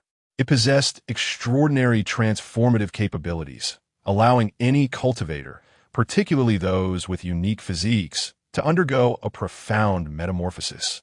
Historically, only the disciples of the mysterious Holy Land were permitted entry. What astonished the crowd was that Luo Tianshuang was willing to pay such a hefty price for her disciple. Even more perplexing to Jiang Dao and the others was how Luo Tianshuang could persuade the elders of the mysterious celestial sect to agree to such a matter, given its significance to the sect's foundation. Even as the sect master, it would be a daunting task. Without waiting for Jiang Baiyi to speak, Jiang Dao, unusually inquisitive, inquired, "Is what sect master Luo said truly the case?" No need for further words. "Very well. This matter is agreed upon." Jiang Dao seemed eager to secure the agreement, fearing that Luo Tianshuang might retract her offer. His sudden shift in demeanor left the assembled elders both shocked and speechless. Good heavens, such a rapid change of countenance. Although the mystical realm is indeed a supreme realm, as the master of the eternal celestial sect, one would not expect such fervor. How embarrassing this is. Had I known back then, I would have appointed Shao Yiji as the sect master. It appeared that even Luo Tianshuang was taken aback by how readily Jiang Dao acquiesced. It was astonishingly smooth. However, one could surmise that Jiang Dao's agreement was primarily due to Jiang Baiyi's exceptional talents. Within a year, young Master Jiang may visit our mysterious, celestial sect at your convenience. "Farewell," Luo Tianshuang declared, having dissolved Chu Yun's engagement, and without lingering. She turned and left with Chu Yun. As for Jiang Baiyi, who was supposed to be the protagonist of the day, he wore a perplexed expression. "What's happening? This is not the script we agreed upon. Why are you deviating from the narrative? The critical point is that I haven't uttered a single word yet. Oh, father, what are you up to now?" Once the crowd dispersed, Jiang Dao noticed the confusion in his son's heart and earnestly said, "Baiyi, you must have many questions in your mind." Upon hearing such a familiar endearment, Jiang Baiyi felt a shiver run down his spine. "Father, could you not be so unorthodox? I am not quite accustomed to this." "You rascal," Jiang Dao retorted with a hint of irritation. "To be frank, my actions stem from necessity. It is all for your mother." Jiang Baiyi, exasperated, replied, "Do you take me for a fool? My mother has just broken through to the celestial king realm. Her lifespan has significantly increased, and she lives each day without worry. What could possibly be amiss?" Jiang Dao spoke with a grave expression, lamenting, "Alas, This predicament arises from my lack of foresight. It is precisely due to your mother's breakthrough into the realm of the immortal king that complications have ensued.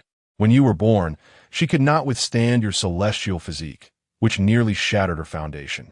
I exerted tremendous effort to stabilize her roots, but after her ascension, I believed she would solidify her foundation. Unexpectedly, unforeseen circumstances arose. Although she narrowly survived the tribulation, she now faces a renewed threat of collapse. And perhaps even her life hangs in the balance. After consulting ancient texts, I discovered that only the miraculous flower, the ethereal bloom, found in the mysterious realm, can save her. I had intended to seize this opportunity to take action against the mysterious Holy Land and forcibly obtain the ethereal bloom.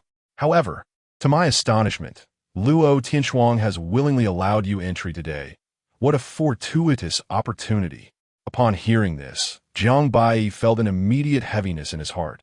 It was indeed so. The injury sustained by his mother ultimately stemmed from his very existence. Since birth, with his memories intact, he had distanced himself from his parents at a young age. Although Jiang Baiyi had always held deep respect and affection for his mother, there remained a certain emotional distance, an absence of the profound bond typically shared between mother and child. Yet, this was not the time for self-reproach. It was imperative that Jiang Baiyi resolve to save his mother at all costs. He promptly retrieved 2 celestial herbs from his storage ring and inquired, "Are these herbs of no use?" Jiang Wudao was taken aback. When had this boy acquired such wealth?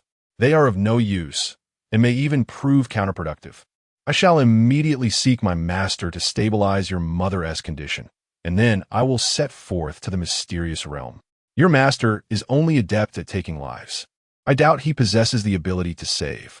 Nevertheless, do not be overly anxious. Your mother should be able to maintain her condition for approximately 3 more months. Visit her first, and we shall depart tomorrow. Leaving too soon may raise their suspicions." Jiang Baiyi nodded and swiftly made his way to Anshan Peak, the dwelling of his mother, Yunxi. Having just descended from Anshan Peak, Jiang Baiyi's face was etched with concern.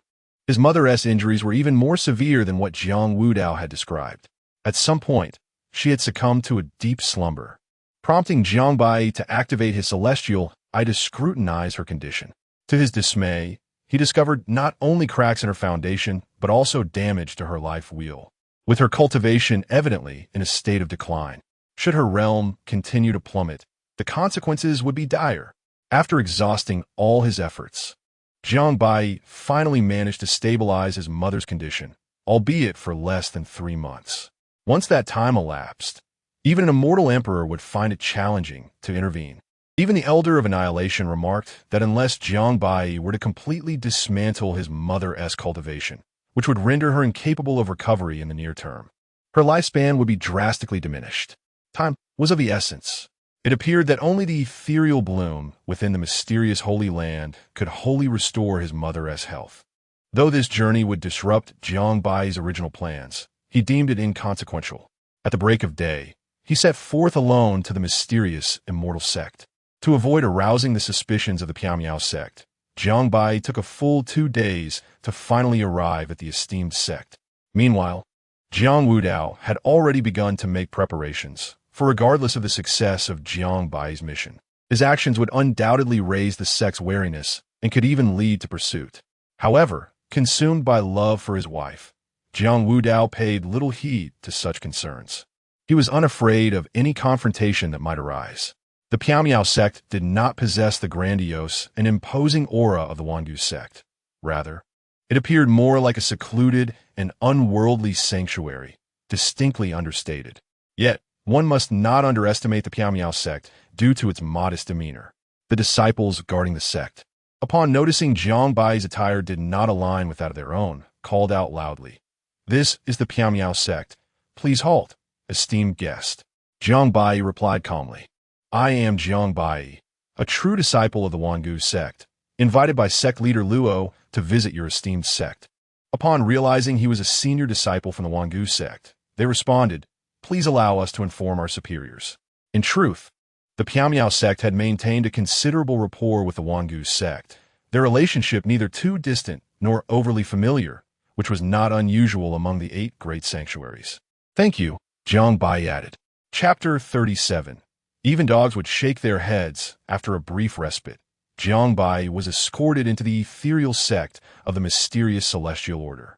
Once settled by a disciple assigned to guide him, the disciple conveyed, "The sect master has indicated that preparations for the matter at hand will require an additional 3 days. I kindly ask for your patience, senior brother Jiang." Jiang Baiyi had anticipated this delay. He understood that haste often leads to failure, and thus he acquiesced. Meanwhile, Luo Tianxuang was embroiled in a fervent debate with several esteemed elders. "Although you're the sect master, we have not fully acquiesced. How could you unilaterally promise Jiang Wudao on this matter? It is an utter disregard for the sect's regulations." Elder Qin's words resonated strongly. "It has come to my attention that young man has already arrived at our celestial sect. If we refuse him, do we not risk tarnishing the reputation of our mysterious holy land?" The elders voiced their discontent simultaneously, seizing the opportunity to challenge Luo Tianxuang, who held a position of great prestige. Even Luo Tianxuang was taken aback by Jiang Baiyi's premature arrival. His audacity was astonishing. Initially, she had intended to methodically approach the matter over the course of several months, but now she found herself in an untenable position. This insufferable lad, much like his father, seemed utterly oblivious to the concept of decorum. Amidst the dissent, Elder Zhang Taihao emerged as the foremost opponent. In his eyes, his grandson, Zhang Daoquan, was a paragon of the solar divine body, destined to attain the position of the Daozi and to eventually enter the mysterious secret realm. Therefore, it was inconceivable to allow an outsider precedence in entering the realm. This was a matter he would never accept. Zhang Taihao, a figure of great authority and profound cultivation, wielded considerable influence within the mysterious celestial order.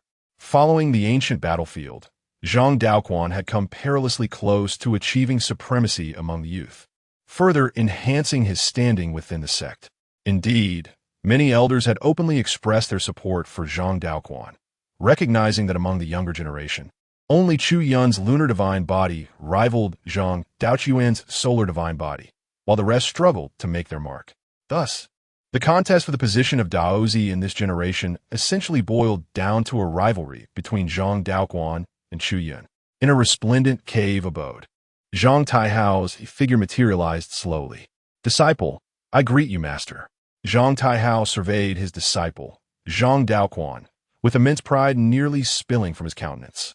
"Heis, Kvanea, it seems your cultivation has advanced significantly of late," he remarked with a smile. "Such progress is owed entirely to your guidance, master." "I dare not take credit," Zhang Daoquan replied humbly. Since the conclusion of the ancient battlefield, while his demeanor remained unchanged, he seemed to have undergone a transformation of sorts.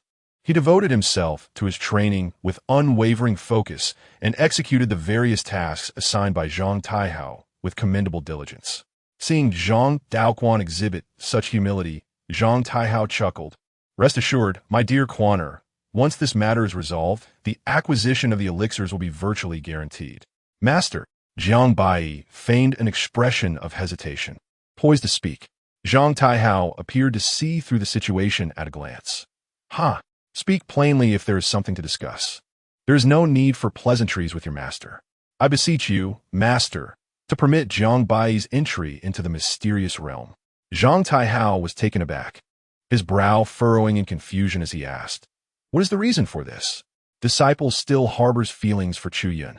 If master could grant the request of the sect leader, perhaps Chu Yun and I could advance our relationship. I implore you to support this. Upon hearing this, Zhang Taihao fell silent. Zhang Daoquan's affection for Chu Yun was well known throughout the mysterious immortal sect. It was hardly a secret. In fact, Zhang Taihao did not oppose this matter, but rather had always been supportive. This was not only because Chu Yun was the sole disciple of Luo Tianxuang, but also because the Yin god body and the Yang god body were a fated pair. If the two could cultivate together, their progress would be astonishing. Furthermore, Zhang Taihao felt indebted to Zhang Daoquan. Nevertheless, he spoke earnestly. "You must think carefully. The elixir is almost within reach. Should you miss this golden opportunity, it may very well belong to Chu Yun." Disciple understands. Without the elixir, I am confident in my ability to attain the status of immortal emperor, but without Chu Yun, I humbly request your support. Zhang Taihao gently patted Zhang Daochuan's shoulder. After a long pause, as if finally making a decision, he sighed, alas. Very well, Quaner. I shall lend you my assistance once more. Rest assured, Chu Yun shall be yours, but before your divine body reaches completion, you must dedicate your efforts to cultivation and not be distracted. Do you understand? Disciple understands. Thank you for your support, Master. Your kindness is unforgettable. With Zhang Taihao's unwavering support, within 3 days, the elders of the mysterious immortal sect finally relented and reluctantly agreed to allow Jiang Baiyi to enter the secret realm, albeit for only 3 hours. 3 days later, in the side hall, Jiang Baiyi, being merely a true disciple of the ancient immortal sect, could only enter the side hall. However, upon entering, he was met by a dozen or so elders clad in white robes, their formidable auras seemingly poised to engulf him. All eyes were fixed upon Jiang Baiyi. Their expressions varied. True disciple of the ancient immortal sect, Jiang Baiyi, pays respects to sect leader Luo. Jiang Baiyi stated calmly. Be seated. Luo Tianshuang allowed Jiang Baiyi to sit, undoubtedly out of respect for Jiang Wudao. Yet his gaze remained fixed on Jiang Baiyi, filled with unspoken sentiments. He marveled at the fact that the once great figure Jiang Wudao had produced a son of such ordinary talent, whose cultivation still lingered in the mid-stage of the divine power realm. Truly, a wretched seed that could not thrive.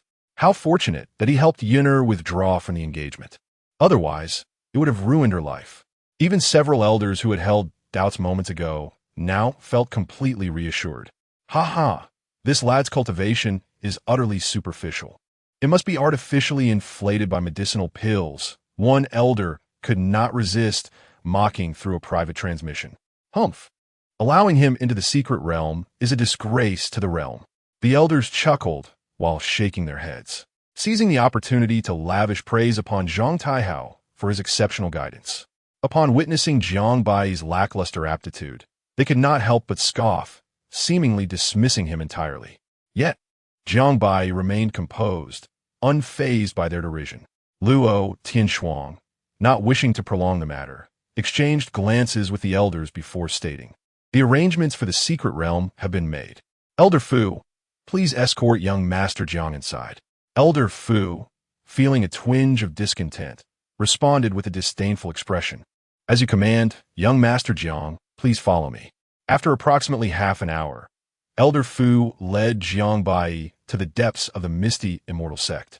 Along the way, he took care to ensure that no one noticed their passage, for if word of this venture were spread, it would likely incite discontent and dissent among the disciples. They finally halted before a serene lake enveloped in ethereal mist, rich in spiritual energy. This mystical secret realm was indeed extraordinary, so much so that anyone else arriving here would scarcely believe they stood before the legendary misty secret realm. Chapter 38, Enough Pretense. You have been seen through by this elder. This is the mysterious realm. I cannot enter, so young Master Jiang, you may descend on your own. However, you must not bring anything with you, including clothing. Elder Fu said impatiently, not even bothering to mention the 3-hour time limit to Jiang Baiyi, as he deemed it unnecessary. Given Jiang Baiyi's woeful aptitude, he would likely not last beyond 2 hours before succumbing and emerging. The prohibition on carrying anything was, of course, a precaution by the mysterious immortal sect to prevent Jiang Wudao from employing any covert means. Upon hearing this, Jiang Baiyi merely nodded nonchalantly, removing his storage ring and clothing, though a hint of inscrutable mischief glimmered in his eyes. If I wish to conceal something, do you think you could uncover it? As for that old fool, in deference to my mother, I shall temporarily tolerate you, but rest assured, I will exact my vengeance upon you in due time. With a splash, Jiang Baiyi leaped into the lake, which indeed revealed a hidden paradise. A wave of transformative energy enveloped him, intoxicating in its allure, with wondrous scents wafting through the air, akin to a celestial realm. Yet, Jiang Baiyi had no intention of lingering to admire the scenery. He swiftly pressed deeper, disregarding the captivating energy that surrounded him. No longer concealing his prowess, Jiang Baiyi activated his heavenly eye for exploration. The mysterious realm, as expected from the creation of the mysterious immortal emperor, was profoundly enigmatic. Even he could not ascertain its full extent in such a short span. He surmised it might be a miniature world, intentionally crafted with the emperor's power. As he ventured further, Jiang Baiyi remained undeterred, evidently having identified the true source of the transformative energy. After a considerable half-hour, he finally beheld the fabled treasure, the nether flower. For cultivators below the immortal sovereign realm, it would take them at least 10 days to reach this point, which explained the time constraints imposed by the mysterious immortal sect. With a slight wave of his hand, the nether flower remained motionless. Yet a formidable vestige of the immortal emperor surged toward him. Indeed, there are means at play here, but unless the mysterious immortal emperor has truly returned, you shall retreat. Jiang Baiyi thrust his palm forward, ensnaring the emperor's residual power as grand pathways manifested. Before long, the remnants of the immortal emperor were devoured by Jiang Baiyi. With another wave of his hand, the nether flower vanished without a trace. Fortunately, Jiang Baiyi had refrained from absorbing any transformative energy, for it was now gradually dissipating around him. Although the process was slow, within 10 months to a year, the mysterious immortal sect would likely discover the change. To prevent an immediate revelation, Jiang Baiyi cleverly tore open the space and retrieved a peculiar herb, reminiscent of the nether flower yet distinctly odd, placing it in its stead.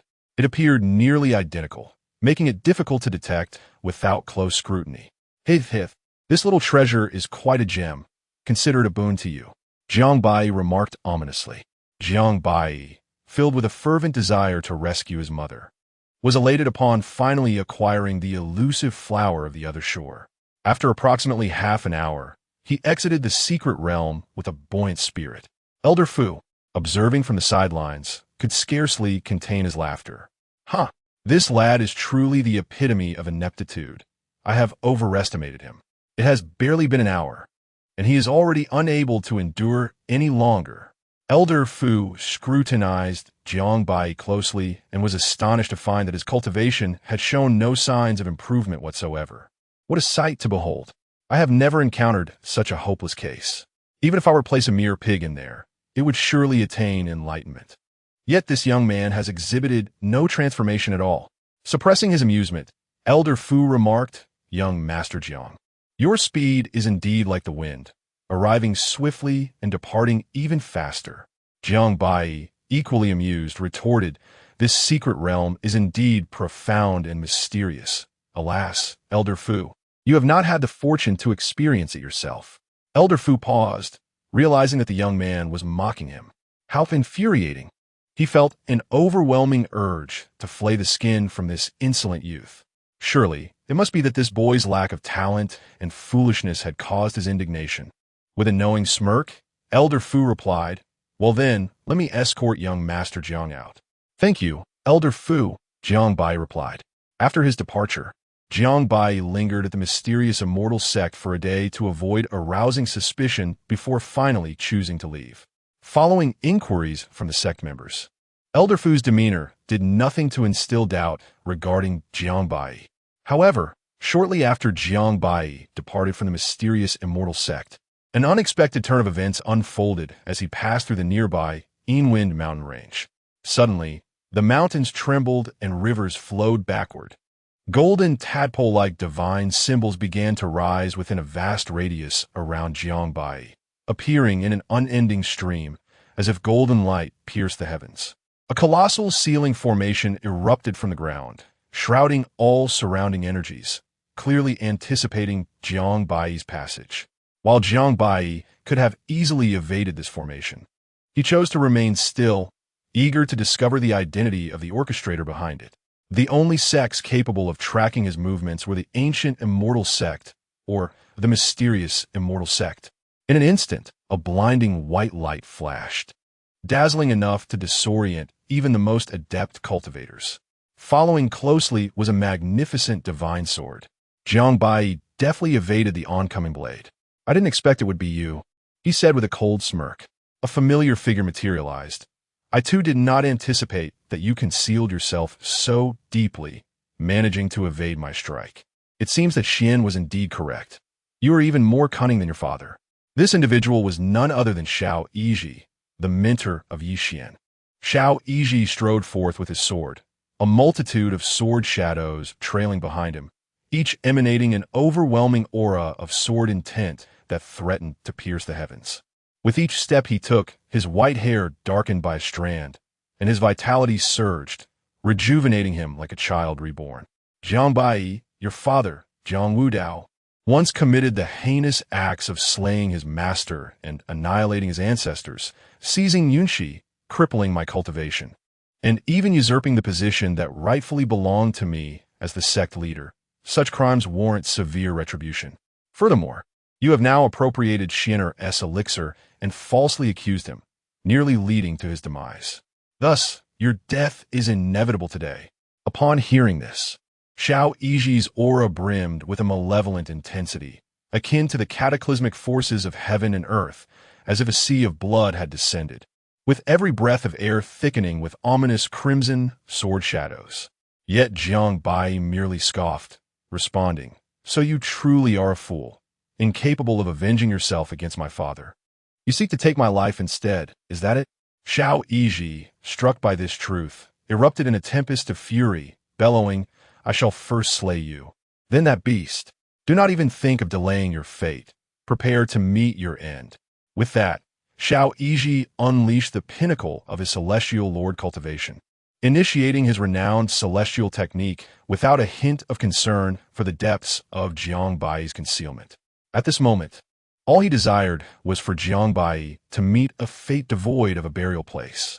Chapter 39. The fall of the divine sword. A sudden melody of ancient music resonated from the heavens, the intent to kill permeating the air like a fine mist. The sound of the music echoed like the clang of swords, sharp and resounding, as beams of light, as thick as the mouth of a well, cascaded down from above, akin to tumultuous waves, reaching skyward and earthward, annihilating all in their path. At this moment, Xiao Yizhi's blood energy surged to its peak, and in a daze, it felt as if the legendary divine sword immortal had returned once more. The terrifying aura of slaughter, reminiscent of clashing swords and armored steeds, brought forth wails from gods and demons alike with a single strike. The entire land was relentlessly diminished by this earth-shattering power, as if it sought to cast that white shadow into the abyss. Faced with such formidable slaughter, it seemed to transcend even the realm of the immortal monarch, a figure once revered and feared in the world. Yet it was unfortunate that he was up against Jiang Baiyi. The immortal demon body of Jiang Baiyi had not even fully unleashed its potential. With merely a subtle lift of his hand, all transformations, murderous intent, and anomalies came to an abrupt halt. What? Xiao Yizhi gazed in horror at his own body, suspended in midair. Have you ever felt despair? Jiang Baiyi spoke with an unperturbed tone, yet it carried an eerie chill. Xiao Yizhi's heart plummeted, his entire being seemingly ensnared by an overwhelming and terrifying force, rendering him utterly immobile. What is happening? You are not Jiang Baiyi. Who are you really? Xiao Yizhi screamed in madness, unable to comprehend the reality before him. He was acutely aware of his own combat prowess. Even against an ordinary immortal king, he could still fight back with a sword in his hand. Yet before Jiang Baiyi, who was merely a being of divine power, he found himself utterly powerless. How could this be? He even speculated that Jiang Baiyi had been possessed by some ancient monster. Poor weakling, who can only evade reality through fear. However, out of respect for my mother, I shall grant you another chance. Jiang Baiyi suddenly released Xiao Yizhi from his constraints. Xiao Yizhi abruptly regained his senses, for the first time in his life, realizing the extent of a person's terrifying potential. Even now, he could not discern Jiang Baiyi's true level of cultivation. After years of restraint and mockery, he discovered that he was, in fact, the most formidable genius in the world. No, a monster. In just 2 decades, he had cultivated to a level that could overpower ordinary immortal kings. Even a reborn immortal emperor would likely find it impossible. It seemed certain that he was destined for death today, Yet Xiao Yiji was not afraid of dying. He simply could not accept that after years of silence, having finally regained his prowess, he was left with nothing in the end. Gazing at the terrifying aura subtly emanating from Jiang Baiyi's corporeal form, Xiao Yiji felt as though he were in the presence of a true immortal emperor, his heart trembling uncontrollably. Suddenly, Xiao Yiji's inner turmoil calmed as he fixed his gaze upon Jiang Baiyi, speaking with a hint of madness. So, I have always been a complete failure. Haha, you must be the strongest genius in this world. Jiang Baiyi ignored Xiao Yiji, replying coolly, strike, and let me witness how the former divine sword immortal once fought. After a moment's pause, he added, I shall fulfill your wish. Gently caressing the sword in his hand, as if tenderly stroking a beloved, at that moment, Xiao Yiji seemed to be transported back to the past. Memories surged forth in his mind like a tidal wave, only to vanish without a trace. All grievances were cast aside, his body and the sword simultaneously radiating a blinding white light, achieving the sublime state of unity between man and sword. This was an extraordinarily profound realm, enabling him to unleash combat prowess that far surpassed his original capabilities. After a brief pause, Xiao Yiji finally made his move. A brilliant white light enveloped the heavens, the sky resembling a great scroll, resonating with a thunderous sound, and everything around began to tremble as if on the brink of shattering. Jiang Baiyi's lips curled into a faint smile. In terms of swordsmanship, Xiao Yiji's comprehension was on par with anyone from the southern domain, yet alas, he was a victim of unfortunate timing.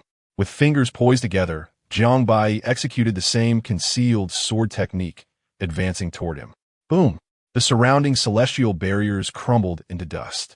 Xiao Yiji collapsed to the ground with a thud, his white hair a stark contrast against his aged visage.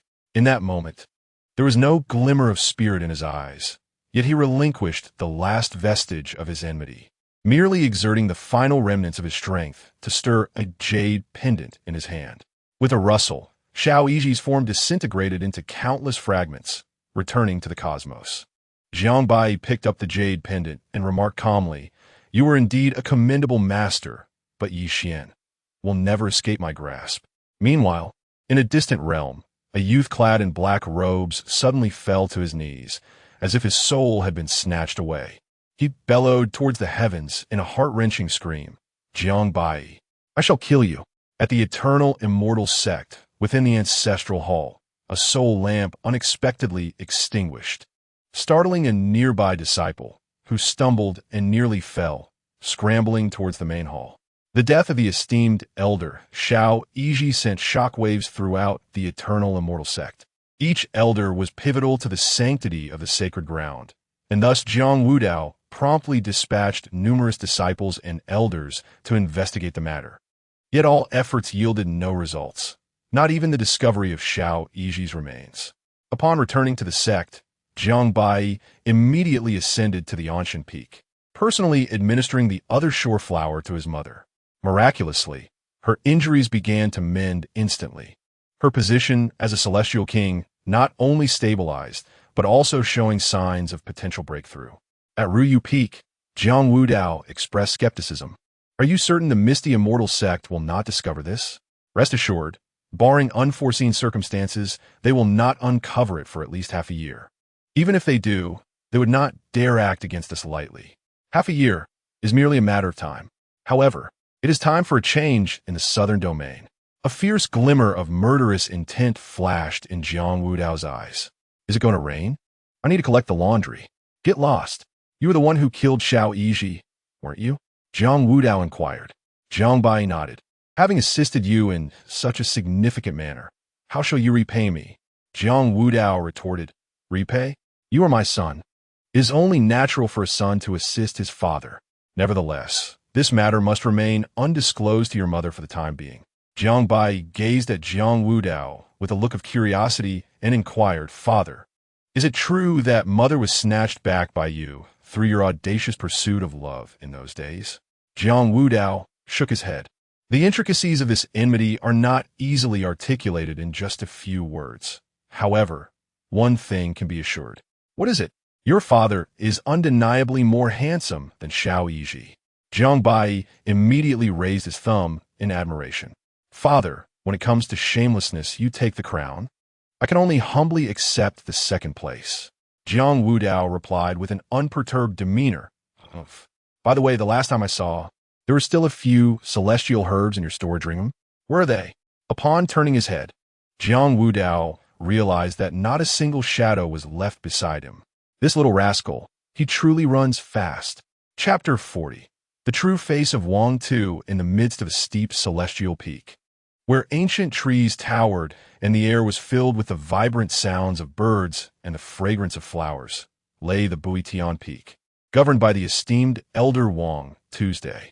This sacred place was dedicated to the instruction of disciples and the allocation of resources.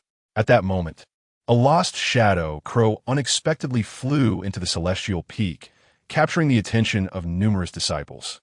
The shadow crow was a rare and precious demon beast, typically found in places of decay. Upon reaching maturity, its inner core could be utilized to concoct the coveted breaking mirror pill. While Elder Wang Tu was elucidating profound doctrines, he was suddenly distracted by a noise, abruptly halting his discourse. His expression shifted slightly as he intoned in a deep voice, "What commotion is this outside? Such a disturbance is unbecoming. Return to your cultivation at once." The elders nearby promptly exited to admonish the disciples. "Begone, y senza a possible breakthrough approaching. So do not disturb me in the coming days," Wang Tu stated nonchalantly. Upon hearing this, the gathered elders and disciples were initially taken aback, but soon displayed expressions of joy as they congratulated him. "Congratulations, esteemed elder. We take our leave." "Congratulations, father," Wang Quan exclaimed with evident delight. "Quan you too should retire. By the way, bring that shadow crow inside," Wang Tu instructed. Wang Quan hesitated briefly. What use does father have for the shadow crow? Although uncertain of his father's intentions, he respectfully replied, "As you command."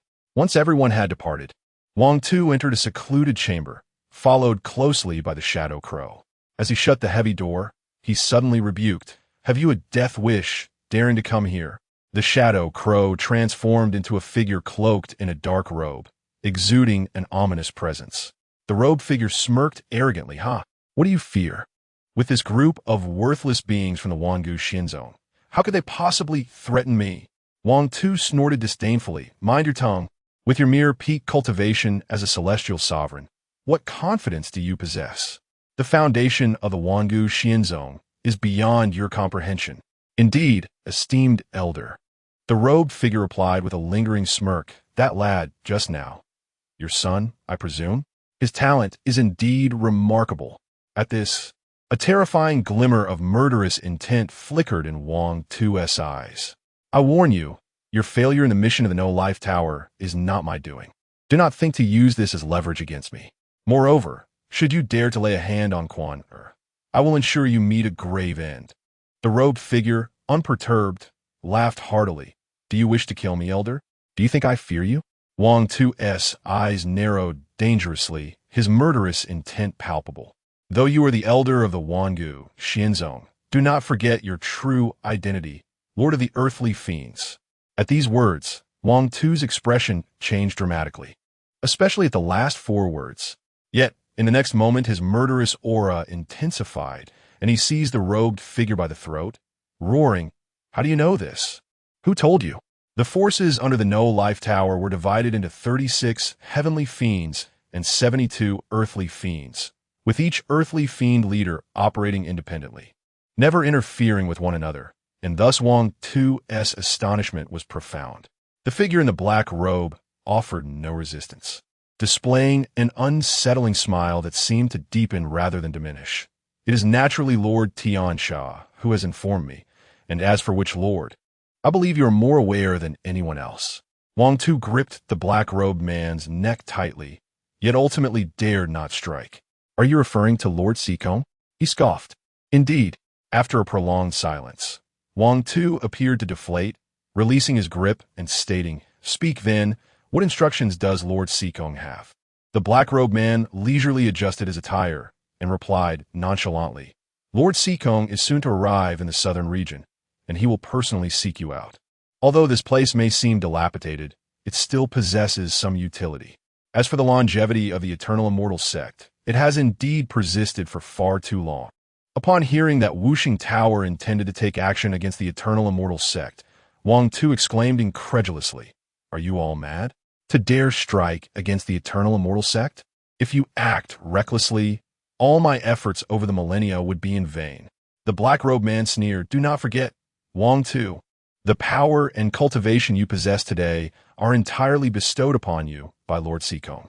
As for the mere eternal immortal sect and those so-called 8 sacred lands, they are soon to be relegated to history in the southern region. Years ago, Wang Tu was merely a promising youth from a humble background, who, after considerable effort, managed to join the eternal immortal sect. However, due to a chance mission, he was compelled to join Wuxing Tower, where, under their clandestine training, his cultivation skyrocketed, and his status ascended, ultimately leading him to his current position. Strangely, as time passed, Wuxing Tower seldom assigned tasks to Wang Tu, and Lord Sikong seemed to have vanished from existence. After a millennium, Wang Tu nearly convinced himself that the only person aware of his true identity had either perished or forgotten him.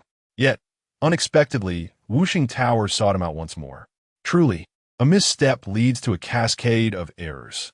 Suddenly, with a grave expression, Wang Tu inquired, "Could it be that Lord Wuxing and the others have already taken that step?" The black-robed man continued to smile ominously, offering no answer, but merely stated, "You are fortunate.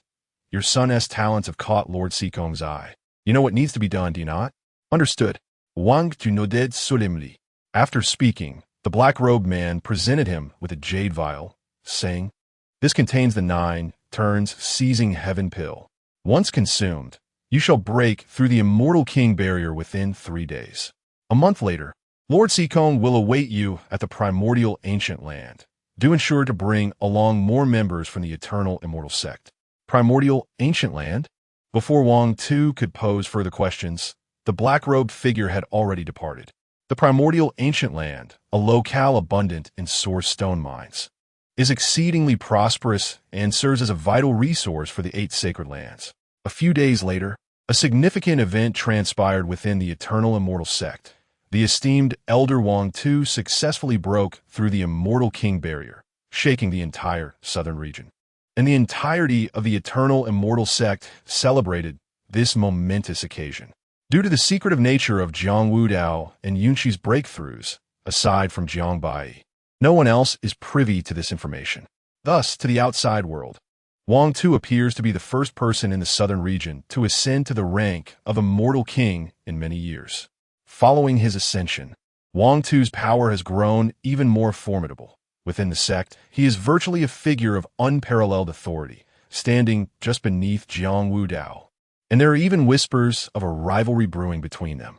In contrast, Jiang Wudao has surprisingly adopted a more yielding demeanor, further fueling speculation that he harbors some apprehension, perhaps even fear, towards Wang Tu's day. In the secluded area of the back mountain, Jiang Baiyi sits in stillness with his eyes tightly shut, exuding no discernible aura. However, the Elder of Annihilation beside him nods in agreement repeatedly, a hint of astonishment flickering in his heart. The young man's talent and comprehension are indeed astonishing. Within less than a year, he has not only fully grasped dozens of imperial scriptures, but has also approached near perfection in the path he is destined to forge. Most remarkably, Jiang Baiyi has simultaneously conceived multiple paths of his own. Chapter 41. A change of scenery. The scene before him shattered the Elder's understanding of the world. Throughout history, no celestial emperor, no matter how extraordinarily gifted, had ever walked more than a single path. Even if 2 paths were attempted, it had always been the utmost limit for humanity to divide their focus. Yet this young man, Jiang Baiyi, had evidently defied all norms, managing to simultaneously forge multiple paths without any interference or connection among them. Even the most formidable existence of the demonic race in days of yore could scarcely achieve such a feat. The Elder could not help but question, is this young man truly of the human race? Even without the celestial demonic physique, It seemed that Jiang Baiyi's future accomplishments would rival those of the legendary Wuxi. After a period of contemplation, Jiang Baiyi abruptly shifted his posture, taking a deep breath that drew in all the celestial energy from the surrounding forbidden land. Yet it vanished as if into the abyss. In an instant, the skies above him darkened, and tumultuous forces surged, while within him, 5 celestial herbs thrived in his life wheel, their essence swirling like a dragon, reaching an unparalleled intensity. With each breath, myriad laws and rhythms manifested, his spirit surged. His mind became lucid, and his body radiated a crystalline clarity, transcending the limits of humanity, resembling that of a legendary immortal. More astonishingly, Jiang Baiyi could enter a state of egolessness at will, comprehending the mysteries of the universe and drawing upon the essence of the sun and moon. Waves of extraordinary sounds of the Tao resonated in his mind, each movement seemingly embodying the very rules of existence. "Master, could you refrain from looking at me like that? It makes me rather uneasy," Jiang Baiyi said warily. The elder, accustomed to Jiang Baiyi's caution, replied with calmness, "This place is ultimately too small and unsuitable for you." "Indeed, Master, why not take me to some other great forbidden lands? They should harbor numerous celestial herbs as well," Jiang Baiyi suggested. The elder gently shook his head, a hint of melancholy in his voice. "As for the forbidden lands, you need not disturb them in the future. They are, after all, compelled by circumstance." Jiang Baiyi promptly touched the elder's forehead, murmuring in astonishment, "You're not feverish, are you? Why are you speaking such nonsense?" The elder swatted Jiang Baiyi's hand away, scolding, "You little rascal, are you itching for a reprimand? Master, have you perhaps owed them a debt, or stolen their treasures? Why else would you speak in defense of someone like that dark fiend?" Jiang Baiyi inquired. The elder forcefully pressed Jiang Baiyi against the wall. "Do you genuinely believe that the 10 great forbidden lands of the southern domain are all inhabited by demons? If they're not demons, could they possibly be humans?" The elder nodded, indeed. In truth, apart from the chaotic grave of the world and the sea of reincarnation, the other 8 forbidden lands are not only populated by humans, but also house renowned celestial emperors of our lineage. This revelation was the first of its kind for Jiang Baiyi, leaving him astonished. However, if these were human celestial emperors, how could they come to reside within lands that oppose humanity? Jiang Baiyi refrained from questioning further, and the elder offered no explanation.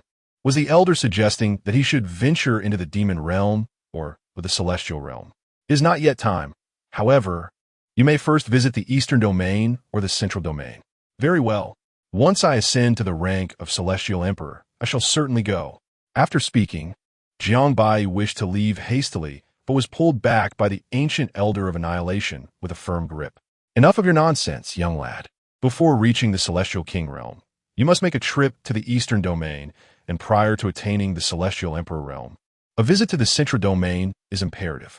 While caution is commendable, excessive prudence may hinder your future achievements." The ancient elder spoke earnestly. Jiang Baiyi, feeling helpless, acquiesced, reasoning that it would merely be a change of location for him, which should not make much difference. "All right, you can take your leave now. The southern domain has been quite turbulent lately. Be mindful of that, as I shall also retreat for a period of time." Upon hearing this, Jiang Baiyi could not help but shake his head and lament, "I truly do not understand why these reclusive masters always indulge in such mystique." No sooner had he spoken than a chilling voice echoed ominously from behind. "Impudent boy, dare you speak ill of your master behind his back, and I shall flay you alive." Several days later, a significant event transpired in the southern domain, capable of shaking the entire region. The catalyst was an attack launched by the Chaos Celestial Sect on the Taichu ancient land just days prior, resulting in the slaughter of all factions except their own, after which they seized control of the entire Taichu ancient land and proclaimed it solely theirs henceforth. The importance of the Taichu ancient land is self-evident, directly affecting the interests of all holy lands and top-tier factions. This audacious act immediately provoked outrage and condemnation from all forces within the southern domain, with even the other 7 holy lands deeming the Chaos Celestial Sect and Shao Shangren as madmen for committing such an atrocity. In the Eternal Hall, A senior elder addressed the sect leader. Honorable leader, 3 days ago, the Chaos Celestial sect sent assassins to slay 19 of our elders, 67 stewards, and thousands of disciples at the Taichu ancient land, utterly disregarding our sect. We implore you to dispatch forces to retaliate against the Chaos Celestial sect and reclaim the Taichu ancient land. An elder spoke with righteous indignation. Jiang Wudao glanced at several high-ranking elders and suddenly inquired, "What does Elder Wang Tu think?" The elders present were taken aback, not anticipating that the sect leader would now seek Wang Tu's counsel to such an extent. In the past, Jiang Wudao would never have consulted other elders on such matters. However, it was understandable. After all, the Celestial King was a Celestial King, and the chasm between realms was vast. Elder Wang Tu spoke coldly. "Kill. I am willing to lead the charge personally against these brigands." At this moment, Jiang Wudao cast a subtle glance to the right. Elder Sun Hua, understanding the unspoken cue, immediately said, "A mere Taichu ancient land does not require Elder Wang to take action personally. I am willing to go." Yet, Wang Tu remained resolute, insisting, "The matter of the Taichu ancient land is of grave importance. Moreover, the Chaos Celestial sect must have their own schemes in place. I believe it is safer for me to proceed." All present were acutely aware of the underlying dynamics between the two senior elders. Everyone knew that Sun Hua was aligned with Jiang Wudao's faction, and now it was a matter of how Jiang Wudao would decide. After a brief silence, Jiang Wudao suddenly chuckled and said, "Haha, splendid. Since Elder Wang Tu is willing to take action, it could not be better. 3 days hence, I ask Elder Wang Tu to lead a force against the Chaos Immortal sect. The other 6 sacred grounds will also send their representatives. You may all withdraw now." "As you command." The assembly responded immediately. "As you command," Elder Wang Tu replied indifferently. Once Elder Wang Tu and his companions departed, only Jiang Wudao and a few supreme elders remained in the Grand Hall. "Master, why did you consent to let Wang Tu proceed? If so, his influence within the sect may soon eclipse yours." Sun Hua remarked with some perplexity. Jiang Wudao replied with a cold smile, "Just now I was merely testing Wang Tuesday. Since he is so resolute in his intentions, it seems he is not motivated solely by reputation. There must be ulterior motives at play. However, considering that Wang Tu has already attained the Immortal King realm, we ought to prepare ourselves for any schemes he may harbor. Indeed, elderly speaks wisely. Moreover, I have another matter to report to the master. Wang Tu's son, Wang Quan, was dispatched to the Eternal Dynasty a few days ago. The current Eternal Dynasty refers to what was previously known as the Li Hua Dynasty. That old rascal." Upon hearing this, a chilling glimmer flickered in Jiang Wudao's eyes, and an aura of terror seemed to unconsciously emanate from him. The other elders were momentarily taken aback, but soon felt reassured. They had not anticipated that Jiang Wudao had concealed his strength so profoundly, having already broken through to the Immortal King realm. Truly a cunning old fox. Fortunately, we did not turn against Wang Tu. Chapter 42. The Rebirth Elixir. Is this truly the primordial ancient land? The disciples of the Eternal Celestial sect were both curious and anxious, most of whom were the true heirs and inner disciples of the sect. Only Jiang Baiyi maintained a serene demeanor, quietly observing everything before him, though internally he was silently lamenting. What kind of father would compel his child to come to such a perilous place, knowing full well the dangers that lurked here? It was akin to being trapped between a wolf and a tiger, with the cunning Wang Tu lurking nearby like a sly fox. Wang Tu cast a fleeting glance at Jiang Baiyi, secretly pleased. He hadn't anticipated that Jiang Wudao, this foolish man, would hand over his useless son to him. This was hardly his fault. At that moment, another elder, Su Xun, suddenly spoke. "Baiyi, stay close to me. I shall protect you." Su Xun, aligned with Wang Tu, was one of the leaders of this expedition. "Thank you, Elder," the disciples responded, their faces betraying envy. After all, who wouldn't he wish for a father like that? As they surveyed the surroundings, an eerie silence enveloped them, with only a few shadows and a gray mist that seemed to conceal something ominous. Continuing onward, the scene before them was starkly different from their expectations, desolation prevailed, with ruins and mined rocks dominating the landscape, exuding an air of profound bleakness and despondency. The stark, bare peaks stood lifeless, devoid of any signs of vitality. Is this truly the primordial ancient land? One disciple could not suppress his doubts. Even the elders began to feel uneasy, a subtle disquiet gnawing at their hearts. Zhao Dejuan voiced his concerns, saying, "Esteemed elder, I fear there may be an issue here.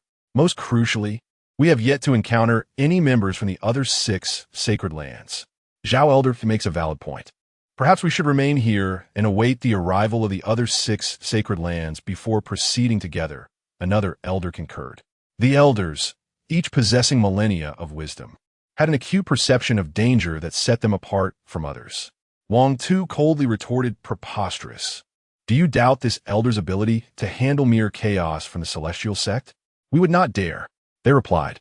"Moreover, the primordial ancient land has always appeared thus. Those afraid should return whence they came." With Wang Tu's dismissal, the others dared not voice further objections. They had brought along hundreds of elders, and the combined number of disciples exceeded 10,000. Wang Tu took the lead, advancing steadily into the mist, and the others hurried to follow. Before long, a sudden cacophony of battle noises reached their ears, accompanied by flashes of brilliant light. It was the disciples of the Changsheng celestial sect, and those of the Miao Miao celestial sect. However, before the disciples of the eternal celestial sect could comprehend the situation, the members of the Changsheng celestial sect suddenly charged towards them with lethal intent. "Fools! Have you lost your minds?" Elder Su Xiaoyuan bellowed, striking down a celestial stage elder with a single blow. Yet the assailants seemed to have lost their senses, their eyes consumed solely by the thirst for blood. A sudden and eerie blue smoke wafted through the air, marking the foreheads of the affected disciples with a strange sigil, compelling them to turn against those nearby. "This is dire. Quickly, shield your breath. Do not inhale this blue smoke," Zhao Dejuan shouted urgently. The venerable elder Su Xiaoyuan had no choice but to engage in combat alongside the surviving disciples and elders while urgently addressing Wang Tu. "This is serious. Elder Wang Tu, we may have fallen into a trap. We must retreat at once." However, Wang Tu suddenly revealed a sinister grin, exposing his true nature. As Su Xiaoyuan's face contorted in horror, Wang Tu struck down with a palm, shattering Su Xiaoyuan's skull, blood swiftly staining the earth, only to be absorbed back into the ground. "Have you lost your mind, elder? What are you doing?" Zhao Dajuan and the others cried out in outrage. Suddenly, the very fabric of the space trembled violently, as if the surrounding mountains were shifting rapidly, causing thousands of disciples to be knocked to the ground in sheer panic. "This is bad. The exit has vanished. Wang Tu, how dare you betray the immortal sect?" The crowd quickly grasped the unfolding catastrophe.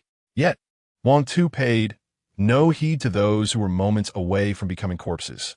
With a swift motion, he ascended towards a group of men hovering above. Wang Tu, pay my respects to Lord Sikong," he declared with deference. "Ah, it has been many years. I trust the venerable elder has not forgotten about me," replied a man adorned with a ghostly mask, nodding slightly with a smile. This masked figure, known as Sikong Miao, was one of the 36 celestial fiends, shrouded in mystery, and no one had ever beheld his true visage. "Your kindness humbles me, Lord Sikong. I could never forget your nurturing grace." Despite having ascended to the realm of the immortal king over a millennium ago, Wang Tu still found himself unable to fathom Lord Sikong's cultivation, as his appearance and voice remained unchanged from years past. "That is well. Your mission has been executed commendably. Your son, Wang Quan, possesses exceptional talent. His future achievements may rival my own. I intend to take him as my disciple. What are your thoughts on this?"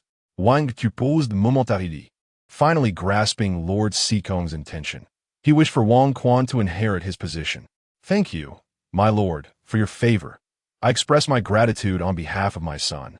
Sikong Miao nodded and then inquired of the figure behind him. "Gao Yi, how fares the concoction of the rebirth pill?"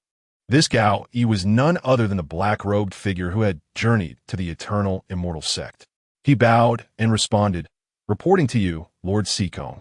We are merely 15,000 souls short of completing the rebirth pill.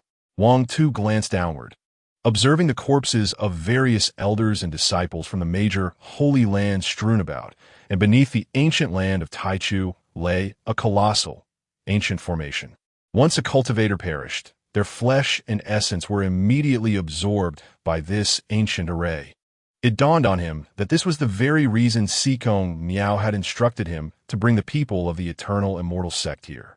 Judging by the scene, it appeared that at least hundreds of thousands of southern domain cultivators had fallen in this place. The rebirth pill, a concoction created by an ancient malevolent figure, was colloquially known as the blood pill. Crafted from an array of precious spirits and the essence of countless beings, the potency of the blood increases with its quantity, possessing the remarkable ability to manipulate the very fabric of creation.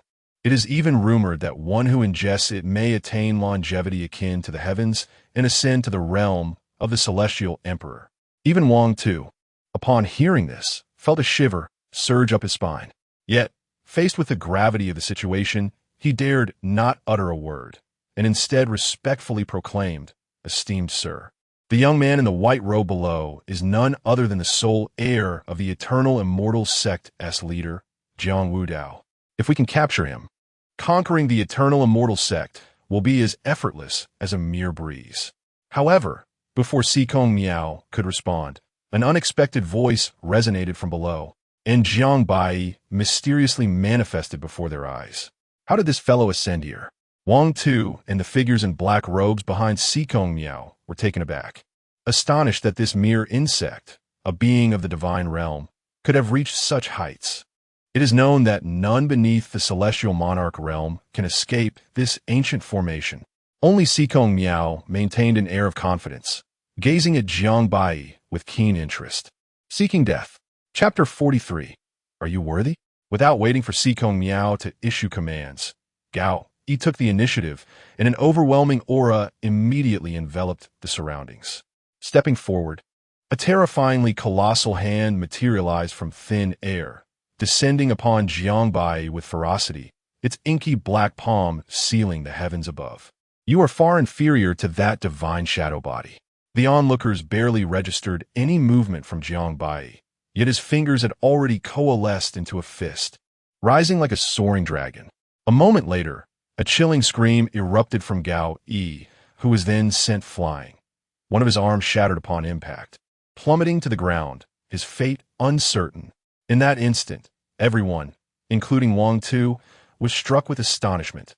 Gao Yi, a formidable figure among the earthly fiends of the Wuxing Tower and a peak celestial monarch, should not have been so easily vanquished, even in a moment of negligence. Could this truly be the son of Jiang Wudao, that worthless fool? The crowd struggled to comprehend the reality before them. Wang Tu could scarcely believe his eyes, rendered speechless by the shock. Even Sikong Miao's pupils constricted in disbelief, exclaiming, "What an impressive physique! Let us all attack together. I am pressed for time." Jiang Baiyi remarked with a smile. Impudent. The crowd felt belittled by this insolent youth and erupted in fury. No matter who you are, opposing the Wuxing Tower leads only to death. Dozens of strong individuals behind them launched their assault, including 2 early-stage celestial kings. In an instant, the sky burst into a dazzling display, with crimson lightning striking toward Jiang Baiyi, a cacophony of thunder echoing. One celestial king even unleashed a radiant light, summoning a massive illusory cauldron that descended with great force. Wang Tu bellowed fiercely, his fists pressed down, casting forth an otherworldly brilliance that conjured a terrifying spectacle. Dozens of fearsome divine weapons shimmered, channeling the essence of the surrounding tens of thousands of miles, creating a resonating roar that shattered all nearby mountains, warping the very fabric of the void. Buzz! A myriad of divine resonance poured forth, reverberating through the heavens, shaking the earth, as a terrifying divine light swept over the entire battlefield. At last, Jiang Baiyi made his move. His body trembled lightly, and an immense surge of dragon-like blood energy erupted from within, permeating the battlefield with an overwhelming force, his celestial power vast and unfathomable like an endless ocean. He resembled an eternal divine furnace, radiating an aura so fearsome that it instilled dread in all present. With a single punch, his arms flowed like a silver river, causing everything to disintegrate at an astonishing rate. These celestial monarchs and kings stood no chance against Jiang Baiyi. Within a mere exchange, almost all were obliterated into mere fragments. The remnants, those who survived, were either dead or gravely injured, plummeting into the abyss, consumed by the array. Wang Tu, clutching his gored chest, stared in terror at Jiang Baiyi, who had approached him and asked, "Are you truly Jiang Baiyi? What is your cultivation level?" "My cultivation level is of little consequence. What truly baffles me is your choice to betray the eternal celestial sect," Jiang Baiyi replied calmly. Wang Tu suddenly spoke with a hint of desolation. "Haha. One misstep leads to another. The only one I have wronged is Quaner." Jiang Baiyi let out a cold laugh and shattered Wang Tu's body with a single palm strike. "Clap, clap, clap." Sikong Miao, clapping his hands, exclaimed, "Truly, this has opened my eyes. After traversing the mortal realm for 5,000 years, I have never encountered such a peerless prodigy as yourself. Why not join forces with me and become a part of my Wuxing Tower? I shall ensure your ascension to the position of immortal emperor. Do you think you are worthy?" Jiang Baiyi scoffed. Sikong Miao showed no signs of anger. Instead, he pointed downward with a smile, saying, "Do you not care for their lives? And what of your father and the eternal immortal sect?" A smile appeared on Jiang Baiyi's face as he suddenly struck downward. A terrifying colossal palm descended, golden light illuminating the heavens, causing the very earth to tremble as ancient formations collapsed into ruin, leaving behind a scene of desolation. Sikong Miao was momentarily stunned. He never expected that Jiang Baiyi would annihilate everyone below with a single strike. Although those individuals had already been ensnared by his means, he did not foresee that this young man would execute them so mercilessly. Such ruthlessness surpassed even that of Wuxing Tower. After a moment, Sikong Miao suddenly began to laugh, instinctively believing that Jiang Baiyi was of the same ilk as himself, someone who would stop at nothing to achieve their goals. Sikong Miao immediately began to weave mystical gestures. As a strange black light flickered wildly, and a dazzling blood-red pill materialized in his palm. The rebirth pill had been successfully refined. This is the rebirth pill. Once you reach the pinnacle of the immortal king realm, consuming it will allow you to directly ascend to the realm of immortal emperor. If you are willing to pledge your allegiance, I shall bestow this rebirth pill upon you immediately. However, Jiang Baiyi did not even glance at the precious rebirth pill. A terrifying aura surged skyward once more. "Make your move, and let me see if your immortal king pinnacle is worthy of negotiating with me," Jiang Baiyi stated with an indifferent expression. Sikong Miao was instantly perplexed. He could not comprehend how someone could resist the allure of the immortal emperor realm, refusing a toast only to drink a punishment wine. The murderous intent in Sikong Miao's eyes flickered dangerously. He could discern that Jiang Baiyi's true cultivation definitely did not exceed the immortal king realm. His greatest strength lay within his physical form. "Young man, you are unaware of the vastness of heaven and earth." Sikong Miao suddenly unleashed all of his cultivation. An overwhelming killing aura surged forth like a tidal wave, his imposing figure resembling a descending demon, as if his very flesh contained unimaginable power. Jiang Baiyi immediately recognized that this individual possessed a unique physique and was nearing perfection, truly terrifying and extraordinary. With a surge of excitement, Jiang Baiyi's battle spirit ignited, and he charged towards Sikong Miao. Initially, the two seemed compelled to clash solely with their physical strength, resembling two human-shaped behemoths, engaging in a tumultuous exchange that shook the heavens and the earth. Bang! Bang! Bang! In just a few breaths, they collided countless times, their terrifying vitality burning in the air like primordial divine fire, seething with intensity. Sikong Miao's arm trembled slightly, and to his astonishment, this young man was able to contend with him on equal footing, even surpassing him with a steady resolve. Sikong Miao swiftly repelled Jiang Baiyi, drawing in a sudden breath as his body seemed to swell with an uncontrollable ferocity, akin to an ancient beast that devours the very essence of the world, draining the surrounding spiritual energy. His physique became increasingly formidable, radiating an aura of terrifying divinity. Jiang Baiyi's gaze remained unwavering, with a sharp rebuke. The essence of his blood surged forth like a roaring tidal wave. The celestial treasures within him interconnected, unleashing a torrent of celestial power that surged wildly, stirring the heavens above. In an instant, the entire Taichu ancient land was enveloped in an indescribable aura of dread and slaughter. An intertwining of boundless murderous intent and bloodlust that pressed down heavily upon all, causing the surroundings to tremble violently, erupt, and ultimately face annihilation. Chapter 44. The confrontation of ancient mysteries. Jiang Baiyi's expression was frigid and merciless, radiating an aura of terrifying celestial might. As the battle wore on, even Sikong Miao found himself trembling in fear. He could scarcely fathom that someone of his noble lineage, endowed with extraordinary talent and having dedicated thousands of years to arduous cultivation, was now being cornered by a mere youth. This reality was utterly unacceptable to someone as proud as he. However, he knew that this young man must not survive. Otherwise, in a millennium, who would dare challenge him? You have forced my hand, yet it would be an honor for you to perish at my hands. The murderous intent within Sikong Miao surged to an unprecedented height. I wonder where your confidence stems from, Jiang Baiyi remarked with a hint of derision. Sikong Miao offered no explanation. Suddenly, the void began to shatter. An unparalleled power erupted from Sikong Miao, and from a distance, it appeared as if the sky was ablaze with resplendent light, reminiscent of a phoenix reborn from flames. Soaring through the heavens, an irresistible celestial might erupted, causing the entire southern region to tremble.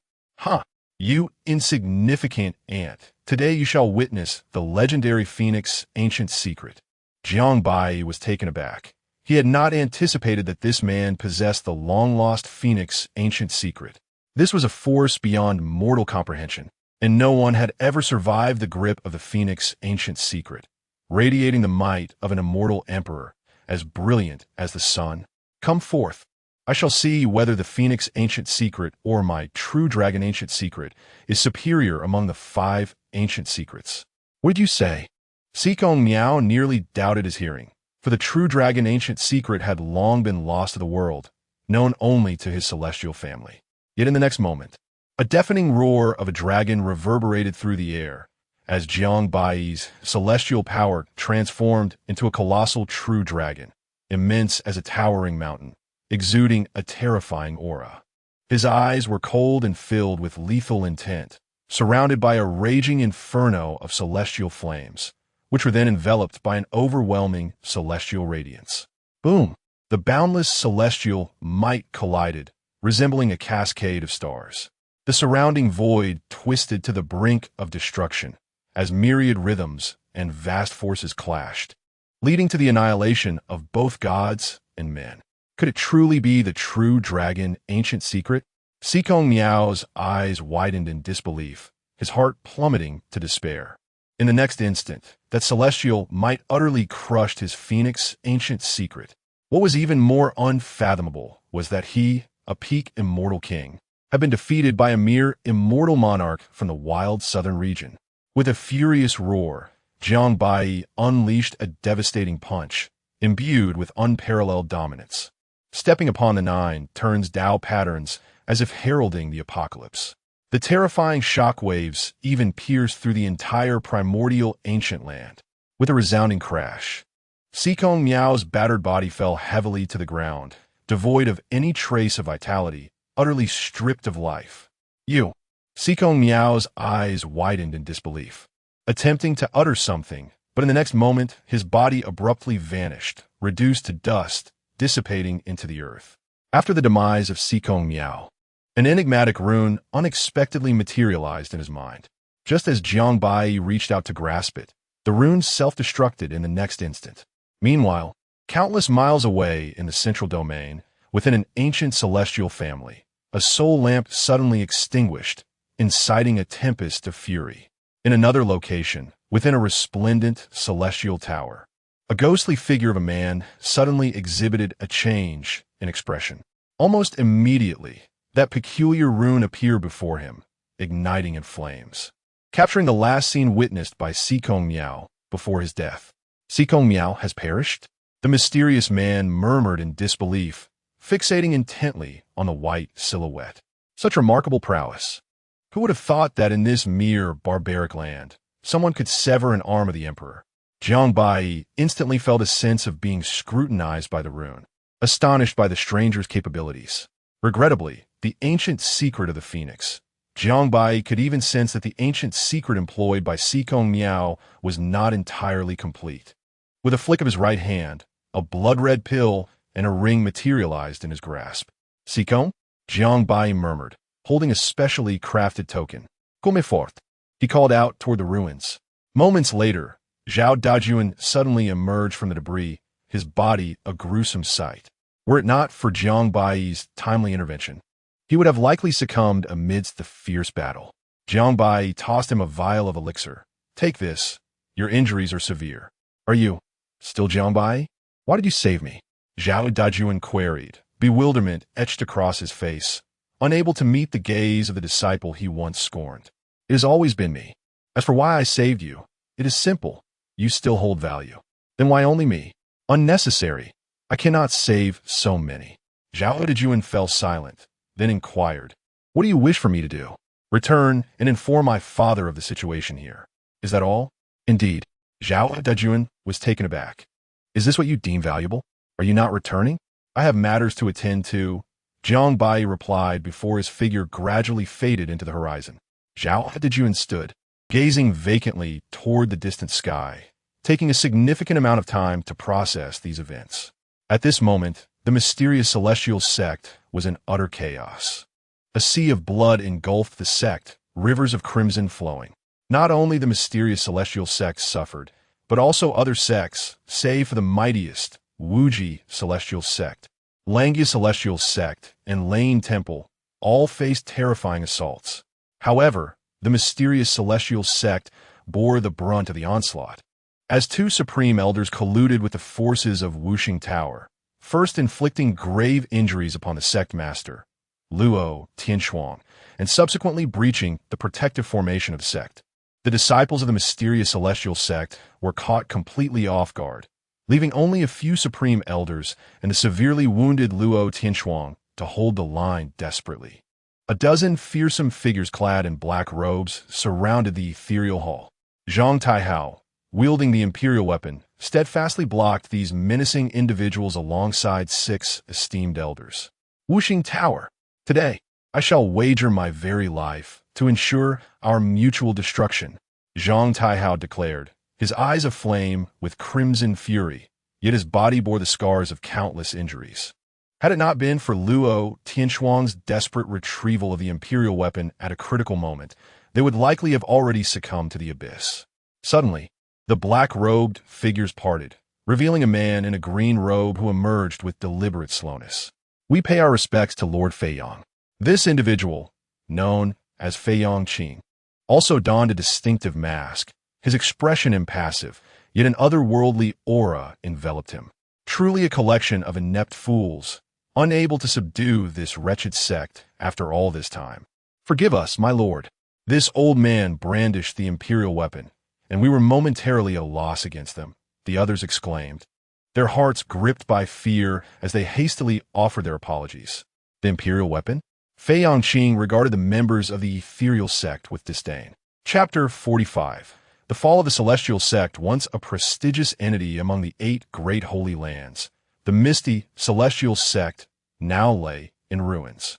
In a mere few hours, only a few thousand souls remained within the Grand Hall, most of whom bore grievous wounds.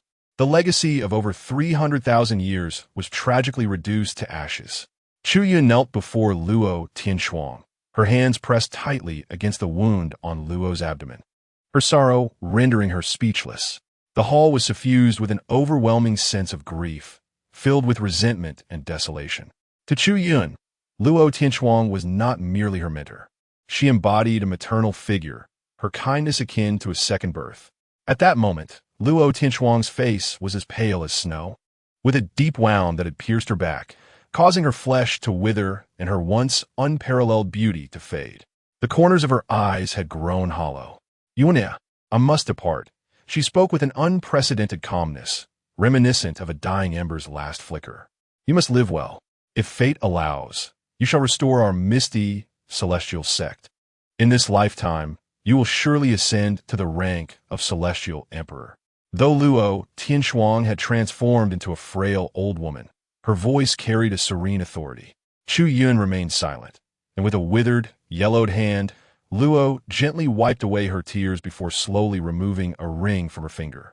After countless years, as time slips away and life resembles a fleeting dream, I hereby command, in my capacity as the 36th sect master of the Misty Celestial Sect, that from this day forth, the true disciple Chu Yun shall become the 37th sect master.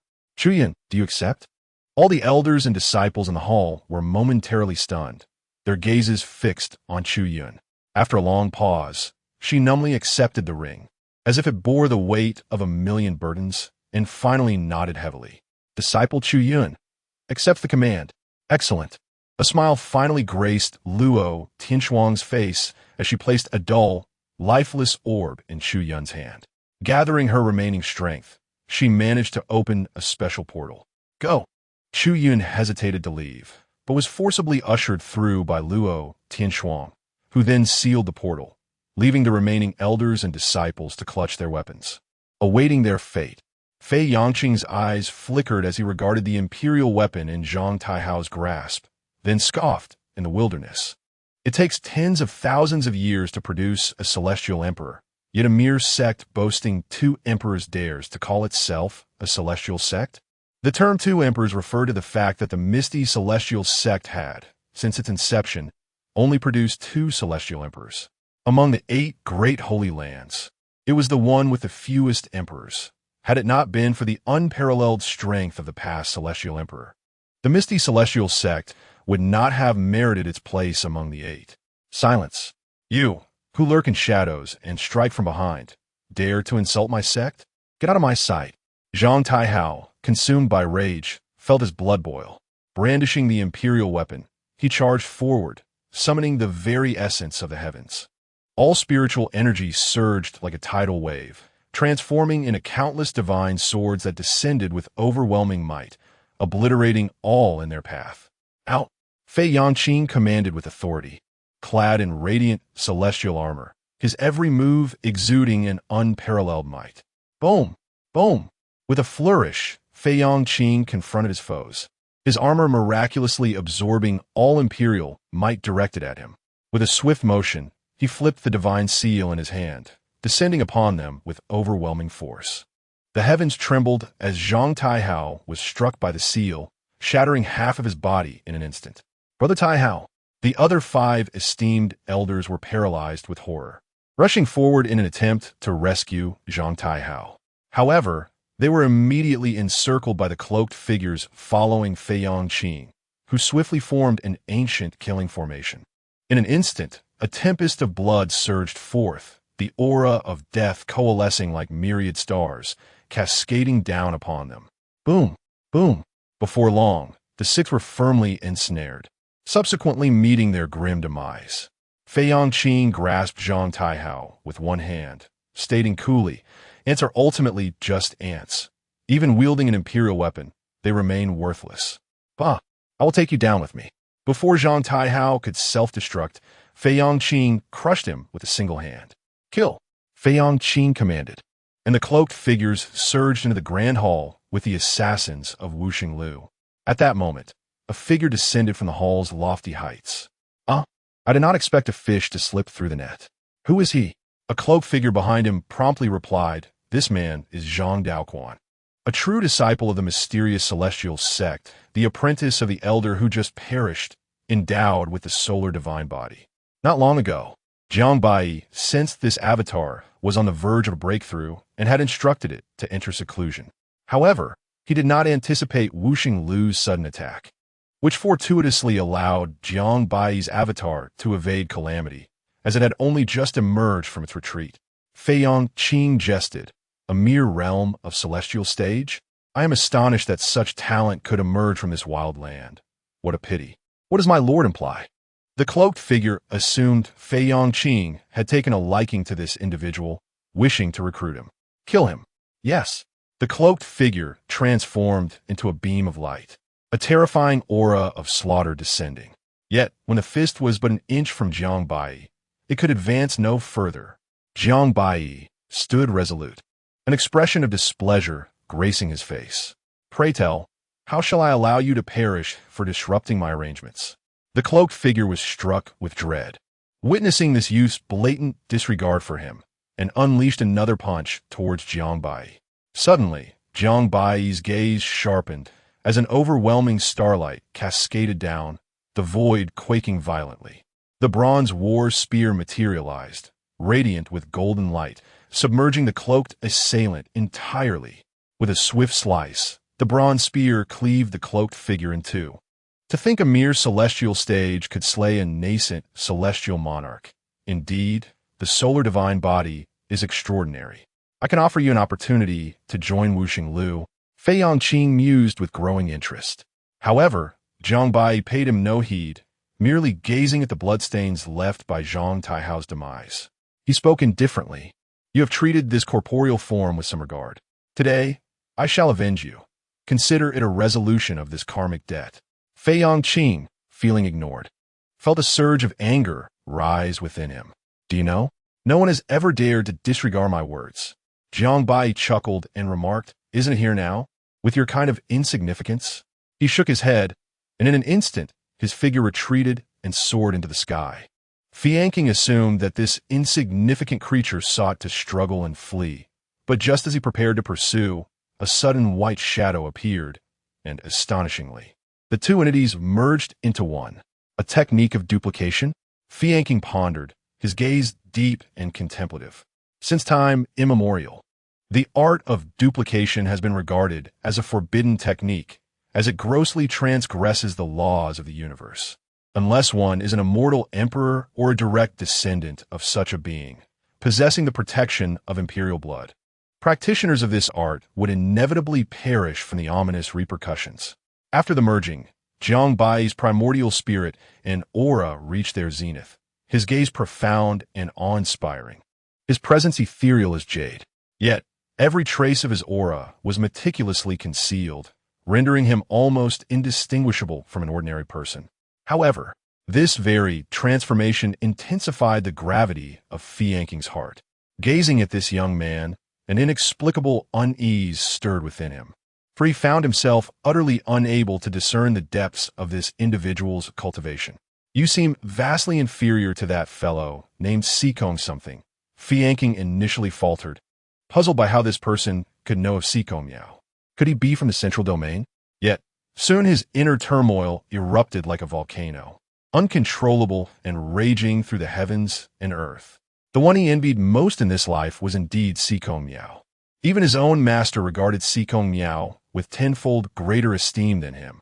"You are courting death.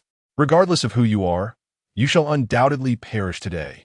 Such words, this young master had heard them countless times, if not 1,000, surely 800. Can't you come up with something new?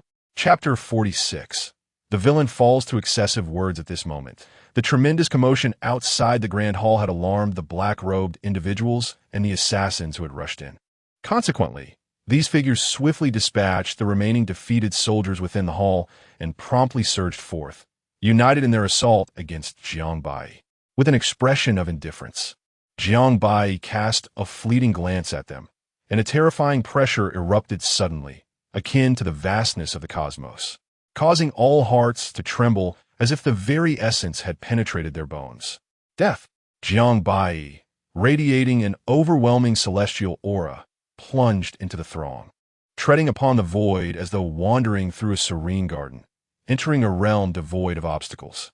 Every individual he passed was reduced to mere fragments by a single punch, their flesh and blood exploding. Slash.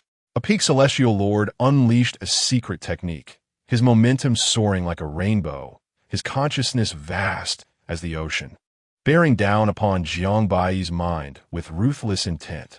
Cold and unfeeling, Jiang Baiyi paid no heed to the assault on his consciousness, delivering a single palm strike. His hand loomed like the heavens, the laws of the universe emanating forth, and the dreadful celestial might surged like tidal waves, layer upon layer, shattering both the assailant's consciousness and corporeal form in an instant. Yet, the attacks from several others followed in rapid succession, launching a combined strike that flooded the air with a torrential crimson light, weaving an intricate net of relentless assaults, rivaling the might of a celestial king. Jiang Baiyi remained unmoved, his ethereal white attire illuminated by a sudden layer of celestial brilliance. With every gesture, he appeared as an immortal. "Do not allow your blood to tarnish my garments." Upon uttering these words, beams of divine light radiated from his eyes. With a tremor of his arm, he struck through the void, celestial radiance dazzling, the stars shifting, the heavens trembling.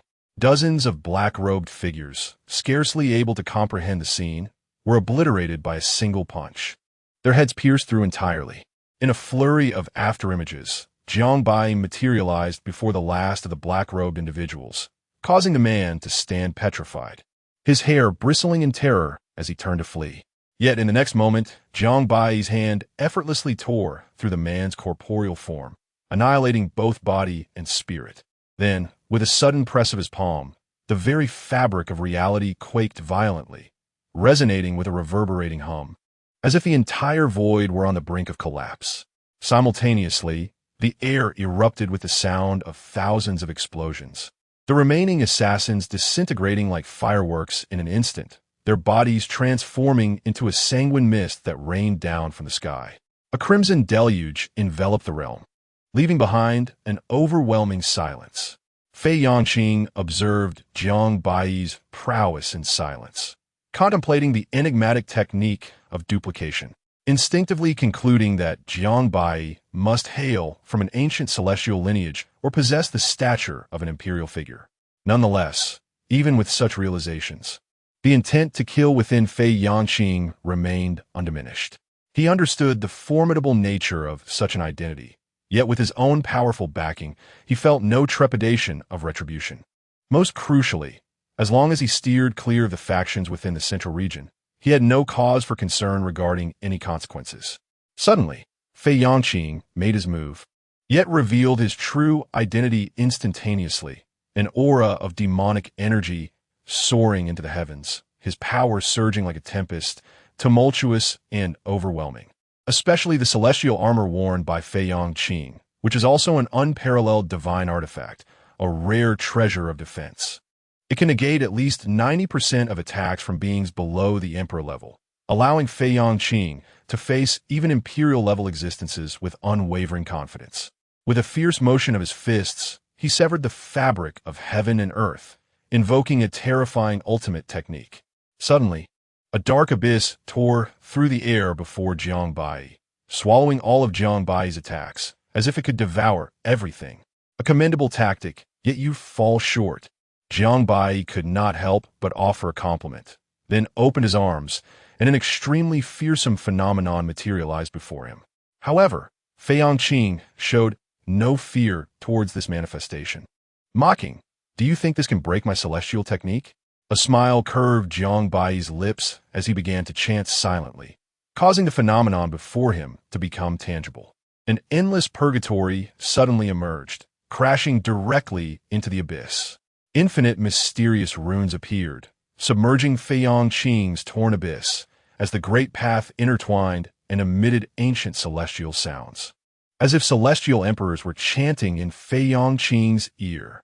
The heavens and earth trembled and collapsed, the terrifying phenomenon engulfing Fei Yangqing's form. Even distant rogue cultivators and second-rate sects, separated by millions of miles, could witness this dreadful sight, mistaking it for a battle between two celestial emperors. Not even 3 breaths had passed after Fei Yangqing was consumed when the phenomenon began to expand. Fei Yangqing forcibly invoked a secret method to escape, shattering Jiang Baiyi's manifestation. However, his injuries had become grievous, and his aura weakened significantly. Had it not been for the protection of his celestial armor, he would have perished by now. Before Fei Yangqing could regain his senses, Jiang Baiyi charged forth, piercing the firmament with his physical form. With a single, formidable punch, he struck with unparalleled dominance, as if he were the sole inhabitant of the entire universe. Boom! Fei Yangqing was shattered internally by the blow, and even with the ultimate secret technique, he found it nearly impossible to recover, as a terrifying force forcibly hindered the demonic energy within him. "No, you cannot kill me. Do you know who I am?" Fei Yangqing cried out in terror, having barely escaped death moments before, now utterly devoid of the courage to continue fighting Jiang Baiyi. With a swift motion, Jiang Baiyi's hand struck down, and Fei Yangqing's body could no longer withstand the force, leading to his complete annihilation. Villains often perish through their own verbosity. Jiang Baiyi remarked coldly. He was always decisive in his actions, leaving not a sliver of opportunity for his foes. However, unlike Sikong Miao's demise, Fei Yangqing's body did not manifest that peculiar rune after death, which Jiang Baiyi deemed appropriate. After all, Fei Yangqing was vastly inferior to Sikong Miao in every conceivable aspect. Nonetheless, the celestial armor was a valuable item, and Jiang Baiyi promptly looted all the spoils from Fei Yangqing and his companions. Unbeknownst to anyone, a graceful figure in the distance observed everything with keen eyes. Chu Yun collapsed onto the ground, unable to regain her composure for an extended period. After escaping from the ethereal Grand Hall, she had suddenly heard a thunderous noise emanating from the land behind her. Troubled by concern, she had deliberately concealed her presence, intending to ascertain the situation. However, she was utterly unprepared for the scene before her. Could this truly be her once seemingly inept fiancé, the transcendent Jiang Baiyi, the worthless son of Jiang Wudao? With her eyes reddened and tears long dried, her crimson lips were bitten until they bled. She loathed her own impotence. She detested the fact that she lacked such unparalleled strength. Had she possessed it, her master and fellow disciples might have been spared, and the ethereal sect would not have faced annihilation. A flicker of regret arose within her. Had she not pursued the annulment of their engagement, perhaps Jiang Baiyi would have come to her master's rescue. Yet, this thought was swiftly extinguished, leaving only a profound hatred and an insatiable yearning for power in her heart. Kneeling on the ground, Chu Yun bowed deeply towards the location of the ethereal sect, and with the ring clutched tightly in her hand, she chose to depart without looking back. Only the strength capable of altering everything could exact revenge, restore the once great ethereal sect, and honor the memory of those fallen disciples. Chapter 47. The earth trembled, having resolved all matters. Jiang Baiyi felt no urgency to depart, nor did he harbor any concern for the safety of the Wangu Xianzong. Not to mention that Jiang Wudao had long foreseen the impending danger. The profound heritage of the Wangu Xianzong alone, particularly with his master, the world-destroying elder, was sufficient to ensure that even a myriad of individuals like Fei Yangqing would meet their demise. In truth, any of the 8 sacred lands, provided they're not caught off guard, could withstand an assault with their protective formations, rendering them nearly impervious to incursions. As he gazed upon the ruins beneath him, he acknowledged that the Piaomiao Xianzong would no longer exist from this moment forth. With a slight stamp of his foot, the earth quaked, burying all the remains beneath. However, Jiang Baiyi was not so benevolent as to collect the corpses for these individuals. The remnants left by the Piaomiao sacred land now belonged solely to him. Consider it a fee for his efforts. After all, if he did not claim it, it would eventually be taken by others. Surely, this is quite reasonable.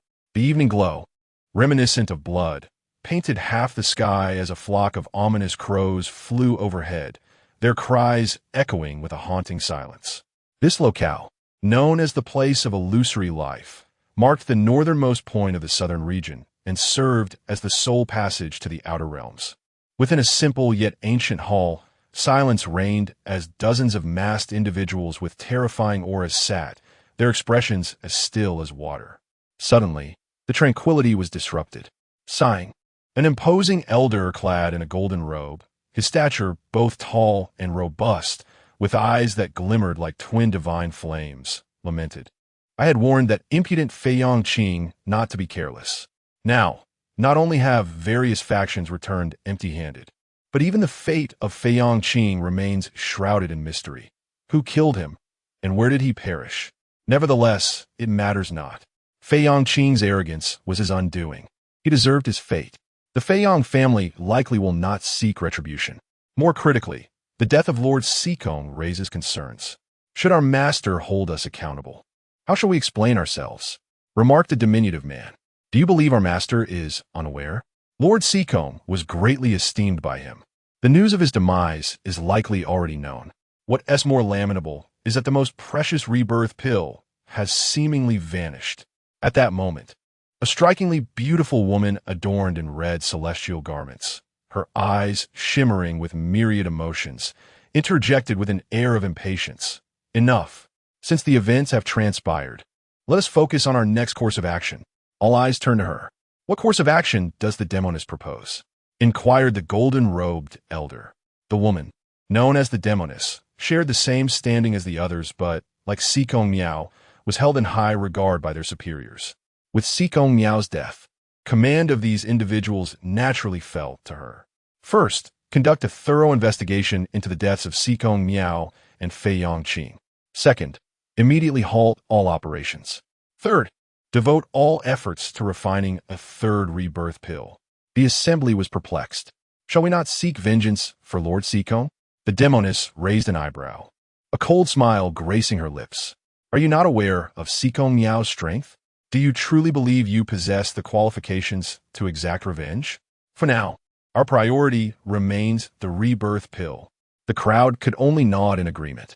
However, the weaker sects in the southern region had been nearly exterminated in the process of refining these 3 rebirth pills, and the remaining major sacred lands were not to be trifled with. Breaking through their defenses would be a daunting task. The current predicament left many feeling perplexed. If the blood of the human race is insufficient, then we shall turn to the demon race. If that fails, we can resort to the blood of mortals. The demoness declared coldly. The others reluctantly concurred. To them, the lives of mortals were as insignificant as weeds. Yet, averaging at least 1,000 mortals' blood to equal that of a single cultivator would complicate matters, and the final result would be far inferior to that achieved with the blood of cultivators. Nonetheless, it seemed they had no choice but to proceed in this manner. As Jiang Baiyi had anticipated, upon his return to the eternal immortal sect, the battle had already concluded, leaving countless casualties in its wake. However, due to Jiang Wudao's foresight, most of the deceased were from the lifeless tower. Zhao Dajuan had also returned and recounted the events that transpired in the primordial ancient land to Jiang Wudao and the esteemed elders. When they learned that it was Jiang Baiyi who had turned the tide and slain the members of the lifeless tower, the hall erupted in astonishment. Some even dismissed Zhao Dajuan's words as fanciful, struggling to believe that a mere cultivator at the divine ability realm could possibly vanquish the likes of Wang Tuesday. Nonetheless, it was true that Wang Tu had betrayed the eternal immortal sect. His 2 direct disciples had inexplicably activated the sect's grand formation that day. Had it not been for Jiang Wudao's preparations, a grave disaster could have ensued.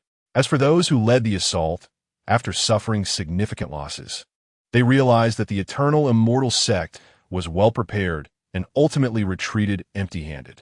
However, a few of the esteemed elders did believe Zhao Dajuan's account for 2 reasons.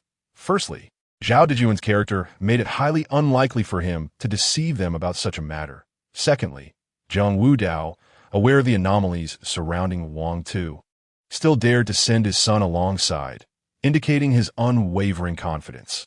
This prompted the group to ponder whether this young man was destined for greatness. The implications of this event were monumental for them and the entire eternal immortal sect, but they needed to see Jiang Baiyi in person to confirm the truth. In reality, Jiang Baiyi had already returned to the eternal immortal sect quietly, unnoticed by anyone. Soon after, the news of the massacre at the primordial ancient land and the mysterious immortal sect sent shockwaves throughout the southern region, inciting fury among the major sacred lands. The saying, "When the lips are gone, the teeth feel cold," resonated deeply. The actions of the lifeless tower had severely provoked the sacred lands. and only by completely annihilating the lifeless tower could they cleanse their shame. However, the lifeless tower moved with such secrecy that tracing them was no simple endeavor.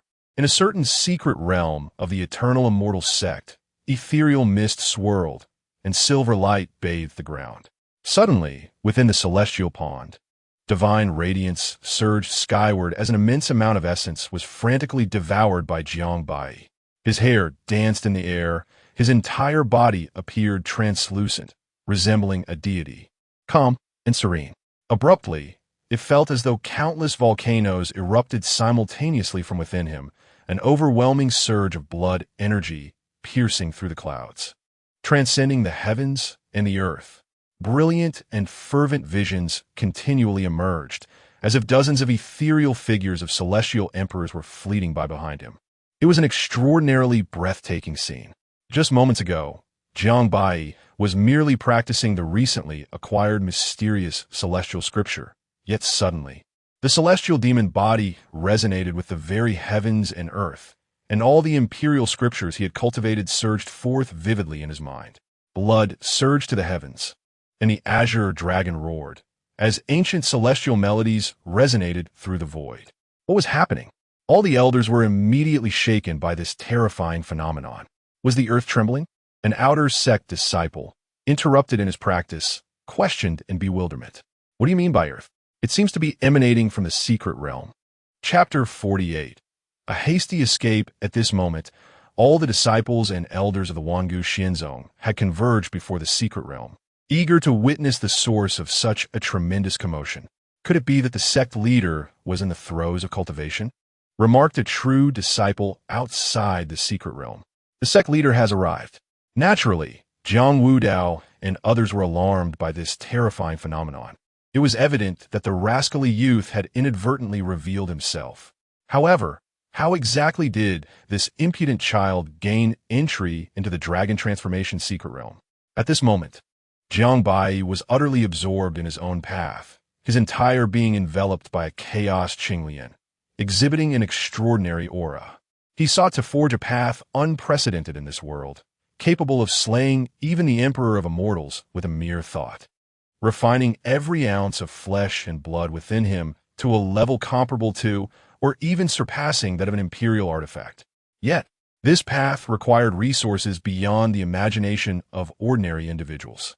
Jiang Baiyi had nearly exhausted his entire family fortune, yet he still found himself woefully short. Boom! Outside the secret realm, a sudden surge of purple energy swept across the sky, the rhythms of the laws akin to an ocean, obscuring the sun and stars. Though it was daylight, the sky shimmered with brilliance. This boy is, leaping over the dragon gate, comprehending the essence of the emperor's way. Elder Li Huayuan exclaimed in astonishment. The crowd gasped anew, fully grasping the implications of Elder Li's words. This signified that as long as Jiang Baiyi did not perish, he was destined to attain the status of an immortal emperor. At this moment, they had completely come to believe the words of Zhao Dejuan from that day. Truly, heaven has favored our Wangu Xinzong. As the esteemed elders began to cheer, the disciples looked on in bewilderment. Smack! An elder hurried towards his disciple and delivered a sharp reprimand. What are you dawdling for? Seize this heavenly opportunity to attain enlightenment. Whether you can break through to the divine passage realm hinges on today. Thus, countless disciples, urged on by their mentors, promptly settled into meditation. Congratulations, sect leader, on this auspicious prodigy. Elder Li Huayuan hastily offered his congratulations. Elder Sun Hua stroked his beard, exuding pride. I have long proclaimed that Baiyi possesses a natural phenomenon, transcendent grace. He is destined to illuminate the great way. The others cast a bemused glance at Sun Hua, thinking him a sycophant. Yet at that moment, no one paid him any mind, as they rushed to congratulate Jiang Wudao. Congratulations, sect leader. Congratulations. However, Jiang Wudao wore a calm expression. Esteemed elders, you flatter me. I did not expect to be discovered after hiding for so many years, but let us not allow this young lad to become arrogant. The realm of the immortal emperor is still a considerable distance away. I am merely relieved that my teachings have not been in vain. The smiles of the crowd froze instantly. Truly, Jiang Wudao was unyielding. Merely considerable? How shameless! After a lengthy period, after enduring countless hardships, Jiang Baiyi finally managed to suppress his cultivation and prepared to depart. However, upon emerging, the scene that greeted him left him utterly dumbfounded. I merely snuck into the secret realm for a glimpse of the scenery. Father, surely you do not intend to bring the entire sect to apprehend me? Days later, Jiang Wudao was forcibly conferred as the Tao Child by the esteemed elders, astonishing the entirety of the eternal immortal sect. However, this naturally incited the dissatisfaction of the 108 peak masters. Although Jiang Baiyi was destined to become an immortal emperor, they remained unconvinced, even daring to express their desire to challenge the once inconspicuous master of Ryu Peak. Upon hearing this news, Jiang Baiyi could only respond with exasperation. After enduring 20 arduous years without being discovered, he was unexpectedly exposed due to a single instance of cultivation, an utterly disheartening turn of events. This was far from the script he had envisioned. Shouldn't he have waited until he broke through to the immortal emperor level to dazzle them all? Alas, it seemed that this place was no longer suitable for him. He needed to depart swiftly. With the existence of the world-destroying elder within the sect, he had no cause to worry about his mother's safety. As for his father, Jiang Wudao, as long as he refrained from indiscriminately killing and inviting hatred upon himself, Jiang Baiyi felt immensely grateful. Just as he was preparing to bid farewell to his mother and leave the eternal immortal sect for other realms, dozens of true disciples had already come knocking. They demanded to meet the Tao Child. The crowd had completely surrounded Ryu Peak. The three leading prodigies. Among the strongest of the sect were 2 men and 1 woman, who had previously been comparable to the now missing Wang Quan. Upon Jiang Baiyi's appearance, a white-haired youth with striking eyes and an extraordinary demeanor spoke calmly. "Greetings, Tao Child. To our surprise, you are indeed the strongest genius within the sect. However, we still wish to seek your guidance to put our hearts at ease." Jiang Baiyi casually surveyed the assembly, but shook his head slightly in his heart. While their talents were commendable, they paled in comparison to Yi Xian and Wang Quan. Jiang Baiyi found little interest in devouring them unless they achieved substantial growth. Then he might find some intrigue. "Very well, come to me all at once. I still need to bid farewell to my mother." The prodigies were momentarily taken aback by his audacity. "Then please." Before the words were fully uttered, Jiang Baiyi pointed with a single finger, akin to an immortal emperor descending, surveying the realm, war raging in the air, his might unparalleled. Boom! After a single strike, Jiang Baiyi departed without a backward glance. Yet as he left, he couldn't help but smirk. Finally, his prestige could rival that of those fortunate children of destiny. The more than 10 prodigies were nearly obliterated by Jiang Baiyi's singular gesture, and had he not intentionally restrained his lethal intent at the last moment, they might have found themselves facing reincarnation on the spot. Suddenly, an enraged roar echoed from behind Jiang Baiyi. "What a despicable wretch! I wasn't even prepared." Stumbling midair, Jiang Baiyi hastily accelerated his departure. To the north of the southern region, in the realm of Sushang. "Senior brother, this is the realm of Sushang," Bai Zihua exclaimed with excitement, gazing at the massive red characters inscribed on the ancient steel before him. Jiang Baiyi replied coolly, "I'm not blind." Jiang Baiyi gazed at the figure of Bai Zihua before him, rendered speechless. He could only wonder how much effort the esteemed Elder Xuanhua had expended to persuade Jiang Wudao to insist that Jiang Baiyi accompany Bai Zihua on this journey, under the pretense of looking after him and assisting with trivial matters. However, at this moment, Jiang Baiyi found himself unable to suppress his inner monologue, lamenting that while other protagonists would embark on journeys accompanied by beauty, be it a celestial maiden or a captivating enchantress, he was left to contend with this rather unrefined brute. Jiang Baiyi was utterly perplexed by his father's reasoning. Moreover, as the days passed, he discovered that this individual was hopelessly directionally challenged. A journey that should have taken a fortnight had stretched into a month, with the cumbersome celestial carriage making slow progress. Was he truly not here merely to create chaos? Nonetheless, they had finally arrived. It must be said that the realm of illusory life appeared considerably more vibrant than other regions of the southern domain. Although it was reputed to be the most chaotic area therein, humans and demons were ubiquitous, and there were even numerous races Jiang Baiyi had never encountered before. Chapter 49. Who do you think you're threatening? Jiang Baiyi and his companions swiftly arrived at a grand city and entered the most bustling inn within. Master, you rest here. I shall take care of matters beyond the realm, Bai Zihua proclaimed cheerfully, patting his chest. As Jiang Baiyi observed the retreating figure of his fellow, a vague sense of foreboding crept into his heart. Yet, he could not argue with the young man and could only silently pray that Bai Zihua would not conjure any mischief.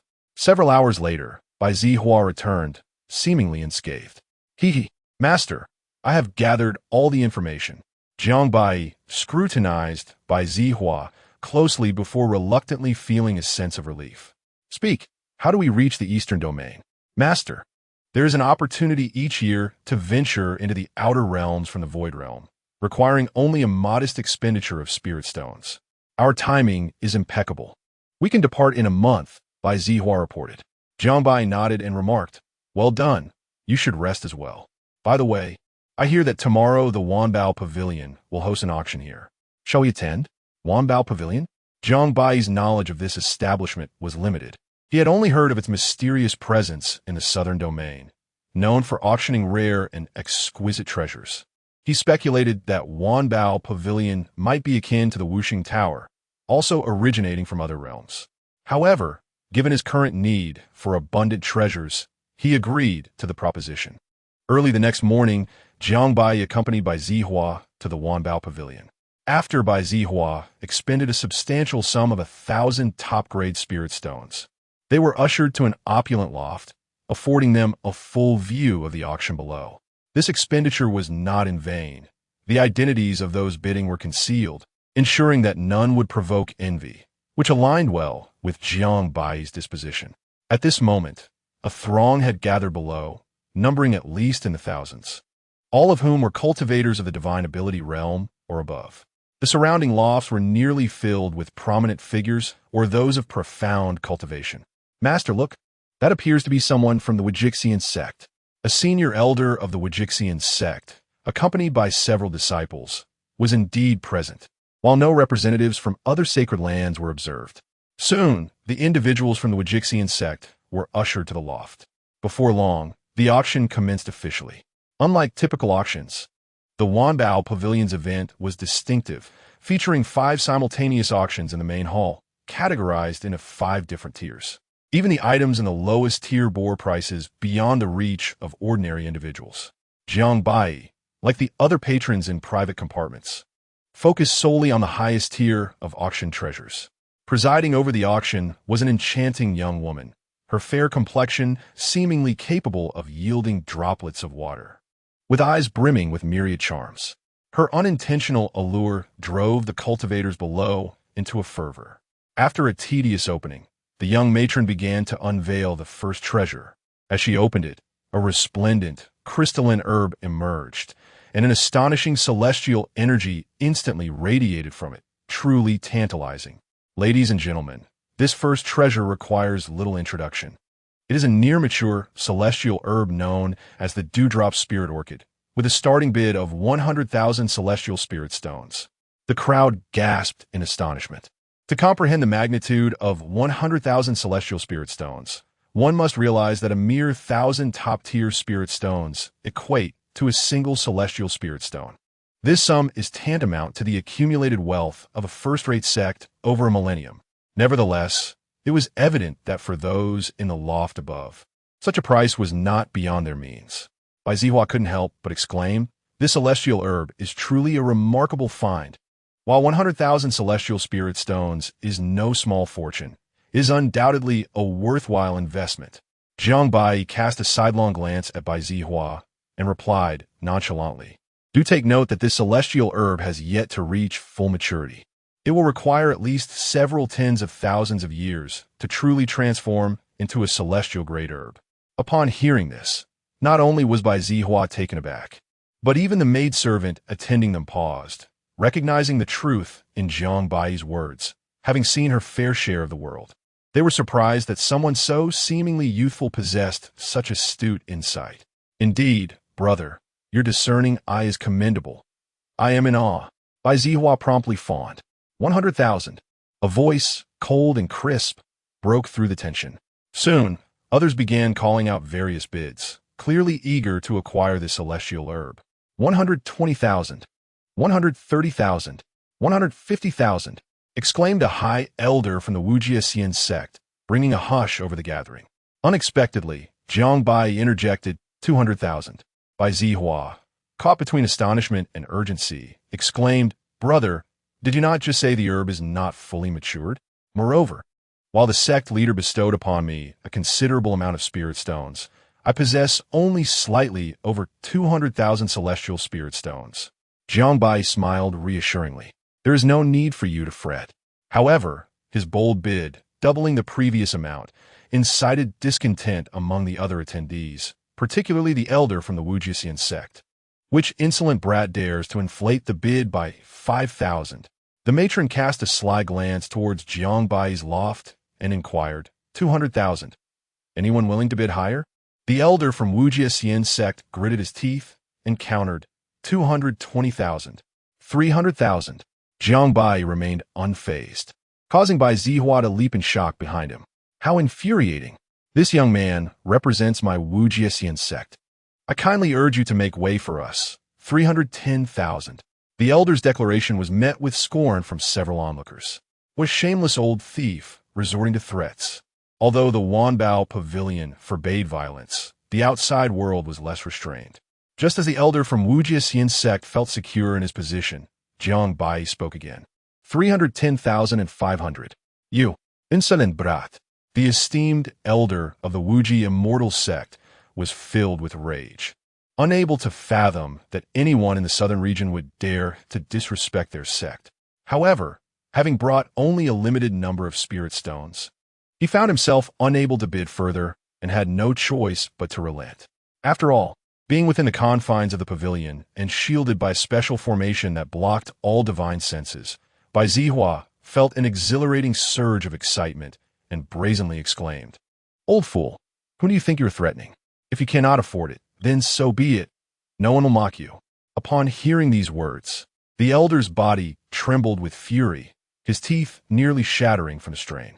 Guards, position yourselves at the entrances of the adjoining chambers. Once the auction concludes, I shall thoroughly skin these two rascals.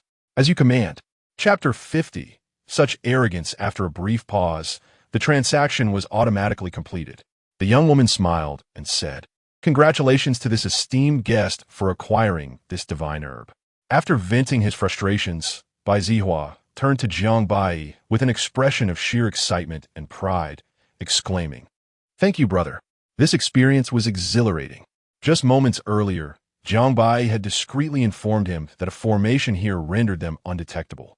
Yet, Jiang Baiyi, with an odd expression, replied, I merely mentioned that they could not sense us, allowing us to depart freely.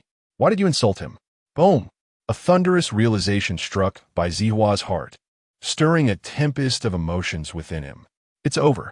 Why didn't you say so sooner, brother? I thought you were displeased with that old man, which prompted my outburst. Bai Zihua's face turned pale, his eyes brimming with unshed tears. Jiang Baiyi couldn't suppress a chuckle inwardly, seizing this opportunity to provoke the young man, ensuring he wouldn't cause trouble for himself in the future. Shortly thereafter, an elder approached Jiang Baiyi's pavilion, carrying the semi-finished divine herb. Upon seeing Jiang Baiyi's formidable presence, the elder momentarily faltered but quickly regained his composure, respectfully stating, Here is the divine herb you just purchased. Please verify. With a cursory glance, Jiang Baiyi retrieved a substantial quantity of spirit stones from his storage ring, and the transaction was swiftly concluded. Bai Zihua gazed at the vast array of spirit stones. Feeling his legs weaken, he realized how sheltered he had been, although he was unaware of Jiang Baiyi's true strength. The sheer volume of spirit stones could not possibly have come from Jiang Wudao. No wonder his master insisted that he serve Jiang Baiyi. Did he slay his sacred realm? Bai Zihua muttered absent-mindedly. At this moment, the auction continued, featuring a text of celestial scripture, albeit incomplete, which failed to pique Jiang Baiyi's interest. As the 9th item passed, he remained unmoved, not bidding on any treasures. The beautiful young woman spoke again. "This is the final item of this auction, presented on behalf of a distinguished guest, and it is strictly exchange-based. Bring it forth," someone impatiently called out. With a smile, the young woman directed her aides to unveil the last item, a black gourd inscribed with intricate and peculiar runes, exuding an aura of mystery. What is the purpose of this treasure? Regrettably, its function remains unknown. All I can disclose is that this gourd originates from an imperial tomb in the eastern region, making it exceptionally rare. The starting bid cannot be less than 100 sacred herbs. Upon hearing this, the crowd's enthusiasm waned. 100 sacred herbs? Even if purchased, they had no idea how to unlock it. It would be of little use, perhaps even less functional than a simple brick. "I'll bid 100 sacred herbs," declared the elder of the Wuji Xianzong, marking his 3rd acquisition. 120 sacred herbs, a voice, alluring and enticing, chimed in. Jiang Baiyi glanced towards the source of the voice and promptly added, 150 sacred herbs. The woman paused, taken aback, and countered, 200 sacred herbs. 220 sacred herbs, Jiang Baiyi responded.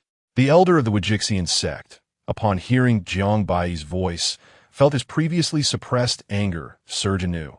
200 sacred herbs, along with a small vial of celestial emperor's blood. However, to his astonishment, a sudden silence enveloped the auction house. Jiang Baiyi and the woman fell silent simultaneously. The elder of the Wujixian sect was momentarily taken aback, his mind echoing with confusion. Why had no one raised a bid? His intention was merely to irritate Jiang Baiyi. Yet the boy unexpectedly ceased bidding. That small vial of celestial emperor's blood was originally meant as a gift for his own son. But little did he anticipate that he had unwittingly set a trap for himself, ultimately bearing the brunt of the situation alone. After a brief moment, the woman suddenly smiled and announced, "Congratulations to this esteemed guest for acquiring this treasure." Upon the completion of the transaction, the elder of the Wujixian sect felt as though his heart was bleeding. "You wretched little beast, I shall flay your skin from your bones." As the auction drew to a close, Jiang Baiyi and his companion had scarcely departed when they found themselves directly targeted by the elder of the Wujixian sect. "Brother, should we not hasten back to the Wanbao pavilion?" Bai Zihua suggested, a hint of panic in his voice. Although he recognized that Jiang Baiyi might possess formidable strength and hidden cards, he still dared not gamble with his life, especially when faced with more than one adversary. "Rest assured, assistance will arrive," Jiang Baiyi replied with calm composure. "Brother, despite my limited reading of ancient scriptures, do not mistake me for a fool. Where is the aura of the elder nearby?" To his surprise, this ruse did not deceive his companion. "Brother, at this juncture, I implore you, spare us the humor." As expected, they had barely walked a short distance when they were immediately surrounded by members of the Wujixian sect. So it is you, son of Jiang Wu Dao." The elder of the Wujixian sect recognized Jiang Baiyi at a glance. Bai Zihua's heart leaped with joy, and he immediately gathered his courage to declare, "Indeed, this is the son of the sect master of the Wangu, Xianzong. If you know what fear is, step aside." The elder, known as Jie Jie Jie, had caught a distant glimpse of Jiang Baiyi during the chaotic events at the ruins of the dead. Jie Jie Jie snorted coldly. Although this was a realm of void, he could not simply kill Jiang Baiyi, lest he provoke a war between the two sections. Suddenly, Jie Jie Jie cast a menacing glance at Bai Zihua and spoke icily. "Was it you who insulted me earlier? If I cannot kill him, can I not deal with you?" Bai Zihua's heart sank into despair. How had the situation devolved to this point? "I swear it was unintentional. Do you believe me?" He pleaded frantically to Jiang Baiyi. Jiang Baiyi replied coolly, "Hand over that gourd. I may spare your life." "What did you say?" Jie Jie Jie almost doubted his own hearing. Did this boy comprehend the gravity of his words? Not only had he allowed his junior to infuriate him, but now he was being robbed as well. Upon hearing these words, the murderous intent on Jie Jie Jie's face seemed to solidify, and his entire expression began to twist in fury. "How dare you? You truly believe that I fear your father?" At this moment, Bai Zihua was nearly paralyzed with fear by Jiang Baiyi's proclamation. "Senior brother, I implore you, do not provoke him further. He may not dare to kill you, but he certainly would not hesitate to eliminate me." Bai Zihua hastily conveyed through thought, "Though I may not take your life, I certainly intend to incapacitate you today." Before Jie Jie could make a move, a woman clad in red suddenly appeared before him. Jie Jie quickly turned his gaze towards her, his expression growing gravely serious, as he realized that her cultivation could only be described with 4 words: profound and unfathomable. "Have you come to rescue this young man?" Jie Jie asked, uncertainty lacing his tone. The woman in red smiled charmingly and replied, "Do not misunderstand. I have merely come to retrieve an item." "What item?" "The gourd you just acquired." Jie Jien's eyes widened in disbelief, his rage threatening to erupt as the in his hand emitted a shrill sound. "You scoundrels! Are you all tired of living? Do you truly understand who you are challenging?" Chapter 51. The Hall of No Life. Today no life faces death. Unable to endure any longer, Jie Jie let out a thunderous roar, his eyes gleaming with a cold light, the aura of a late-stage celestial sovereign soaring into the heavens. In an instant, his figure vanished within the bright daylight. With a single stroke, he conjured ancient divine arts, directing them towards Jiang Baiyi and the woman in red. The woman's gaze sharpened, and in an instant, an immense, terrifying celestial fire ignited around her. With an unfathomable killing move at her fingertips, the very heavens seemed to spin as she unleashed her power, transforming into beams of divine radiance that shattered Jie Jien's divine arts, piercing through his entire being. In just a single move, Jie Jie grasped the dreadful prowess of this woman.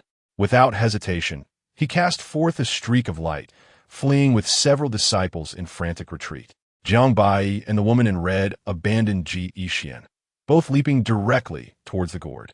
Though Jiang Baiyi seized the gourd first, the woman in red swiftly followed. With a loud clash, they met in mid-air, and the woman was immediately sent reeling thousands of feet back by the sheer force. Suddenly, she seemed to realize something.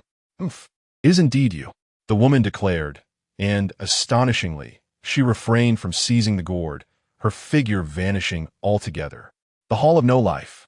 In the fleeting moment of their confrontation, Jiang Baiyi discerned a hidden aura within the woman, astonishingly identical to that of the deceased Sikong Miao. "Senior brother." Bai Zihua was utterly astonished by the scene before him, his eyes sparkling with admiration. Although he knew Jiang Baiyi was formidable, he had not anticipated that he could overpower the woman in red, who had nearly slain the Grand Elder of the Wajixian sect in a single strike. Could it be that senior brother possesses the might of a celestial king? "Senior brother is magnificent," Bai Zihua exclaimed in excitement. "Return first," Jiang Baiyi instructed with a single sentence before pursuing alone. "Senior brother, do not." Bai Zihua had yet to voice his concern when Jiang Baiyi had already vanished beyond the horizon. However, with such strength, senior brother should be safe. After being struck by Jiang Baiyi, the demoness effortlessly traversed through layers of bizarre fog and various ancient formations, finally returning to the true hiding place of the Hall of No Life. One must admit, this place was exceedingly secretive.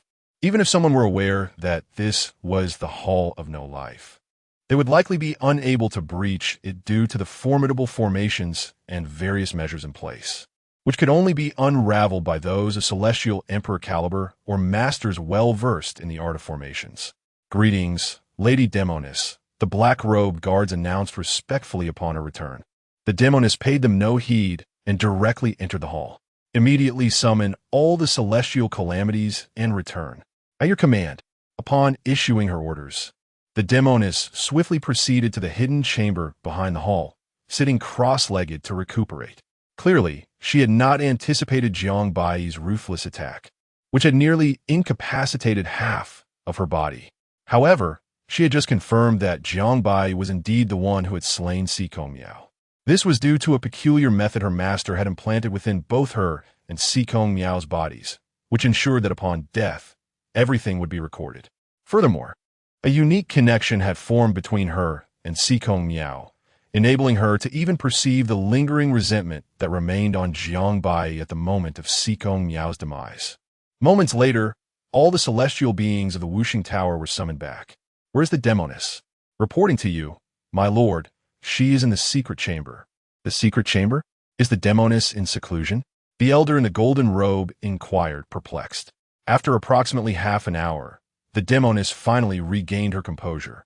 Yet the insidious force gripping her like a parasite could not be dispelled. The demoness had even surmised that Jiang Baiyi had discovered the whereabouts of the Wuxing Tower. But she remained unperturbed. "Demoness, you are injured? Who could have possibly harmed you?" The gathered crowd immediately posed the question upon seeing her. The demoness shook her head, choosing not to answer, instead asking, "How goes the refinement of the rebirth pill?" "Reporting to you, demoness, the third rebirth pill is nearly complete, barring any unforeseen circumstances. It should be finished within a month." "A month?" The demoness' expression turned grave as she resolutely declared, "Immediately abandon the refinement of the third rebirth pill, and command all your subordinates to conceal themselves, awaiting our master's orders for future actions." "Abandon this?" The crowd promptly hesitated. Having already lost numerous men in pursuit of the final rebirth pill, especially in the face of the relentless slaughter from the forces of the Southern Domain. Just as they were on the verge of completion, the demoness' sudden order to abandon it left them feeling discontent. As for their master, he was currently occupied with a pressing matter and could not spare any attention. Noticing the crowd's hesitance and even some doubts regarding her command, the demoness' voice turned icy. "What? Did you not hear what I just said? We obey your command." The crowd tightened their hearts and hastily responded. At that moment, the elder in the golden robe could not suppress his curiosity. "Demoness, could it be that the one who killed Lord Sikong has found us? Wuxing Tower, today there shall be no life." A voice suddenly echoed through the great hall. The crowd immediately tensed, searching for the source of the voice, angrily exclaiming, "Impudent! Who dares to intrude upon my Wuxing Tower?" The demoness displayed a look of incredulity. She had not anticipated that Jiang Baiyi could breach the grand formation before the Wuxing Tower in such a short span.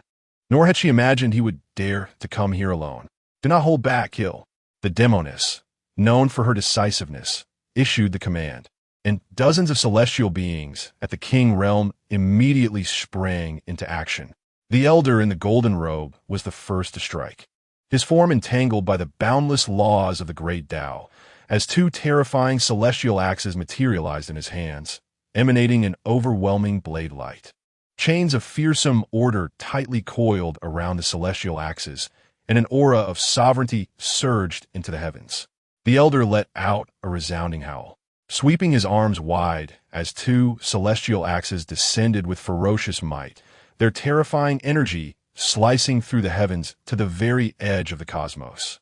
Another individual summoned forth a formidable treasure tower, radiant with divine light, casting down endless laws that shimmered with chaotic principles. At this moment, the enchanting demoness dared not underestimate the situation. She transformed into a being of celestial fire, capable of incinerating all, her eyes unleashing a peculiar mental assault that pierced through everything, directly invading Jiang Baiyi's consciousness. In the face of such overwhelming violence, Jiang Baiyi remained composed, a brilliant celestial light suddenly blossoming from his brow, manifesting an infinite array of ancient celestial techniques that devoured all forms of aggression. What a terrifying ocular technique! The demoness, well versed in the arcane, immediately discerned the magnitude of Jiang Baiyi's power. Yet, this was merely the beginning. An immense surge of blood energy erupted from Jiang Baiyi's celestial form, an endless reservoir of divine power crashing through every fiber of his being like tumultuous waves. Within the wheel of fate, 7 celestial herbs simultaneously radiated astonishing brilliance, transforming Jiang Baiyi into a figure akin to a celestial emperor descending upon the mortal realm. An utterly formidable aura surged forth, soaring to the ninth sky and even beyond, stirring the very rivers of stars. How could it be so fearsome? Could he possibly be a celestial emperor? Chapter 52. When this young master acts foolishly, the elderly man clad in a golden robe was struck with horror, apart from their sovereign. They had never encountered such a terrifying presence. Merely by virtue of this overwhelming aura, one might mistakenly believe he was an immortal emperor. They sensed that, even before making a move, an invisible force had suppressed all the laws and celestial power within them. Jiang Baiyi used his finger as a sword, executing the concealed sword immortal technique. The formidable sword intent obliterated everything in its path, instantly piercing through a late-stage celestial king, who let out a wretched scream as his body was torn asunder, the sword intent even breaking through the heavens above. The alluring demoness and her companions were taken aback by this strike. How could someone, not an immortal emperor, unleash combat prowess on par with that of an immortal emperor? Retreat was clearly out of the question. Faced with such a being, the only option was to fight to the death. The group hastily unleashed their hidden trump cards, their auras surging wildly. Jiang Baiyi revealed a sinister smile, channeling the celestial power of the 9 heavens and myriad laws. He unleashed a punch that resounded with a thunderous boom. The nearby treasure pagoda trembled violently, as if it were on the brink of collapse.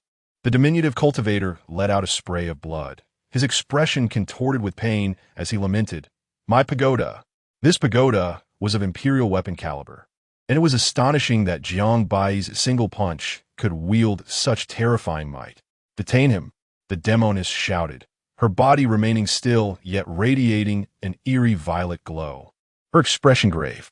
The others immediately understood her intent and charged at Jiang Baiyi, their faces twisted with madness. They pushed their vitality to its zenith, unleashing all manner of dreadful treasures. Their lethal moves aimed desperately at him. Massive laws of the Tao writhed like mountain ranges, seemingly intent on crushing everything in their path. The entire realm of virtual existence was shaken by this colossal commotion, and all cultivators witnessing the scene turned pale. Jiang Baiyi bore the full brunt of their assault and charged forward. At this moment, Jiang Baiyi appeared as a demonic deity. His feet trembled slightly, and the very heavens and earth quaked. The sky shattered as the ancient secret of the true dragon was unleashed, like a celestial dragon descending to the world. A single strike obliterating the cosmos, causing countless stars to plummet. Blood gushed from several individuals like a torrential downpour, cascading through the 9 heavens. In a single blow, 5 celestial kings were transformed into a rain of blood. The remaining few were already gripped by fear. How could they not tremble before such divine might? Yet, glancing at the demoness, who was on the verge of success, they steeled themselves and charged forward. Two of them roared, their terrifying blood energy swirling like a stellar explosion, as waves of deadly intent sought to cleave the heavens, stirring countless fragments of law.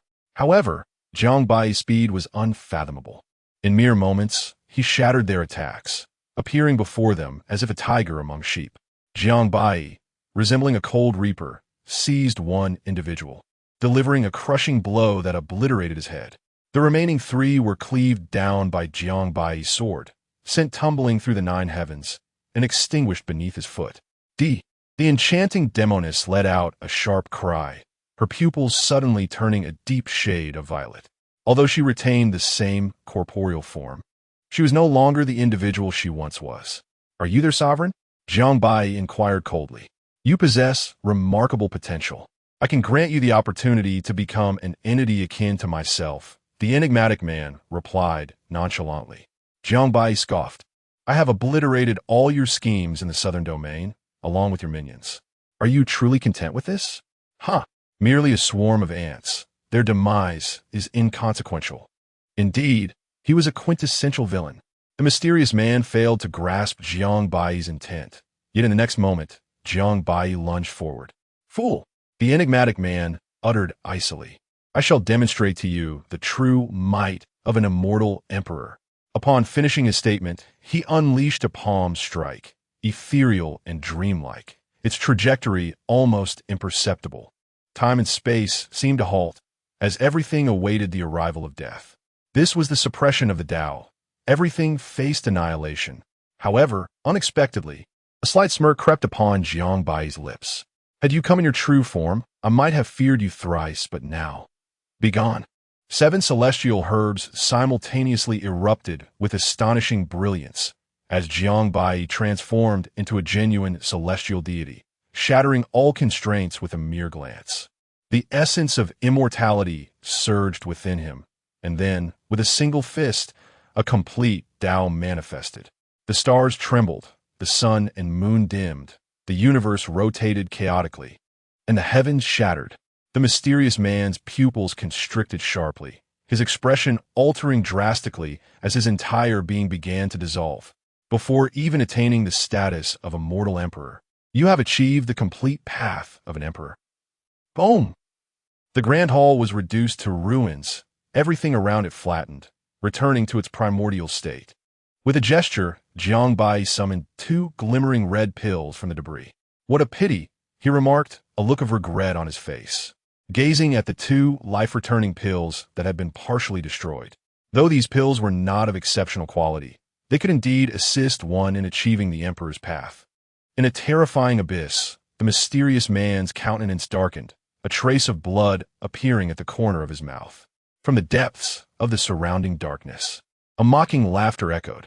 Ha ha, Emperor Tian, I never expected you to experience failure as well. The life-returning pill has once again been a failed concoction, and in such a savage land no less. The mysterious man snorted coldly. It was my oversight. I did not anticipate the existence of such a prodigy in this world. As for you, mind your own subordinates. The life-returning pill must continue to be refined, and that brat shall never escape my grasp. A chilling laughter reverberated once more. Upon returning to the inn, Jiang Baiyi was taken aback by the eerie silence that enveloped the place, suddenly realizing something. That brat is in trouble, he thought, hastily returning to his room, only to find it in disarray. Beneath a bloodied arm lay a letter. In 3 days, come to the Wuji Xianzong and kneel to admit your error. After Jiang Baiyi departed, the immortal sect of Wuji, led by the elder Jie, returned to seek him out once more. However, finding no trace of Jiang Baiyi, they presumed he had fled in fear, thus capturing only by Zihua. Jiang Baiyi couldn't help but chuckle in disbelief. Did they truly mistake him for one of those righteous protagonists? To think someone would use Bai Zihua as leverage against him, setting up a meticulous trap to encircle him? They were sorely mistaken if they believed him to be a fool. 2 days later, at the immortal sect of Wuji, time trickled by until noon, yet still there was no sign of Jiang Baiyi. The esteemed elder Chen Wuji inquired with a hint of confusion. Elder Ji, are you certain that lad will arrive? Certainly not, Ji replied nonchalantly. Chen Wuji was momentarily taken aback. Then, what is your intention? Ji smirked with satisfaction. Though that insufferable Jiang Baiyi may not dare to show his face, the eternal immortal sect cannot afford to ignore this matter. With Jiang Wudao's cunning, he wouldn't dare to contend with our Wuji sect, but would instead be compelled to offer an apology and compensation to rescue their disciple. This aligns with the sect master's wishes and serves as an excellent opportunity to suppress the recent arrogance of the eternal immortal sect. Ever since the incident with the misty immortal sect, Jiang Wudao's ambitions seem to have surged unexpectedly, seizing the opportunity to occupy the entire mind, spiritual veins, and properties of the former misty immortal sect, while the other major sects were preoccupied, thereby greatly expanding his influence. Chapter 53. Senior Brother. Save me. The expansion of the eternal immortal sect undoubtedly stirred envy and jealousy among the other prominent holy lands. At this moment, Bai Zihua, suspended at the entrance, was on the verge of death, unable to utter a single word. His right arm had been brutally twisted off, his body marred with wounds, and he was bound by specialized iron chains. Yet, the fury within him could not be contained, having endured such torment. He seemed to have grown indifferent to life and death. He understood well that Jiang Baiyi would never come to his rescue, as their acquaintance had barely spanned a few months, lacking any profound bond. The most probable savior would be his master, who would come to rescue him only to offer a perfunctory apology before departing.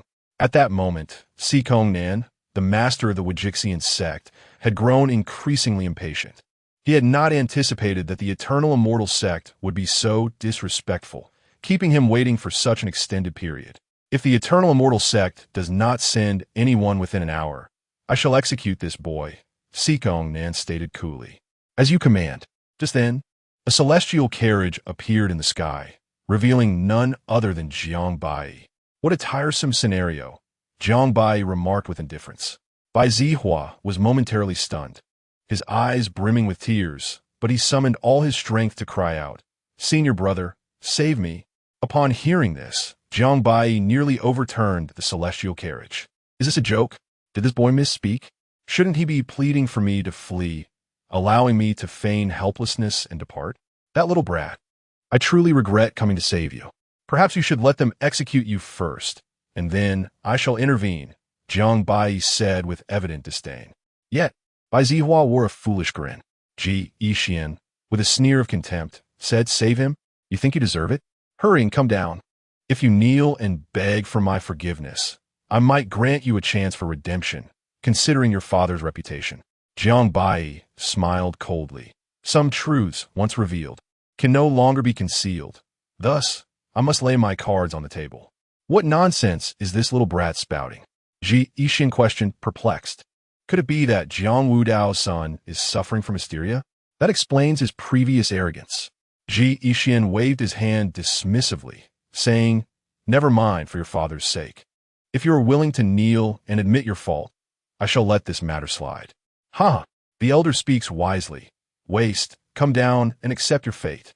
Many disciples below clamored in anticipation of the spectacle. Meanwhile, Sikong then suddenly revealed a cold smile, finding unexpected delight in the boy's audacity, a plot forming in his mind. "Boy, hurry and come down." At this moment, a true disciple of the Wajixian sect, unable to tolerate Jiang Baiyi's calm demeanor, took action. This disciple was no ordinary individual. Possessing a unique constitution, he had already reached the initial stage of the Great Path, showcasing remarkable prowess. The figure spread his arms wide, and a magnificent vision rose behind him, a surge of blood energy soaring into the heavens. He then unleashed a barrage of 13 palm strikes, each layered upon the last. Like the unceasing waters of the Milky Way, creating a terrifying wave of force that seemed poised to engulf Jiang Baiyi. "Ha! Brother Jie, be gentle, don't kill the lad," sighed another voice, lamenting Jie's cruelty. Jiang Baiyi, however, paid no heed to the man, casually delivering a punch. Bang! What appeared to be an ordinary strike shattered the disciple's entire assault and vision, reducing his body to a gruesome puddle of blood and flesh. How is this possible? Brother Jie is dead? The entire assembly of the Wuji Xinzong was rendered motionless, their bodies seemingly petrified, unable to believe the spectacle before them. Suddenly, a thunderous roar erupted from the elder of the sect. "Ah, my son, you little beast, you shall pay with your life." It dawned on Sikong Nan and the others that Jiang Baiyi was far from the simpleton they had presumed. Perhaps he was emboldened by confidence. The elder, named Ji Kong, had just lost his youngest son, his pride and joy. The anguish in Ji Kong's heart was indescribable. His eyes ablaze with fury, a murderous aura radiating from him as if he bore the weight of the heavens upon his back. "Even if Jiang Wudao himself were here today, I shall personally flay you alive and rend your body to pieces." Ji Kong unleashed his killing move, transforming into a colossal celestial rock that rent the earth and shattered the divine, his gaze piercing with lethal intent, as though all creation could be torn asunder beneath his talons. Jiang Baiyi moved with a swift step, his foot striking the heavens, unleashing a sovereign force that sent a tremor through all present, causing their hearts to quiver. "Not good," cried Sikong Nan suddenly, before the elders could voice their concerns. A blood-curdling scream echoed as Jiang Baiyi's foot descended upon Ji Kong's form, shattering it into countless fragments. With a resounding crash, Ji Kong was reverted to his original state, plummeting to the ground. "This boy is troublesome. We must save Elder Ji," Sikong Nan urged urgently. The 5 nearby elders rushed forth, yet Jiang Baiyi materialized beneath Ji Kong, delivering a punch akin to a roaring dragon, obliterating Ji Kong into mere remnants. At this moment, The remaining members of the Wujie Xianzong no longer dared to underestimate him, their eyes wide with terror. The 5 elders, witnessing Ji Kong's demise at a single blow, felt their confidence evaporate. They exchanged glances and swiftly occupied the 5 cardinal directions, channeling their energies to conjure a cataclysmic killing formation. Suddenly, 12 formidable stone statues emerged in the corners of the array, exuding a divine might akin to that of an immortal king. Kill! The 5 roared in unison, the statues' eyes gleaming with celestial secrets, their presence commanding the very cosmos, reverberating with ancient immortal power. Indeed, the profound heritage of a sect that has stood for countless years was evident. Merely this formation from 5 elders hinted at a power rivaling any holy ground. Jiang Baiyi let out a soft exclamation, his celestial body quivering as an extraordinary phenomenon unfurled above him. The Milky Way emerged, and the resounding roar of dragons echoed through the heavens. As all malevolence was thwarted a mere 3 inches from him, the statue continued to rotate, delivering a punch that shattered the cosmos, plunging darkness upon Jiang Baiyi and encircling him tightly. As the statue accelerated its movements, the very void above fractured, creating a terrifying, killing formation capable of toppling kings in adversity. In an instant, Jiang Baiyi unleashed a torrent of celestial energy, akin to the descent of both celestial and demonic forces, channeling the might of ancient emperors with a single strike that rippled through the firmament, as though sweeping across the universe. With a single step, he shattered the killing formation, his fist collapsed the stars, and in the blink of an eye, he unleashed 12 earth-shattering punches. Even the fearsome statue could not withstand such overwhelming force, and was reduced to mere fragments. The 5 onlookers turned pale, astonished that such a formidable killing formation could not subdue Jiang Baiyi. Could it be that this man was at the peak of the celestial king realm? Death! The murderous intent radiated from Jiang Baiyi as he violently collided with one of the supreme elders, shattering their form and dissipating their soul with a mere squeeze of his hand. As the others attempted to retreat, Jiang Baiyi crushed their flesh and bone with a single foot, leaving no trace behind. Witnessing Jiang Baiyi's display of divine prowess, all present felt a tremor of fear coursing through their hearts. Was this individual a devil? Some disciples were so frightened that their spirits became disoriented. Kill! Let us avenge the supreme elder. At the furious shout of one of the supreme elders, all disciples and elders surged towards Jiang Baiyi with murderous intent. Sikong Nan, however, forcefully suppressed his shock and vanished quickly. He was no fool. Even he could not breach the earlier killing formation, unless one were at the pinnacle of the celestial king realm. Although he did not comprehend the reasons behind Jiang Baiyi's terrifying transformation, the situation had escalated beyond redemption, leaving only the path to total annihilation. Chapter 54. Guardian of the true spirit, Jiang Baiyi's countenance was as frigid as ice, embodying the essence of a reaper. With a single stride, he traversed thousands of miles, shifting like a phantom, his fists shattering mountains and rivers. Each strike claimed the lives of thousands. All the elders and disciples were no match for Jiang Baiyi, swiftly crushed into mere remnants of flesh and soul. At this moment, Jie Xian's heart began to race. He could scarcely fathom the overwhelming power of Jiang Baiyi, an existence far beyond his capacity to contend with. The imprisoned Bai Zihua, witnessing the carnage wrought by Jiang Baiyi, wore an expression of sheer exhilaration, as if avenging himself in real time, his heart brimming with satisfaction and unrestrained joy. "Haha, well done, brother," Bai Zihua shouted with fervor. Suddenly, Jie Xian's face contorted with rage as he fixed his gaze on Bai Zihua. Gripping his neck with one hand, he threatened, "Boy, cease this at once, or I shall ensure this lad finds no resting place in death." "Are you threatening me?" Jiang Baiyi's lips curled into a cold smirk. With a slight gesture of his left hand, the laws surged forth, ensnaring countless disciples of the immortal sect in an inescapable grip, their faces contorted with terror, akin to fish on a chopping board, ripe for slaughter. "If you're willing to take your own life now, I might consider granting them a swift end." "You beast! Release them at once!" Jie Xian roared in impotent fury. It was he who had issued the threat. Yet he found himself ensnared in fear. His disciples and son were perilously caught in the fray. Ah, save me! Before Jie Jie could decide, an eerie flame from the 9 netherworlds ignited, incinerating hundreds of disciples on the spot, their wails echoing, leaving naught but ashes. Ah, my heavens, you fiend! Cease this at once! Jie Jie charged forward in desperation. Jiang Baiyi seized the moment, vanishing in a flash to sever the chains, effortlessly rescuing Bai Zihua and concealing him within a space he conjured. Yet Jie Jie lacked such formidable strength. Despite exhausting all his means, he could do naught but watch as his disciples and son were consumed by the flames. You little beast, I shall fight you to the death. Just as Jie Jie prepared to engage Jiang Baiyi in a desperate struggle, a voice echoed from the shadows. Sikong Nans, Elder Ji, at this juncture, cast aside your grievances and awaken the Ji ancient celestial tree. Avenge yourself upon this beast. Sikong Nan's words struck Jie Jie like a thunderclap, rousing him from his vengeful haze. With eyes ablaze, he nodded fervently. Jie Jie immediately sliced his finger, forming intricate seals before him, unleashing a torrent of mystical incantations. In but a few fleeting moments, he had nearly expended all his vital essence, his complexion turning ashen, yet a manic fervor graced his features. You little beast, to perish at the hands of the guardian of the true spirit shall be the honor of your lifetime.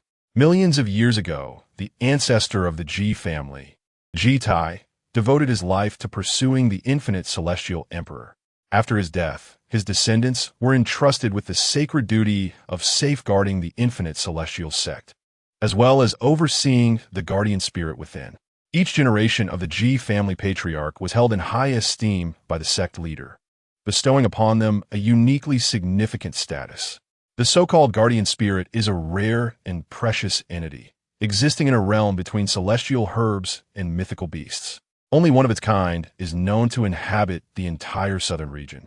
The Jigu celestial tree was, in fact, sealed by the infinite celestial emperor himself after considerable effort, lying beneath the infinite celestial sect as a guardian spirit that could only be awakened by the bloodline of the Ji family through special means. Suddenly, the earth trembled and split open, revealing an endless abyss.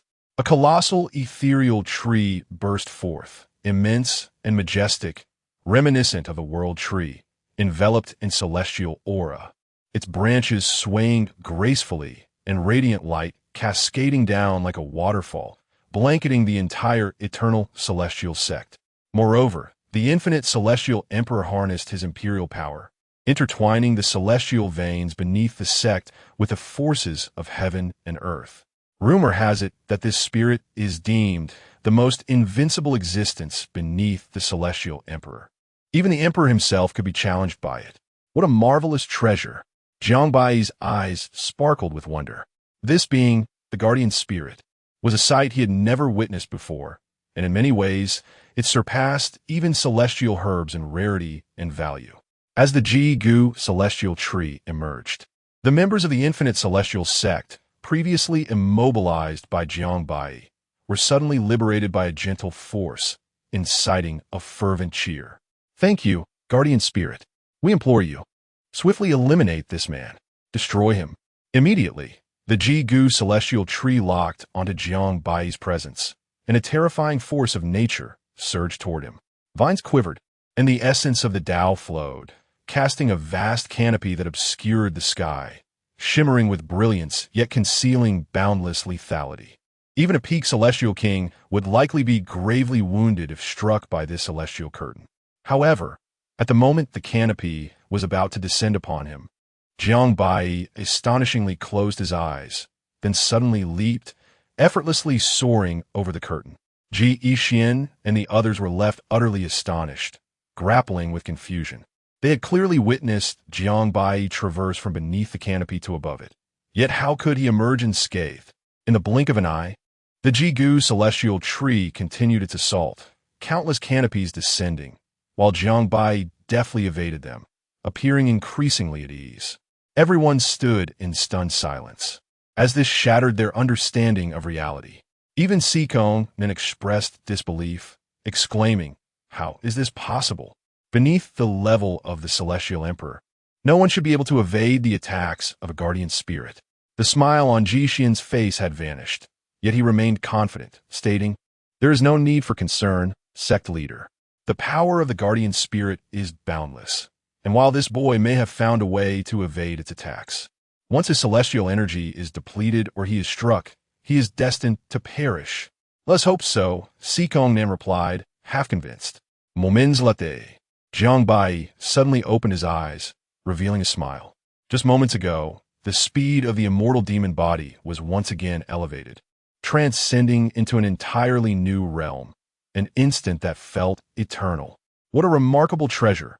Alas, this young master has no time to indulge you further, Jiang Baiyi remarked with a smile, and immediately an explosive surge of celestial energy and vitality erupted from his entire being, as he ceased to evade and struck the heavens with a single punch. "Haha! Look, sect master, that young man can no longer hold on. He is doomed," Jie Jie exclaimed with excitement. Boom! Jiang Baiyi's celestial power surged mightily. His physical strength pushed to its utmost limits, shattering the entire celestial veil with one formidable blow.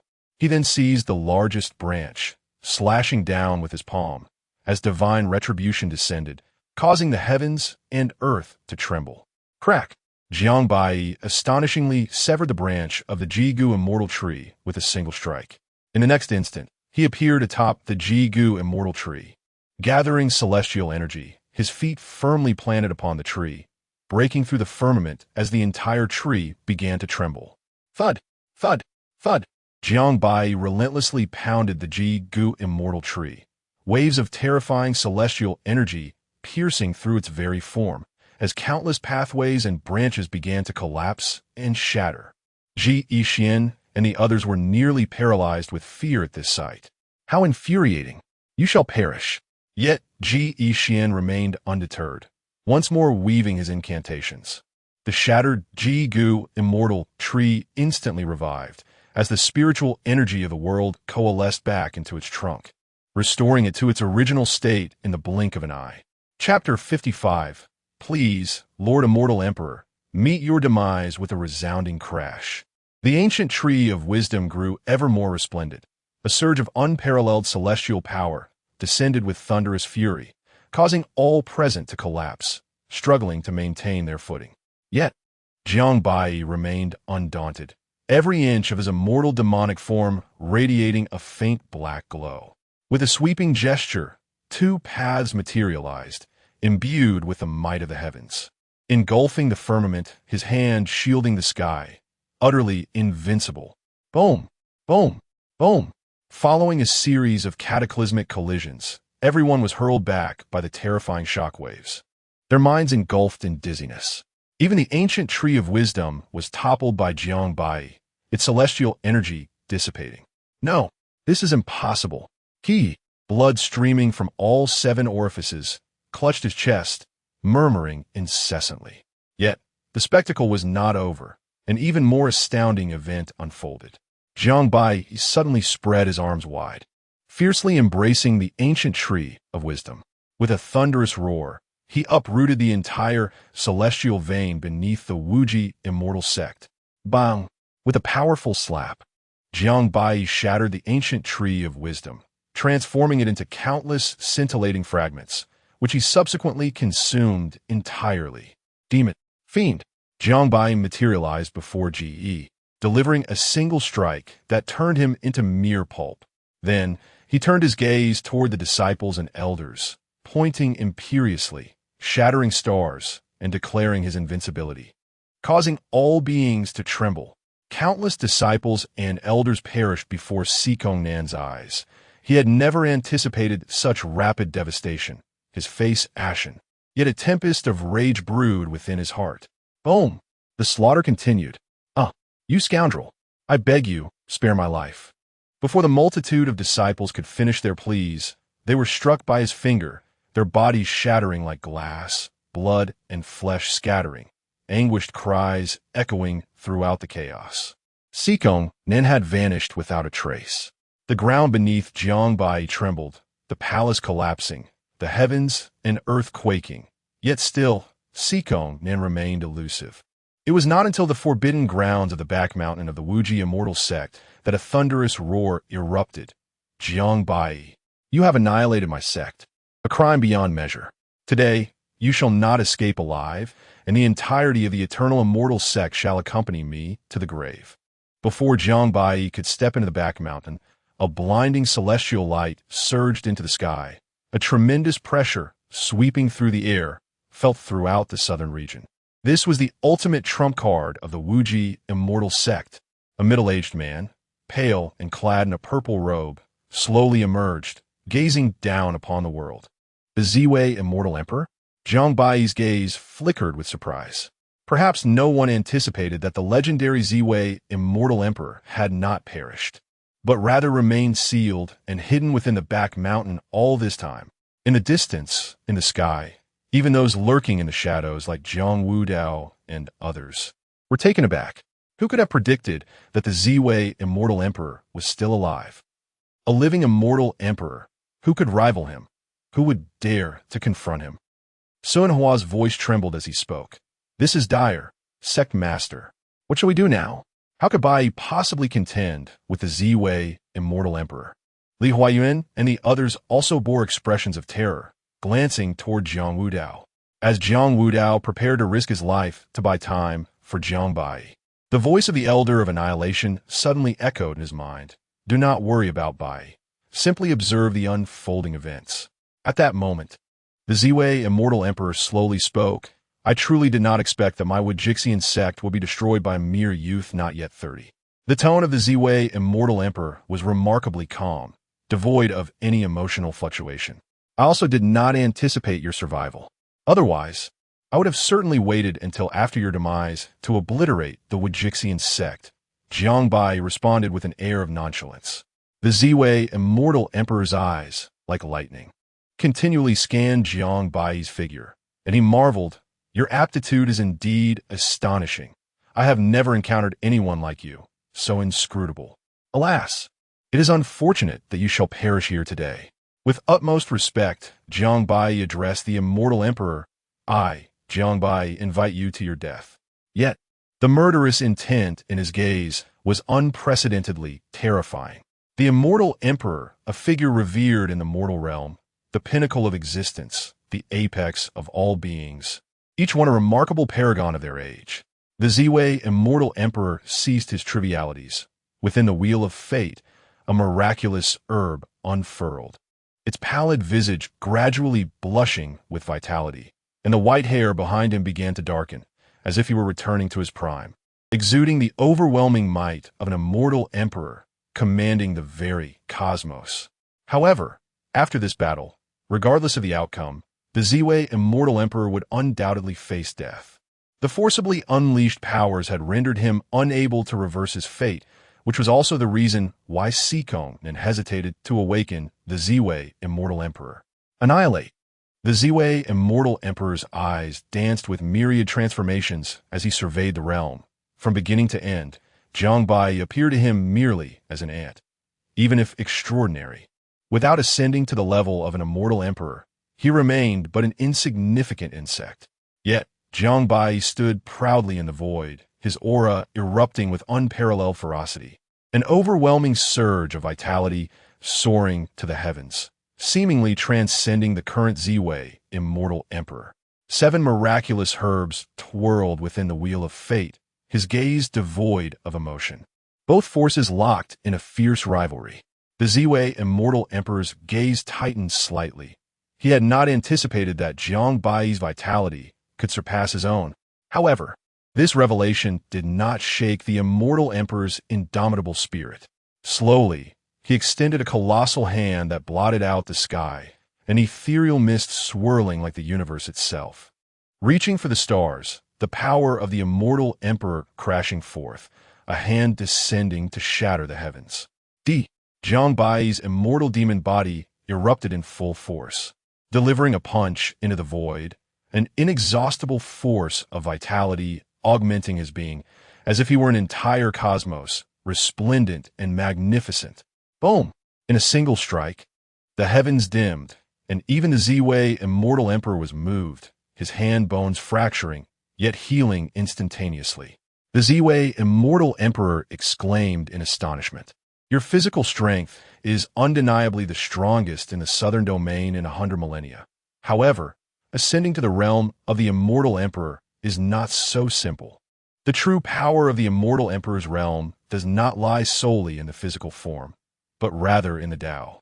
Thus, the Ziwei immortal emperor remained unperturbed, merely expressing mild astonishment, before producing an ancient, unadorned longsword from his hand.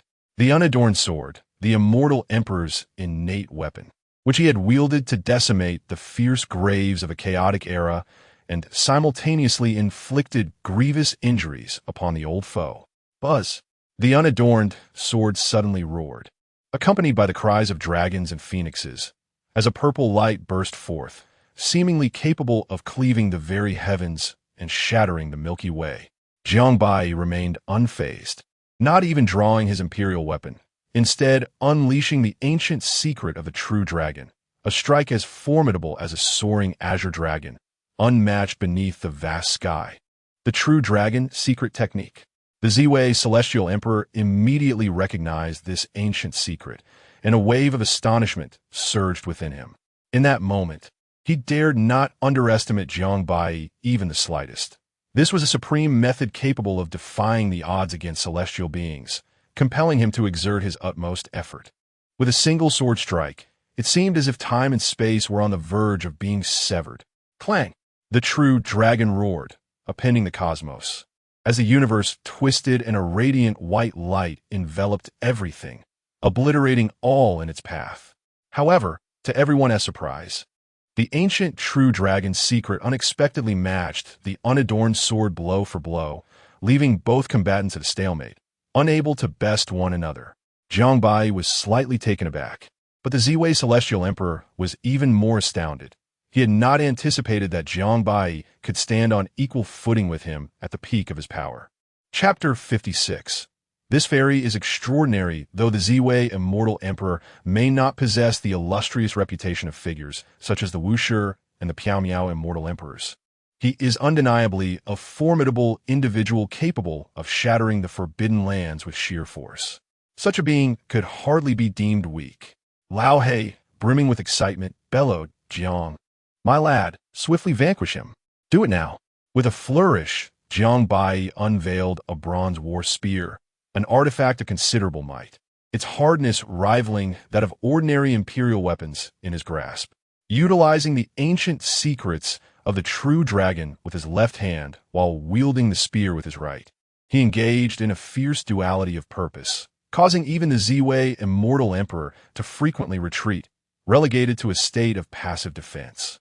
The two combatants clashed from the heavens to the earth, and from the cosmos to the seas, each strike embodying the most potent martial techniques known to this realm, executed with relentless precision, as if driven by instinct alone. Time lost meaning as they battled through day and night, their fierce exchanges illuminating the south region with glimpses of their silhouettes amidst shattered stars. Could it be that the Immortal Emperor has returned? No, the Ziwei had never perished. Who is this individual, able to stand toe-to-toe with an Immortal Emperor? He seems oddly familiar. After a relentless day and night of bloodshed, the Ziwei Immortal Emperor began to falter, his once formidable aura waning, his body riddled with wounds. If this continued, it would not be long before Jiang Baiyi would deliver the final blow. I never anticipated such a prodigy existing in this world, one capable of slaying an immortal emperor at the celestial monarch realm. It is time for this to conclude.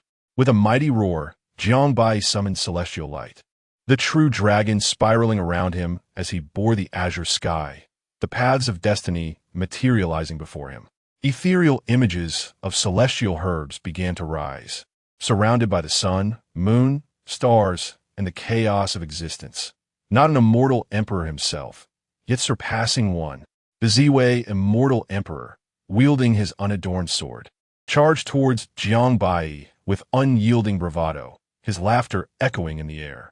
With a single strike, he met the vast ocean, the paths of the universe entwined. as deities faded into the backdrop. Unbeknownst to all, the entirety of the Ziwei immortal emperor began to dissipate gradually, while Jiang Baiyi remained resolute, standing tall.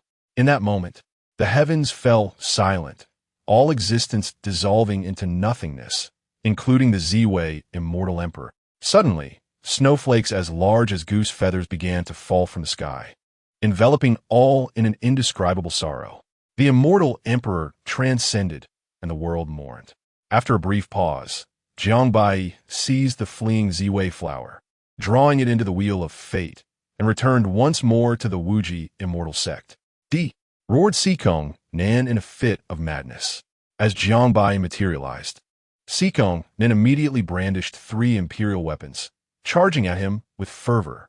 The imperial artifacts radiated unparalleled brilliance, the spectral forms of immortal emperors faintly emerging behind him. Jiang Baiyi unleashed the ancient secrets of the true dragon, shattering the spectral forms of the 3 immortal emperors in a single blow. The Ziwei immortal emperor has fallen. As the sect leader, you must accompany him into the abyss, mustn't you? With a single hand, he blocked the 3 imperial weapons, then forcefully suppressed them with his celestial demonic form, his finger slicing through the air, unleashing a torrent of sword energy that stirred the very winds and clouds. With a resounding thud, Sikong Nan's body was cleaved in 2, his spirit extinguished. One of the 8 sacred grounds of the southern domain, the Wuji Xianzong, was obliterated today. The white-clad figure, capable of slaying even the Ziwei immortal emperor, was truly terrifying. The foremost individual of the southern domain, indeed well-deserved. Is this the true strength of the Daozi? The elders and disciples were left utterly astonished, their minds reeling. While instances of crossing boundaries to slay an immortal emperor have occurred in history, they were exceedingly rare, accomplished only by figures like the primordial immortal emperor and a select few, typically at the late or peak stages of immortal kings. Yet, in the realm of immortal lords, Jiang Baiyi stands unrivaled throughout the ages. Having effortlessly dispatched Sikong Nan, Jiang Baiyi strode into the depths of the Wuji Xianzong, his presence commanding the void. After resolving all matters, Jiang Baiyi returned alone to the land of void life. As for Bai Zihua, he chose to remain in the Wangu Xianzong due to his severe injuries.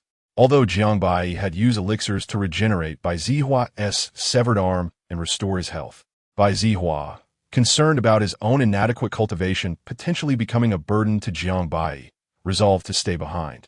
Jiang Baiyi, feeling a sense of relief that his arduous efforts to save Bai Zihua were not in vain, graciously bestowed upon him a fragment of the imperial scripture. This gesture overwhelmed Bai Zihua with joy, nearly bringing him to his knees in gratitude. Approximately a month later, at the edge of the void life, the Sea of Death awaited.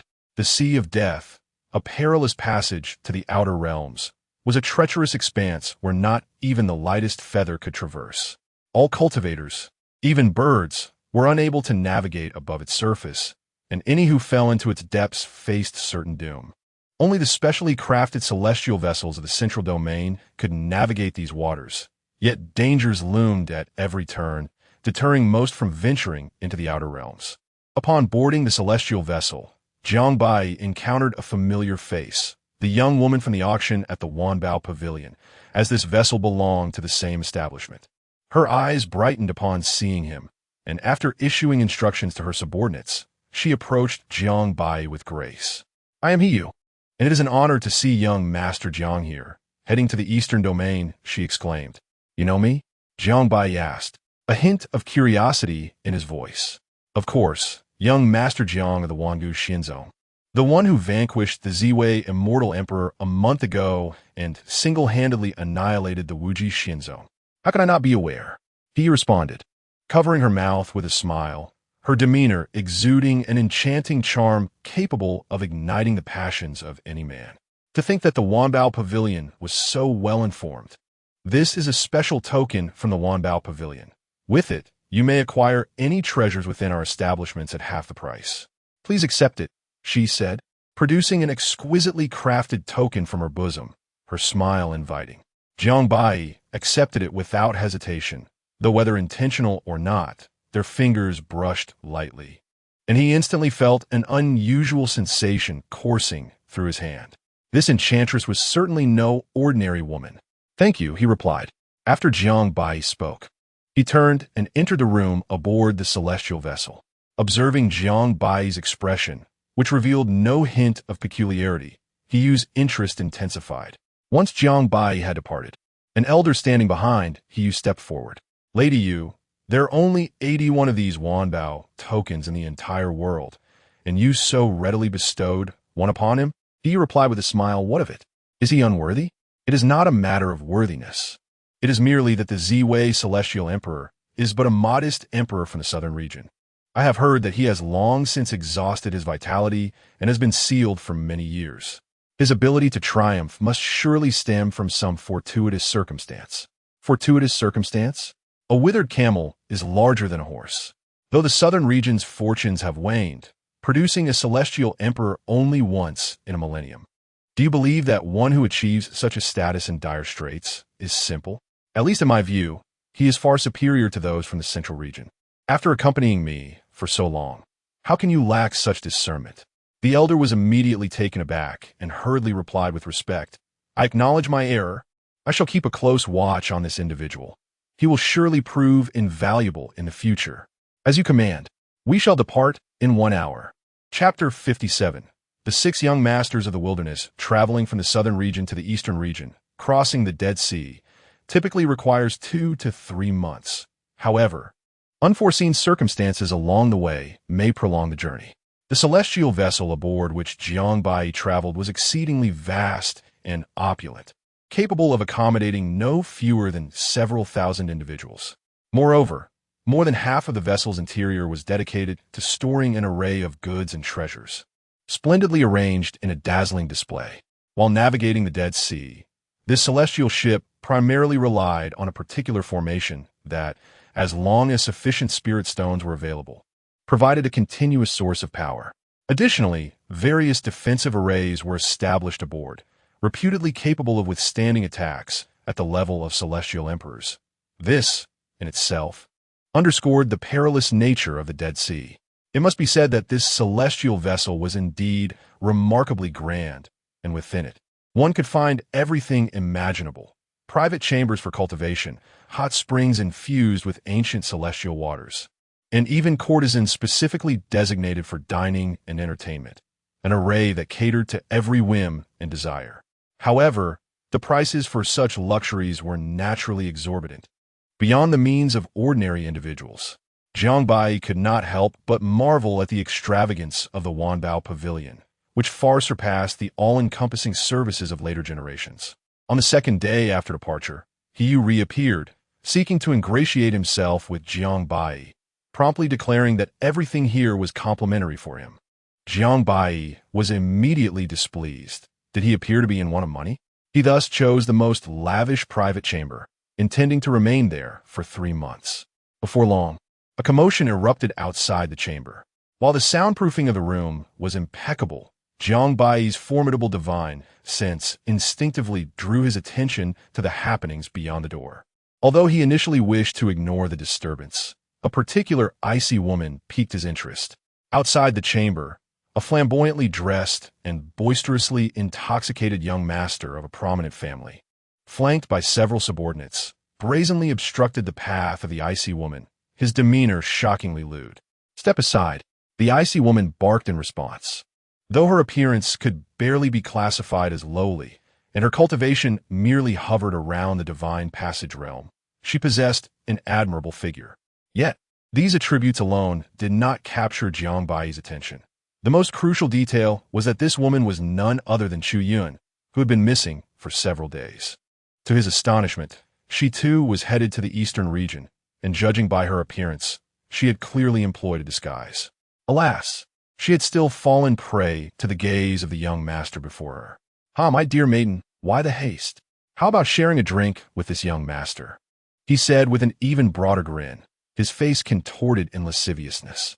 Unable to contain her anger any longer, Chu Yun summoned her spirit sword, fiercely thrusting it toward the young master. "Well, what a formidable young lady," he retorted with a chuckle. However, to Chu Yun's utter disbelief, The young master effortlessly blocked her attack, seizing her spirit sword with one hand and, like a specter, pointed a finger toward her with startling swiftness. Was suddenly struck with terror. She had not anticipated that this debauched youth possessed such formidable prowess. Simultaneously, she felt all her spiritual energy and cultivation sealed by a unique divine power. It is worth noting that her actual cultivation level was at the mid-stage of the Great Tao realm, thereby highlighting the exceptional capabilities of this individual.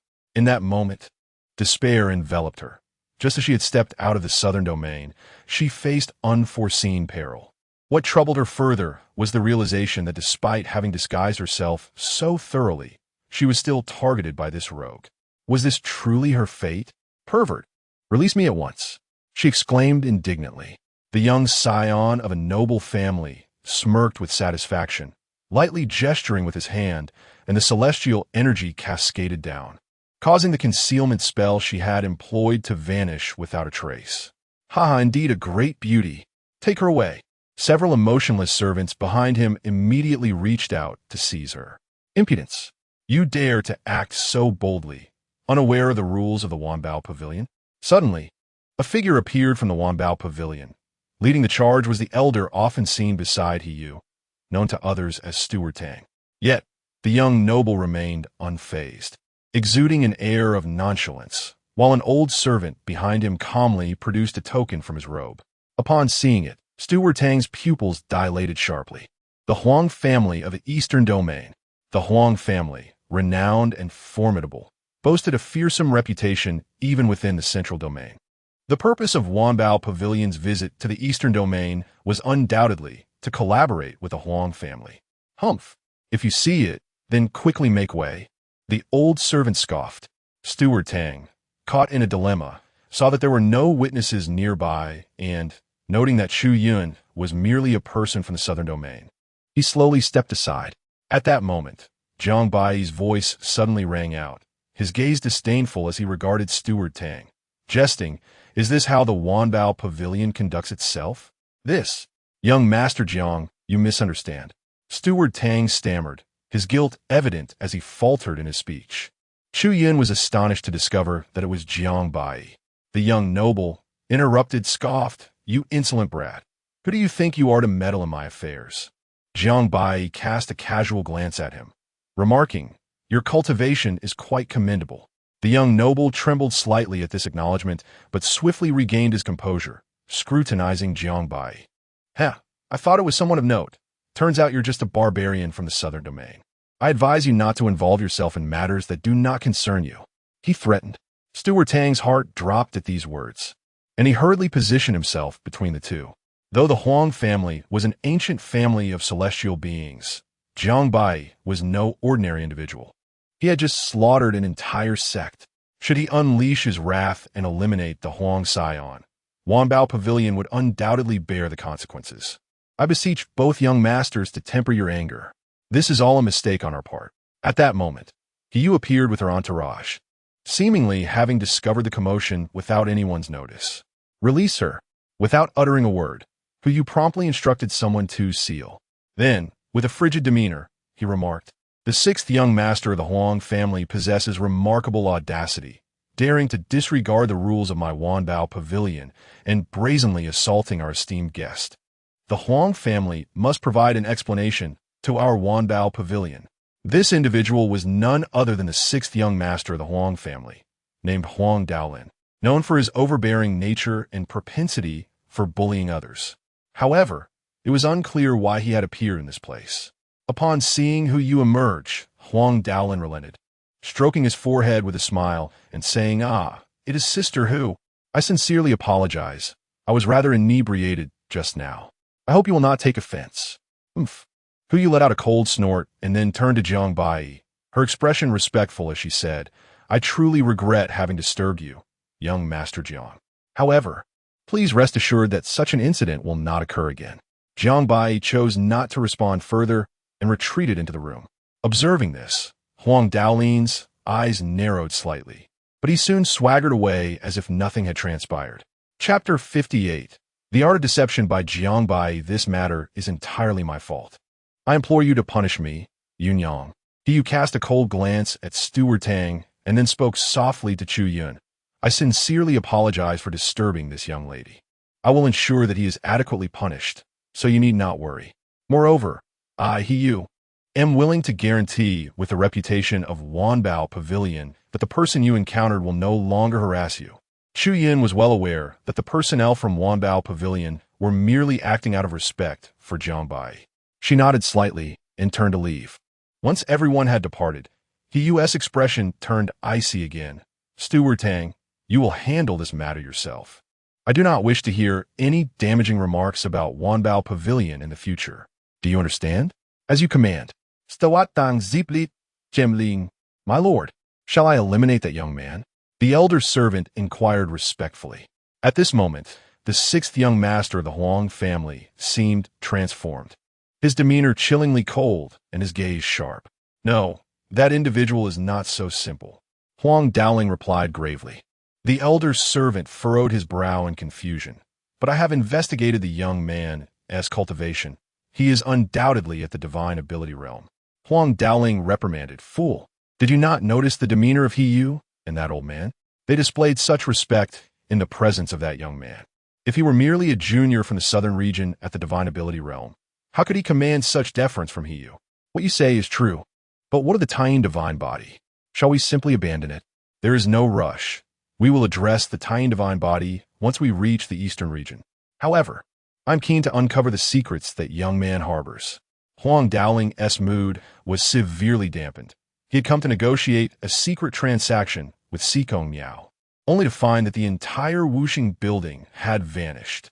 Upon returning to her room, Chu Yun was immediately approached by Steward Tang, who began to profusely apologize and promised a multitude of benefits, ultimately hoping that she would keep the incident to herself. Chu Yun did not feign sentimentality nor reproach the people of Wanbao Pavilion. She accepted Steward Tang's apologies with grace. After enduring so much, she had come to understand that in this world there is no right or wrong, only weakness, which is the true sin. Knock, knock. Jiang Baiyi slowly rose, aware of who had arrived. Come in. Thank you, young Master Jiang, for saving my life. Chu Yun expressed with heartfelt gratitude. I did not save you. There is no need for thanks. Chu Yun stubbornly shook her head. I am expressing my gratitude on behalf of my master and all those who perished in the misty sacred land. Did you witness it? Chu Yun nodded. I did not expect that young Master Jiang is the most concealed genius in the southern region. I apologize for the previous engagement termination. Please. Jiang Baiyi waved his hand, interrupting her. I did not take it to heart. You may leave now. What a beautiful disaster. In truth, Jiang Baiyi was left with no choice but to save Chu Yun. He could not allow his meticulously laid plans to be thwarted by anyone. Most crucially, the Taiyin divine body within Chu Yun was still far from reaching its full potential. This prompted Jiang Baiyi to silently berate her in his heart, lamenting her ineffectiveness. With such exceptional talent, how could she have made so little progress after all this time? The more he observed, the more disheartened he became, pondering how long it would take for him to absorb her essence. However, Chu Yun was taken aback by Jiang Baiyi's words, surprised by his apparent indifference and even a hint of disdain in his eyes, as if he were keeping her at arm's length. This reaction was particularly difficult for her, who usually held herself in high regard. Yet, she found herself perplexed as to why Jiang Baiyi had chosen to save her. Could he be employing a strategy of feigned indifference? That seemed unlikely. I shall take my leave now, Chu Yun said, her face flushed with embarrassment, preparing to depart. I'll wait, take this. Jiang Baiyi, unable to bear the sight any longer, abruptly tossed her a jade tablet. Chu Yun instinctively caught it, and upon glancing at its surface, she was astonished. The tablet contained methods for rapidly enhancing the Taiyin divine body. Jiang Baiyi, I never anticipated you to be such a person, she thought, realizing he truly was playing a game of feigned indifference. Thank you. After much hesitation, Chu Yun ultimately accepted the jade tablet and cast a lingering glance at Jiang Baiyi before slowly departing. Yet, Jiang Baiyi sighed deeply, a look of exasperation on his face. Murmuring to himself, it's been far too long, and the Taiyin divine body still shows no signs of breakthrough. If you truly wish to thank me, then please hasten your progress. In the days that followed, Jiang Baiyi devoted himself to his training in the secret chamber, remaining undisturbed and focused. Suddenly, the entire celestial vessel began to shake violently, and a terrifying thunder echoed in everyone's ears, accompanied by a chilling cacophony of roars. Jiang Baiyi was the first to rush out, eager to investigate the situation. In the Dead Sea, where night and day ceased to exist, only darkness prevailed. Coupled with the restrictions imposed on cultivators within this realm, even Jiang Baiyi could glean little information. This was somewhat unsettling for someone as cautious as he was. The seawater, composed of an unknown substance, possessed a horrifying corrosive quality that posed a threat to all living beings, and crucially, flying was prohibited here. Hurry! Activate the formation in the southeast corner. We must not allow those creatures to breach our defenses, commanded a burly man with a thick beard, who was in charge of this celestial vessel's journey for the Wanbao Pavilion. His name was Lei Heng, a mid-stage celestial lord accustomed to navigating various domains. Under Lei Heng's steady leadership, the dreadful creatures were soon repelled. However, Jiang Baiyi's brow furrowed slightly. He felt an inexplicable familiarity with the aura of these monsters. Of course, these creatures are merely a weakened version of the Old Black. Jiang Baiyi suddenly realized. Bah, you insolent brat, cease your nonsense. This esteemed individual is of the ancient demonic lineage, pure of blood, while these mere beings are nothing but a collection of mixed-blooded wastrels. How dare they consider themselves my equals? The Elder Black, one exclaimed in fury. Jiang Baiyi could not help but chuckle, remarking, I did not anticipate that there exists such discrimination among your demonic kin. Young one, do not revel in my misfortune. In this regard, your human race is even more culpable than we demons. Just as Jiang Baiyi sipped his wine and sparred verbally with the Elder Black One, an eccentric old Taoist appeared unexpectedly. The old man sniffed the air as if he had caught a whiff of an incredibly alluring fragrance of wine. Without hesitation, he seized Jiang Baiyi's wine flask and filled a cup for himself. Ah, what splendid wine! This flask must be worth quite a sum of spirit stones. It was only then that Jiang Baiyi took note of the man's peculiarities, yet he chose to remain silent and continued to drink. The individual appeared to possess merely the cultivation of the Tao realm, but in truth, he was at the pinnacle of the immortal king realm. Had it not been for his heavenly eye, even Jiang Baiyi would have failed to discern his true strength. Chapter 59. The Archvillain, Old He the Old Priest, having indulged in several cups, seemed taken aback by Jiang Baiyi's silence, which left him quite uncomfortable. Ahem, young brother, do you not have any questions? None, Jiang Baiyi replied, causing the old priest to choke momentarily on his words. Just as the old priest was about to speak, He suddenly approached Jiang Baiyi. It is rare for young Master Jiang to exhibit such refined taste today. I would be honored to share a drink with you. He frequently attempted to ingratiate herself with Jiang Baiyi, yet he remained indifferent, leaving her confidence utterly shattered. Observing the increasingly awkward atmosphere, the old priest suddenly adopted a rather eccentric demeanor and addressed Jiang Baiyi. Young brother, are you aware that disaster is imminent? Oh, what do you mean by that? Jiang Baiyi inquired with interest, prompting He to glance curiously at the old priest. The old priest immediately assumed an air of sage wisdom and said, to be frank, young brother, I just noticed a darkening of your brow. Within the hour, it appears your life-threatening calamity is about to descend upon you. He displayed a look of disdain, clearly convinced that the old priest was merely a charlatan, a type she had encountered far too often. However, Jiang Baiyi asked, pray tell, Master, is there a way to avert this calamity? You have come to the right person. If you are willing to take me as your master, I shall help you avert this disaster. Thank you for your kindness, master, but I already have a mentor. What? How unfortunate. Truly a pity. The heavens are envious of talent. He could no longer restrain herself and felt compelled to dismiss the old priest. How could one speak so impudently? It was fortunate for the old priest that Jiang Baiyi had a good temper. Had it been anyone else, the old man would likely have been beaten to a pulp by now. At that moment, Jiang Baiyi suddenly experienced a palpitation, as if something significant were about to transpire. Old Hei's expression changed dramatically as he shouted, "Not good, Jiang kid, run." Jiang Baiyi finally grasped the meaning behind the old priest's warning of impending doom. It was indeed this accursed Old Hei. Run?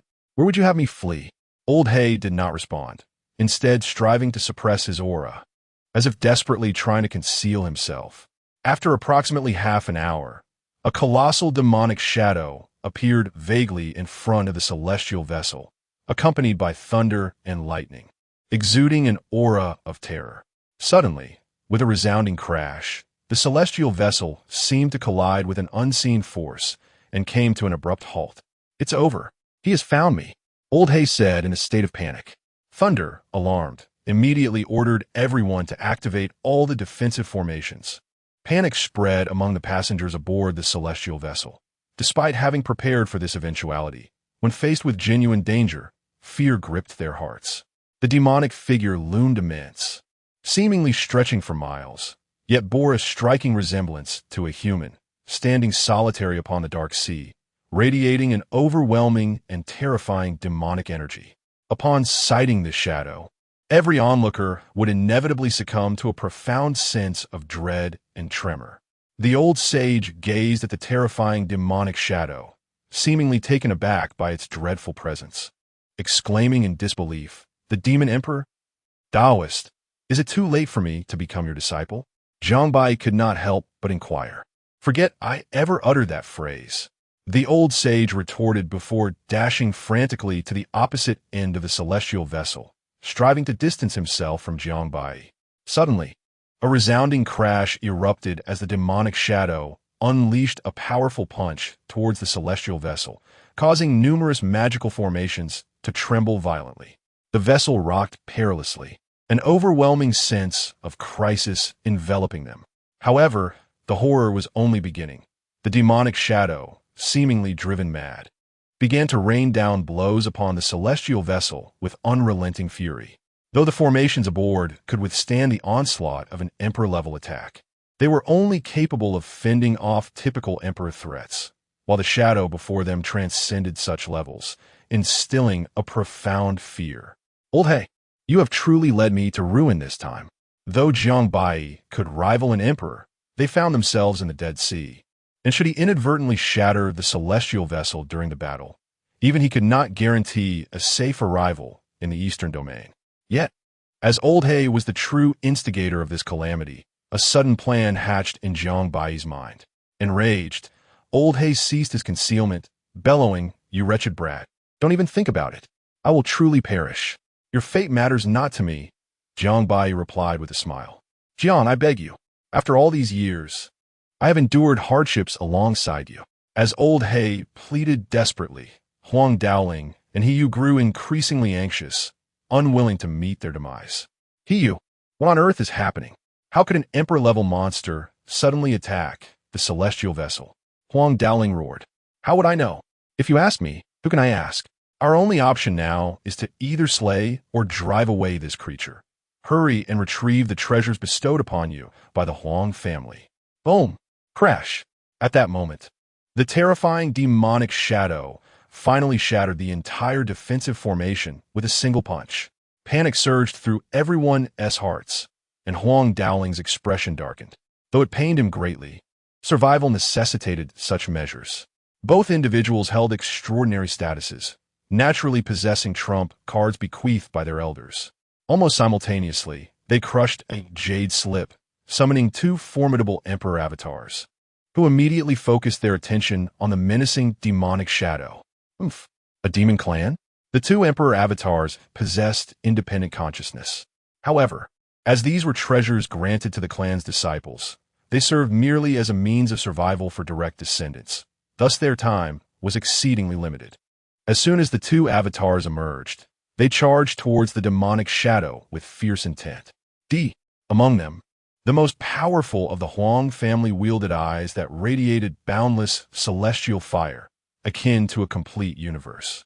Laws surged forth, and chains of order thundered down, striking the demonic shadow in a divine assault that sealed the heavens with a single blow.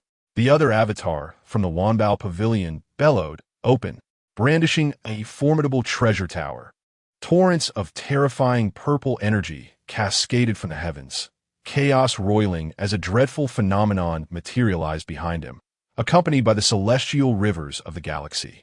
The shadow of darkness exudes a profound sense of humanity, a smirk curling at the corners of its mouth.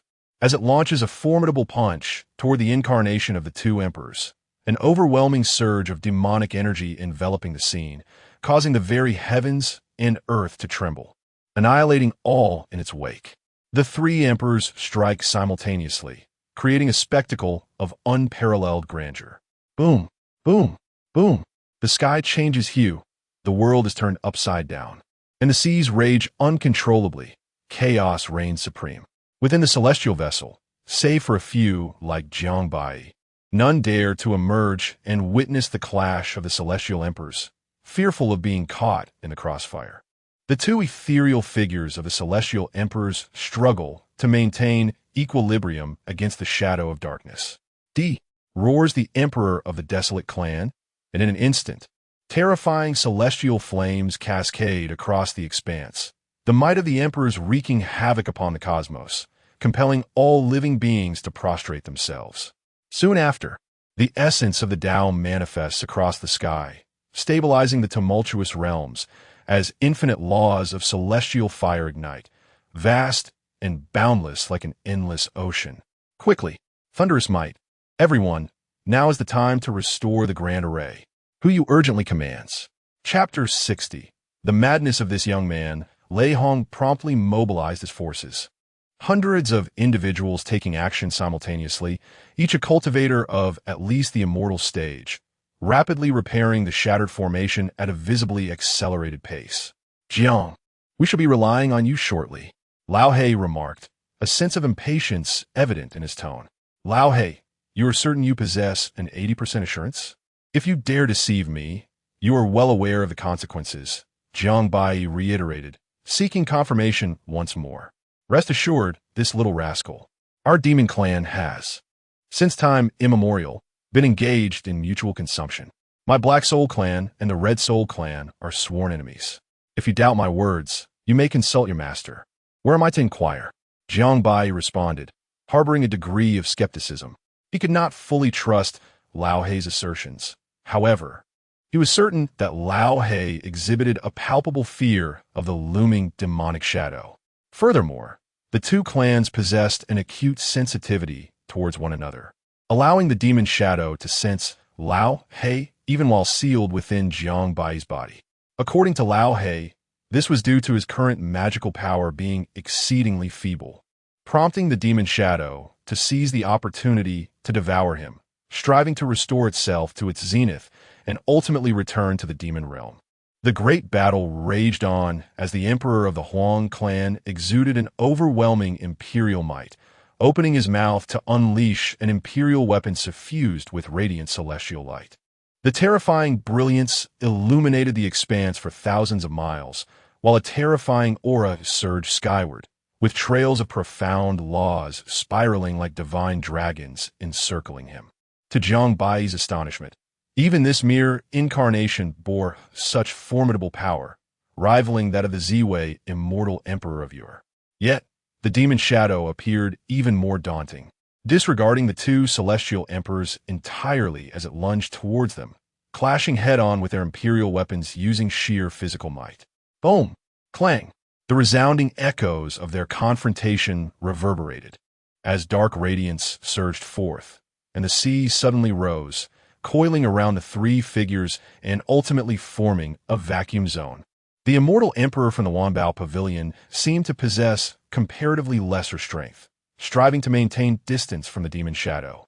The pagoda was summoned once more, formation patterns emerging as an array of imperial-level killing formations sprang forth beneath the shadow's feet, all constructed from pure celestial energy. Terrifying phantoms of divine beasts materialized, and immense blood energy manifested, augmenting the demon's incarnation. Unexpectedly, even the demon shadow appeared to harbor a degree of trepidation towards these killing formations, opting to withstand the onslaught of the Huang clan's emperor rather than allow the formations to persist. under the relentless assault of the two celestial emperor incarnations. The demon shadow emitted earth-shattering roars, its demonic energy continuously diminished by the formations, leading to a sudden and drastic reduction in its overwhelming power. Excellent, Jiang. Truly, heaven assists us. This is indeed an emperor who comprehends the path of formations. Lao He exclaimed with delight. Is an emperor who understands formations truly stronger than an ordinary one? Jiang Baiyi inquired, puzzled. That depends on perspective. In a one-on-one confrontation, undoubtedly a conventional emperor holds the advantage. However, when assistance is provided to restrain an opponent, the efficacy of a formation-based emperor far surpasses that of an ordinary one. Despite the favorable turn of events, the expressions of the two celestial emperors grew increasingly solemn. At that moment, the demon shadow was relentlessly subdued by their combined might, seemingly driven to the brink. Lowly human race, you seek death? The demon shadow suddenly declared. Suddenly, a piercing howl erupted, and, from behind, a gate to the underworld swung open, unleashing a surge of demonic energy that violently repelled the two celestial emperors. In the wake of this infernal portal, the aura of the demonic figure escalated to a staggering zenith, tearing the very fabric of the void above into gory crimson fissures. The murderous intent of the demonic specter was palpable, its scarlet eyes captivating as it materialized above the two emperors, unleashing a barrage of fists that dimmed the stars. The celestial emperors hastily channeled their most potent powers to resist, but the overwhelming force of the demonic figure proved insurmountable. Within mere moments, a thunderous crash resounded as their defenses shattered, and the demonic figure struck them down to the seabed, offering no respite before plunging in after them. The entire Dead Sea began to writhe violently, titanic waves crashing against the celestial vessel, nearly shattering the recently repaired formation. At that moment, Old He urgently shouted, Jiang, descend quickly. Those two avatars cannot hold out much longer. Jiang Baiyi had been prepared for this moment. In the terrified gaze of Hu Yu, he leapt boldly into the Dead Sea. Young Master Jiang, exclaimed Huang Daoling, momentarily taken aback, seemingly unable to believe his eyes. Was this boy mad? Even a body at the emperor level would be utterly consumed within mere hours in the Dead Sea. However, Huang Daoling soon let out a scornful laugh. Ah, so he's just a fool. Hurry, restore the formation. We must escape while we can. Hu Yu hesitated for a brief moment before promptly instructing others to expedite the repairs. As the demonic figure cast the two celestial emperors into the abyss, their avatars began to dissolve. The instant Jiang Baiyi plunged into the Dead Sea, he was taken aback, rather than feeling any corrosive force. He experienced an invigorating sensation akin to a fish in water. Hurry, Jiang. Why are you dawdling at a time like this? What's the rush? Can't you see those two avatars haven't completely vanished yet? Yet, strangely, why does the atmosphere here feel so pleasant? Nonsense. You are the celestial demonic body. These chaotic demonic energies are merely low-grade nourishment for you. Enough of that. Act swiftly. After a few breaths, as the two celestial emperor avatars finally dissipated, Jiang Baiyi seized the opportunity. An inexhaustible surge of celestial power erupted forth. 6 imperial weapons simultaneously struck, their harmonious resonance echoing as they pierced into the demonic figure's form. The demonic figure, still reeling from its earlier conflict, was caught off guard by the simultaneous assault of the 6 imperial weapons, which inflicted excruciating pain. These were complete imperial weapons, their lethality terrifying, as infinite Tao rhythms rampaged within its demonic body, causing catastrophic damage, with the demonic blood rapidly spreading across the entire sea. Before the demonic figure could react, Jiang Baiyi surged forward, his celestial demonic body operating at its zenith, launching a relentless offensive. Boom, boom, boom. The cycles of life and death, boundless sword energy, the ancient secrets of the true dragon, and forbidden techniques from antiquity were unleashed in a frenzied torrent, causing the heavens to shatter and the Dead Sea to churn violently, with the pathways of the Tao intertwining and the celestial might resounding powerfully. A terrifying barrage of strikes erupted from the depths of the sea, soaring toward the heavens. Fortunately, the celestial vessel upon the water remained unscathed. A relentless onslaught of over 100 attacks was unleashed, and it seemed as if all of Jiang Baiyi's celestial energy had been utterly drained. However, at that moment, the 7 celestial herbs simultaneously radiated their ethereal light, instantly replenishing Jiang Baiyi's energy. The demonic shadow, overwhelmed by this relentless bombardment, found itself increasingly battered and wounded. Before it could contemplate fleeing to create distance, Jiang Baiyi wielded a bronze war spear and drove it into the center of its forehead. Ack! The demonic shadow let out a piercing scream as its entire form began to disintegrate. Old He! Jiang Baiyi shouted urgently. Old He immediately unleashed his dark powers, a terrifying force of devouring energy manifesting before them. You dare to ally yourself with the despicable human race. This is unforgivable. The demonic shadow roared furiously. Huh, and what of it? As long as I can survive, that is all that matters. Chapter 61. What are you worth? At this moment, the old black sorcerer unleashed his magical power to its fullest extent, his heart brimming with indescribable excitement. The colossal demonic form before him began to contort wildly, enveloped in a chaotic haze. Cursed be the Black Soul Clan. Even if it costs me my life, I shall vanquish you. Suddenly, the demonic figure abandoned its corporeal form and lunged towards the old sorcerer, diving straight into Jiang Baiyi's mind. The old black sorcerer had long anticipated this and was well prepared. The two entities transformed into luminous orbs of dark energy, clashing fiercely within Jiang Baiyi's consciousness, tearing and devouring one another. Jiang Baiyi was immediately struck by a piercing headache. Were these two demons treating his body as their battlefield? Not long after, the old black sorcerer bellowed, Jiang Xiaozai, lend me your strength immediately. Jiang Baiyi revealed a sinister smile in response. Certainly, I am most willing. Ah, you little rascal, aim carefully. I knew you harbored ill intentions. Likewise, after a full half hour, the shadow of the demon was ultimately consumed by their combined efforts. You wretched brat, you are nothing but an ingrate. I was nearly devoured by him. Old Black, cease your theatrics. Had you truly consumed him, your power would have surged, and I doubt I would have lived much longer. At the very least, you are significantly stronger now than before. You ought to express your gratitude to me. Old Black. The two schemed against each other, colluding in their mischief, and ended up sharing the spoils, with only the demonic shadow entirely consumed. However, soon after, the old black fell into a deep slumber. At this moment, the formation on the celestial vessel had been completely restored. He Yu and Huang Dowling gazed at the suddenly tranquil waters, sensing an oddity in their hearts. Where did that monster go? He Yu queried, puzzled. Could it be that it was injured by the incarnation of the celestial emperor and thus fled? Huang Dowling speculated. He Yu shook his head, clearly skeptical. Regardless, that creature may return shortly. We must hasten our departure, Huang Dowling urged.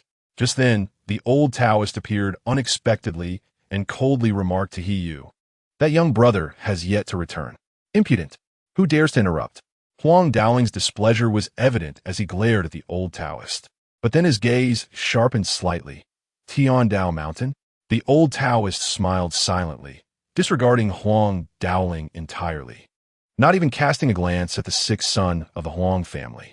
However, Huang Dowling's words truly astonished He Yu, who then regarded the two with a look of shock. Initially, he had thought the old Taoist merely a charlatan, but recalling the old man's previous words and hearing Huang Dowling refer to him as a member of Tiandao Mountain, he felt a surge of belief.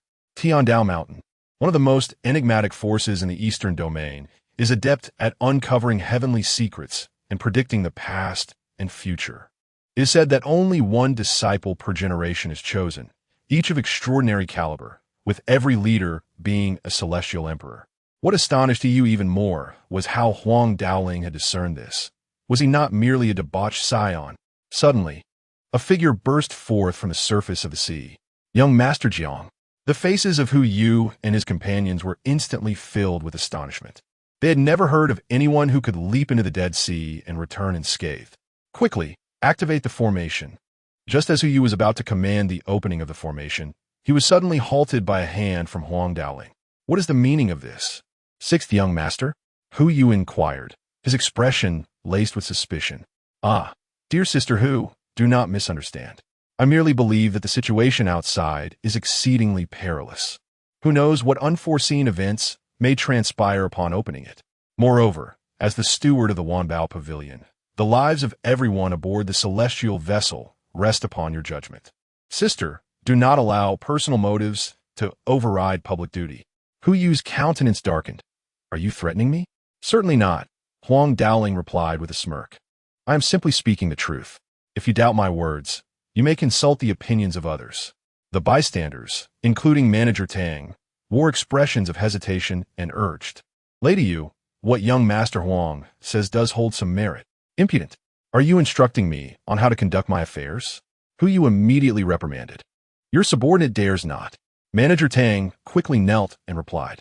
Huang Daoling subtly gestured, and several servants stepped forward to obstruct Lei Hong and the others responsible for maintaining the formation, casting smug glances towards Jiang Baiyi outside the celestial vessel. Young man, you shall not ascend today unless you kneel and beg for mercy. If I'm in a good mood, I might consider it, Huang Daoling stated nonchalantly. Upon hearing this, Jiang Baiyi suddenly wore a mysterious smile. In the next moment, he leapt from the surface of the sea, directly passing through the formation and entering the celestial vessel. The sudden appearance of Jiang Baiyi left everyone present in sheer terror. What is happening? This is impossible. How did you get in? Huang Daoling asked, his face a mask of disbelief. This scene had utterly surpassed his comprehension. An elderly servant by Huang Daoling's side bellowed in fury. This man is a monster. Quickly, seize him. Peak celestial monarch? Jiang Baiyi revealed a sinister grin, swiftly slicing his finger through the air, unleashing a flash of sword light that illuminated the heavens. Bang! The elderly servant's head was severed, resulting in a gruesome death on the spot. Jiang Baiyi's sudden strike petrified everyone present. No one had anticipated that he would dare to kill. Even the old servant had merely intended to subdue him, not to take a life. Impudent fool! Kill this barbarian! Huang Daoling roared in a fury upon witnessing his servant's demise, and immediately commanded the remaining servants to charge forward. Stop, young Master Jiang. Please don't. Hu Yu cried out in desperation. But it was too late. Jiang Baiyi's murderous intent had been ignited. With divine might, he swung his sword, and the intent surged like a tempest, severing the stars as he annihilated the remaining celestial monarchs on the spot. You have thoroughly enraged me, you wretch, Huang Daoling bellowed, no longer concealing his cultivation, revealing his mid-stage celestial king prowess, shocking all those present. No one could have anticipated the depths of Arid Dao Lin's concealment. It is noteworthy that even the descendants of the Arid family in this generation are merely at the mid-level of the celestial king realm. Furthermore, with the eruption of Arid Dao Lin's celestial emperor bloodline, coupled with his unique constitution, his combat prowess would soar to unprecedented heights. He could even contend with those at the pinnacle of the celestial king realm. Arid Dao Lin stood proudly beneath the heavens, his presence radiating like the sun and moon, brimming with vitality, exhaling divine energy, and within his life wheel a celestial herb was even being refined. Jiang Baiyi, having just consumed the primordial spirit of the demonic shadow, found his emotions in turmoil, and his murderous intent was utterly uncontainable. Were you? Jiang Baiyi erupted in his celestial demon form, celestial energy piercing through the heavens, causing the firmament to tremble. With a single thrust of his spear, he broke through the confines of the Black Sea, descending from the sky to strike at Arid Dao Lin. Boom! The fearsome spear shattered Arid Dao Lin's arm, leaving him in a state of panic. He had never anticipated Jiang Baiyi to be so formidable. In a frenzy, he retreated, his arm miraculously regenerating in the blink of an eye. Young Master Jiang, please cease your assault. He cried out desperately, even attempting to shield Jiang Baiyi, only to be restrained by the old Taoist. The old man revealed a set of yellowed teeth, grinning ominously as he said, Ah, little girl, I advise you not to intervene now, lest you meet your demise as well. Taoist, I implore you to swiftly intervene and stop young Master Jiang. Otherwise, not only will my Wanbao Pavilion be implicated, but the Arid family will also not spare young Master Jiang. He pleaded urgently. The old Taoist waved his hands in refusal, saying, I dare not. I have lived for over 4,000 years and have yet to exhaust my time. Chapter 62. Even the Celestial Emperor cannot retain him suddenly. Jiang Baiyi stepped forward, and in an instant, he appeared above Huang Daoling, delivering a devastating punch that unleashed the unparalleled mastery of the primordial Celestial Emperor, a punch devoid of celestial essence. As if the Celestial Emperor himself roared, the heavens and earth quaked. His blow struck down, causing the very fabric of existence to shatter, obliterating the six paths, and echoing through the ages as celestial and demonic forces were simultaneously vanquished. Huang Daoling, caught unawares, was struck directly upon the head, his life wheel shattered. A cataclysmic spectacle unfolded, flesh and blood disintegrated, and his bones were ground to dust. Ultimately, only a celestial herb remained, which Jiang Baiyi devoured in one swift motion, casually pocketing Huang Daoling's storage ring. No, the onlookers were petrified. The sixth son of the illustrious Huang family from the Eastern Domain was dead. He had the audacity to slay a member of the Huang family. This man was nothing short of a lunatic, a demon. Jiang Baiyi gradually retracted his overwhelming aura, his mind clearing as he surveyed the scene. Tang Guanshi and others lay prostrate on the ground, trembling with cold sweat, increasingly convinced that he was indeed a harbinger of doom. Aside from Hiyu and the old Taoist, none dared to meet Jiang Baiyi's gaze. Hiyu's face turned ashen as she exclaimed, Young Master Jiang, do you know who he was? What of it? Those I wish to eliminate. Even the Celestial Emperor cannot protect, Jiang Baiyi replied nonchalantly, his white garments billowing in the wind, his heart devoid of turmoil. Jiang Baiyi slowly entered the celestial vessel, where a profound silence enveloped him. Mother, this audacious man has slain the sixth son of the Huang family. Our Wanbao Pavilion cannot escape culpability. He will inevitably be pursued by both Wanbao Pavilion and the Huang family. Should we report this incident to the pavilion now? Tang Guanshi spoke, quaking with fear. Hiyu gazed at Jiang Baiyi's retreating figure, her voice cold. If you seek death now, feel free to try. With that, she too entered the vessel. The old Taoist scoffed, You, old fool, have truly lost your wits, far inferior to that young girl. Yet, as Tang Guanshi stated, this matter cannot remain concealed. The Huang family must already be aware of Huang Daoling's demise. Moreover, Jiang Baiyi's brazen act of murder within Wanbao Pavilion's territory has severely breached the pavilion's regulations. To preserve its reputation and quell the Huang family's wrath, Wanbao Pavilion will undoubtedly pursue Jiang Baiyi. Thus far, for at least several 100,000 years, no one has survived under the pursuit of these two formidable forces, let alone facing the wrath of both simultaneously. Jiang Baiyi returned to his chamber as if nothing had transpired. He opened Huang Daoling's storage ring, effortlessly erasing his aura, revealing a wealth unimaginable to ordinary folk. Countless celestial-grade spirit stones, 7 or 8 artifacts, and astonishingly, a celestial herb were contained within, alongside an array of ancient texts of extraordinary techniques. The multitude of treasures was beyond count. It seemed that Huang Daoling was far from ordinary, not merely a frivolous heir. His wealth alone rivaled that of a sacred ground in the southern domain, explaining why they had always looked down upon it. Jiang Baiyi unabashedly devoured an array of treasures, diligently comprehending the ancient scriptures contained within the ring. As anticipated by Hiyu and the others at that very moment, the Huang family from the eastern domain swiftly learned of Huang Daoling's demise. His biological father, the Holy Son, Immortal Emperor, who also served as the current head of the Huang family, upon receiving the news, forcefully employed a secret technique to trace back to the origin. Witnessing the scene that unfolded before Huang Daoling's death, he promptly dispatched individuals to contact the Wanbao Pavilion to investigate the trajectory of the celestial vessel. When the celestial vessel arrives in the eastern domain, bring this person's head to me, within the sacred realm of the Huang family. The Holy Sun Immortal Emperor uttered this single command before vanishing without a trace. Understood. Fortunately, in the ensuing months, no significant events transpired. Jiang Baiyi remained immersed in devoted cultivation within his secluded chamber, receiving only occasional visits from a few servants delivering essential treasures. Notably, Chu Yun and who you visited once. Yet Jiang Baiyi did not meet with them. Knock, knock.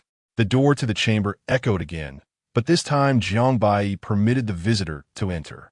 It was none other than the elderly Taoist priest, who showed no restraint as he sat down and promptly poured himself tea from the pot on the table. What exquisite tea! Little brother, why aren't you drinking? Such a precious treasure left here is a waste. The old Taoist inquired with a puzzled expression. Only then did Jiang Baiyi take a seat opposite him and pour himself a cup. I fear someone may poison me, he remarked, glancing at the teacup, yet refraining from drinking.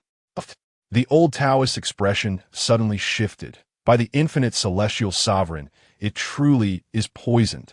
Why didn't you mention it sooner? I just discovered it. However, fret not, it merely affects 1's celestial energy usage. It won't be fatal, Jiang Baiyi replied with a smile. Damn it!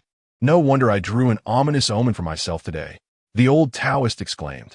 May I inquire your name, esteemed Taoist? Wuweizi, from Tiandao Mountain.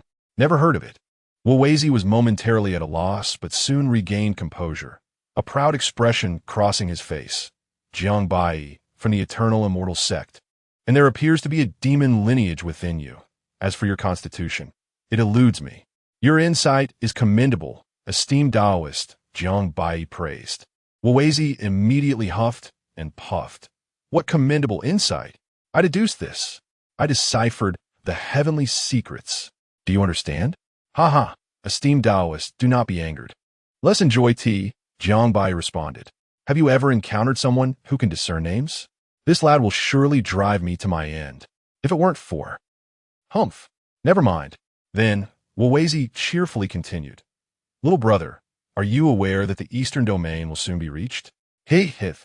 Those people outside have been waiting for quite some time. I know. Aren't you afraid?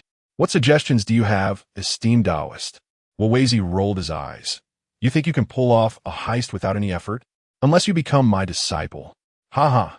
Esteemed Taoist, it's not that I am unwilling, but I fear my master would level your Tiandao Mountain if he found out. Ha! Such audacity. What could your master possibly be? To speak candidly, upon my arrival at the unfathomable mountain, even the celestial emperor must recline, and should a true dragon appear, it would have to coil itself. Since the Taoist master possesses the art of divining the heavenly secrets, why not employ it? The non-action master immediately displayed disdain, then began to gesture with his fingers, commencing the calculation. After a brief while, he suddenly trembled, halted his movements, and stood to clasp his hands. Young brother, I take my leave. Jiang Baiyi promptly intercepted him, a teasing smile gracing his face. Ah, Taoist master, please do not rush. The non-action master felt his legs weaken, pleading, Dear brother, I implore you, do not disclose my previous words to your master. Well, that depends on the sincerity of the Taoist master. Hiss. The non-action master inhaled deeply, astonished that this young lad dared to extort him. Can he not perceive the depths of his own impoverishment, struggling to suppress his murderous impulse? He reluctantly produced a few tattered treasures, yet Jiang Baiyi shook his head. Ultimately, the non-action master was compelled to stifle the blood rising in his throat and offered a weathered, parchment-bound ancient scripture. Jiang Baiyi accepted the tome with a cheerful demeanor. Thank you, Taoist master. I shall repay your kindness in the future. The non-action master pointed a finger at Jiang Baiyi, speechless with rage, before clutching his chest and hastily departing. You little rascal, should you find the time, do visit me at Heavenly Dao Mountain. The non-action master's voice trailed off. Rest assured, Taoist master, Jiang Baiyi replied with a chuckle. Chapter 63. A breach of martial virtue. The eastern domain lay just ahead, and in less than an hour, the celestial vessel would reach the shore. Young master, that fellow is almost here, and the killing formation has already been set. A venerable elder with a head of white hair and youthful visage spoke respectfully. The divine son of the Huang family nodded indifferently, his eyes betraying no emotion. He was the leader of this encirclement, distinct from the other exceptional figures of the Eastern Domain. His appearance was remarkably ordinary, and even after 4 decades of emergence, no one knew the nature of his physique. All that was known was that he had been designated the divine son of the Huang family by the ancestral patriarch upon his birth. At that moment, a young man behind him suddenly interjected, "Young master, leave this trivial matter concerning the Southern Domain barbarians to us. There is no need for you to sully your hands." The divine son replied coolly, "My 6th brother has concealed himself for many years, though I have never regarded him highly. To have the ability to kill him must not be simple. The crux of the matter lies in the fact that this is the will of our ancestor.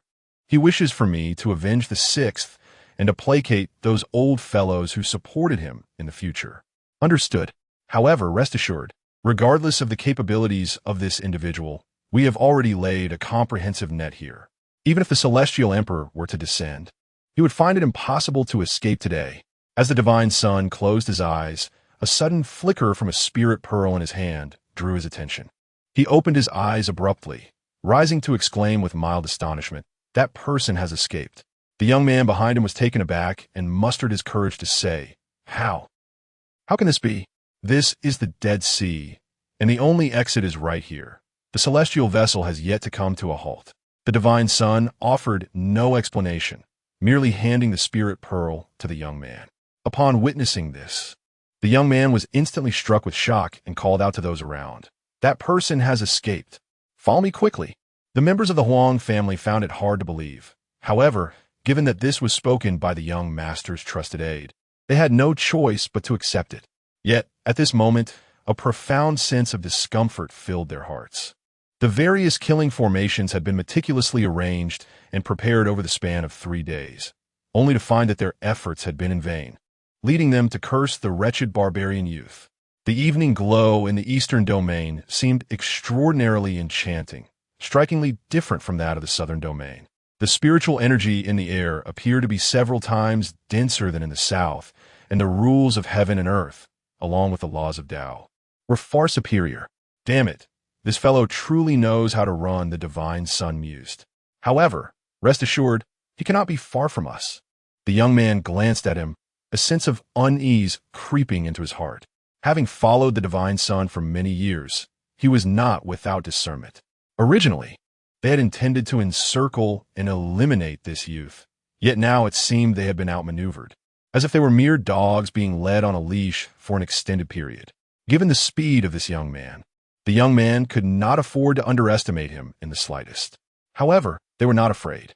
Though their numbers were few, they still amounted to several hundred, with at least a significant portion being masters at the pinnacle of the immortal Lord realm, and over half belonging to the immortal King realm, not to mention the presence of a divine offspring among them. After approximately half an hour, the figure of Jiang Baiyi finally appeared before these individuals. "You have finally arrived.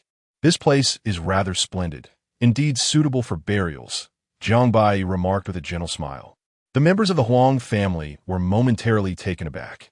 This young man truly seemed to have a death wish. How audacious to behave so arrogantly. No wonder he dared to slay the 6th son of the Huang family. Yet, there was no trace of anger on the face of the Huang family's divine offspring. He merely observed Jiang Baiyi quietly. After a while, he slowly spoke. "You are indeed extraordinary. It is no wonder you could kill my 6th brother." Jiang Baiyi gazed at the Huang family's divine offspring with keen interest, even unconsciously rubbing his hands behind him. "You are quite impressive yourself, a chaos sacred body," he said with a broad smile, his joy almost beyond words. This individual was of the same caliber as Yi Xian, and more importantly, his chaos sacred body was on the verge of reaching completion. What a delightful surprise! The divine offspring of the Huang family immediately sensed the peculiar gaze Jiang Baiyi cast upon him, as if he were about to devour him whole, which made him feel exceedingly uncomfortable. At the same time, he was further astonished that this person could discern his physique while he himself could not uncover Jiang Baiyi's secrets. Could it be that this individual possessed talent on par with his own? At that moment, an elder standing behind the Huang family's divine offspring reprimanded angrily. You little beast, you have committed an unforgivable crime by slaying my Huang family's sick son. Today, you shall undoubtedly perish. What a pity. Jiang Baiyi shook his head and replied, What do you lament? The elder retorted, I lament that the people from the Wanbao pavilion have not arrived. Oh, my mistake. They are already here. This is good. Thus, when you die, you will not feel too lonely, he continued. At that moment, several hundred masters above the immortal Lord realm suddenly materialized around Jiang Baiyi, led by a cold, middle-aged man with sharp, piercing eyes. This man was a renowned immortal king from the Wanbao pavilion, who had gained fame thousands of years ago for slaying a late-stage immortal king from an ancient family. Upon hearing Jiang Baiyi's brazen words, a dozen elders from the Huang family felt as if their eyes would pop out, their fury igniting. You loquacious little brat. Once I flay your skin, we shall see if you dare to speak such words again. Kill. Before these individuals could finish their threats, Jiang Baiyi had already made his move, leaving only afterimages in the eyes of the onlookers. In an instant, he appeared behind one of the Huang family elders, delivering a devastating palm strike, unmatched in dominance, leaving a series of afterimages in the sky, instantly shattering the elder's body, with blood splattering everywhere.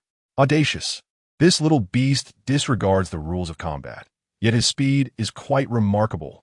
Another elder from the Huang family sneered, suddenly appearing behind Jiang Baiyi, ready to deliver a crushing blow. However, Jiang Baiyi seemed to have anticipated this moment. With a single punch, radiant celestial light erupted forth, and with a resounding crack, he struck the elder, shattering the bones of the celestial king. With a swift motion of his hand, he effortlessly severed the elder's head, crushing it in his grasp.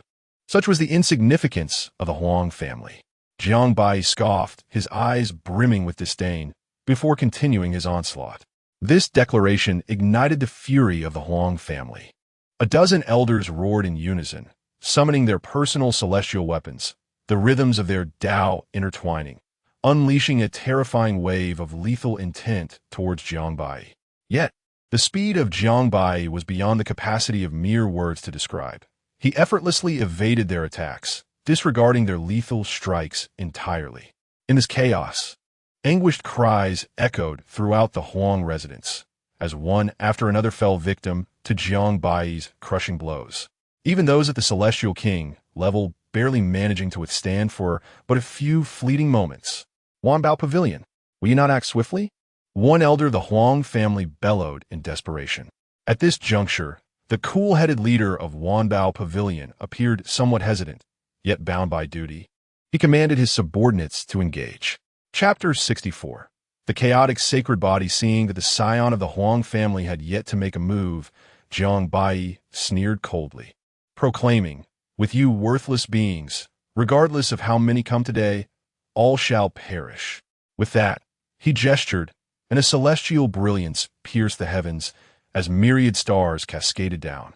Suddenly, an overwhelming surge of sword intent erupted, unleashing a terrifying aura of death that enveloped the hundreds surrounding him. Immediately, Jiang Baiyi summoned an imperial weapon, and as the sword descended from the heavens, the entire space seemed to give birth to countless stars. Ultimately, these stars coalesced into a singular, piercing sword light, instilling a profound sense of dread in the hearts of all present. The dreadful onslaught of swordsmanship ravaged the area, systematically slaying those ensnared within. One formidable warrior after another fell, while the crowd desperately unleashed their ultimate techniques and innate celestial weapons in a futile attempt to shatter the sword path. Yet, the celestial swordsmanship was far too formidable. No matter the measures they employed, escape was impossible. Young master, the Huang family members shouted anxiously. Their hearts trembled with fear, both from the relentless slaughter and the sheer terror of Jiang Baiyi's prowess. This was no mere barbarian from the southern region. He resembled an emperor descended from the heavens. The scion of the Huang family exchanged a glance with the cold man from the Wanbao Pavilion, and seizing the opportunity, they simultaneously unleashed their attacks, brandishing their own imperial weapons as they charged toward Jiang Baiyi. A cunning smile finally graced Jiang Baiyi's lips as a magnificent and formidable array rose from the ground, ensnaring all within its grasp. However, The two assailants remained unperturbed. This array merely concealed the heavens and sealed the space, serving no other purpose. They believed that once they eliminated Jiang Baiyi, everything would resolve itself. Ignoring the trapped individuals, they swiftly closed the distance to Jiang Baiyi. Their ancient imperial weapons propelled to their utmost potential, moving with blinding speed, as if an immortal emperor had descended. Their overwhelming strike collided with Jiang Baiyi's form, and the crowd erupted in joy, believing the young man had finally met his end. Yet, before the scion of the Huang family could pursue further, their brows furrowed in sudden realization. Jiang Baiyi's corporeal form had been obliterated by the imperial weapons. Clones. They suddenly understood they had been deceived. Indeed, as they looked up, Jiang Baiyi's cold laughter echoed as he descended from the sky. A colossal hand imbued with the power of the Tao came crashing down, akin to a pillar supporting the heavens, exuding an overwhelming celestial might, sealing off the two assailants. In a moment of desperation, they hastily raised their imperial weapons to defend. Ancient seals rapidly coalescing, their imperial might firmly positioned before them. Boom! The colossal hand struck, unleashing a cataclysmic wave that rippled outwards for millions of miles, transforming the vicinity into a hellish realm.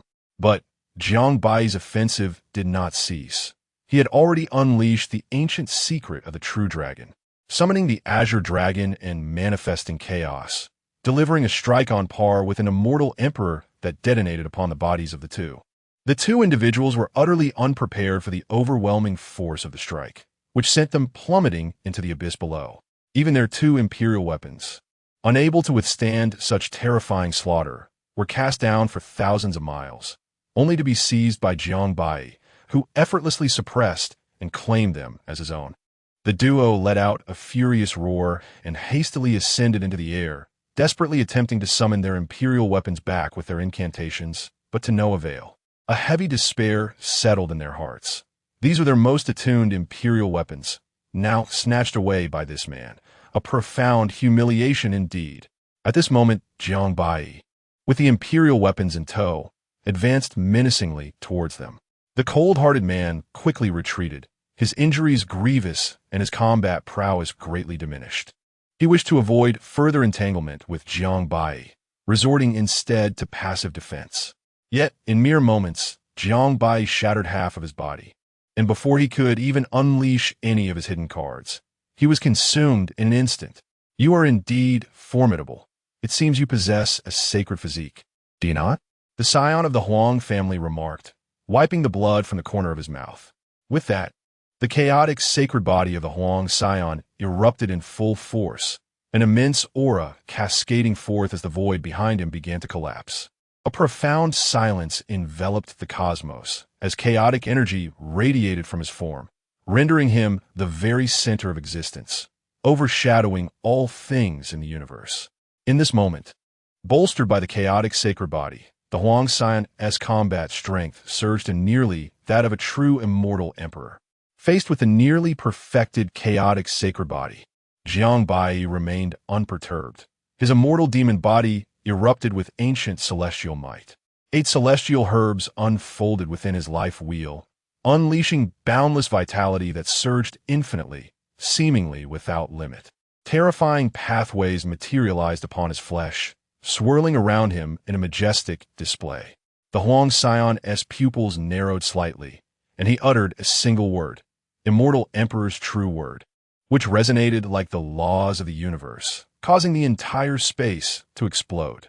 All spiritual energy and laws converged into the Huang Sion's form, elevating his vitality to an even higher echelon. In a moment of shock, the Huang Sion beheld Jiang Baiyi's aura, which was even more terrifying than his own, and hastily attempted to interrupt him. With a series of explosive clashes, bang, bang, boom, the two engaged in a furious melee, colliding with one another countless times in the blink of an eye. Both possessed unwavering confidence in their physical prowess. Each punch could collapse the void, transcending the realm of celestial kings. The bloodshed continued, and suddenly, a fearsome celestial light erupted from Jiang Baiyi's brow, enhancing his physical strength once more. With a single punch, He crushed the Huang Scion's body, shattering it completely. With a thunderous roar, the Huang Scion unleashed a flash of purple energy, solidifying his form once again. Gazing in horror at Jiang Baiyi before him, he pondered the nature of this power. He could not fathom why his own physical strength was inferior to Jiang Baiyi's. Even as a sacred body, it was inconceivable that he could be so thoroughly defeated. Such a blow weighed heavily upon him, for he had always been invincible, consistently outpacing any extraordinary talent from every conceivable angle. I am the unparalleled chaos sacred body of this world. It is utterly impossible for you to triumph over me. Perish. The scion of the roared, channeling his celestial energy to unleash the ultimate technique, the 6 paths of reincarnation fist, manifesting its true essence, the birth and extinction of the 6 paths, a cycle of life and death. The terrifying slaughter reverberated, shaking the heavens and splitting the earth, while the cries of spirits and demons echoed, as if even an immortal emperor would be utterly obliterated beneath this punch. Suddenly, Jiang Baiyi revealed a sinister smile, and astonishingly, he too executed the 6 paths of reincarnation fist, embodying its true essence. Identical in technique, identical in form, identical in intent. Yet the singular distinction lay in the fact that this punch, in Jiang Baiyi's grasp, became even more fearsome, more merciless, and imbued with greater lethality. Thunderous roars erupted. The heavens and earth trembled as the very fabric of space began to disintegrate, reducing to mere dust. Chapter 65, Transmutación no. This is utterly impossible. The offspring of the Huang family widened his eyes in shock, his entire being obliterated once more, leaving not a single practitioner or creature in the vicinity unscathed. Your 6 paths reincarnation fist seems to amount to little more than this, Jiang Baiyi remarked with an air of contempt. As the purple aura flickered, his form solidified once again. However, this blow irrevocably shattered the invincible heart of the Huang family scion. Not only was his physical prowess inferior to Jiang Baiyi's, but he also found to his dismay that even the family's cherished and long-cultivated ultimate technique paled in comparison to Jiang Baiyi's mastery. Deep down, he understood that Jiang Baiyi's 6 paths reincarnation fist must have been acquired through the death of Huang Daolin. Yet so little time had elapsed. Jiang Baiyi not only wielded it with unparalleled finesse, but had also used it to defeat him. This was a matter of both life and heart, indicating a singular truth. This young man surpassed him in every conceivable aspect. Otherwise, how could he suffer such a complete defeat? Indeed, this encapsulates the extraordinary nature of Jiang Baiyi's immortal demon body. Any technique or celestial decree could be effortlessly assimilated with a mere glance of his heavenly eye, rendering all other physiques incomparable. Throughout history, talent has determined the upper limits of any practitioner, with no exceptions. Even the most extraordinary treasures merely enhance one's innate capabilities.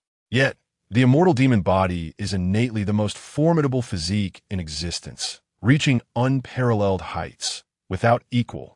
At the moment of the Huang family scion's wavering resolve, Jiang Baiyi awaited this precise instant. In the blink of an eye, he materialized before the Huang scion, striking down upon his head. An array of fearsome Tao seals immediately ensnared him, unleashing countless celestial techniques and secret arts simultaneously. The Huang family scion let out a heart-rending scream, as his consciousness and heart were simultaneously besieged by the most terrifying assault. The chaotic sacred body began to dissipate and distort. The chaotic purple qi that safeguarded it being relentlessly siphoned away by Jiang Baiyi. This chaotic purple qi represented the pinnacle of the chaotic sacred body, residing within the heart. As long as it persisted, the chaotic sacred body would remain undying. In the face of imminent death, the Huang family scion could no longer endure. He ultimately crushed his own dignity and pride, reluctantly activating the protective talisman left by his ancestor. Instantly, an overwhelmingly terrifying golden light surged forth from his mind. The imperial might radiated across the heavens and earth, commanding all things to bow in submission. The great Tao coalesced, unleashing a pressure that transcended realms. This embodied the true form of the Huang family's ancestor, the Lingxiao immortal emperor. The Lingxiao immortal emperor, one of the three mightiest immortal emperors of the Eastern domain. The true form differs from an avatar. The latter can only unleash 50% of its power and is bound by time constraints, while the true form operates at 80% of its might without any temporal limitations. The sole caveat is that excessive use of the true form severely damages one's lifespan. At this moment, Jiang Baiyi had already consumed half of the chaotic purple qi, and every aspect of his immortal demon body quivered with excitement. "You little beast, you seek death." The Lingxiao immortal emperor, witnessing his cherished grandson on the brink of being devoured, could no longer suppress the fiery wrath that surged within him. In a swift motion, a space was opened, and the remnants of the were retrieved. Immediately thereafter, a terrifying celestial fire surged forth from his eyes, illuminating vast distances, while an overwhelming aura of murderous intent enveloped him, sweeping across the surroundings. At this moment, his wrath was beyond expression, and with all his might, he struck toward, showing no mercy in his attack. His sole desire was to extinguish this insolent youth. An invincible presence instantly spanned thousands of miles, causing everything to collapse into oblivion. Was compelled to abandon his attempt to absorb the chaotic purple energy and hastily activated as to narrowly evade the onslaught of the "Who is this old fool daring to thwart my plans?" exclaimed in fury. "What did you say?" It was taken aback, for in his several millennia of existence, no one had ever dared to address him as an old man, especially not a mere insect like a. "What? Are you so aged that you didn't hear me clearly? Do you want me to repeat it?" He retorted, seething with rage. "You little beast, I shall surely slay you today." A thunderous roar reverberated through the heavens as he unleashed a devastating punch, sealing off everything within millions of miles. His imperial might radiated like the vast cosmos, accompanied by the clashing of weapons and the resonance of countless forces of slaughter descending simultaneously, dazzling the eyes of onlookers. In response, bellowed, unleashing the full potential of his. He activated, summoned various imperial weapons and celestial armors, and unleashed ancient secrets of the true dragon, employing all his resources. Boom! This expression shifted. This insect had actually withstood his strike without sustaining any harm. Such a prodigy could not be allowed to exist. Yet, curiously, suddenly laughed. At that moment, the heavens and earth changed color. A clang echoed through the sky, and an ineffable aura of the Tao enveloped the surrounding millions of miles. Boom! Thunder and lightning erupted, and ancient sounds of the Tao resonated in the air. "What is this?" However, in the next instant, the scoffed, "Ridiculous. Do you think a mirror can intimidate me? It would be as easy as reaching into my pocket to slay you amidst this tribulation. Is that so?" Ceased to suppress his cultivation, his aura surging like a flood breaking through a dam, soaring toward the heavens. With every increment in his power, the heavenly tribulation above intensified. As the lightning filled the sky for millions of miles around, gathering furiously, dark clouds loomed, shrouding the world in shadows, only to transform into a blood-red expanse, reminiscent of an apocalypse. At that moment, both felt an uncanny sensation rising within them, as if they had lost control over their surroundings. The now slightly flustered attempted to strike down, but alas, had already prepared, directly invoking the heavenly tribulation. Boom! Crash!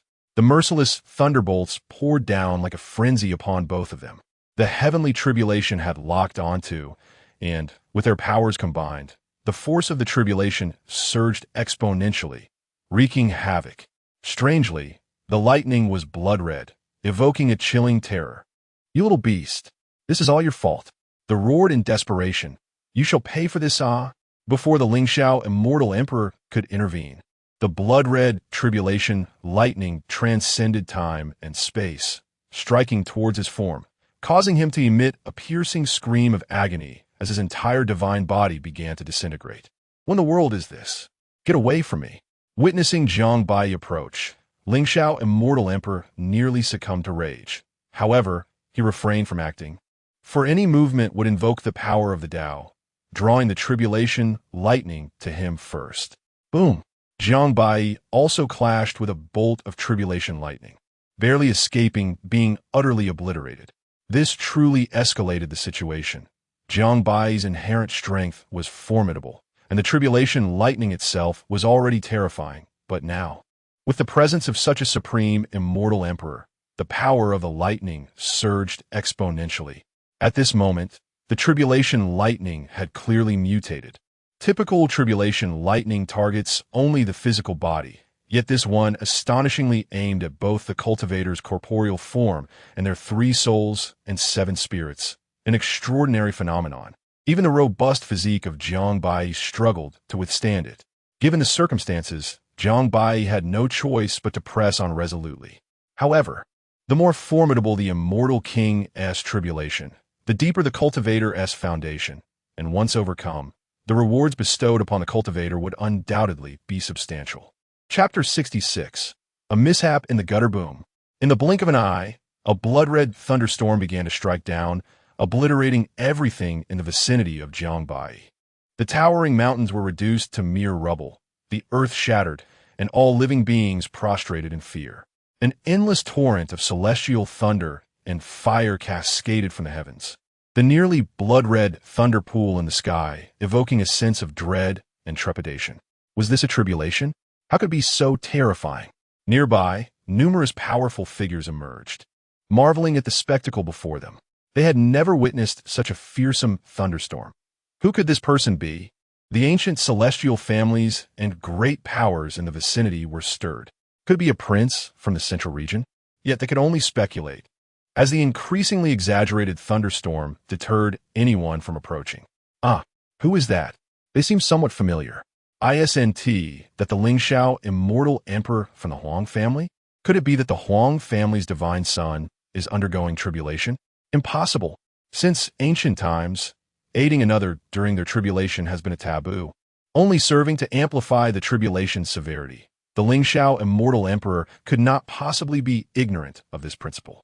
Look, it seems someone is pursuing the Lingxiao immortal emperor.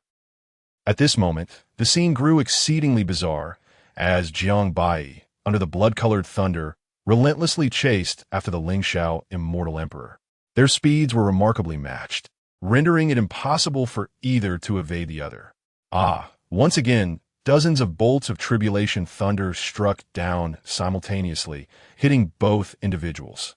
Enraged, the Lingxiao immortal emperor unleashed a torrent of curses, finding himself unable to eliminate Jiang Baiyi, yet unable to escape. Ultimately, he was left with no recourse, trapped in a dilemma. Old fool, weren't you intent on slaying this insignificant ant? Why do you flee? Upon hearing this, the Lingxiao immortal emperor's fury ignited. Yet he understood that Jiang Baiyi was deliberately provoking him, seeking to entice him into action. He would not fall for such a ruse. At this juncture, he had no choice but to retract his true form. Otherwise, enduring further would surely deplete his lifespan. Damnable wretch, you had better succeed in your tribulation, for I must personally slay you, skin you alive, and refine your soul into oil to assuage my hatred. With that, the Lingxiao immortal emperor struck his palm, causing the surrounding void to ripple as he began to fade away. Jiang Baiyi let out a cold chuckle, accelerating suddenly, braving several bolts of tribulation thunder, and unleashed a true dragon ancient secret, forcing the Lingxiao immortal emperor's true form back. Old turtle, do you think you can simply leave? Little wretch, do not push me. The Lingxiao immortal emperor, unable to endure any longer, found this was merely his true form. Coupled with the constraints of the tribulation thunder, his physical body was significantly weakened, making it nearly impossible to withstand the blood-colored tribulation thunder that could extinguish cultivators, let alone slay this brat. Yet, Jiang Baiyi persisted, relentlessly provoking and disturbing the Lingxiao immortal emperor's true form. In the end, the Lingxiao immortal emperor, left with no alternatives, gritted his teeth and cursed vehemently, his entire being swelling with celestial power as he unleashed one of the Huang family's strongest immortal techniques, the form of no self, no immortal. In an instant, The world transformed into a realm of perpetual daylight. The true form of the celestial emperor forcefully dissipated, heralding the arrival of death. The ominous clouds above trembled violently, nearly shattering Jiang Baiyi's corporeal form. In the ancestral land of the Huang family, the Lingxiao celestial emperor, who was meditating in a cross-legged position, suddenly expelled a mouthful of vital blood, collapsing to the side as his once ebony hair swiftly turned white. "Father, what has happened to you? Could it be that those two have attacked you?" The Holy Sun celestial emperor, upon witnessing this, turned pale. He was acutely aware of his father's immense power. In the Eastern domain, it was inconceivable for anyone other than those two to harm him. Lingxiao celestial emperor waved his hand, his eyes bloodshot, and with a flick of his wrist, the unconscious scion of the Huang family floated into the air. "Is my son? Wasn't he sent to slay that barbarian? How could he be so gravely injured?" The Holy Sun celestial emperor, upon seeing his son's condition, nearly fainted from rage. Realizing that even the strongest essence of the chaos sacred body had been devoured halfway. What on earth transpired? "Father, what is the meaning of this? If it wasn't those two, could it be that someone from the central domain attempted to assassinate my son?" The Holy Sun celestial emperor spoke with a face full of murderous intent. Lingxiao celestial emperor shook his head and replied, "It was that brat from the southern domain." "What? That brat? Surely you jest, father." The Holy Sun celestial emperor was taken aback. Had these words not come from his own father, he might have dismissed them as folly. He had witnessed clearly that although the boy possessed formidable strength, he was nowhere near the realm of a celestial emperor. How could he have nearly slain his son and even harmed his father? Indeed, it appears that the boy may possess the legendary devouring body, rivaling even the fabled dual-pupil body, unmatched in might. My son was nearly consumed, and I had intended to eliminate him to prevent future troubles. Yet, I never anticipated he would invoke the Celestial King's tribulation, almost leading to the destruction of my true form and a significant loss of lifespan. Lingxiao Celestial Emperor expressed bitterly. Infuriating. The Holy Sun Celestial Emperor could no longer contain his murderous intent. Lingxiao Celestial Emperor was the very foundation and support of the entire Huang family, and yet he had been harmed to such an extent by a mere ant. This boy truly deserves 100 deaths. A devouring body? Does such a constitution truly exist in this world? Regardless, he must be slain. Otherwise, should he grow stronger, our Huang family may face annihilation. Rest assured, Father, I shall personally eliminate this individual. The Holy Sun Celestial Emperor declared immediately. "No, you cannot go just yet. I have been injured at my core and require time to recuperate. Quickly take my son away, and remember, regardless of the cost, ensure his chaotic purple aura is restored within a month. Otherwise, it will certainly affect his chaos sacred body." But what about that brat? What if he seizes the chance to escape? Fear not. He is currently undergoing tribulation and cannot leave for the time being. Moreover, the thunder tribulation has mutated. It is likely a matter of life and death for him. However, to ensure absolute safety, I have memorized his aura. You must immediately dispatch someone to capture him. Remember, alive or dead, we must see him. Understood? Indeed, do not alert Wanbage just yet. It is imperative to retrieve that young man's corpse, for I have grand designs. The Holy Sun Celestial Emperor immediately comprehended his father's intent and responded, "Rest assured, Father." Boom! The heavenly tribulation grew, increasingly formidable. At this moment, Jiang Baiyi's celestial demonic form had reached its zenith, with elixirs fervently circulating through him, exerting their utmost strength. His entire being was charred, and his once magnificent golden form was struck back to its original state by the lightning of the tribulation. Within his celestial demonic body lay a vast primordial chaos, where an array of bizarre colors began to incessantly alternate. Jiang Baiyi felt an undeniable void within him, a crucial element missing that hindered his ultimate achievement. At that moment, the old black figure suddenly awakened and spoke.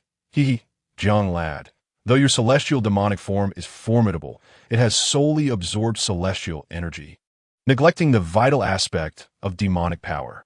How could you possibly advance to greatness, or even attain perfection, Jiang Baiyi chose to disregard the old black figure, focusing instead on overcoming the tribulation.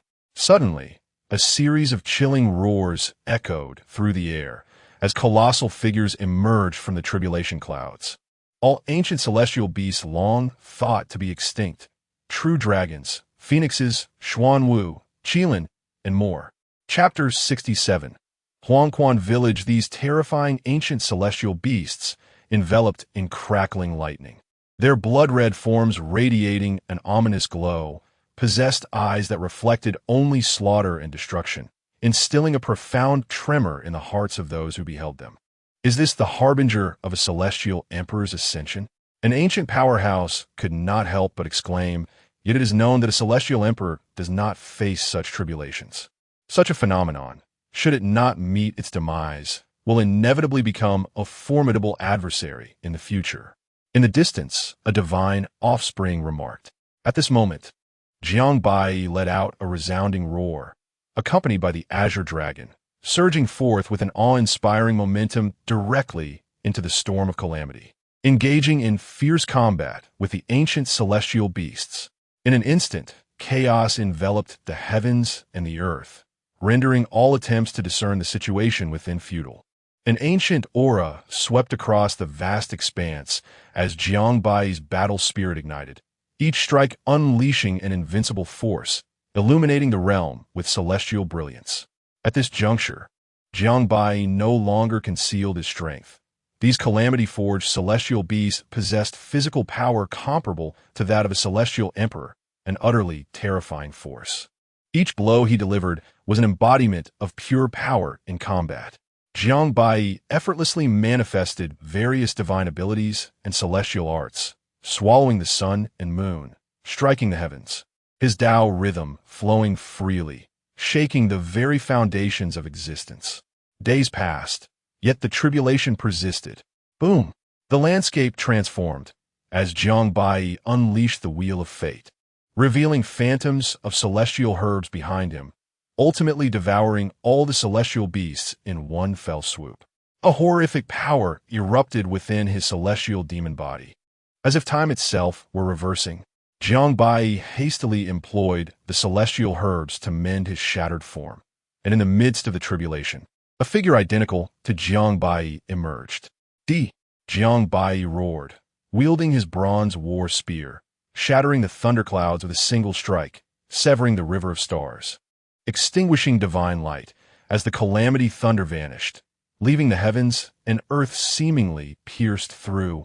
Just as Jiang Baiyi believed he had successfully traversed the tribulation, a sudden descent of fire and storm from the heavens occurred.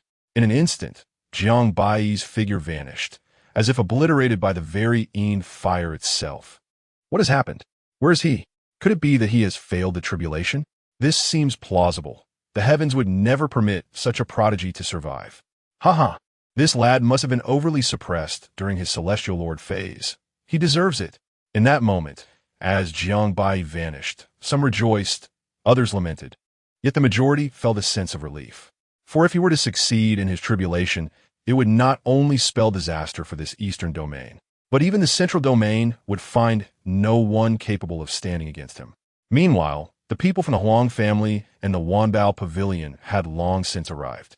Witnessing the sudden dissipating of the tribulation, both groups hastily ventured deeper into the area of the tribulation.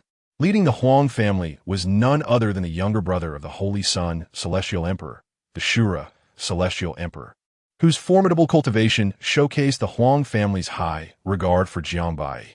However, they were certain that Jiang Baiyi had not perished. Otherwise, at the very least, a corpse would have been found. Yet, under such a sudden disappearance, with not even a trace of his aura left, it did not appear to be a case of tribulation failure. Infuriating, he actually managed to escape. An elder from the Wanbao pavilion exclaimed in rage, reporting to the emperor, "No trace of that lad's aura has been detected within a radius of 10,000 miles. An elder from the Huang family respectfully reported, "Continue the search."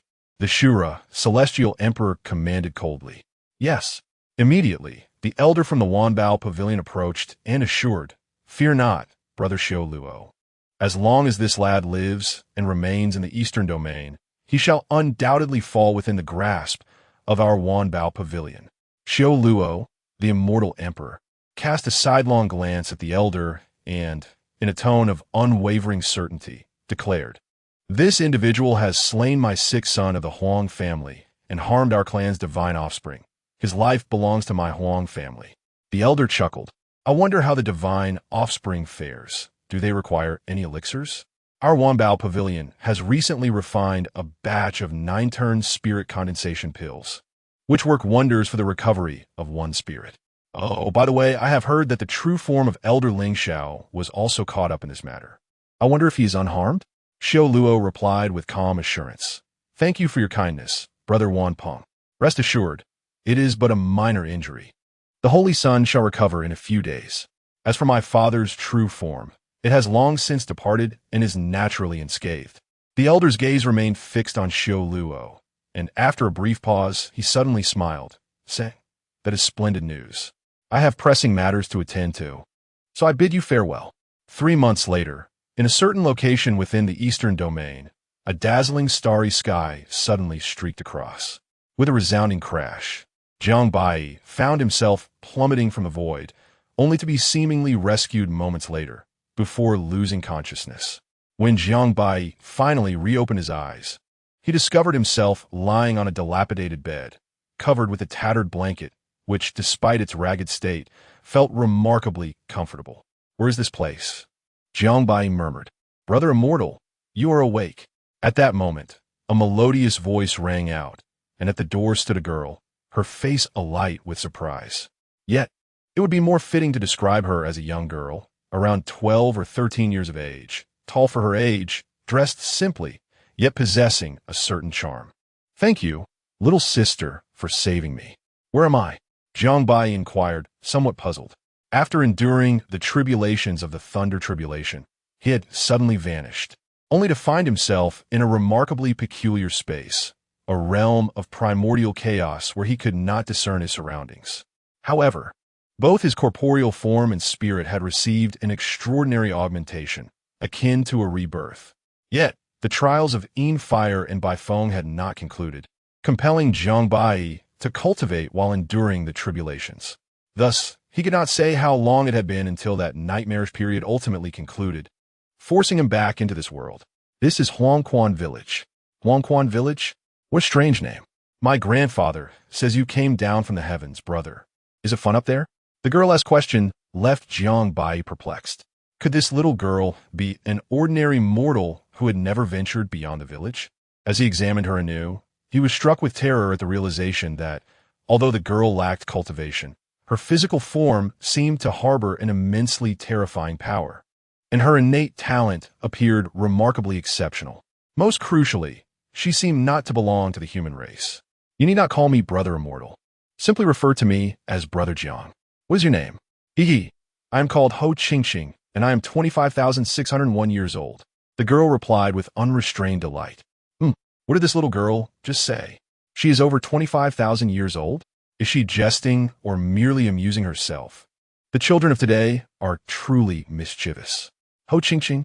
Jiang Baiyi could not help but find this name rather unique, and the surname was one he had never encountered before. Is this the Eastern Domain? He was uncertain. Jiang Baiyi. This little girl is simply more eccentric than himself. After Ho Qingqing departed, Jiang Baiyi immediately began to assess his internal condition. His physical strength had once again transcended a level, now thoroughly comparable to that of an imperial weapon. His realm had originally surged to the mid-stage of an immortal king. Yet he was abruptly forced back down to the initial stage of an immortal king by his own hand. Chapter 68. The transaction completed. Jiang Baiyi's audacious maneuver to suppress his cultivation level in reverse may well mark him as the first in the realm of cultivation. Just as he stepped out of the house, preparing to bid farewell to He Qingqing, the scene before him rendered him utterly astonished. A thick fog enveloped the surroundings, with no end in sight. Most unsettling was the fact that within the entire village there existed but a single household, exuding an air of eerie mystery. Behind the house stood an immense statue, stretching endlessly into the horizon, its tail the only part visible. Each scale was comparable to a towering peak, and any observer would be overwhelmed by an intrinsic sense of insignificance. I must be dreaming. Lao He, are you dead yet? What are you shouting about? You little rascal. Come help me see where this is. Suddenly, Lao He's entire body trembled violently and vanished without a trace. Jiang Baiyi was left dumbfounded. Was this scoundrel feigning death? Just then, grandfather, look. Brother Jiang has awakened. He Ching exclaimed with a smile, addressing an elderly man beside her. As Jiang Baiyi turned to look, he was taken aback, for he could not discern the elder's cultivation level. Junior of the human race, Jiang Baiyi, pays respects to you. Senior, he said respectfully. Ha, congratulations, young man. You're the third person to arrive at this Huangquan village, the elder remarked. Huangquan village? What sort of place is this? Jiang Baiyi inquired, his expression one of confusion. Yet, the elder offered no explanation. May I ask, senior, who were the first two individuals? One was named Xianyuan, the other seemed to be called Dun. Jiang Baiyi was instantly struck with astonishment. He was well aware of Xianyuan, the immortal emperor, the progenitor of the human race. As for Dun, he had never heard that name before. Amidst Jiang Baiyi's shock, the elder suddenly smiled and said, Those who arrive here may make a single request of Huangquan, any request at all, even to immediately surpass the realm of the immortal emperor or attain immortality. Jiang Baiyi's heart leaped with joy. Such fortune was indeed extraordinary. Could it be that he had usurped Yi Xian's luck? Any request at all? May I inquire, senior, what requests the two predecessors made? The elder chuckled and shook his head. For reasons unknown, Jiang Baiyi felt an unsettling aura emanating from the elder's laughter. This matter likely held greater complexity than it appeared. With a forced smile, Jiang Baiyi awkwardly asked, Could I forego making a request and simply leave? The elder ominously shook his head. At this moment, Jiang Baiyi sensed something was amiss, but he had no recourse. The elder's cultivation level likely surpassed his understanding. Then, I desire the forbidden ancient secrets. The elder was momentarily taken aback, seemingly surprised by Jiang Baiyi's audacious request. The forbidden ancient secrets were said to be the origin of the 5 great ancient secrets, a revelation imparted by the Annihilation Elder. Even the Annihilation Elder had not mastered them, and they were the source of all ancient secrets in this world, cloaked in unfathomable mysteries of immortals and demons alike. You are quite an intriguing young man, perhaps the most avaricious I have ever encountered. However, I do not possess the complete ancient forbidden secrets, only a fragment of them. Do you desire it? Jiang Baiyi nodded eagerly. The transaction was sealed. No sooner had the words left his lips than Jiang Baiyi found himself face to face with an enormous statue of a giant. The giant, facing the universe, was cloaked in the brilliance of the celestial stars, wielding chains of divine order, with rivers of starlight swirling around him, resembling a deity of the world. A gentle light flickered, and suddenly a plethora of knowledge flooded Jiang Baiyi's mind, nearly overwhelming him. Brother Jiang, we shall meet again soon. When Jiang Baiyi regained his composure, he realized he had returned to the eastern domain. Jiang, you have lost your mind. How dare you seek that artifact? Old He scolded furiously. Old He, are you afraid that I might learn the forbidden ancient secrets and bring about your demise? Old He, feeling exposed, responded with a mix of disbelief and concern. You truly are insane. Do you know how the Xianyuan, immortal emperor of your kind, vanished? Jiang Baiyi ignored Old He's question and inquired instead. Do you know who Dun is? After a long pause, Old He replied, a celestial being, a person who has lived for an eternity, the most fearsome of taboos. Jiang Baiyi was taken aback. It appeared that the treasures of the Yellow Springs were not easily acquired. The Xianyuan immortal emperor, an ancestor of humanity, was said to have ascended to the celestial realm, only to inexplicably disappear. As for Dun, although his identity remained shrouded in mystery, being labeled as a taboo by Old He signified that he was anything but simple. Could all of this be connected to the Yellow Springs? It seemed that only by consulting the Elder of Annihilation in the future could he uncover the truth. Jiang Baiyi cast aside all distractions, determined to find a secluded place to contemplate the ancient forbidden secrets swirling in his mind. These secrets were not mere techniques. They were profoundly intricate and complex. Even with Jiang Baiyi's exceptional talent, it would likely take an extensive period for him to comprehend them fully. Just as Jiang Baiyi settled in to ponder the ancient secrets, a sudden commotion arose in the distance. Boom, boom. In an instant, the earth trembled and the mountains shook. A figure clad in black wielded a blood-red pendant, opening a hidden realm, unleashing a torrent of overwhelming blood energy that surged into the heavens. And an indescribable demonic power erupted, causing the very fabric of the world to tremble, eclipsing the sun and moon. Ha! I have finally discovered the treasure left behind by the divine martial demon emperor of ancient times. The black-clad figure exclaimed with manic excitement. Congratulations, my lord. Congratulations. Another figure in black chimed in. As the black-clad man surveyed the unfolding scene, a fierce killing intent flashed in his eyes. Jiang Baiyi, you better await your reckoning. Once I acquire the treasures left by the divine martial demon emperor and enhance my strength, I shall ensure that you pay for your blood debts in kind. This man was none other than the long-missing Wang Quan. Since being taken by Sikong Miao, he had garnered the favor of Emperor Tian and had been honing his skills in the eastern domain.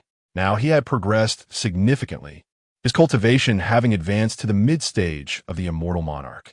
Although there remains a noticeable disparity when compared to the prodigies of the eastern and central regions, and one cannot even begin to compare to Jiang Baiyi, it is essential to acknowledge the brevity of time that has elapsed.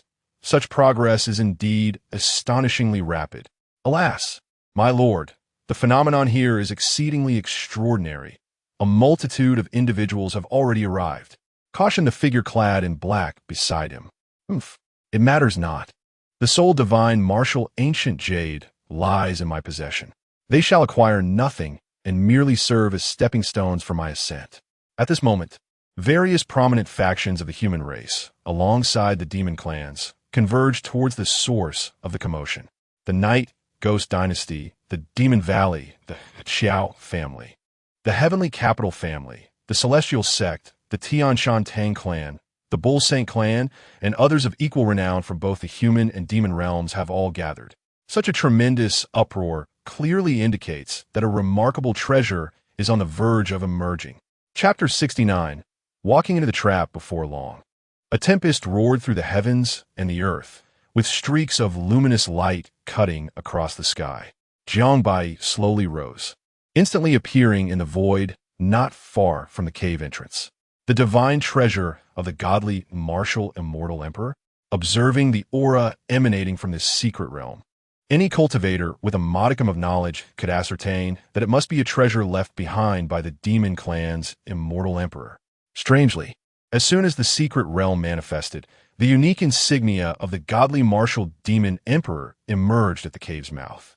At this moment, the vicinity of the cave entrance was already crowded, a mass of dark figures. The eastern region was not like the southern region. Cultivators at the immortal platform level were prevalent, not to mention that many belonged to formidable factions, including a significant number of immortal lords and kings. Boom!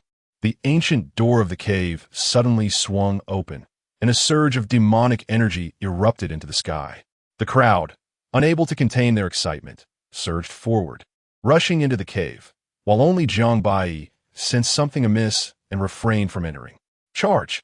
This legacy of the Demon Emperor undoubtedly belongs to my esteemed Neo Shun clan.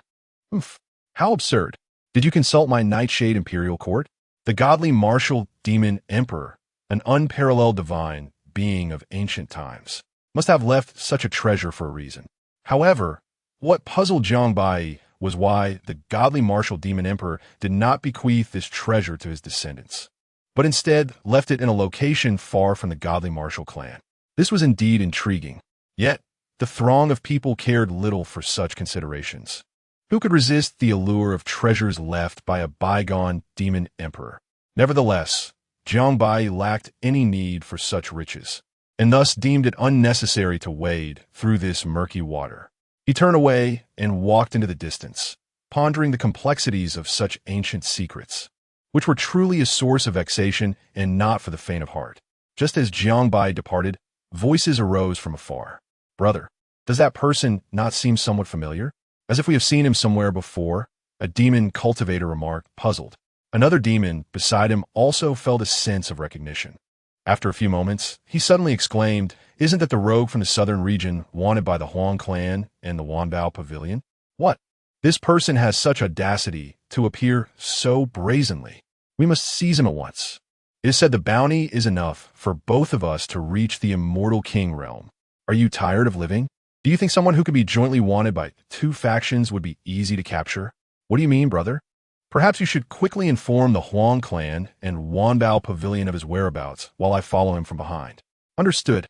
I shall set off at once." "Brother, be cautious." Jiang Baiyi, possessing formidable spiritual awareness, had already overheard their discussion, and a glimmer of murderous intent flashed in his eyes. Although he was cautious, it did not imply that he was averse to confrontation. On the contrary, he was well aware of the bounty on his head from the Huang clan and Wanbao Pavilion, and he had no intention of letting it slide. He even deliberately refrained from concealing his appearance and aura.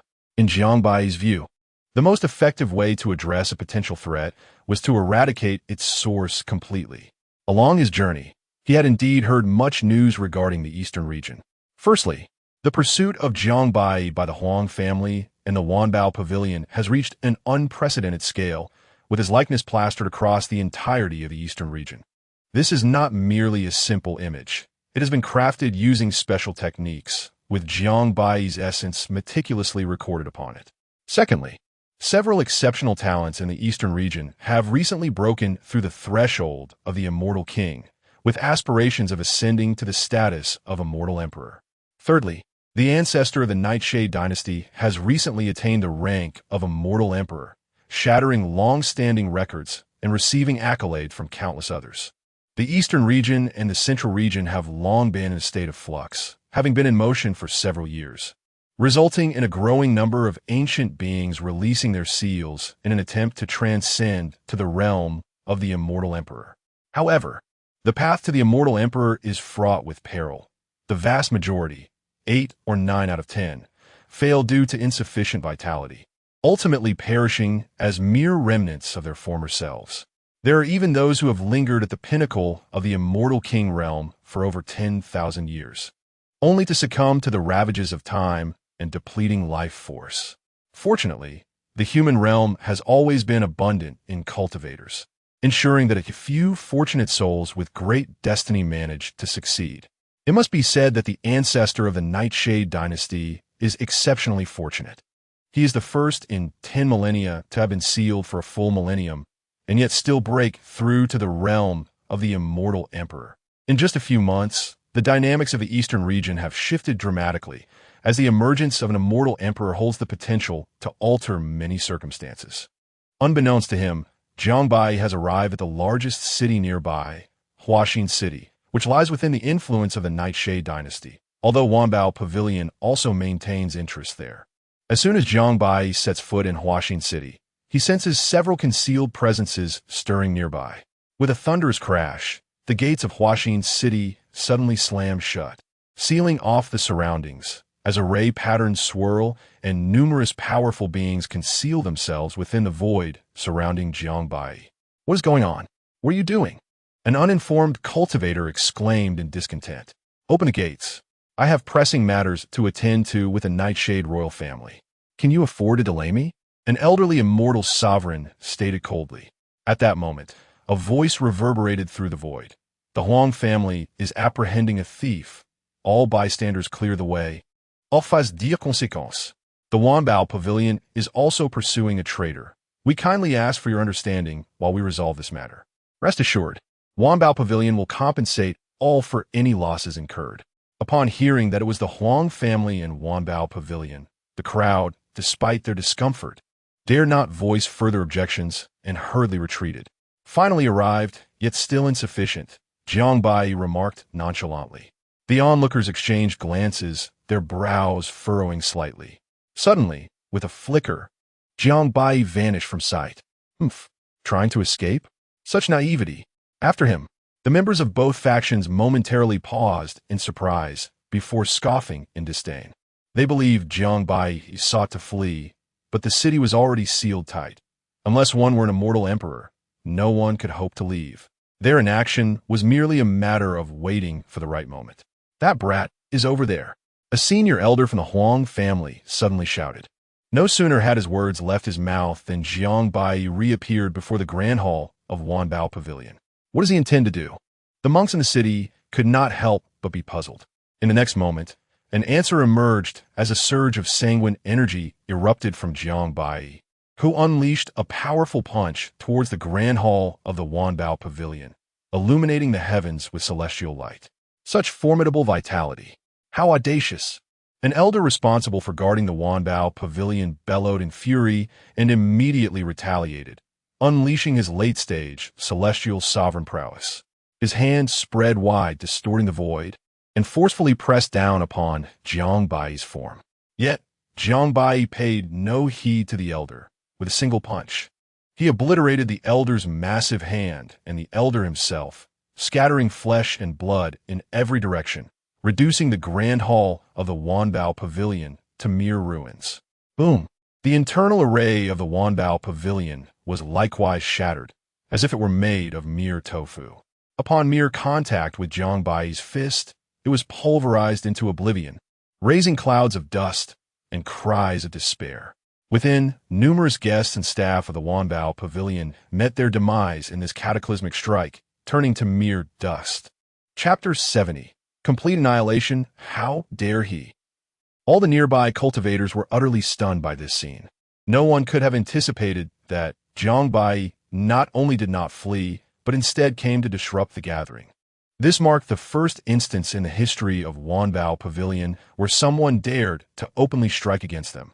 "You little beast, you truly have a death wish."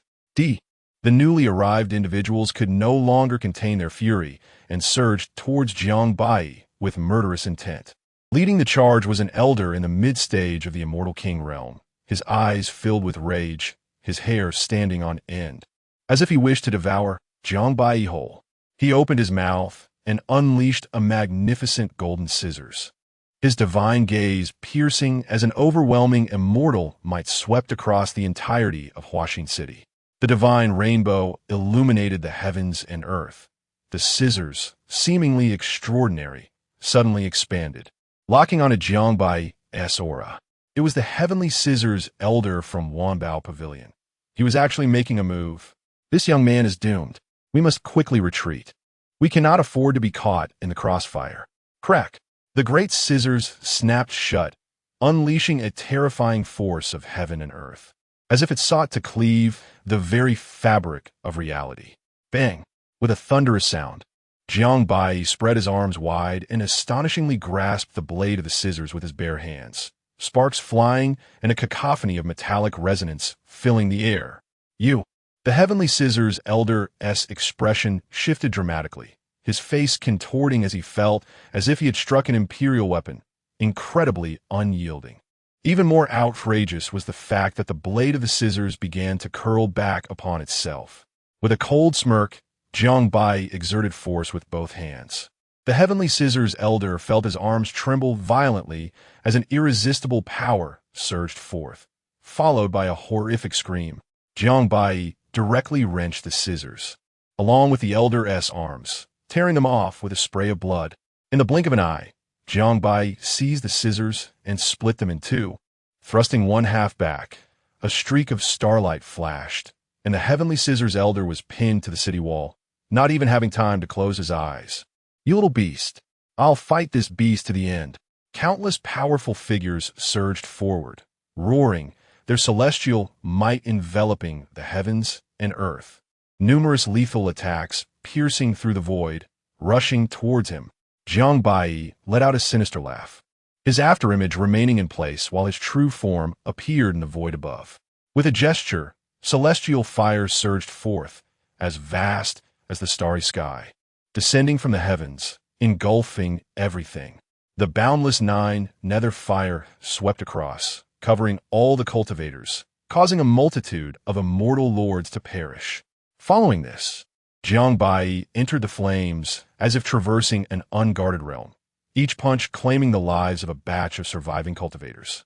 In mere moments, thousands had fallen, their blood instantaneously vaporized by the nether fire, rising in layers of blood mist, instilling terror in the hearts of all present.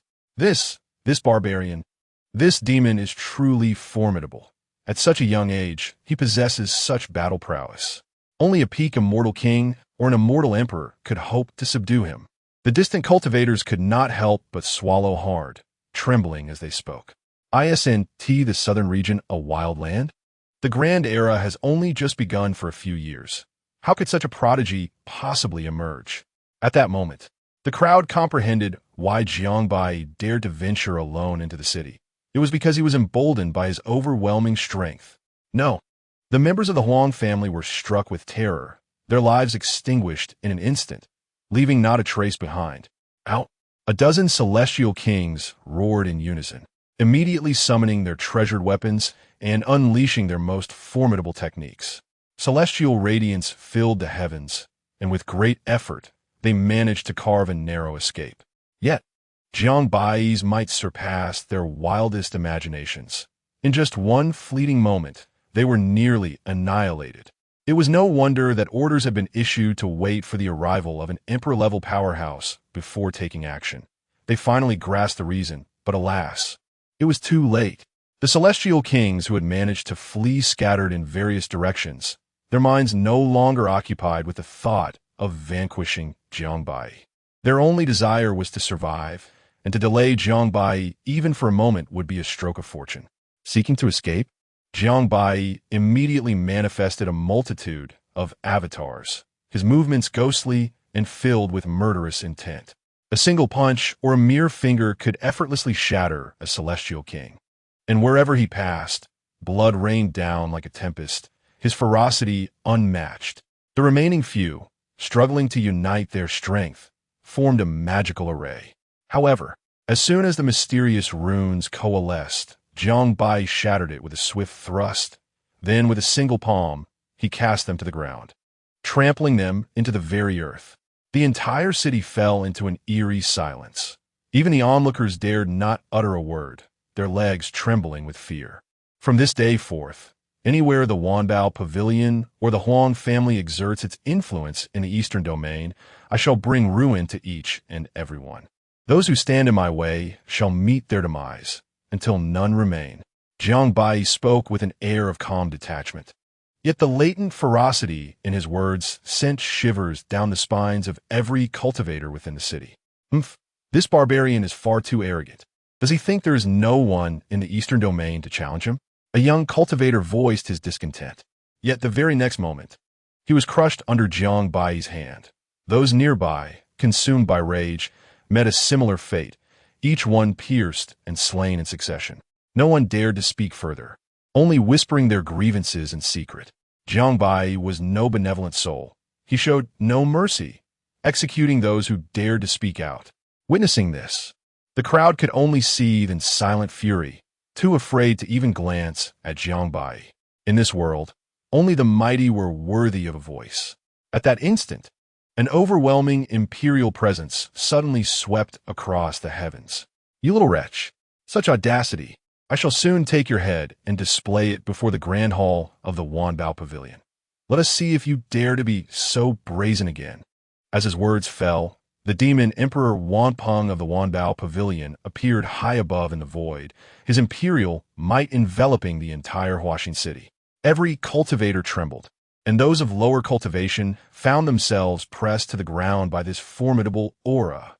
This figure was none other than the one tasked with capturing Jiang Baiyi, the demon Emperor Wanpeng, one of the 12 guardians of the Wanbao Pavilion.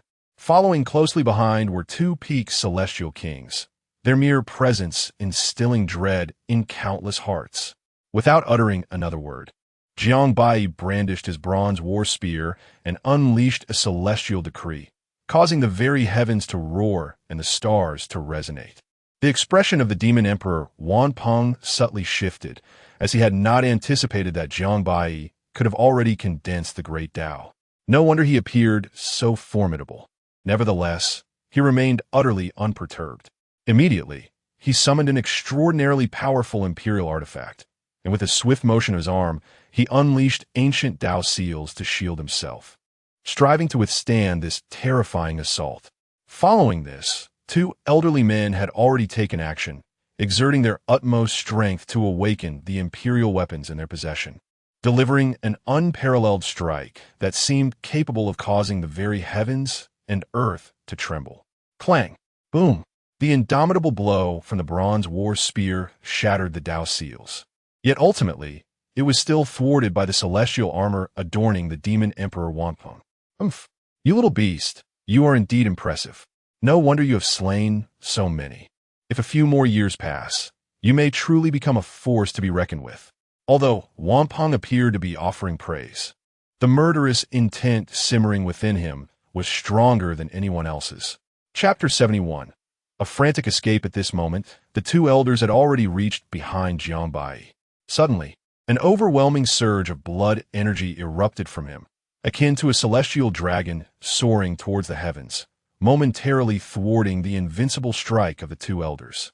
With a swift motion, Jiang Baiyi wielded his battle halberd, unleashing a divine shield as formidable as the towering Taiyue, crashing heavily towards the pair. The deafening sound of impact reverberated through the air as celestial might surged forth, repelling the two attackers a great distance. Although Jiang Baiyi was also affected by the terrifying backlash, his celestial body was extraordinarily robust, comparable to an imperial weapon, and he sustained no injuries whatsoever. The gaze of the Wanpeng demon emperor narrowed suddenly. Jiang Baiyi's strength had evidently exceeded his expectations. Even he could not have easily withstood such a sudden and powerful combined assault without suffering some harm. Indeed, the next moment revealed Jiang Baiyi seemingly swallowing a mouthful of fresh blood before revealing a trace of smile. Jiang Baiyi intoned coldly, his gaze sharpening as he swung his right arm, unleashing an exceptionally arcane ancient secret. A crimson haze enveloped the surrounding space, accompanied by ghostly wails that sent shivers down one's spine. Even the onslaught of an immortal emperor would be diminished by 30% within this sanguine domain. The two elders hastily joined forces, casting forth an immortal seal that resembled a gateway to the celestial realm, shielding themselves. Yet, under the influence of this blood-tinged realm, Jiang Baiyi's speed escalated to a terrifying degree, and in the blink of an eye, he appeared behind the two elders, his halberd descending with lethal intent. The Wanpeng Demon Emperor could not allow Jiang Baiyi to succeed. Should he eliminate these two, he lacked the assurance to subdue Jiang Baiyi himself. Thus, he transformed into his colossal Kunping form, casting a shadow over 1,000,000 miles, with golden light flooding the sky. A dreadful aura sealed the heavens and earth, tearing through space itself. At that moment, Jiang Baiyi revealed a chilling smile, abruptly shifting his stance to unleash his most potent true dragon ancient secret. This rendition of the true dragon ancient secret had undergone a profound metamorphosis under Jiang Baiyi's comprehension of forbidden ancient secrets, reaching the pinnacle of lethality. It was as though this was the true essence of the true dragon ancient secret, its invincible slaughtering power instantly traversing space and ripping through the fabric of reality. Not good. I've fallen into a trap. Is this the legendary true dragon ancient secret? The Wanpeng Demon Emperor instantly recognized the terrifying slaughtering force, his heart sinking. However, it was too late to retreat, and he could only brace himself to charge forward, issuing a fierce roar as his divine claws descended, threatening to rend everything apart beneath his might. Boom! The entire Huaxin city trembled violently, as if it were being submerged. The Wanpeng Demon Emperor spewed forth a torrent of blood, his divine claws shattered, and his bones shattered in a frenzy, sending him flying thousands of miles away. This scene unfolded with astonishing swiftness, catching everyone off guard, leaving them trembling and chilled to the bone. Could this person truly be an immortal emperor? Murmured a powerful immortal king. Even if he were not an immortal emperor, the power exhibited in this strike could rival that of one. Two elderly men were immediately taken aback, yet they did not lose their composure. Quickly, they joined forces to buy time for the demon emperor Wanpeng.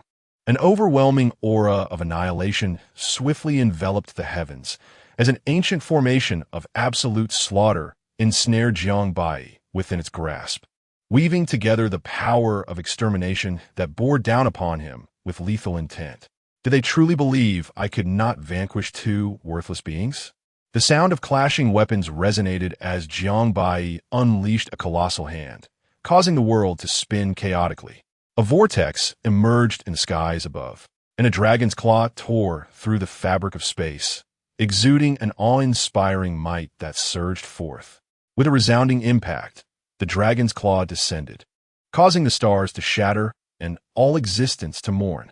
The terrifying formation of absolute slaughter collapsed in an instant, and the two elderly men were struck by the dragoness claw, their imperial weapons bending under the force. Blood gushed from their mouths, fissures appearing on their skulls, and they perished on the spot.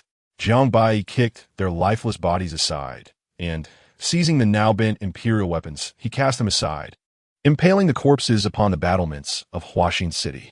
The realm fell into a profound silence once more, the city suffused with Jiang Baiyi's formidable aura of death, striking terror into the hearts of all who beheld it. Faces turned pale, bodies trembled uncontrollably, and the sheer dread of his divine might left some weaklings utterly paralyzed, too afraid to even breathe. At that moment, Wanpeng, Demon Emperor, had regained some composure, his flesh and bones knitting back together. Clutching his shattered celestial armor, he wasted no time in unfurling his wings to pierce through the encircling formation, desperate to escape this space. He no longer dared to strike back. Should Jiang Baiyi unleash a few more of those ancient dragon secrets, he could not guarantee his survival, for such powers were beyond his capacity to withstand. As they ascended to this realm of existence, the fear of death weighed heavily upon them, making them value their lives more than anyone else. The allure of wealth, power, and the ability to dictate the fates of others had thoroughly corroded their minds. Be they human, demon, or devil, they ultimately succumbed to change. The Wanpeng Demon Emperor belonged to the Kunpeng lineage, possessing the blood of the Kunpeng, one of the swiftest celestial beasts in existence, unmatched within the same realm. Seeking to flee, Jiang Baiyi brandished his war spear and pursued relentlessly. It was not until Jiang Baiyi departed some time later that the onlookers dared to emerge. The city lay in ruins, with 3 corpses impaled upon the walls, their faces contorted in agony. No one dared to covet the damaged imperial weapons. They all fled the city in a panic, fearing retribution from the people of the Huang family and Wanbeige. In the skies above, 2 figures transformed into streaks of light, chasing each other in a deadly pursuit. Jiang Baiyi pressed the attack, unleashing his lethal force, while Wanpeng Demon Emperor continually defended and evaded. Little beast, do not overstep your bounds. The Wanpeng Demon Emperor, battered and furious, exclaimed, what's this, old bird? Weren't you just intent on killing me? Why do you flee faster than anyone else? No wonder you are of the Kunpeng lineage. Your reputation precedes you. Jiang Baiyi retorted with a chilling smile. Enraged, the Wanpeng Demon Emperor could only resort to desperate evasions, employing his agility and treasures to seek assistance, too frightened to halt and retaliate. In a fleeting moment, the 2 figures traversed dimensions, spanning countless miles and directly crossing a significant portion of the eastern domain, capturing the attention of innumerable cultivators. Look to the heavens. Who is that? It appears to be an emperor of monsters. Could it be the Emperor Wanpeng of Wanbao Pavilion? He seems to be fleeing from pursuers. Gasps of astonishment echoed through the crowd, as curiosity mounted regarding the identity of the one daring enough to chase the protector of Wanbao Pavilion. Jiang Baiyi relentlessly pursued for 3 days and nights. Yet, the Kunpeng lineage, renowned for its extraordinary attributes, demonstrated a speed that rivaled even that of a late-stage celestial emperor, making it exceedingly difficult for Jiang Baiyi to close the gap. He could only deplete his own vital essence in the process. The moment Wanpeng the monster emperor's vitality faltered, the terrifying slaughter of Jiang Baiyi would inevitably follow. Beneath the starry sky, imperial blood was incessantly spilled. Wanpeng's entire monstrous form appeared as if it were being drained, blood continuously spilling from his mouth. Even the elixir within him could hardly withstand such depletion, just as Wanpeng the emperor was on the verge of collapse. The prominent protectors of Wanbao Pavilion finally closed in. Damn it, reinforcements have finally arrived. Wanpeng the emperor could not help but exclaim. However, the delay could hardly be blamed on the protectors of Wanbao Pavilion. After all, the speed of the two was simply too swift. Chapter 72. The Path of Catastrophe Mountain. It was not only the several guardians of the Wanbao Pavilion who were hastening towards this place. Even the Shura, immortal emperor of the Huang family, was desperately making his way here. Yet, Jiang Baiyi remained utterly composed. A faint smile gracing his lips as he unleashed an ancient secret of the true dragon. The terrifying celestial might rent the heavens and obliterated the earth, with divine patterns soaring into the sky, directly striking at the Wanpeng demon emperor. Subsequently, before the eyes of several immortal emperors of the Wanbao Pavilion, he swaggered away without a care. Jiang Baiyi was far too astute to directly confront the immortal emperors. That would be a foolhardy endeavor. "Ah, you little beast, you shall not escape."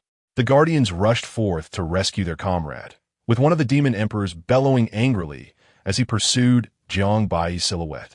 However, he was halted by a golden-haired elder. "Panlong, cease your pursuit." The Panlong demon emperor paused, his face contorted with reluctance as he queried, "Gu Xian, why do you stop me from hunting down this wretch?" Gu Xian, the immortal emperor, responded gravely, "Even Wanpeng cannot match his speed. Do you truly believe we can catch him?"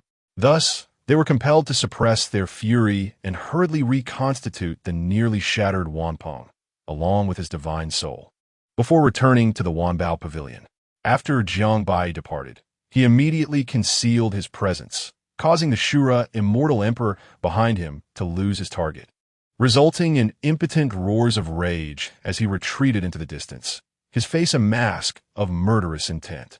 "You little beast, I shall eventually capture you and rend you asunder." Not long thereafter, news of Jiang Baiyi single-handedly annihilating a branch of the Wanbao Pavilion and nearly slaying the Wanpeng immortal emperor spread like wildfire across the eastern domain, creating a sensation. Jiang Baiyi's name became known to all, almost universally recognized. In the aftermath, the Wanbao Pavilion allied with the Huang family, intensifying the pursuit of Jiang Baiyi and raising the bounty to a staggering level. They even collaborated with several other powerful factions in an attempt to locate him. Yet their efforts proved fruitless. For those who had attained the status of immortal monarch or higher were not fools. They understood what this entailed. It indicated that Jiang Baiyi's combat prowess was on par with any immortal emperor, and no faction would be foolish enough to provoke such a formidable adversary. As the saying goes, barefooted individuals fear not those in shoes. Who could guarantee they would not suffer his vengeance?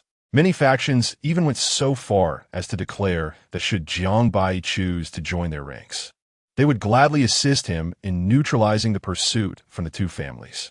Within the brief span of a month, Jiang Baiyi continuously struck out, ruthlessly slaughtering any forces affiliated with the Wanbao Pavilion he encountered. This incited the 10 guardians of the pavilion to mobilize, pursuing him relentlessly day after day.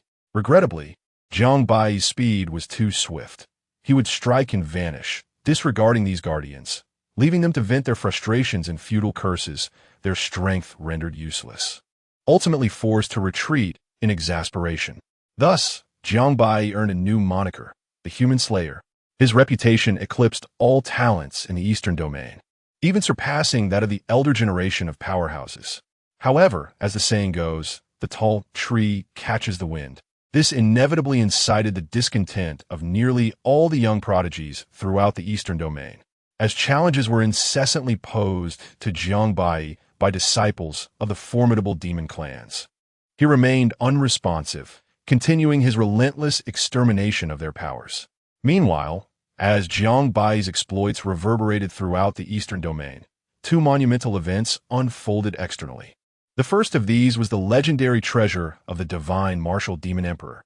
It was reported that a month prior, all cultivators who had entered the divine martial secret realm suddenly lost contact, and at that very moment, all perished. The fury of the major powers was incited upon learning this, prompting them to dispatch their strongest members into the realm to uncover the truth. However, the outcome was tragically the same. None return alive. Eventually, even the ancient immortal emperor of the Night Shadow dynasty could no longer remain idle. He ventured alone into the divine martial secret realm, only to return severely wounded and promptly announced a millennium-long closure of the mountains, leading the Night Shadow dynasty to withdraw from the current era's power struggle. This left many to speculate about the mysterious occurrences within. The second significant event was the imminent opening of the Dao Tribulation Mountain, one of the treasures of the Eastern Domain. Unlike other forbidden zones, this mountain harbored boundless mysteries and could arguably be deemed the most enigmatic area in the Eastern Domain. Legend has it that 100,000 years ago, Dao Tribulation Mountain opened once before, during which some attained terrifying fortunes. Others discovered the rarest springs of immortality, and some even became immortal emperors through treasures found within. However, these were but a few. The majority met their demise within its depths. Regrettably, since that time, Dao Tribulation Mountain had remained closed, and now was set to open for the second time. Boom! On this day, as the vast fog lingered, a thunderous roar erupted from the northern Baofu Desert of the Eastern Domain as colossal celestial mountains rose from the ground, eventually merging into a singular, ethereal expanse, radiating otherworldly brilliance. Within a mere few days, forces from various factions and royal families gathered at this location. Golden light filled the heavens, and a cacophony of piercing cries erupted as countless gigantic golden pungs obscured the sun, their eyes gleaming with boundless divine radiance, soaring through the skies, ultimately donning celestial garments and transforming into human forms. This was the Kunpeng clan, led by the Tianpeng Demon Emperor, who had been struck down by Jiang Baiyi, but appeared to have fully recovered, not knowing how many treasures the Wanbao Pavilion had expended on his restoration.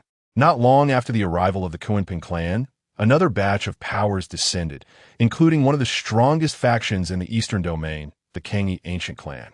Celestial chariots gracefully descended through the void, led by a remarkable middle-aged man, the clan patriarch and one of the three mightiest immortal emperors of the Eastern Domain, the ancient Song Emperor, whose reputation rivaled that of the Lingxiao Emperor from the Huang family.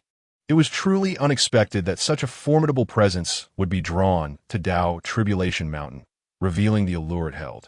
Following this were mostly the younger generation of the Kangyi Ancient Clan, with the Kangyi Sun and Kangyi Princess standing behind, exuding an imposing celestial majesty, truly extraordinary.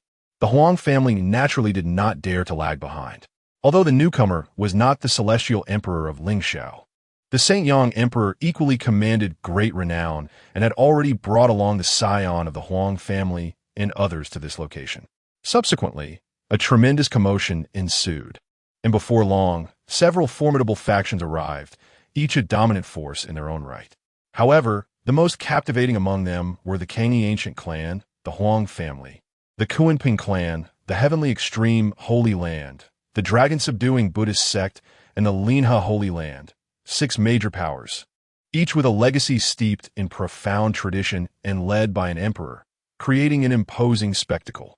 At this moment, although the Path Tribulation Mountain had yet to officially commence, a young prodigy from the Heavenly Extreme Holy Land cast an indignant gaze upon the solitary figure before him, exclaiming, "Who dares to intrude here as mere mortals?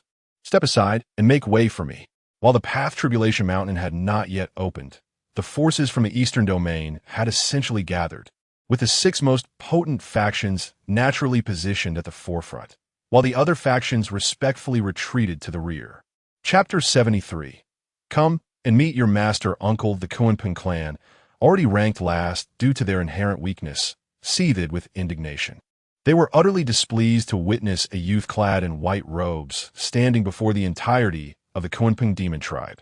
How could they possibly tolerate such an affront? This young prodigy was among the most formidable figures in the Kunpeng clan, known as the Bone Peng King. His unmatched cultivation allowed him to contend with even the celestial kings. Proud and disdainful, he harbored a deep-seated aversion towards the human race. Had it not been for the throng of onlookers, he would have undoubtedly struck down this insolent individual without hesitation. "What are you?" he bellowed. "Why should I heed your words?" At this moment, Jiang Baiyi had already transformed his appearance and aura, assuming the guise of an ordinary young cultivator. With an air of indifference, he replied, "Why should I listen to you?" The Bone Peng King, taken aback by such audacity, erupted in fury. Presumptuous! An ignorant human ant dares to speak to me thus. I shall slay you. With a flourish, he summoned a massive, razor-sharp bone blade, radiating an overwhelming aura, and swung it towards Jiang Baiyi, as if to cleave the heavens themselves. Begone! Jiang Baiyi remained utterly unmoved, countering with a single punch. With a thunderous crash, the Bone Pung King's blade shattered, and his arm was dislocated, causing him to spit blood as he was sent hurtling into the depths of the earth. This astonishing turn of events sent shockwaves throughout the Kunping clan. No one could have anticipated that this seemingly ordinary young cultivator could vanquish the Bone Pung King with a single blow. Moreover, his sheer arrogance in disregarding the entire Kunping clan was utterly astounding. Seeking death, several elders of the Kunping clan, all peak celestial lords, sprang into action. With a mighty strike, a cascade of golden light erupted, illuminating the skies. Unfazed by these ancient figures, Jiang Baiyi unleashed another punch, exuding an unparalleled dominance. An inexhaustible celestial might surged forth, manifesting an ancient divine ability that shimmered with the brilliance of a chaotic lotus. As their forces collided, the elders of the Kunping clan were swept away for thousands of miles, their fates unknown. Nearby factions took notice of this commotion, casting curious glances in the direction of the tumult. The Wanpeng Demon Emperor, for reasons unbeknownst to him, felt a strange familiarity with the figure before him and subtly gestured. Soon after, the Kunpeng clan's divine son emerged, radiant with divine light, as if countless resonances flowed through his being. Holding the imperial weapon of the Kunpeng clan, he looked down with an air of superiority. "Who are you to dare harm my Kunpeng clan?" The divine son inquired coolly. Jiang Baiyi offered a dismissive smile and coldly retorted, "What is your Kunpeng clan to me? I am a disciple of Tiandao Mountain. Those few worthless beings disrespected me, and I have shown mercy by sparing their lives." Tiandao Mountain! The crowd gasped in astonishment. Though rarely emerging, each disciple of Tiandao Mountain was a celestial emperor. More importantly, they possessed the ability to decipher celestial secrets, having assisted several prodigious celestial emperors and maintained intricate connections with the foremost powers of the eastern and central domains. At this moment, the injured Bone Pung King struggled to crawl out, reconstructing his arm, and immediately shouted in anger, "Absurd! Who doesn't know that Tiandao Mountain never intervenes in worldly affairs or participates in the contest for treasures? You shall not deceive us." The crowd suddenly found his words reasonable, and the Wanpeng Demon Emperor wore a face of disbelief, promptly turning to the ancient Song Immortal Emperor, for the latter's ancestor, the Zhongyi Immortal Emperor, had once received favors from Tiandao Mountain. The members of the Huang family were equally incredulous, with one elder unable to suppress a sneer, saying, "Ignorant child, how brazen you are!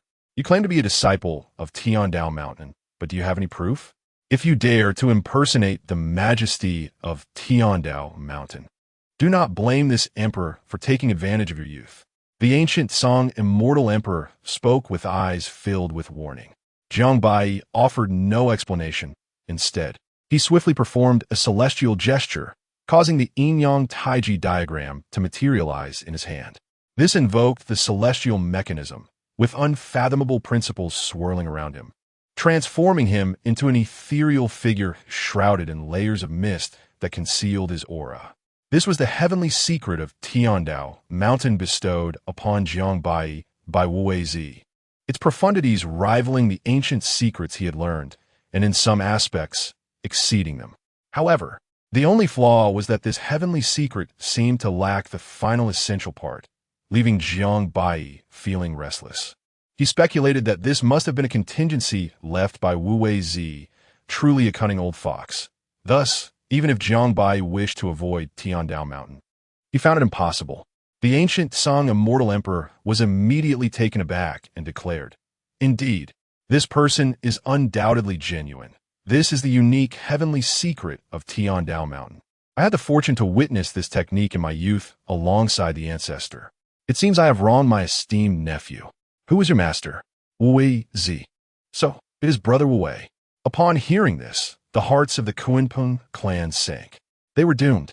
They had truly encountered an immovable obstacle. The mere mention of Tiandao Mountain held substantial weight, even in the central region. Some began to relish their misfortune, believing the Kunping clan had offended Tiandao Mountain and would surely face dire consequences.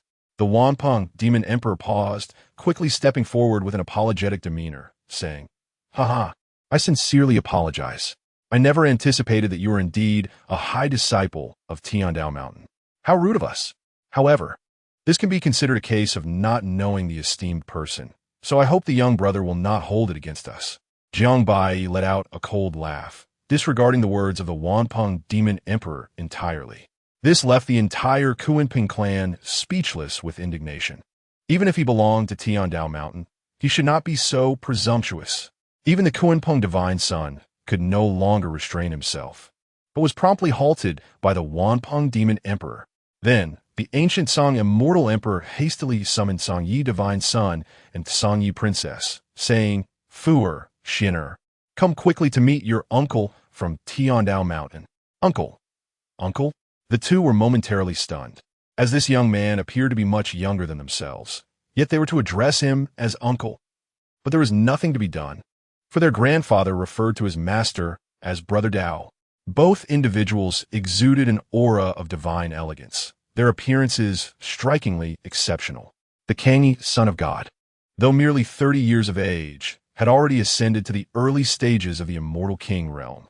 As for the Kangyi princess, while her cultivation was slightly inferior, she was even younger and possessed superior talent, her face adorned with delicate layers of gauze, presenting an air of aloofness. Su Yuxuan, approached to pay his respects to his master's uncle, unaware of the elder's name. The two could only respectfully express their greetings. It was then that Jiang Baiyi mildly inclined his head and declared, "My Dao title is Slayer of Immortals." Both were momentarily taken aback, finding the title somewhat peculiar. However, the ancient Song immortal emperor harbored no doubts, viewing it instead as a portent of the imminent emergence of the heavenly Dao Mountain. Thus, with great enthusiasm, he grasped Jiang Baiyi's hand and proclaimed, "Ah, so you are the esteemed nephew Slayer of Immortals. Come, follow me to the front." "Thank you, immortal sovereign," Jiang Baiyi replied. "Ah, my dear nephew, you are far too formal. I had the fortune to meet your master once. You may simply call me Uncle Su." "Haha, in that case, I am most grateful, Uncle Su." And so, Jiang Baiyi was ushered to the forefront of the entrance to the Dao Tribulation Mountain, positioned just behind the ancient Song immortal emperor, with even the elders of the Kangyi ancient clan obliged to stand respectfully behind him. Chapter 74. Why don't you go and seize it? After several hours had passed, the Dao Tribulation Mountain remained unyielding, leaving everyone in a state of perplexity, utterly baffled by the situation. At that moment, the entire Dao Tribulation Mountain radiated divine light, with streams of violet energy ascending, and one could even faintly perceive the scent of celestial herbs. This truly ignited a sense of impatience among the onlookers, including the erudite ancient Song immortal emperor, who found himself equally confounded by the inexplicable phenomenon. Jiang Baiyi furrowed his brow slightly, then proceeded to gesture a series of incantations to probe the celestial secrets. Moments later, he opened his eyes and declared, "The Dao Tribulation Mountain has indeed opened." The crowd remained uncertain of his meaning. However, the ancient Song immortal emperor gazed at Jiang Baiyi with delight and inquired, "Do you, noble nephew, know how to enter?"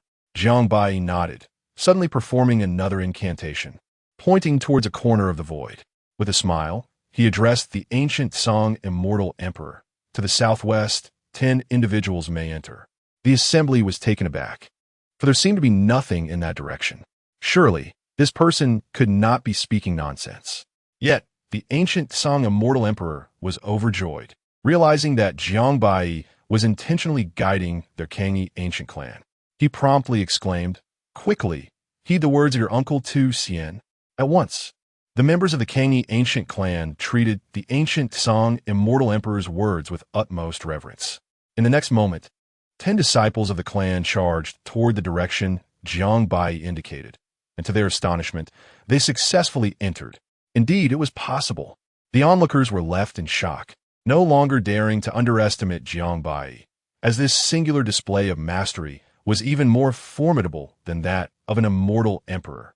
Subsequently, Jiang Baiyi continued to point toward the four corners of the world, and nearly all members of the Kangyi ancient clan entered, leaving only the ancient Song immortal emperor, Su Fu, and Su Yuxian behind. The remaining individuals were now in a panic. If they waited for Jiang Baiyi to enter, how would they follow? Would they merely stand by and watch as the Kangyi ancient clan claimed the treasures?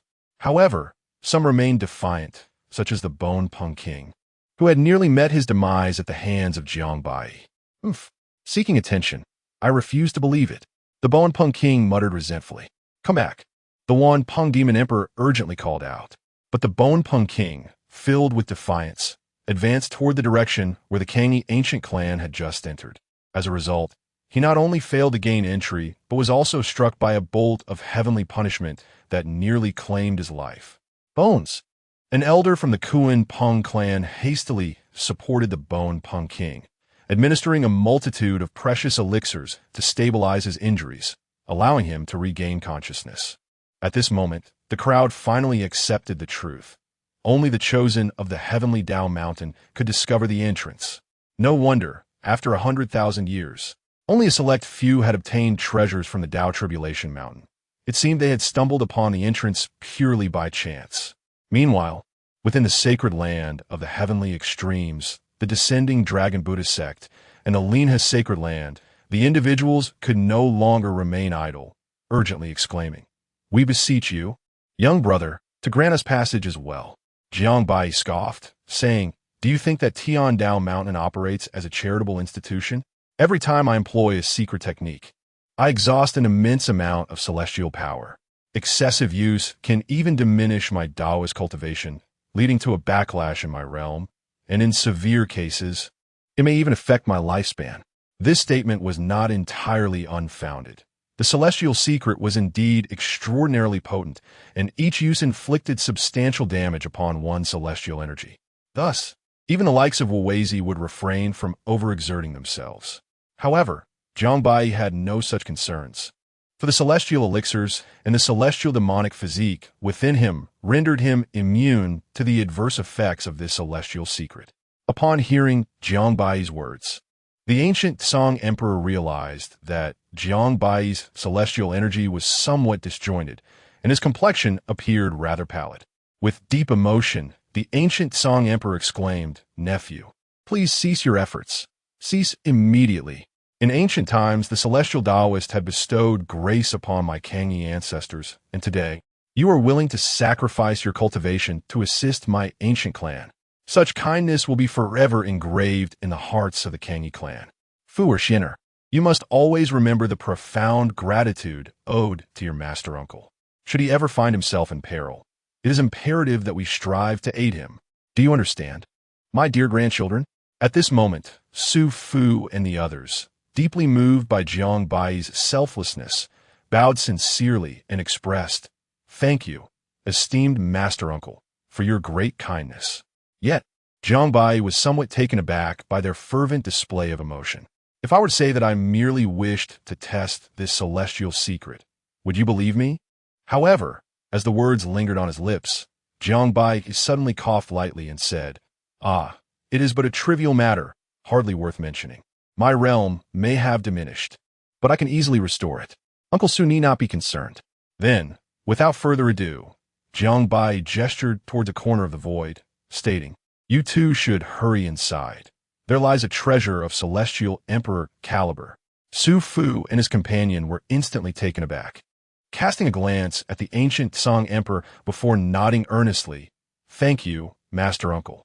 We shall not disappoint your expectations and will retrieve this treasure. They even secretly resolved to share the bounty with Jiang Baiyi. Jiang Baiyi nodded with satisfaction, though his pallor seemed to intensify.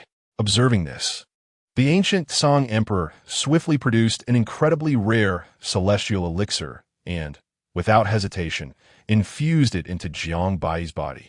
This elixir had originally been intended for his granddaughter, Su Yuxuan.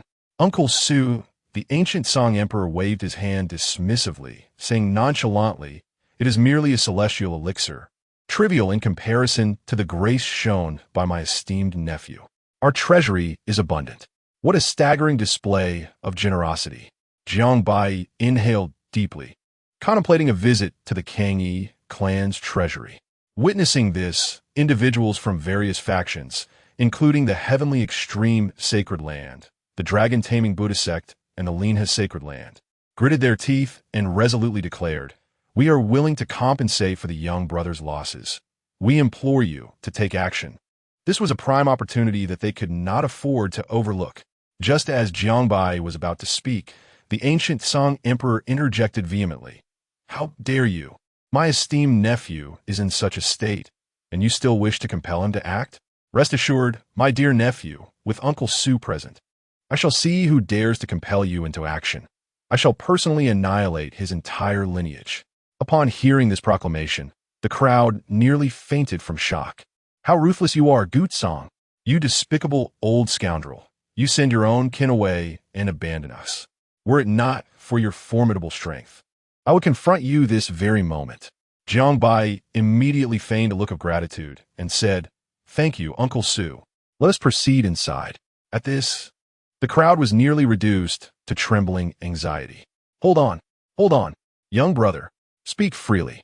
We shall pay any price without contest." After a moment's contemplation, Jiang Baiyi pretended to appear troubled and sighed. Very well, very well. The heavens possess benevolence, and I cannot bear to witness you recklessly venture forth to your demise. Alas, I must sacrifice my own cultivation.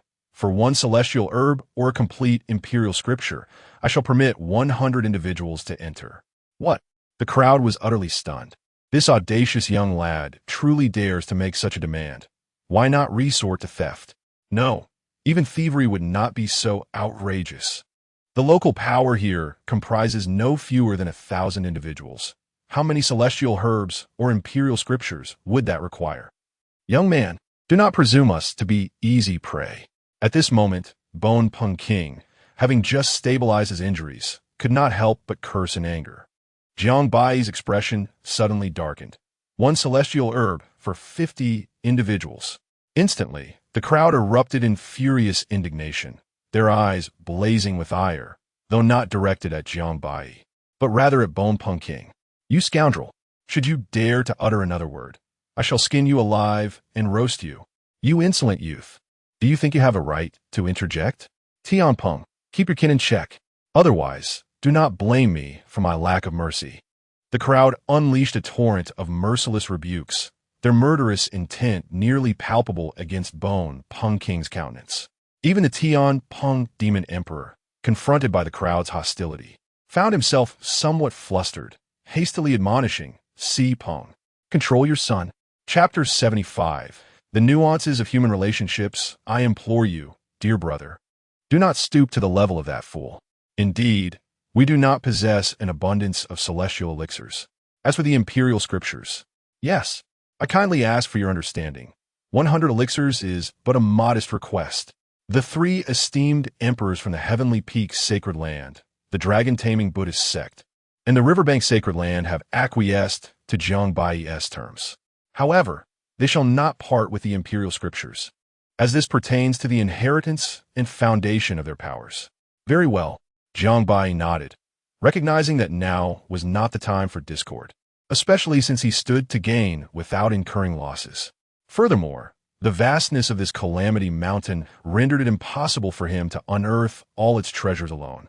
Truly, one cannot help but admire the high disciple of the Heavenly Path Mountain. He is indeed magnanimous. The crowd hastened to flatter him.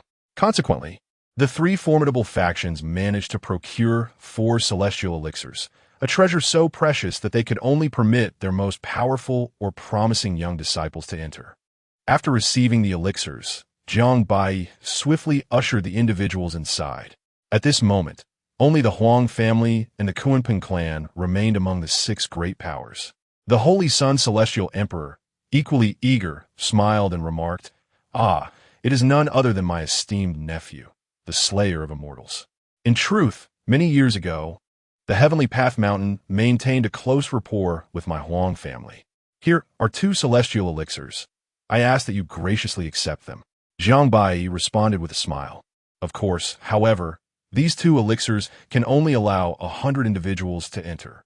The members of the Huang family were momentarily taken aback, and the smile of the Holy Sun Celestial Emperor froze, his brows furrowing slightly in displeasure as he inquired, "What do you mean by this, dear nephew?" "Nothing much. Merely that I am not one to adhere to the virtues of a gentleman, and I believe in settling scores." "Isn't that right, esteemed elder?" Jiang Baiyi turned his gaze toward an elder of the Huang family. The elder, a celestial king, was nearly provoked into action. "Ah, this wretched boy is utterly insufferable.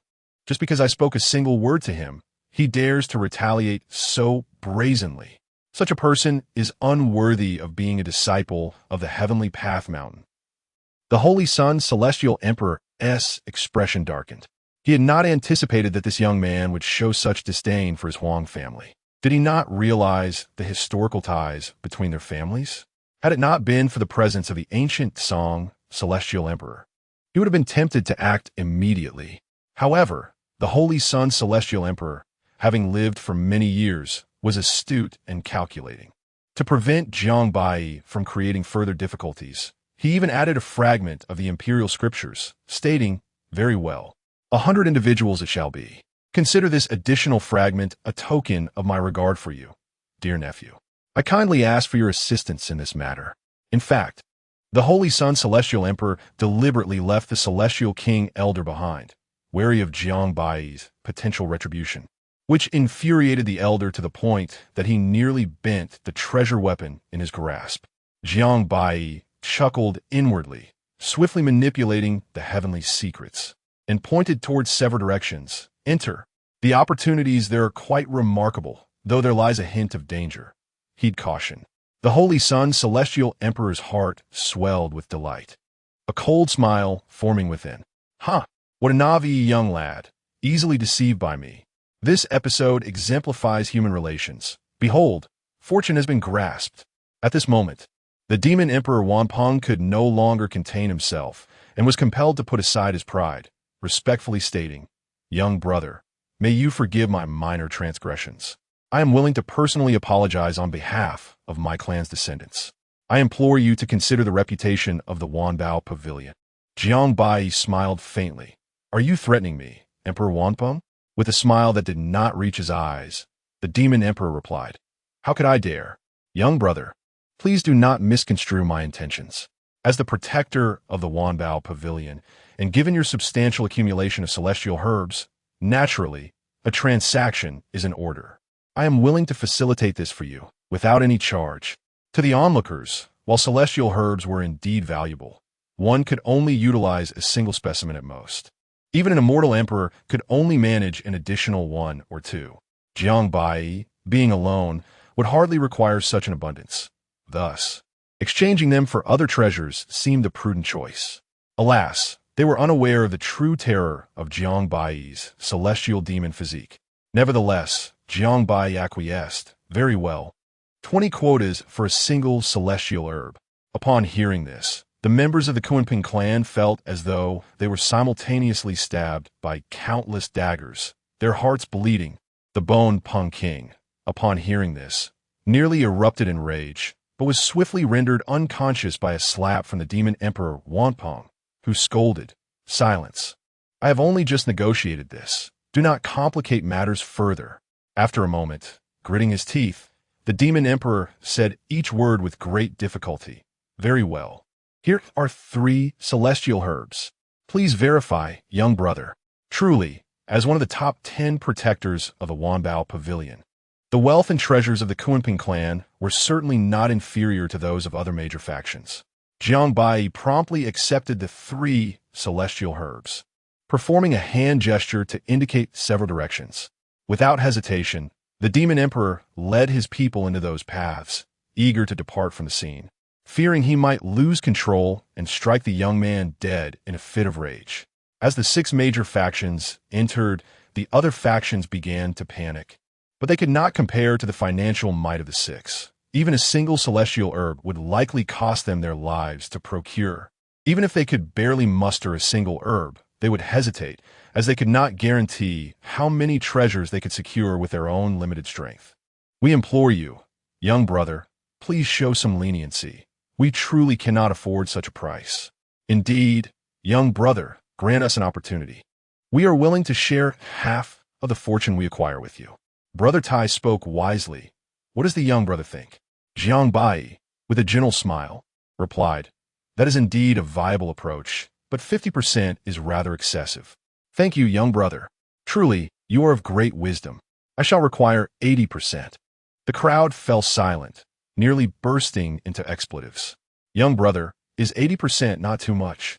Oh, do you mean 90% then? Very well, 80% it is. The leaders of several factions promptly acquiesced, each secretly calculating their own gains. They anticipated how many treasures they could claim, believing it would be easy to appease this young man by merely offering him a few trinkets. Although the ancient Song immortal emperor was formidable, he dared not offend so many powers at once. Jiang Baiyi let out a cold laugh, fully aware of the ulterior motives swirling in their minds. Yet he paid them no heed. After sending approximately 300 individuals on their way, Jiang Baiyi entered the mountain of tribulation alongside the ancient Song immortal emperor. Disregarding the lesser factions entirely, the weak have never possessed the right to engage in trade. The ancient Song immortal emperor initially intended to accompany Jiang Baiyi, claiming he wished to protect him, but Jiang Baiyi graciously declined his offer. Chapter 76. The mysterious corpse, the Daojia Mountain, is extraordinarily enigmatic. Each individual enters through a distinct portal, leading to divergent paths within. Whether one acquires treasures or encounters peril is entirely contingent upon their own fortune and abilities. Guided by the celestial mystery, Jiang Baiyi traversed into a dimly lit expanse, reminiscent of a tomb passage. Upon entry, an intensely chilling aura assailed him, raising goosebumps across his skin. The surroundings were enveloped in an eerie silence, adorned with mysterious Dao patterns. However, his journey remained uneventful, seemingly devoid of incidents. The only peculiarity was that Jiang Baiyi continued on foot. Jiang, why does this atmosphere feel oddly familiar? Old He mused, his curiosity piqued. No surprise there. This is a place I meticulously selected. If my calculations are correct, it should be connected to your demon clan, perhaps even a forebear of your Heihun lineage. Brat, cease your nonsensical chatter. I hope we unearth an entity surpassing the demon emperor and put an end to your mischief. Days passed, and at last, Jiang Baiyi halted, for before him stood an imposing tomb. The grand entrance was adorned with the grotesque visages of two demon clan figures, one of which bore an uncanny resemblance to Old He. The other figure was strikingly similar to the demon shadow Jiang Baiyi had previously devoured in the Sea of Death. This is... Old He abruptly froze. Jiang Baiyi jested, Old He, I told you it was your ancestor. Look, their likeness graces the entrance. At that moment, the tomb's grand door swung open, unleashing a series of bizarre, demonic lights. Old He emitted a piercing scream, as the entirety of his demonic essence began to twist within Jiang Baiyi's mind. Jiang Baiyi sensed the peculiarity of this aura, although his celestial demonic body was unfolding.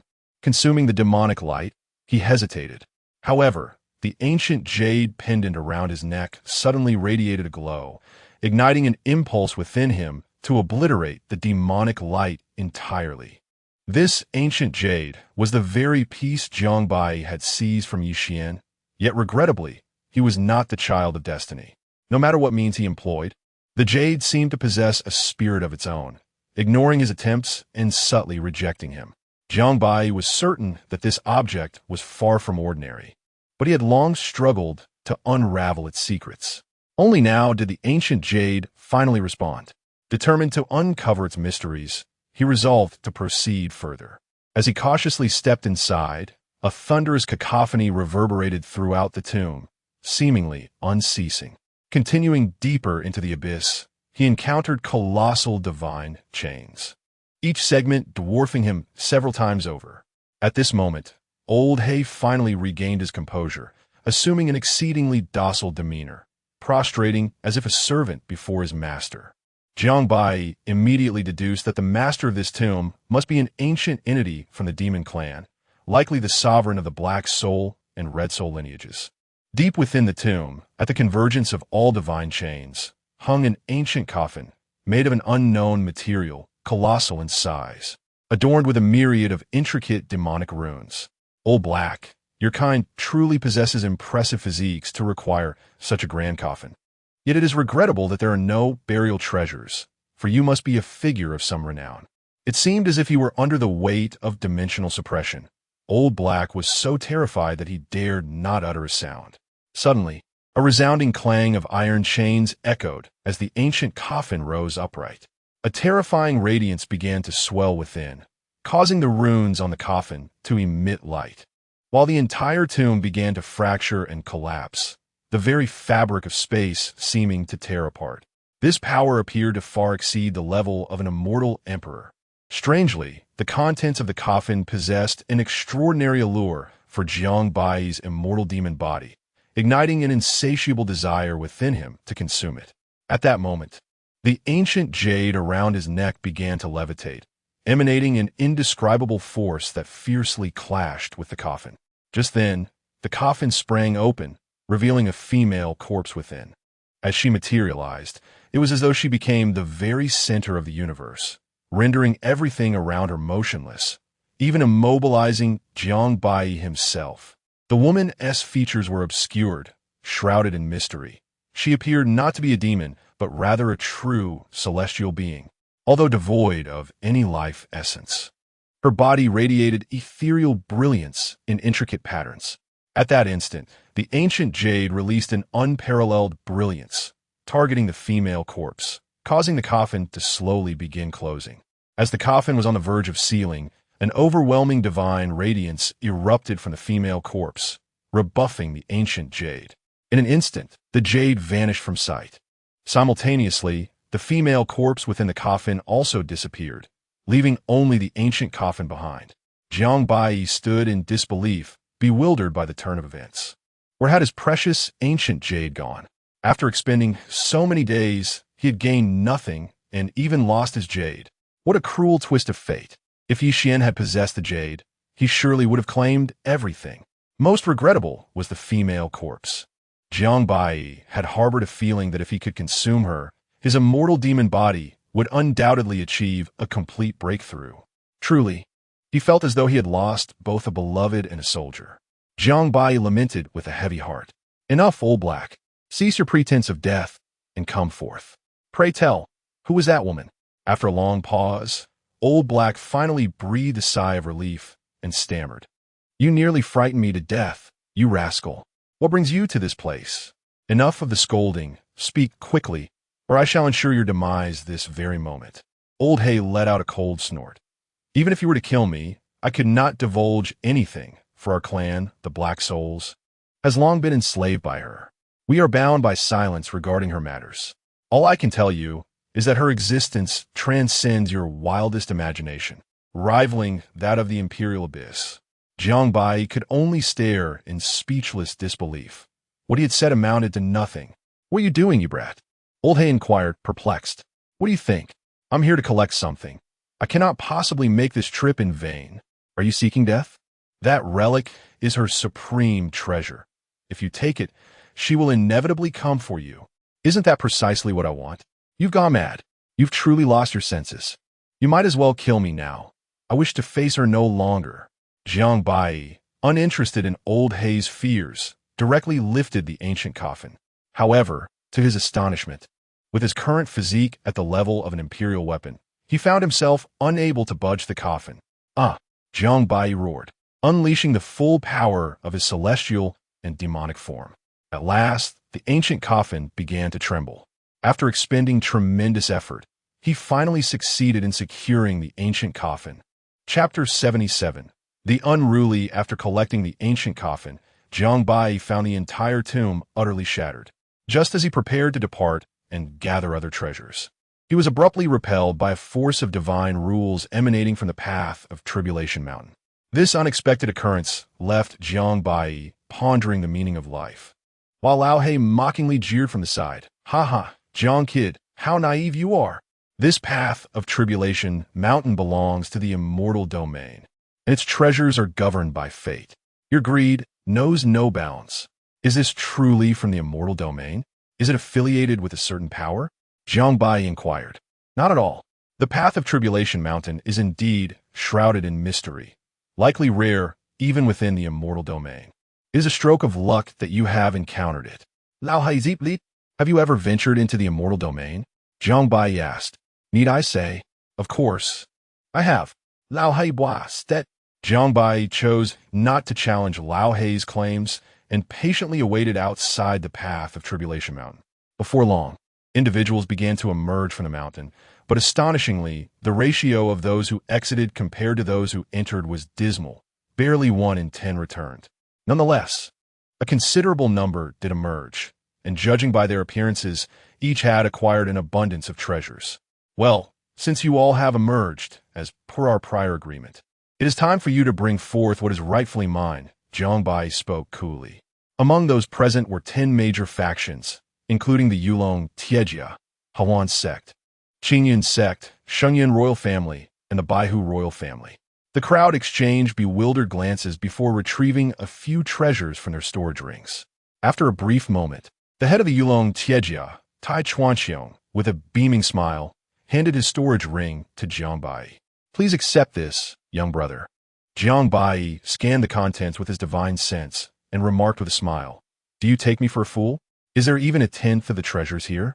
The others chuckled, and Tai Chuanxiong, noticing the absence of the Kangyi ancient clan nearby, replied with a grin, To be honest, this is all we have. Indeed, young brother, we have lost far too many disciples and kin in pursuit of those treasures.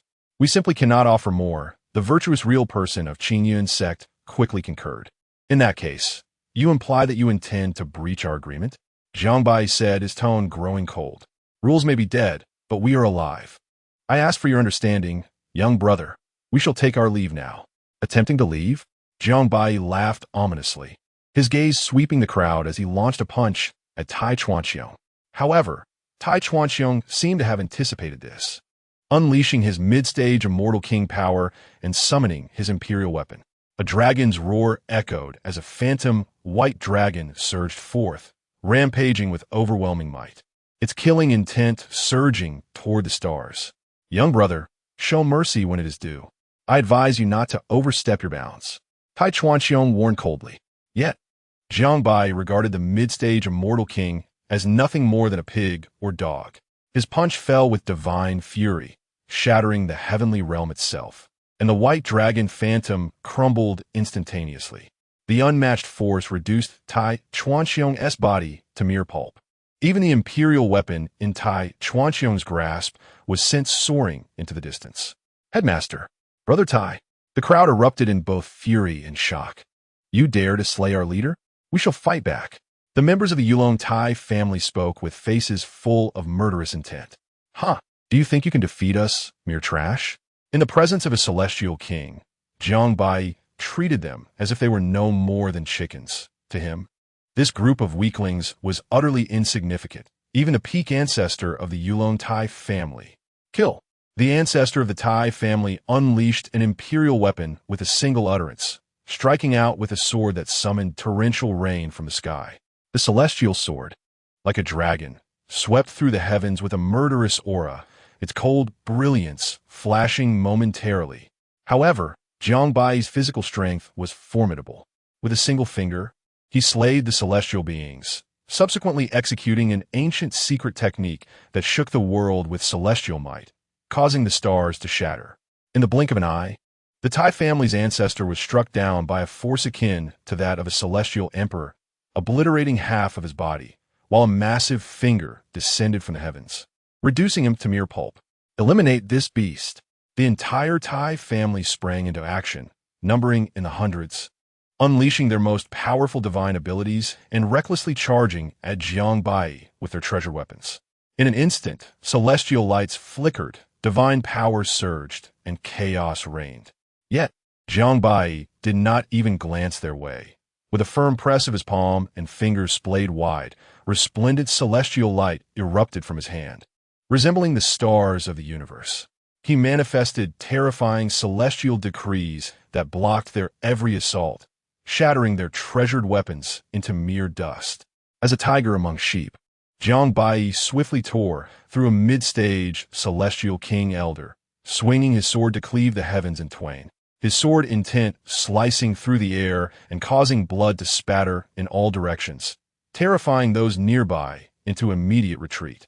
Screams of agony echoed, with heads falling one after another, bodies shattered and blood gushing forth, creating a ghastly scene that made one feel nauseated. Witnessing this, members of other major factions were left in shock. They had not anticipated the combat prowess of those from Tiandao Mountain to be so terrifying. Flee! The real man, Yu commanded in a low voice. The others nodded in agreement, preparing to depart at once. Will you not avenge, Brother Tai? Inquired the White Tiger Clan leader. The crowd understood the implication, yet each had their own calculations. Some feared they could not contend with Jiang Baiyi. Others did not wish to offend Tiandao Mountain, and still others were simply unwilling to confront Jiang Baiyi here. At that moment, the 9 major factions seized the opportunity while Jiang Baiyi was engaged in battle, hastily making their way back to their sects with the treasures. These artifacts were too enticing to resist, and they were willing to risk offending Tiandao Mountain. Before long, Jiang Baiyi had decimated the entire Yulong Tai family. Having taken my belongings, do you think you can escape? Jiang Baiyi chuckled and immediately pursued the others. Not good. Sect Master, the slaughtering immortal Taoist is on our tail, exclaimed a disciple of the Qingyun sect in alarm. So soon? Real man Yud responded without panic, bellowing, form the array, prepare for battle. The Qingyun sect had previously produced several celestial emperors, and though their power was not on par with the likes of the Huang family, they were by no means to be underestimated. The disciples and elders promptly began to arrange their formations with precision. In no time, the 360-star sword array was established. A celestial emperor-level sword formation left behind by the Qingyun celestial emperor, capable of confronting a celestial emperor with the strength of 365 individuals. Young brother of the slaughter immortal, I advise you not to overstep your bounds.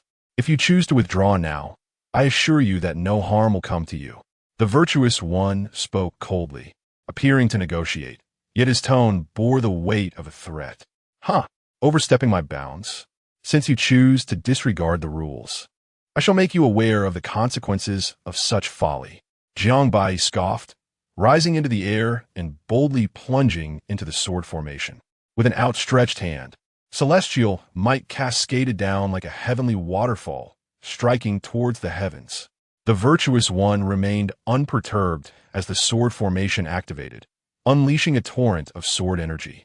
Unyielding in its ferocity, Jiang Baiyi shattered the sword energy with a single claw.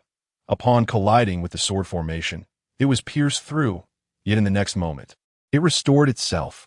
The virtuous one's expression shifted, and with a mighty roar, he concentrated all his divine power into his sword. Like a celestial bloom, the sky trembled as countless beams of sword light descended, aimed solely at Jiang Baiyi. Open! Jiang Baiyi called out lightly, his fist straining with force, manifesting a wave of slaughter. The ancient secret of the Qilin erupted forth, celestial might descending upon the world, as the cries of living beings echoed in despair. Boom! The sword light was obliterated by the ancient secret of the Qilin, rendering it to nothingness. The sword formation quivered, and the virtuous one instantly spat out a mouthful of vital blood. His complexion drastically altered.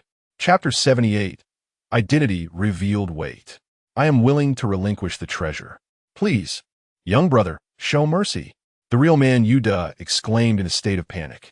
He had not anticipated that Jiang Baiyi could so effortlessly dismantle the formidable array of his sect, which was at the level of an immortal emperor. The primary reason they had vacated the Dao Jie Mountain was their apprehension that the people of the Kangi ancient clan would emerge to assist Jiang Baiyi. However, once they returned to their sect, surely the Kangi clan would not annihilate all their forces for the sake of a mere disciple of Tiandao Mountain. As for Jiang Baiyi, although his combat prowess was formidable, they believed that once they returned to their sect, subduing a mere Jiang Baiyi would be trivial. At worst, they could choose not to kill him and avoid any potential retaliation from Tiandao Mountain or other forces. Yet, he had miscalculated, for he did not expect Jiang Baiyi's speed and strength to be so extraordinary. Was this individual truly a disciple of Tiandao Mountain? Jiang Baiyi scoffed. If I were to kill you now, wouldn't the treasure still belong to me? What difference would it make? Does the brother truly wish to make an enemy of the entire Qingyan sect? Before the real man, Yu De, could finish his words, a terrifying killing intent erupted from Jiang Baiyi's eyes. With a swift motion, he unleashed an ancient divine power, his colossal hand descending like Mount Tai, obliterating any Taoist arts before it. The sword formation was shattered in an instant, and the real man Yu De was sent reeling back from a single punch. Seizing this moment, he began to flee in haste. However, Jiang Baiyi appeared behind him in the blink of an eye, piercing through his chest with a singular blow, causing his entire body to disintegrate. Master, the disciples and elders were filled with horror, stunned by the gruesome scene, and they surged toward Jiang Baiyi in a frenzy. Yet, this was merely a futile endeavor, akin to moths drawn to a flame. Jiang Baiyi unleashed an imperial weapon, a deluge of bloodlight enveloping the heavens. Divine punitive fire cascading down, instantly engulfing everyone. Wherever the imperial weapon passed, countless cultivators were drenched in blood, their bodies shattered, plummeting from the void. Buzz! Another surge of celestial might erupted, an immeasurable bloodlight painting the skies, chaotic forces cascading downward. Within a span of thousands of miles, all cultivators trembled, and the entire Qingyun sect's disciples were annihilated, not a single survivor remaining. Having vanquished all, Jiang Baiyi did not even blink as he collected the treasures and set his sights on another faction. The major forces, having sensed this terrifying upheaval, understood better than anyone the might of the Qingyun sect. Their hearts were filled with trepidation. At this juncture, their only recourse was to return to their ancestral grounds and summon their reserves to withstand this formidable foe. Unfortunately, Jiang Baiyi's speed was astounding, and in mere moments, he had caught up with another faction. Young brother, our Hahuan sect is willing to offer the treasures. Before Nailin Yin of the Hahuan sect could finish her sentence, Jiang Baiyi had already slain the elders blocking his path, blood and flesh scattering in a gruesome display, an act of ruthless destruction. Ah, you little beast, I shall fight you, Nailin Yin shouted, brandishing an imperial weapon as she charged toward Jiang Baiyi. Amidst the tumult of battle, Jiang Baiyi remained unperturbed, his hands sweeping through the air to unleash a blade of light that cleaved the heavens asunder. A terrifying celestial radiance accompanied him, striking down the imperial weapon from Nailin Yan's grasp. Master, I come to your aid. Several elders roared in unison, launching the supreme techniques of the Hahuan sect. Their assault on Jiang Baiyi's consciousness, swift and elusive, aimed directly at his head. Jiang Baiyi uttered a single, profound word, effectively nullifying all their spiritual attacks. He then seized the head of a nascent elder with one hand, and with a thunderous crack, a mist of blood rained down upon the earth. In mere moments, he closed the distance, dispatching each of them with ruthless efficiency. Nailin Yan's eyes sparkled with divine light as she chanted a spell, enveloping the surroundings in an enigmatic miniature realm, which immediately absorbed all of Jiang Baiyi's celestial radiance. This is the secret technique of Hahuan. No matter how powerful you are, you shall ultimately become nourishment for my path. Nailin Yan continued to channel her secret art, merging with the small world, resembling an indomitable deity.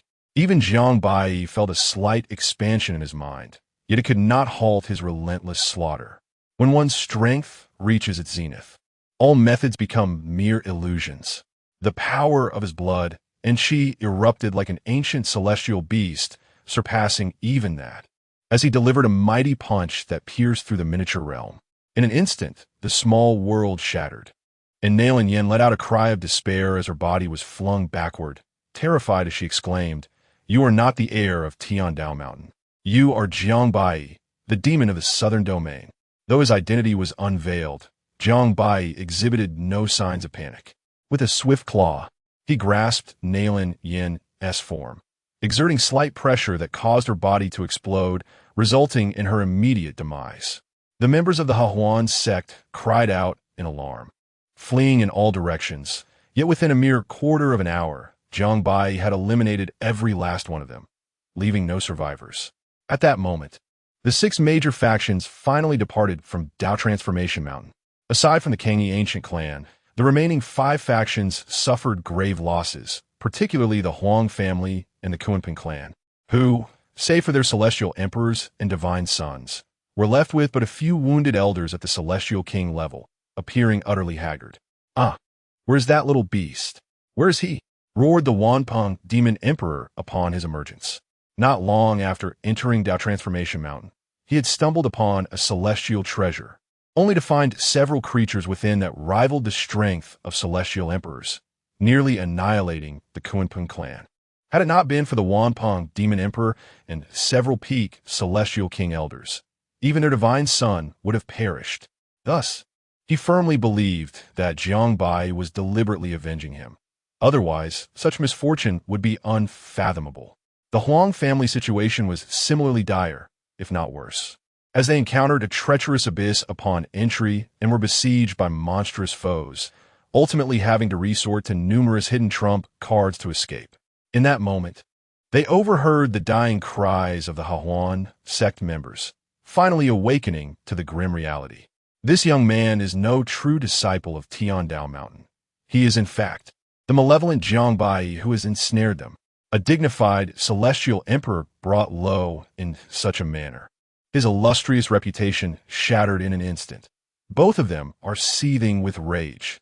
"You wretched creature, you shall pay for this with your life." The 2 emperors roared in unison, swiftly honing in on Jiang Baiyi's aura, charging towards him with lethal intent. Behind them, the divine son and several remaining celestial kings and elders were equally unwilling to lag behind, driven by an insatiable thirst for vengeance. The remnants of both clans promptly followed the 2 emperors into the fray. "Is it merely you who dares challenge me?" Jiang Baiyi smirked coldly, fully anticipating the unfolding events.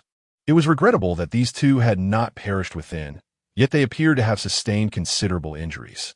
"Today, I shall vanquish both of you, and on another day, I shall annihilate your clans." Jiang Baiyi's expression turned frigid and merciless as he unveiled his true form, no longer concealing his strength. The duality of celestial and demonic powers erupted within him, transforming his physique into a towering demonic deity. 9 celestial herbs unfurled within his life wheel, and an endless array of phenomena materialized behind him, as the surroundings were swiftly engulfed by a blood-red domain, exuding an aura of dread. "This, Master Uncle, he is indeed that fiend Jiang Baiyi. What shall we do, grandfather?" The Su siblings exclaimed in astonishment. At this moment, the ancient Song Celestial Emperor was also taken aback. The rapidity of the situation's shift left his mind racing. Yet, he remained convinced that Jiang Baiyi was truly a disciple of Tiandao Mountain, for this celestial secret could not be fabricated, and no one had ever successfully seized it from Tiandao Mountain. "Let's observe how this unfolds," the ancient Song Celestial Emperor said in a grave tone. Chapter 79. The 9-day assault on the immortals on the sidelines. The 3 great powers of the heavenly extreme sacred land, the dragon-slaying Buddhist sect, and the Linha sacred land also chose to observe the fierce conflict from a distance. In many respects, the decline of the powerful from the Huang family and the Kunping clan was, paradoxically, advantageous for them. Should the Huang family emerge victorious, they could conveniently aid in capturing Jiang Baiyi. Conversely, if Jiang Baiyi triumphed, they could seize the opportunity to plunder amidst the chaos. In either scenario, they stood to gain. Although the journey to Daojia Mountain had cost them numerous disciples, they had indeed acquired a significant number of precious treasures, and Jiang Baiyi had not deliberately harmed them. The Wanpeng Demon Emperor, realizing he was no match for Jiang Baiyi, swiftly sought assistance from the Wanbao Pavilion. The Saint Yang Immortal Emperor struck first, unleashing the Huang family's ultimate technique, the Huang Prison Immortal Emperor Fist. With a single punch, he sought to shatter the heavens and imprison the earth. Instantly, the entire firmament was enveloped by the intent of his strike, a murderous aura soaring to the skies, as celestial power circulated above the cosmos.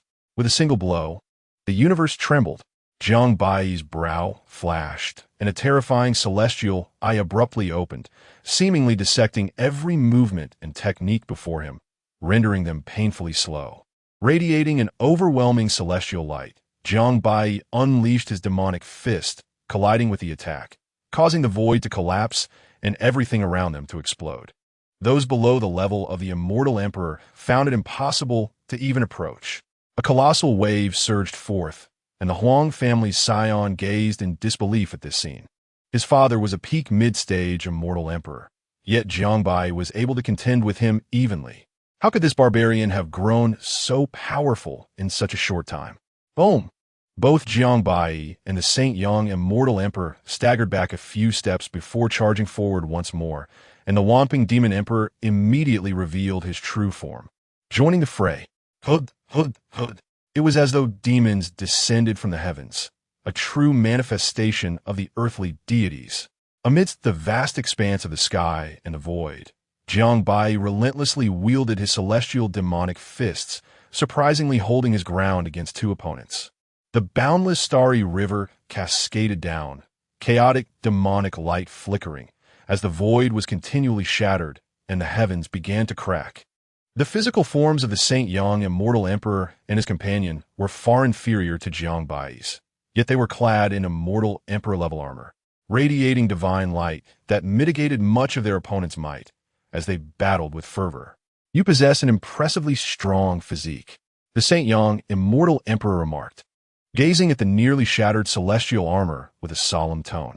"Brother Yang, do not engage him in close combat," the Wanpong demon emperor warned, having sustained broken ribs from the clash. Exchanging a glance, the two immediately distanced themselves and summoned their respective life-bound imperial weapons. The Saint Yang immortal emperor unveiled a golden cauldron. Upon its appearance, it seemed as though the very heavens were suppressed, drawing all spiritual energy into itself, becoming even more formidable and exuding boundless Tao rhythms. With a mighty slap, the cauldron unleashed a devastating wave of destruction, the path of righteousness crashing forth, rendering them invincible in the nine heavens. The Wanpong demon emperor spread his wings and astonishingly summoned a palace from his mouth, adorned with cascading chains of order.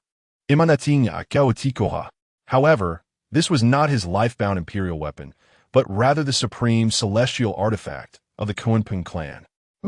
Little beast, today I shall avenge the humiliation of that day."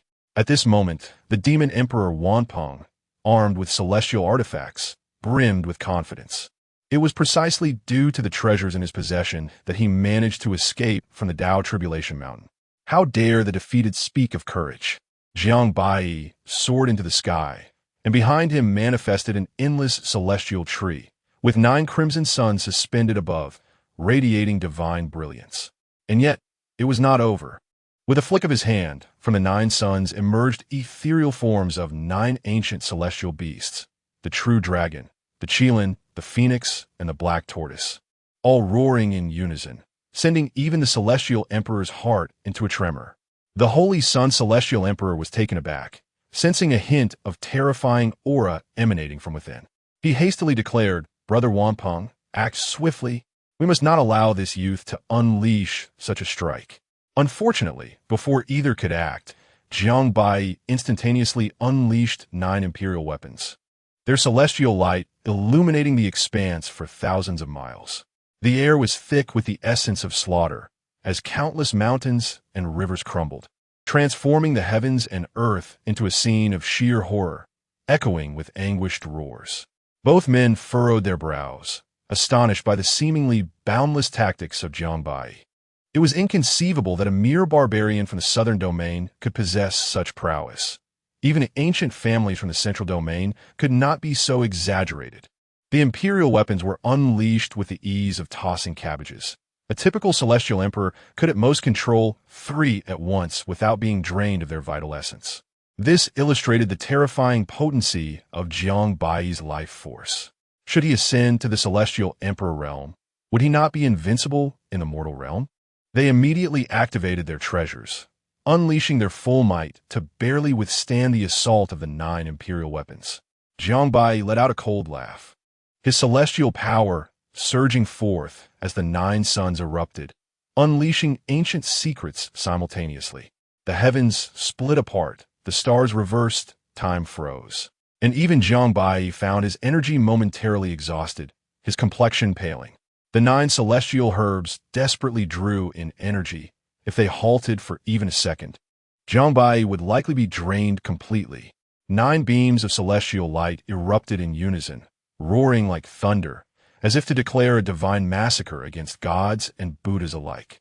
Patriarch, clan leader.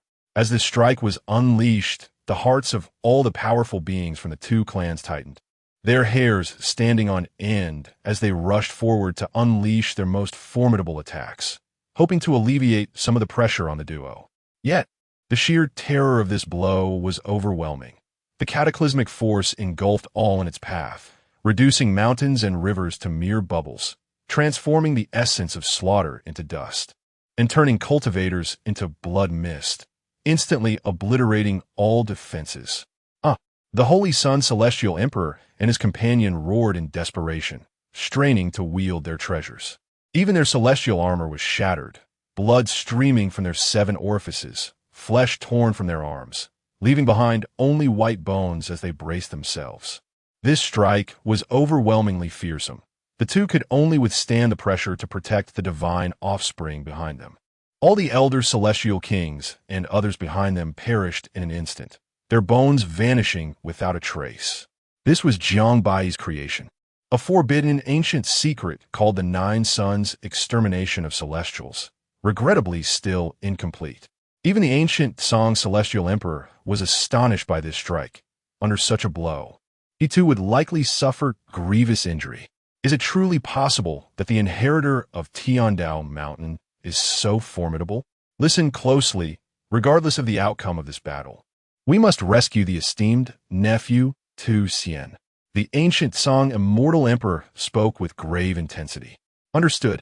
Even the proud siblings Su Fu could not help but yield at this moment. This is the caliber of a true young Immortal Emperor, rendering all other prodigies insignificant in comparison. Boom, boom, boom.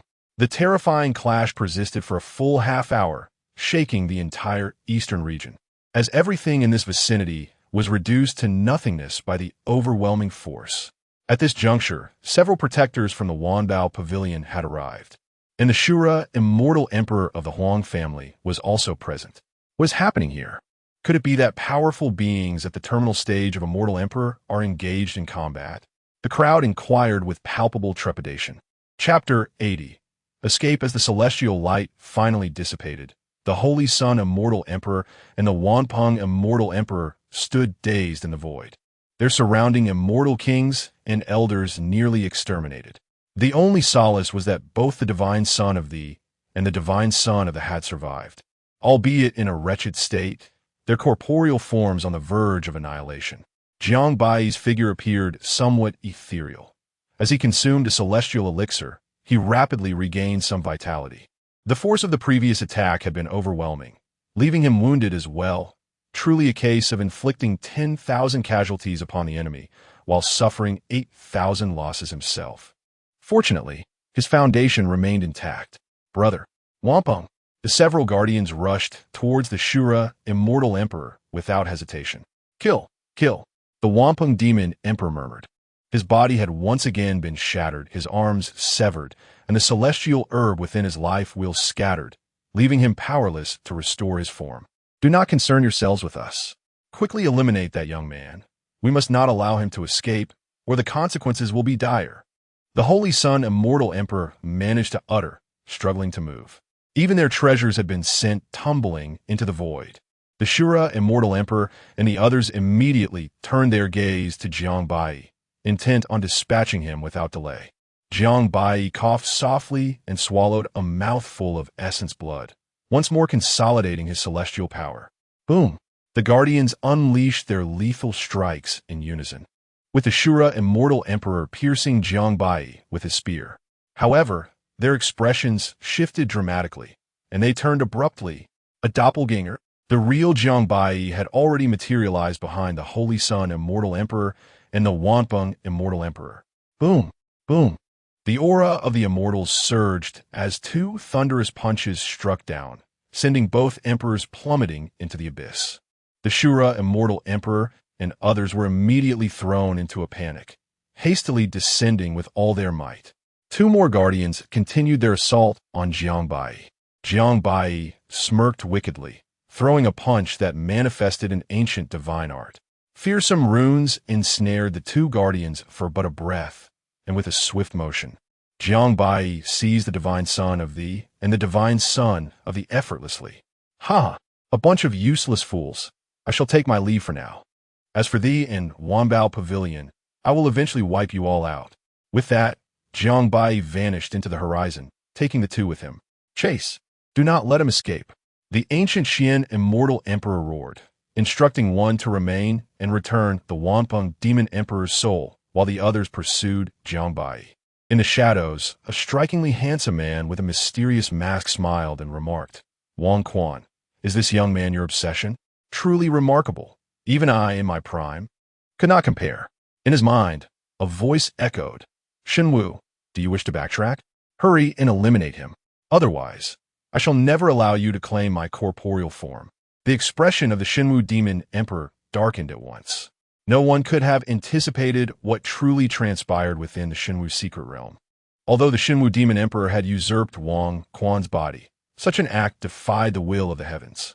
Coupled with a subsequent battle against the Night Waiyu royal family's immortal emperor, the Shenwu demon emperor's plans were disrupted, ultimately resulting in grievous injuries, and allowing Wang Quan's primordial spirit to awaken once more. The situation of the two was extraordinarily peculiar, akin to a single body utilized by both. Ultimately, Wang Quan realized that he could never hope to contend with the divine martial demon emperor, thus reaching an accord with him. Wang Quan compelled the divine martial demon emperor to swear an oath by the heavenly Tao, promising that if the latter were to slay Jiang Baiyi, Wang Quan would willingly relinquish his corporeal form and submit to being devoured by the demon emperor. Youngster, why the haste? My cultivation has yet to fully restore, and that boy's strength is exceedingly enigmatic. You witnessed how terrifying that last strike was. Should you rush in now, even if you manage to kill him, it is likely that those few will end your life, Wang Quan insisted. This is a rare opportunity. If we wait for him to recover, how certain are you that you can still defeat him? Wang Quan remained unyielding. Ridiculous. What do you understand? As long as you allow me to be consumed. Once I become familiar with this body and perfect the dominant heaven divine body, slaying that boy will be as effortless as turning over one's hand. Wang Quan's primordial spirit fell into silence, and after a prolonged pause, he remarked, I hope you will honor your promise. What do you worry about? I have already sworn an oath by the heavenly Tao. Following this, Wang Quan uttered something inaudible, and the divine martial demon emperor finally displayed a satisfied smile, before vanishing abruptly. In the void of the eastern domain, Jiang Baiyi's form sped through the air, relentlessly pursued by the likes of the Shura, immortal emperor, and others. Although the distance between them was increasing, these tenacious pursuers utilized every secret method at their disposal to close in. It remained a mystery what treasures the Wanbao Pavilion had employed. No matter how Jiang Baiyi concealed his presence, he could not evade their relentless pursuit. At this moment, Jiang Baiyi's condition was far from as favorable as it appeared. His combat prowess could only be exerted to half its potential, leaving him uncertain of his ability to confront the 7 immortal emperors, especially considering that the elder named Gu Xian was a mid-stage immortal emperor. You won't escape today, Gu Xian taunted. If you have the courage, fight us to the death. Meanwhile, the Shura immortal emperor and the others relentlessly unleashed their attacks from behind. Jiang Baiyi deftly evaded, ignoring their provocations entirely. Suddenly, a glimmer of hope illuminated Jiang Baiyi's mind as he spotted a promising location. He abruptly halted, turning to unleash a secret technique known as the Ancient True Dragon. The others quickly countered with their ultimate skills, and the 7 immortal emperors joined forces to effortlessly deflect the attack. Yet, as the celestial light dissipated, Jiang Baiyi's presence inexplicably vanished. What happened, Gu Xian? The Panlong demon emperor inquired, puzzled. Gu Xian immediately produced an incense stick, scrutinizing the surroundings as he solemnly declared, "This boy's aura has suddenly vanished. How could this be possible?" This was no ordinary incense. It was a rare treasure from the Wanbao Pavilion, known as the sun-tracking star-catching incense. Crafted from the relics of the Buddha Emperor, it was exceedingly precious, capable of locking onto beings at the immortal Emperor level. No matter how one concealed their aura, it could be traced, and there were only 10 such sticks remaining in the entire Wanbao Pavilion. The Shura immortal Emperor quickly surveyed the area, and suddenly his gaze fixed intently on a spot beneath the void. That little beast must be there. The ruins of heaven's destruction, the ruins of the celestial execution. One of the most fearsome, forbidden zones in the Eastern Domain was once the stronghold of the paramount power in that region, the sacred land of celestial execution. 1,000,000 years ago. However, the circumstances of its downfall remained shrouded in mystery.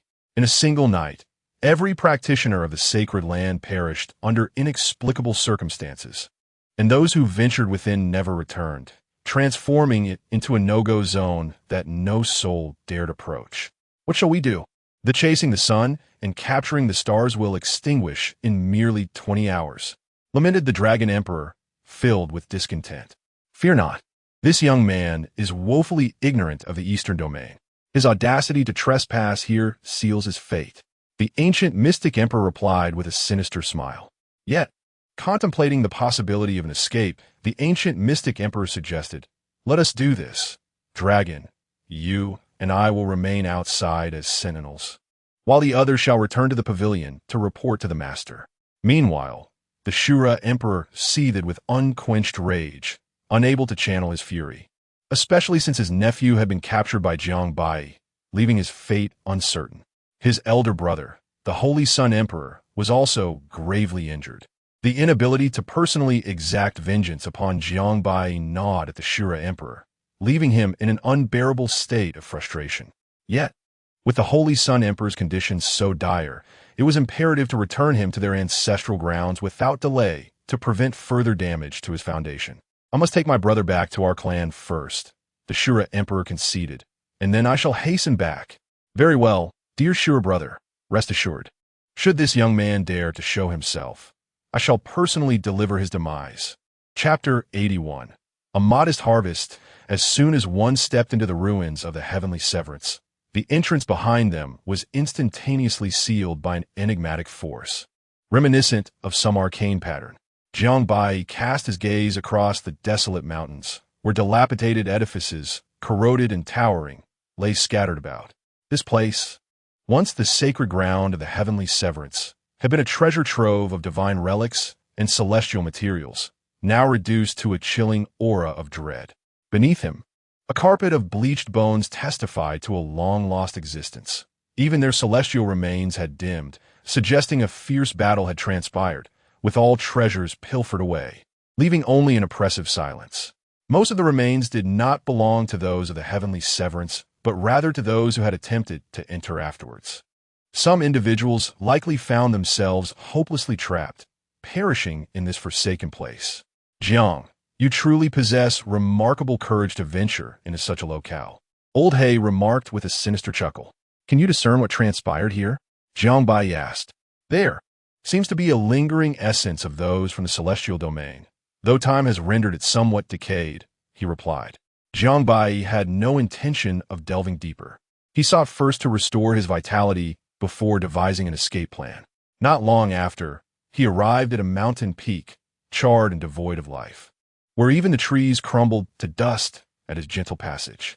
He pinpointed a cave and discovered a corpse within, emitting a faint celestial glow. Surrounding it were numerous storage rings, suggesting that this individual had been a formidable practitioner, likely the one who had seized the rings from those who had fallen, as it was improbable for anyone else to have endured here for so long. Just as Jiang Baiyi prepared to find a place to sit, his eyes sharpened, and he struck out suddenly, delivering a powerful blow to the skeletal remains. The bones resisted for but a moment before being pulverized by his fist. "Is it still alive?" Jiang Baiyi marveled slightly. "Not quite. It exists in a state of half-life, sustained solely by its lingering will, reduced to mere slaughter, indistinguishable from the dead," Old Hay replied. Jiang Baiyi gathered the relics of the deceased and discovered within the storage rings the celestial registry of the Kunlun sacred ground, a formidable power from hundreds of thousands of years ago. This individual was likely a figure of imperial rank, profoundly skilled, and perhaps also a victim of entrapment in this place. After surveying the surroundings with his heavenly eye, Jiang Baiyi resolved to set up a formation. In such a perilous environment, any lapse in caution would be unforgivable. However, he found it peculiar that as he channeled his celestial energy, an invisible force seemed to siphon it away, causing his expenditure to be twice that of the external world. This is truly an inhospitable place, indeed. A horrific past lingers here, he mused. Yet, Jiang Baiyi was unperturbed by the drain. With his amassed wealth, he could sustain himself in this realm for hundreds of thousands of years. Having arranged the formation, he procured a substantial quantity of celestial spirit stones and immediately began to absorb the energy within. Before long, Jiang Baiyi restored himself to his peak condition and subsequently released the heirs of the Huang family and the Kunpeng lineage. All of their spiritual energy and consciousness were promptly sealed by Jiang Baiyi, rendering them incapable of wielding even the hidden cards left by their ancestors. Speechless, they could only glare at him with fury. If looks could kill, Jiang Baiyi would have perished countless times. With a smile, Jiang Baiyi remarked, "There is no need to look at me like that. Remember to be born into a good family in your next life." The two attempted to self-destruct, but alas, their intentions were thwarted. They could only watch helplessly as Jiang Baiyi activated his celestial demon body and began to devour them one by one. Ah, truly, the celestial demon body is indistinguishable from pure demonic essence. Jiang lad, perhaps you should simply align yourself with our demonic clan, Old He quipped. Jiang Baiyi paid no heed to Old He, focusing intently on consuming the two.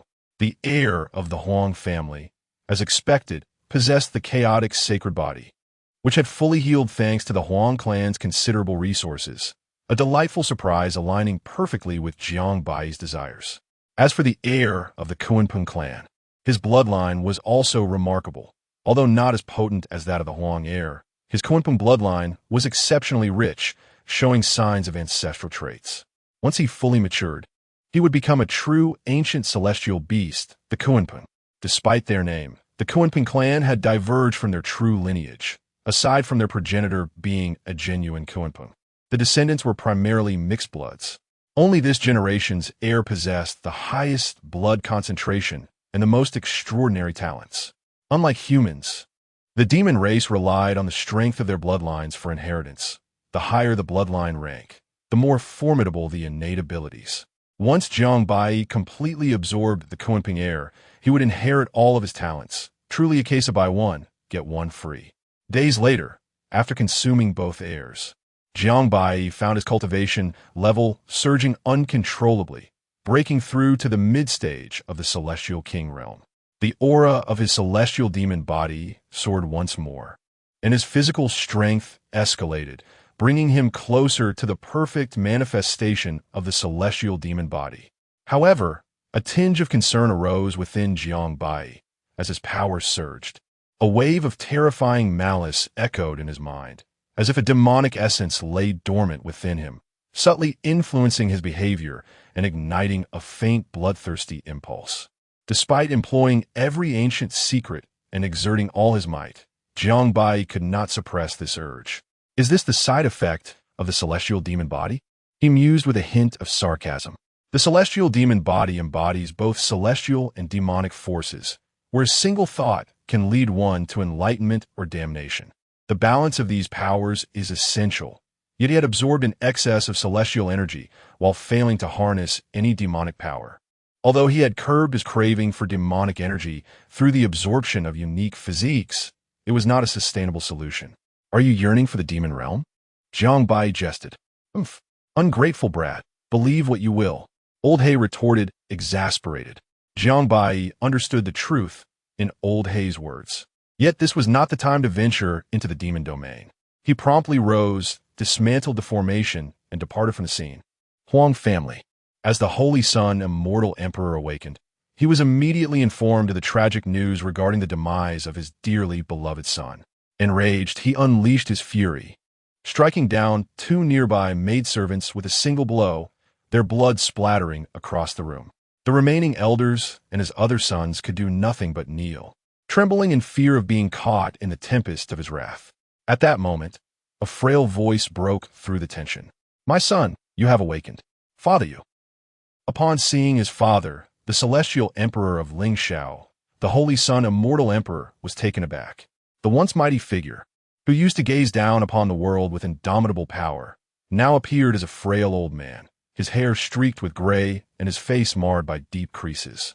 This transformation was not solely due to his past injuries, but also the profound impact of the recent tragedy involving the divine son of the Huang family, which had significantly diminished his lifespan.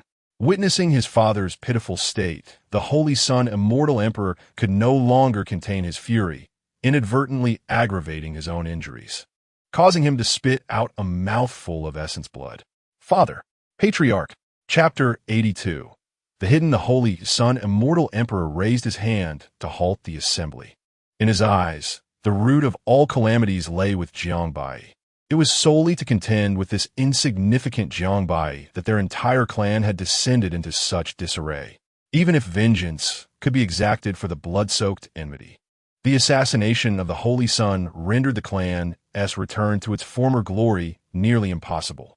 Furthermore, with the news of his injury spreading, the foremost powers of the Eastern Domain, including the esteemed Wanbao Pavilion, were now eyeing the Holy Sun clan with predatory intent, eager to exploit any weakness.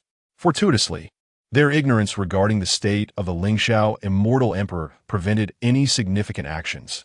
Yet the Holy Sun clan was on the brink of a monumental crisis. "Little beast, I swear I shall not rest until you are slain," the Holy Sun immortal emperor declared vehemently. "Brother, summon all elders immediately. Activate all ancestral resources. I am determined to personally eradicate this thief." Before the Shura immortal emperor could respond, a sharp crack reverberated through the air. The room fell into an oppressive silence as the Lingxiao immortal emperor delivered a resounding slap to the Holy Sun immortal emperor's face. The assembly bowed their heads in unison, wishing to block out the confrontation. "Father?" the Holy Sun immortal emperor uttered in disbelief. With a gaze filled with disappointment, the Lingxiao immortal emperor rebuked, "Fool, anger only clouds your intellect and impairs your judgment. As the clan leader, is this how you conduct yourself? You bear the weight of our ancestors' glory and the future of the Holy Sun clan." Deflated, the Holy Sun immortal emperor collapsed onto the jade bed. After a prolonged silence, a spark reignited in his eyes. "Elder, restore order within the clan at once. Cease all surveillance of outsiders. Let everything return to normal. Furthermore, enhance the training of the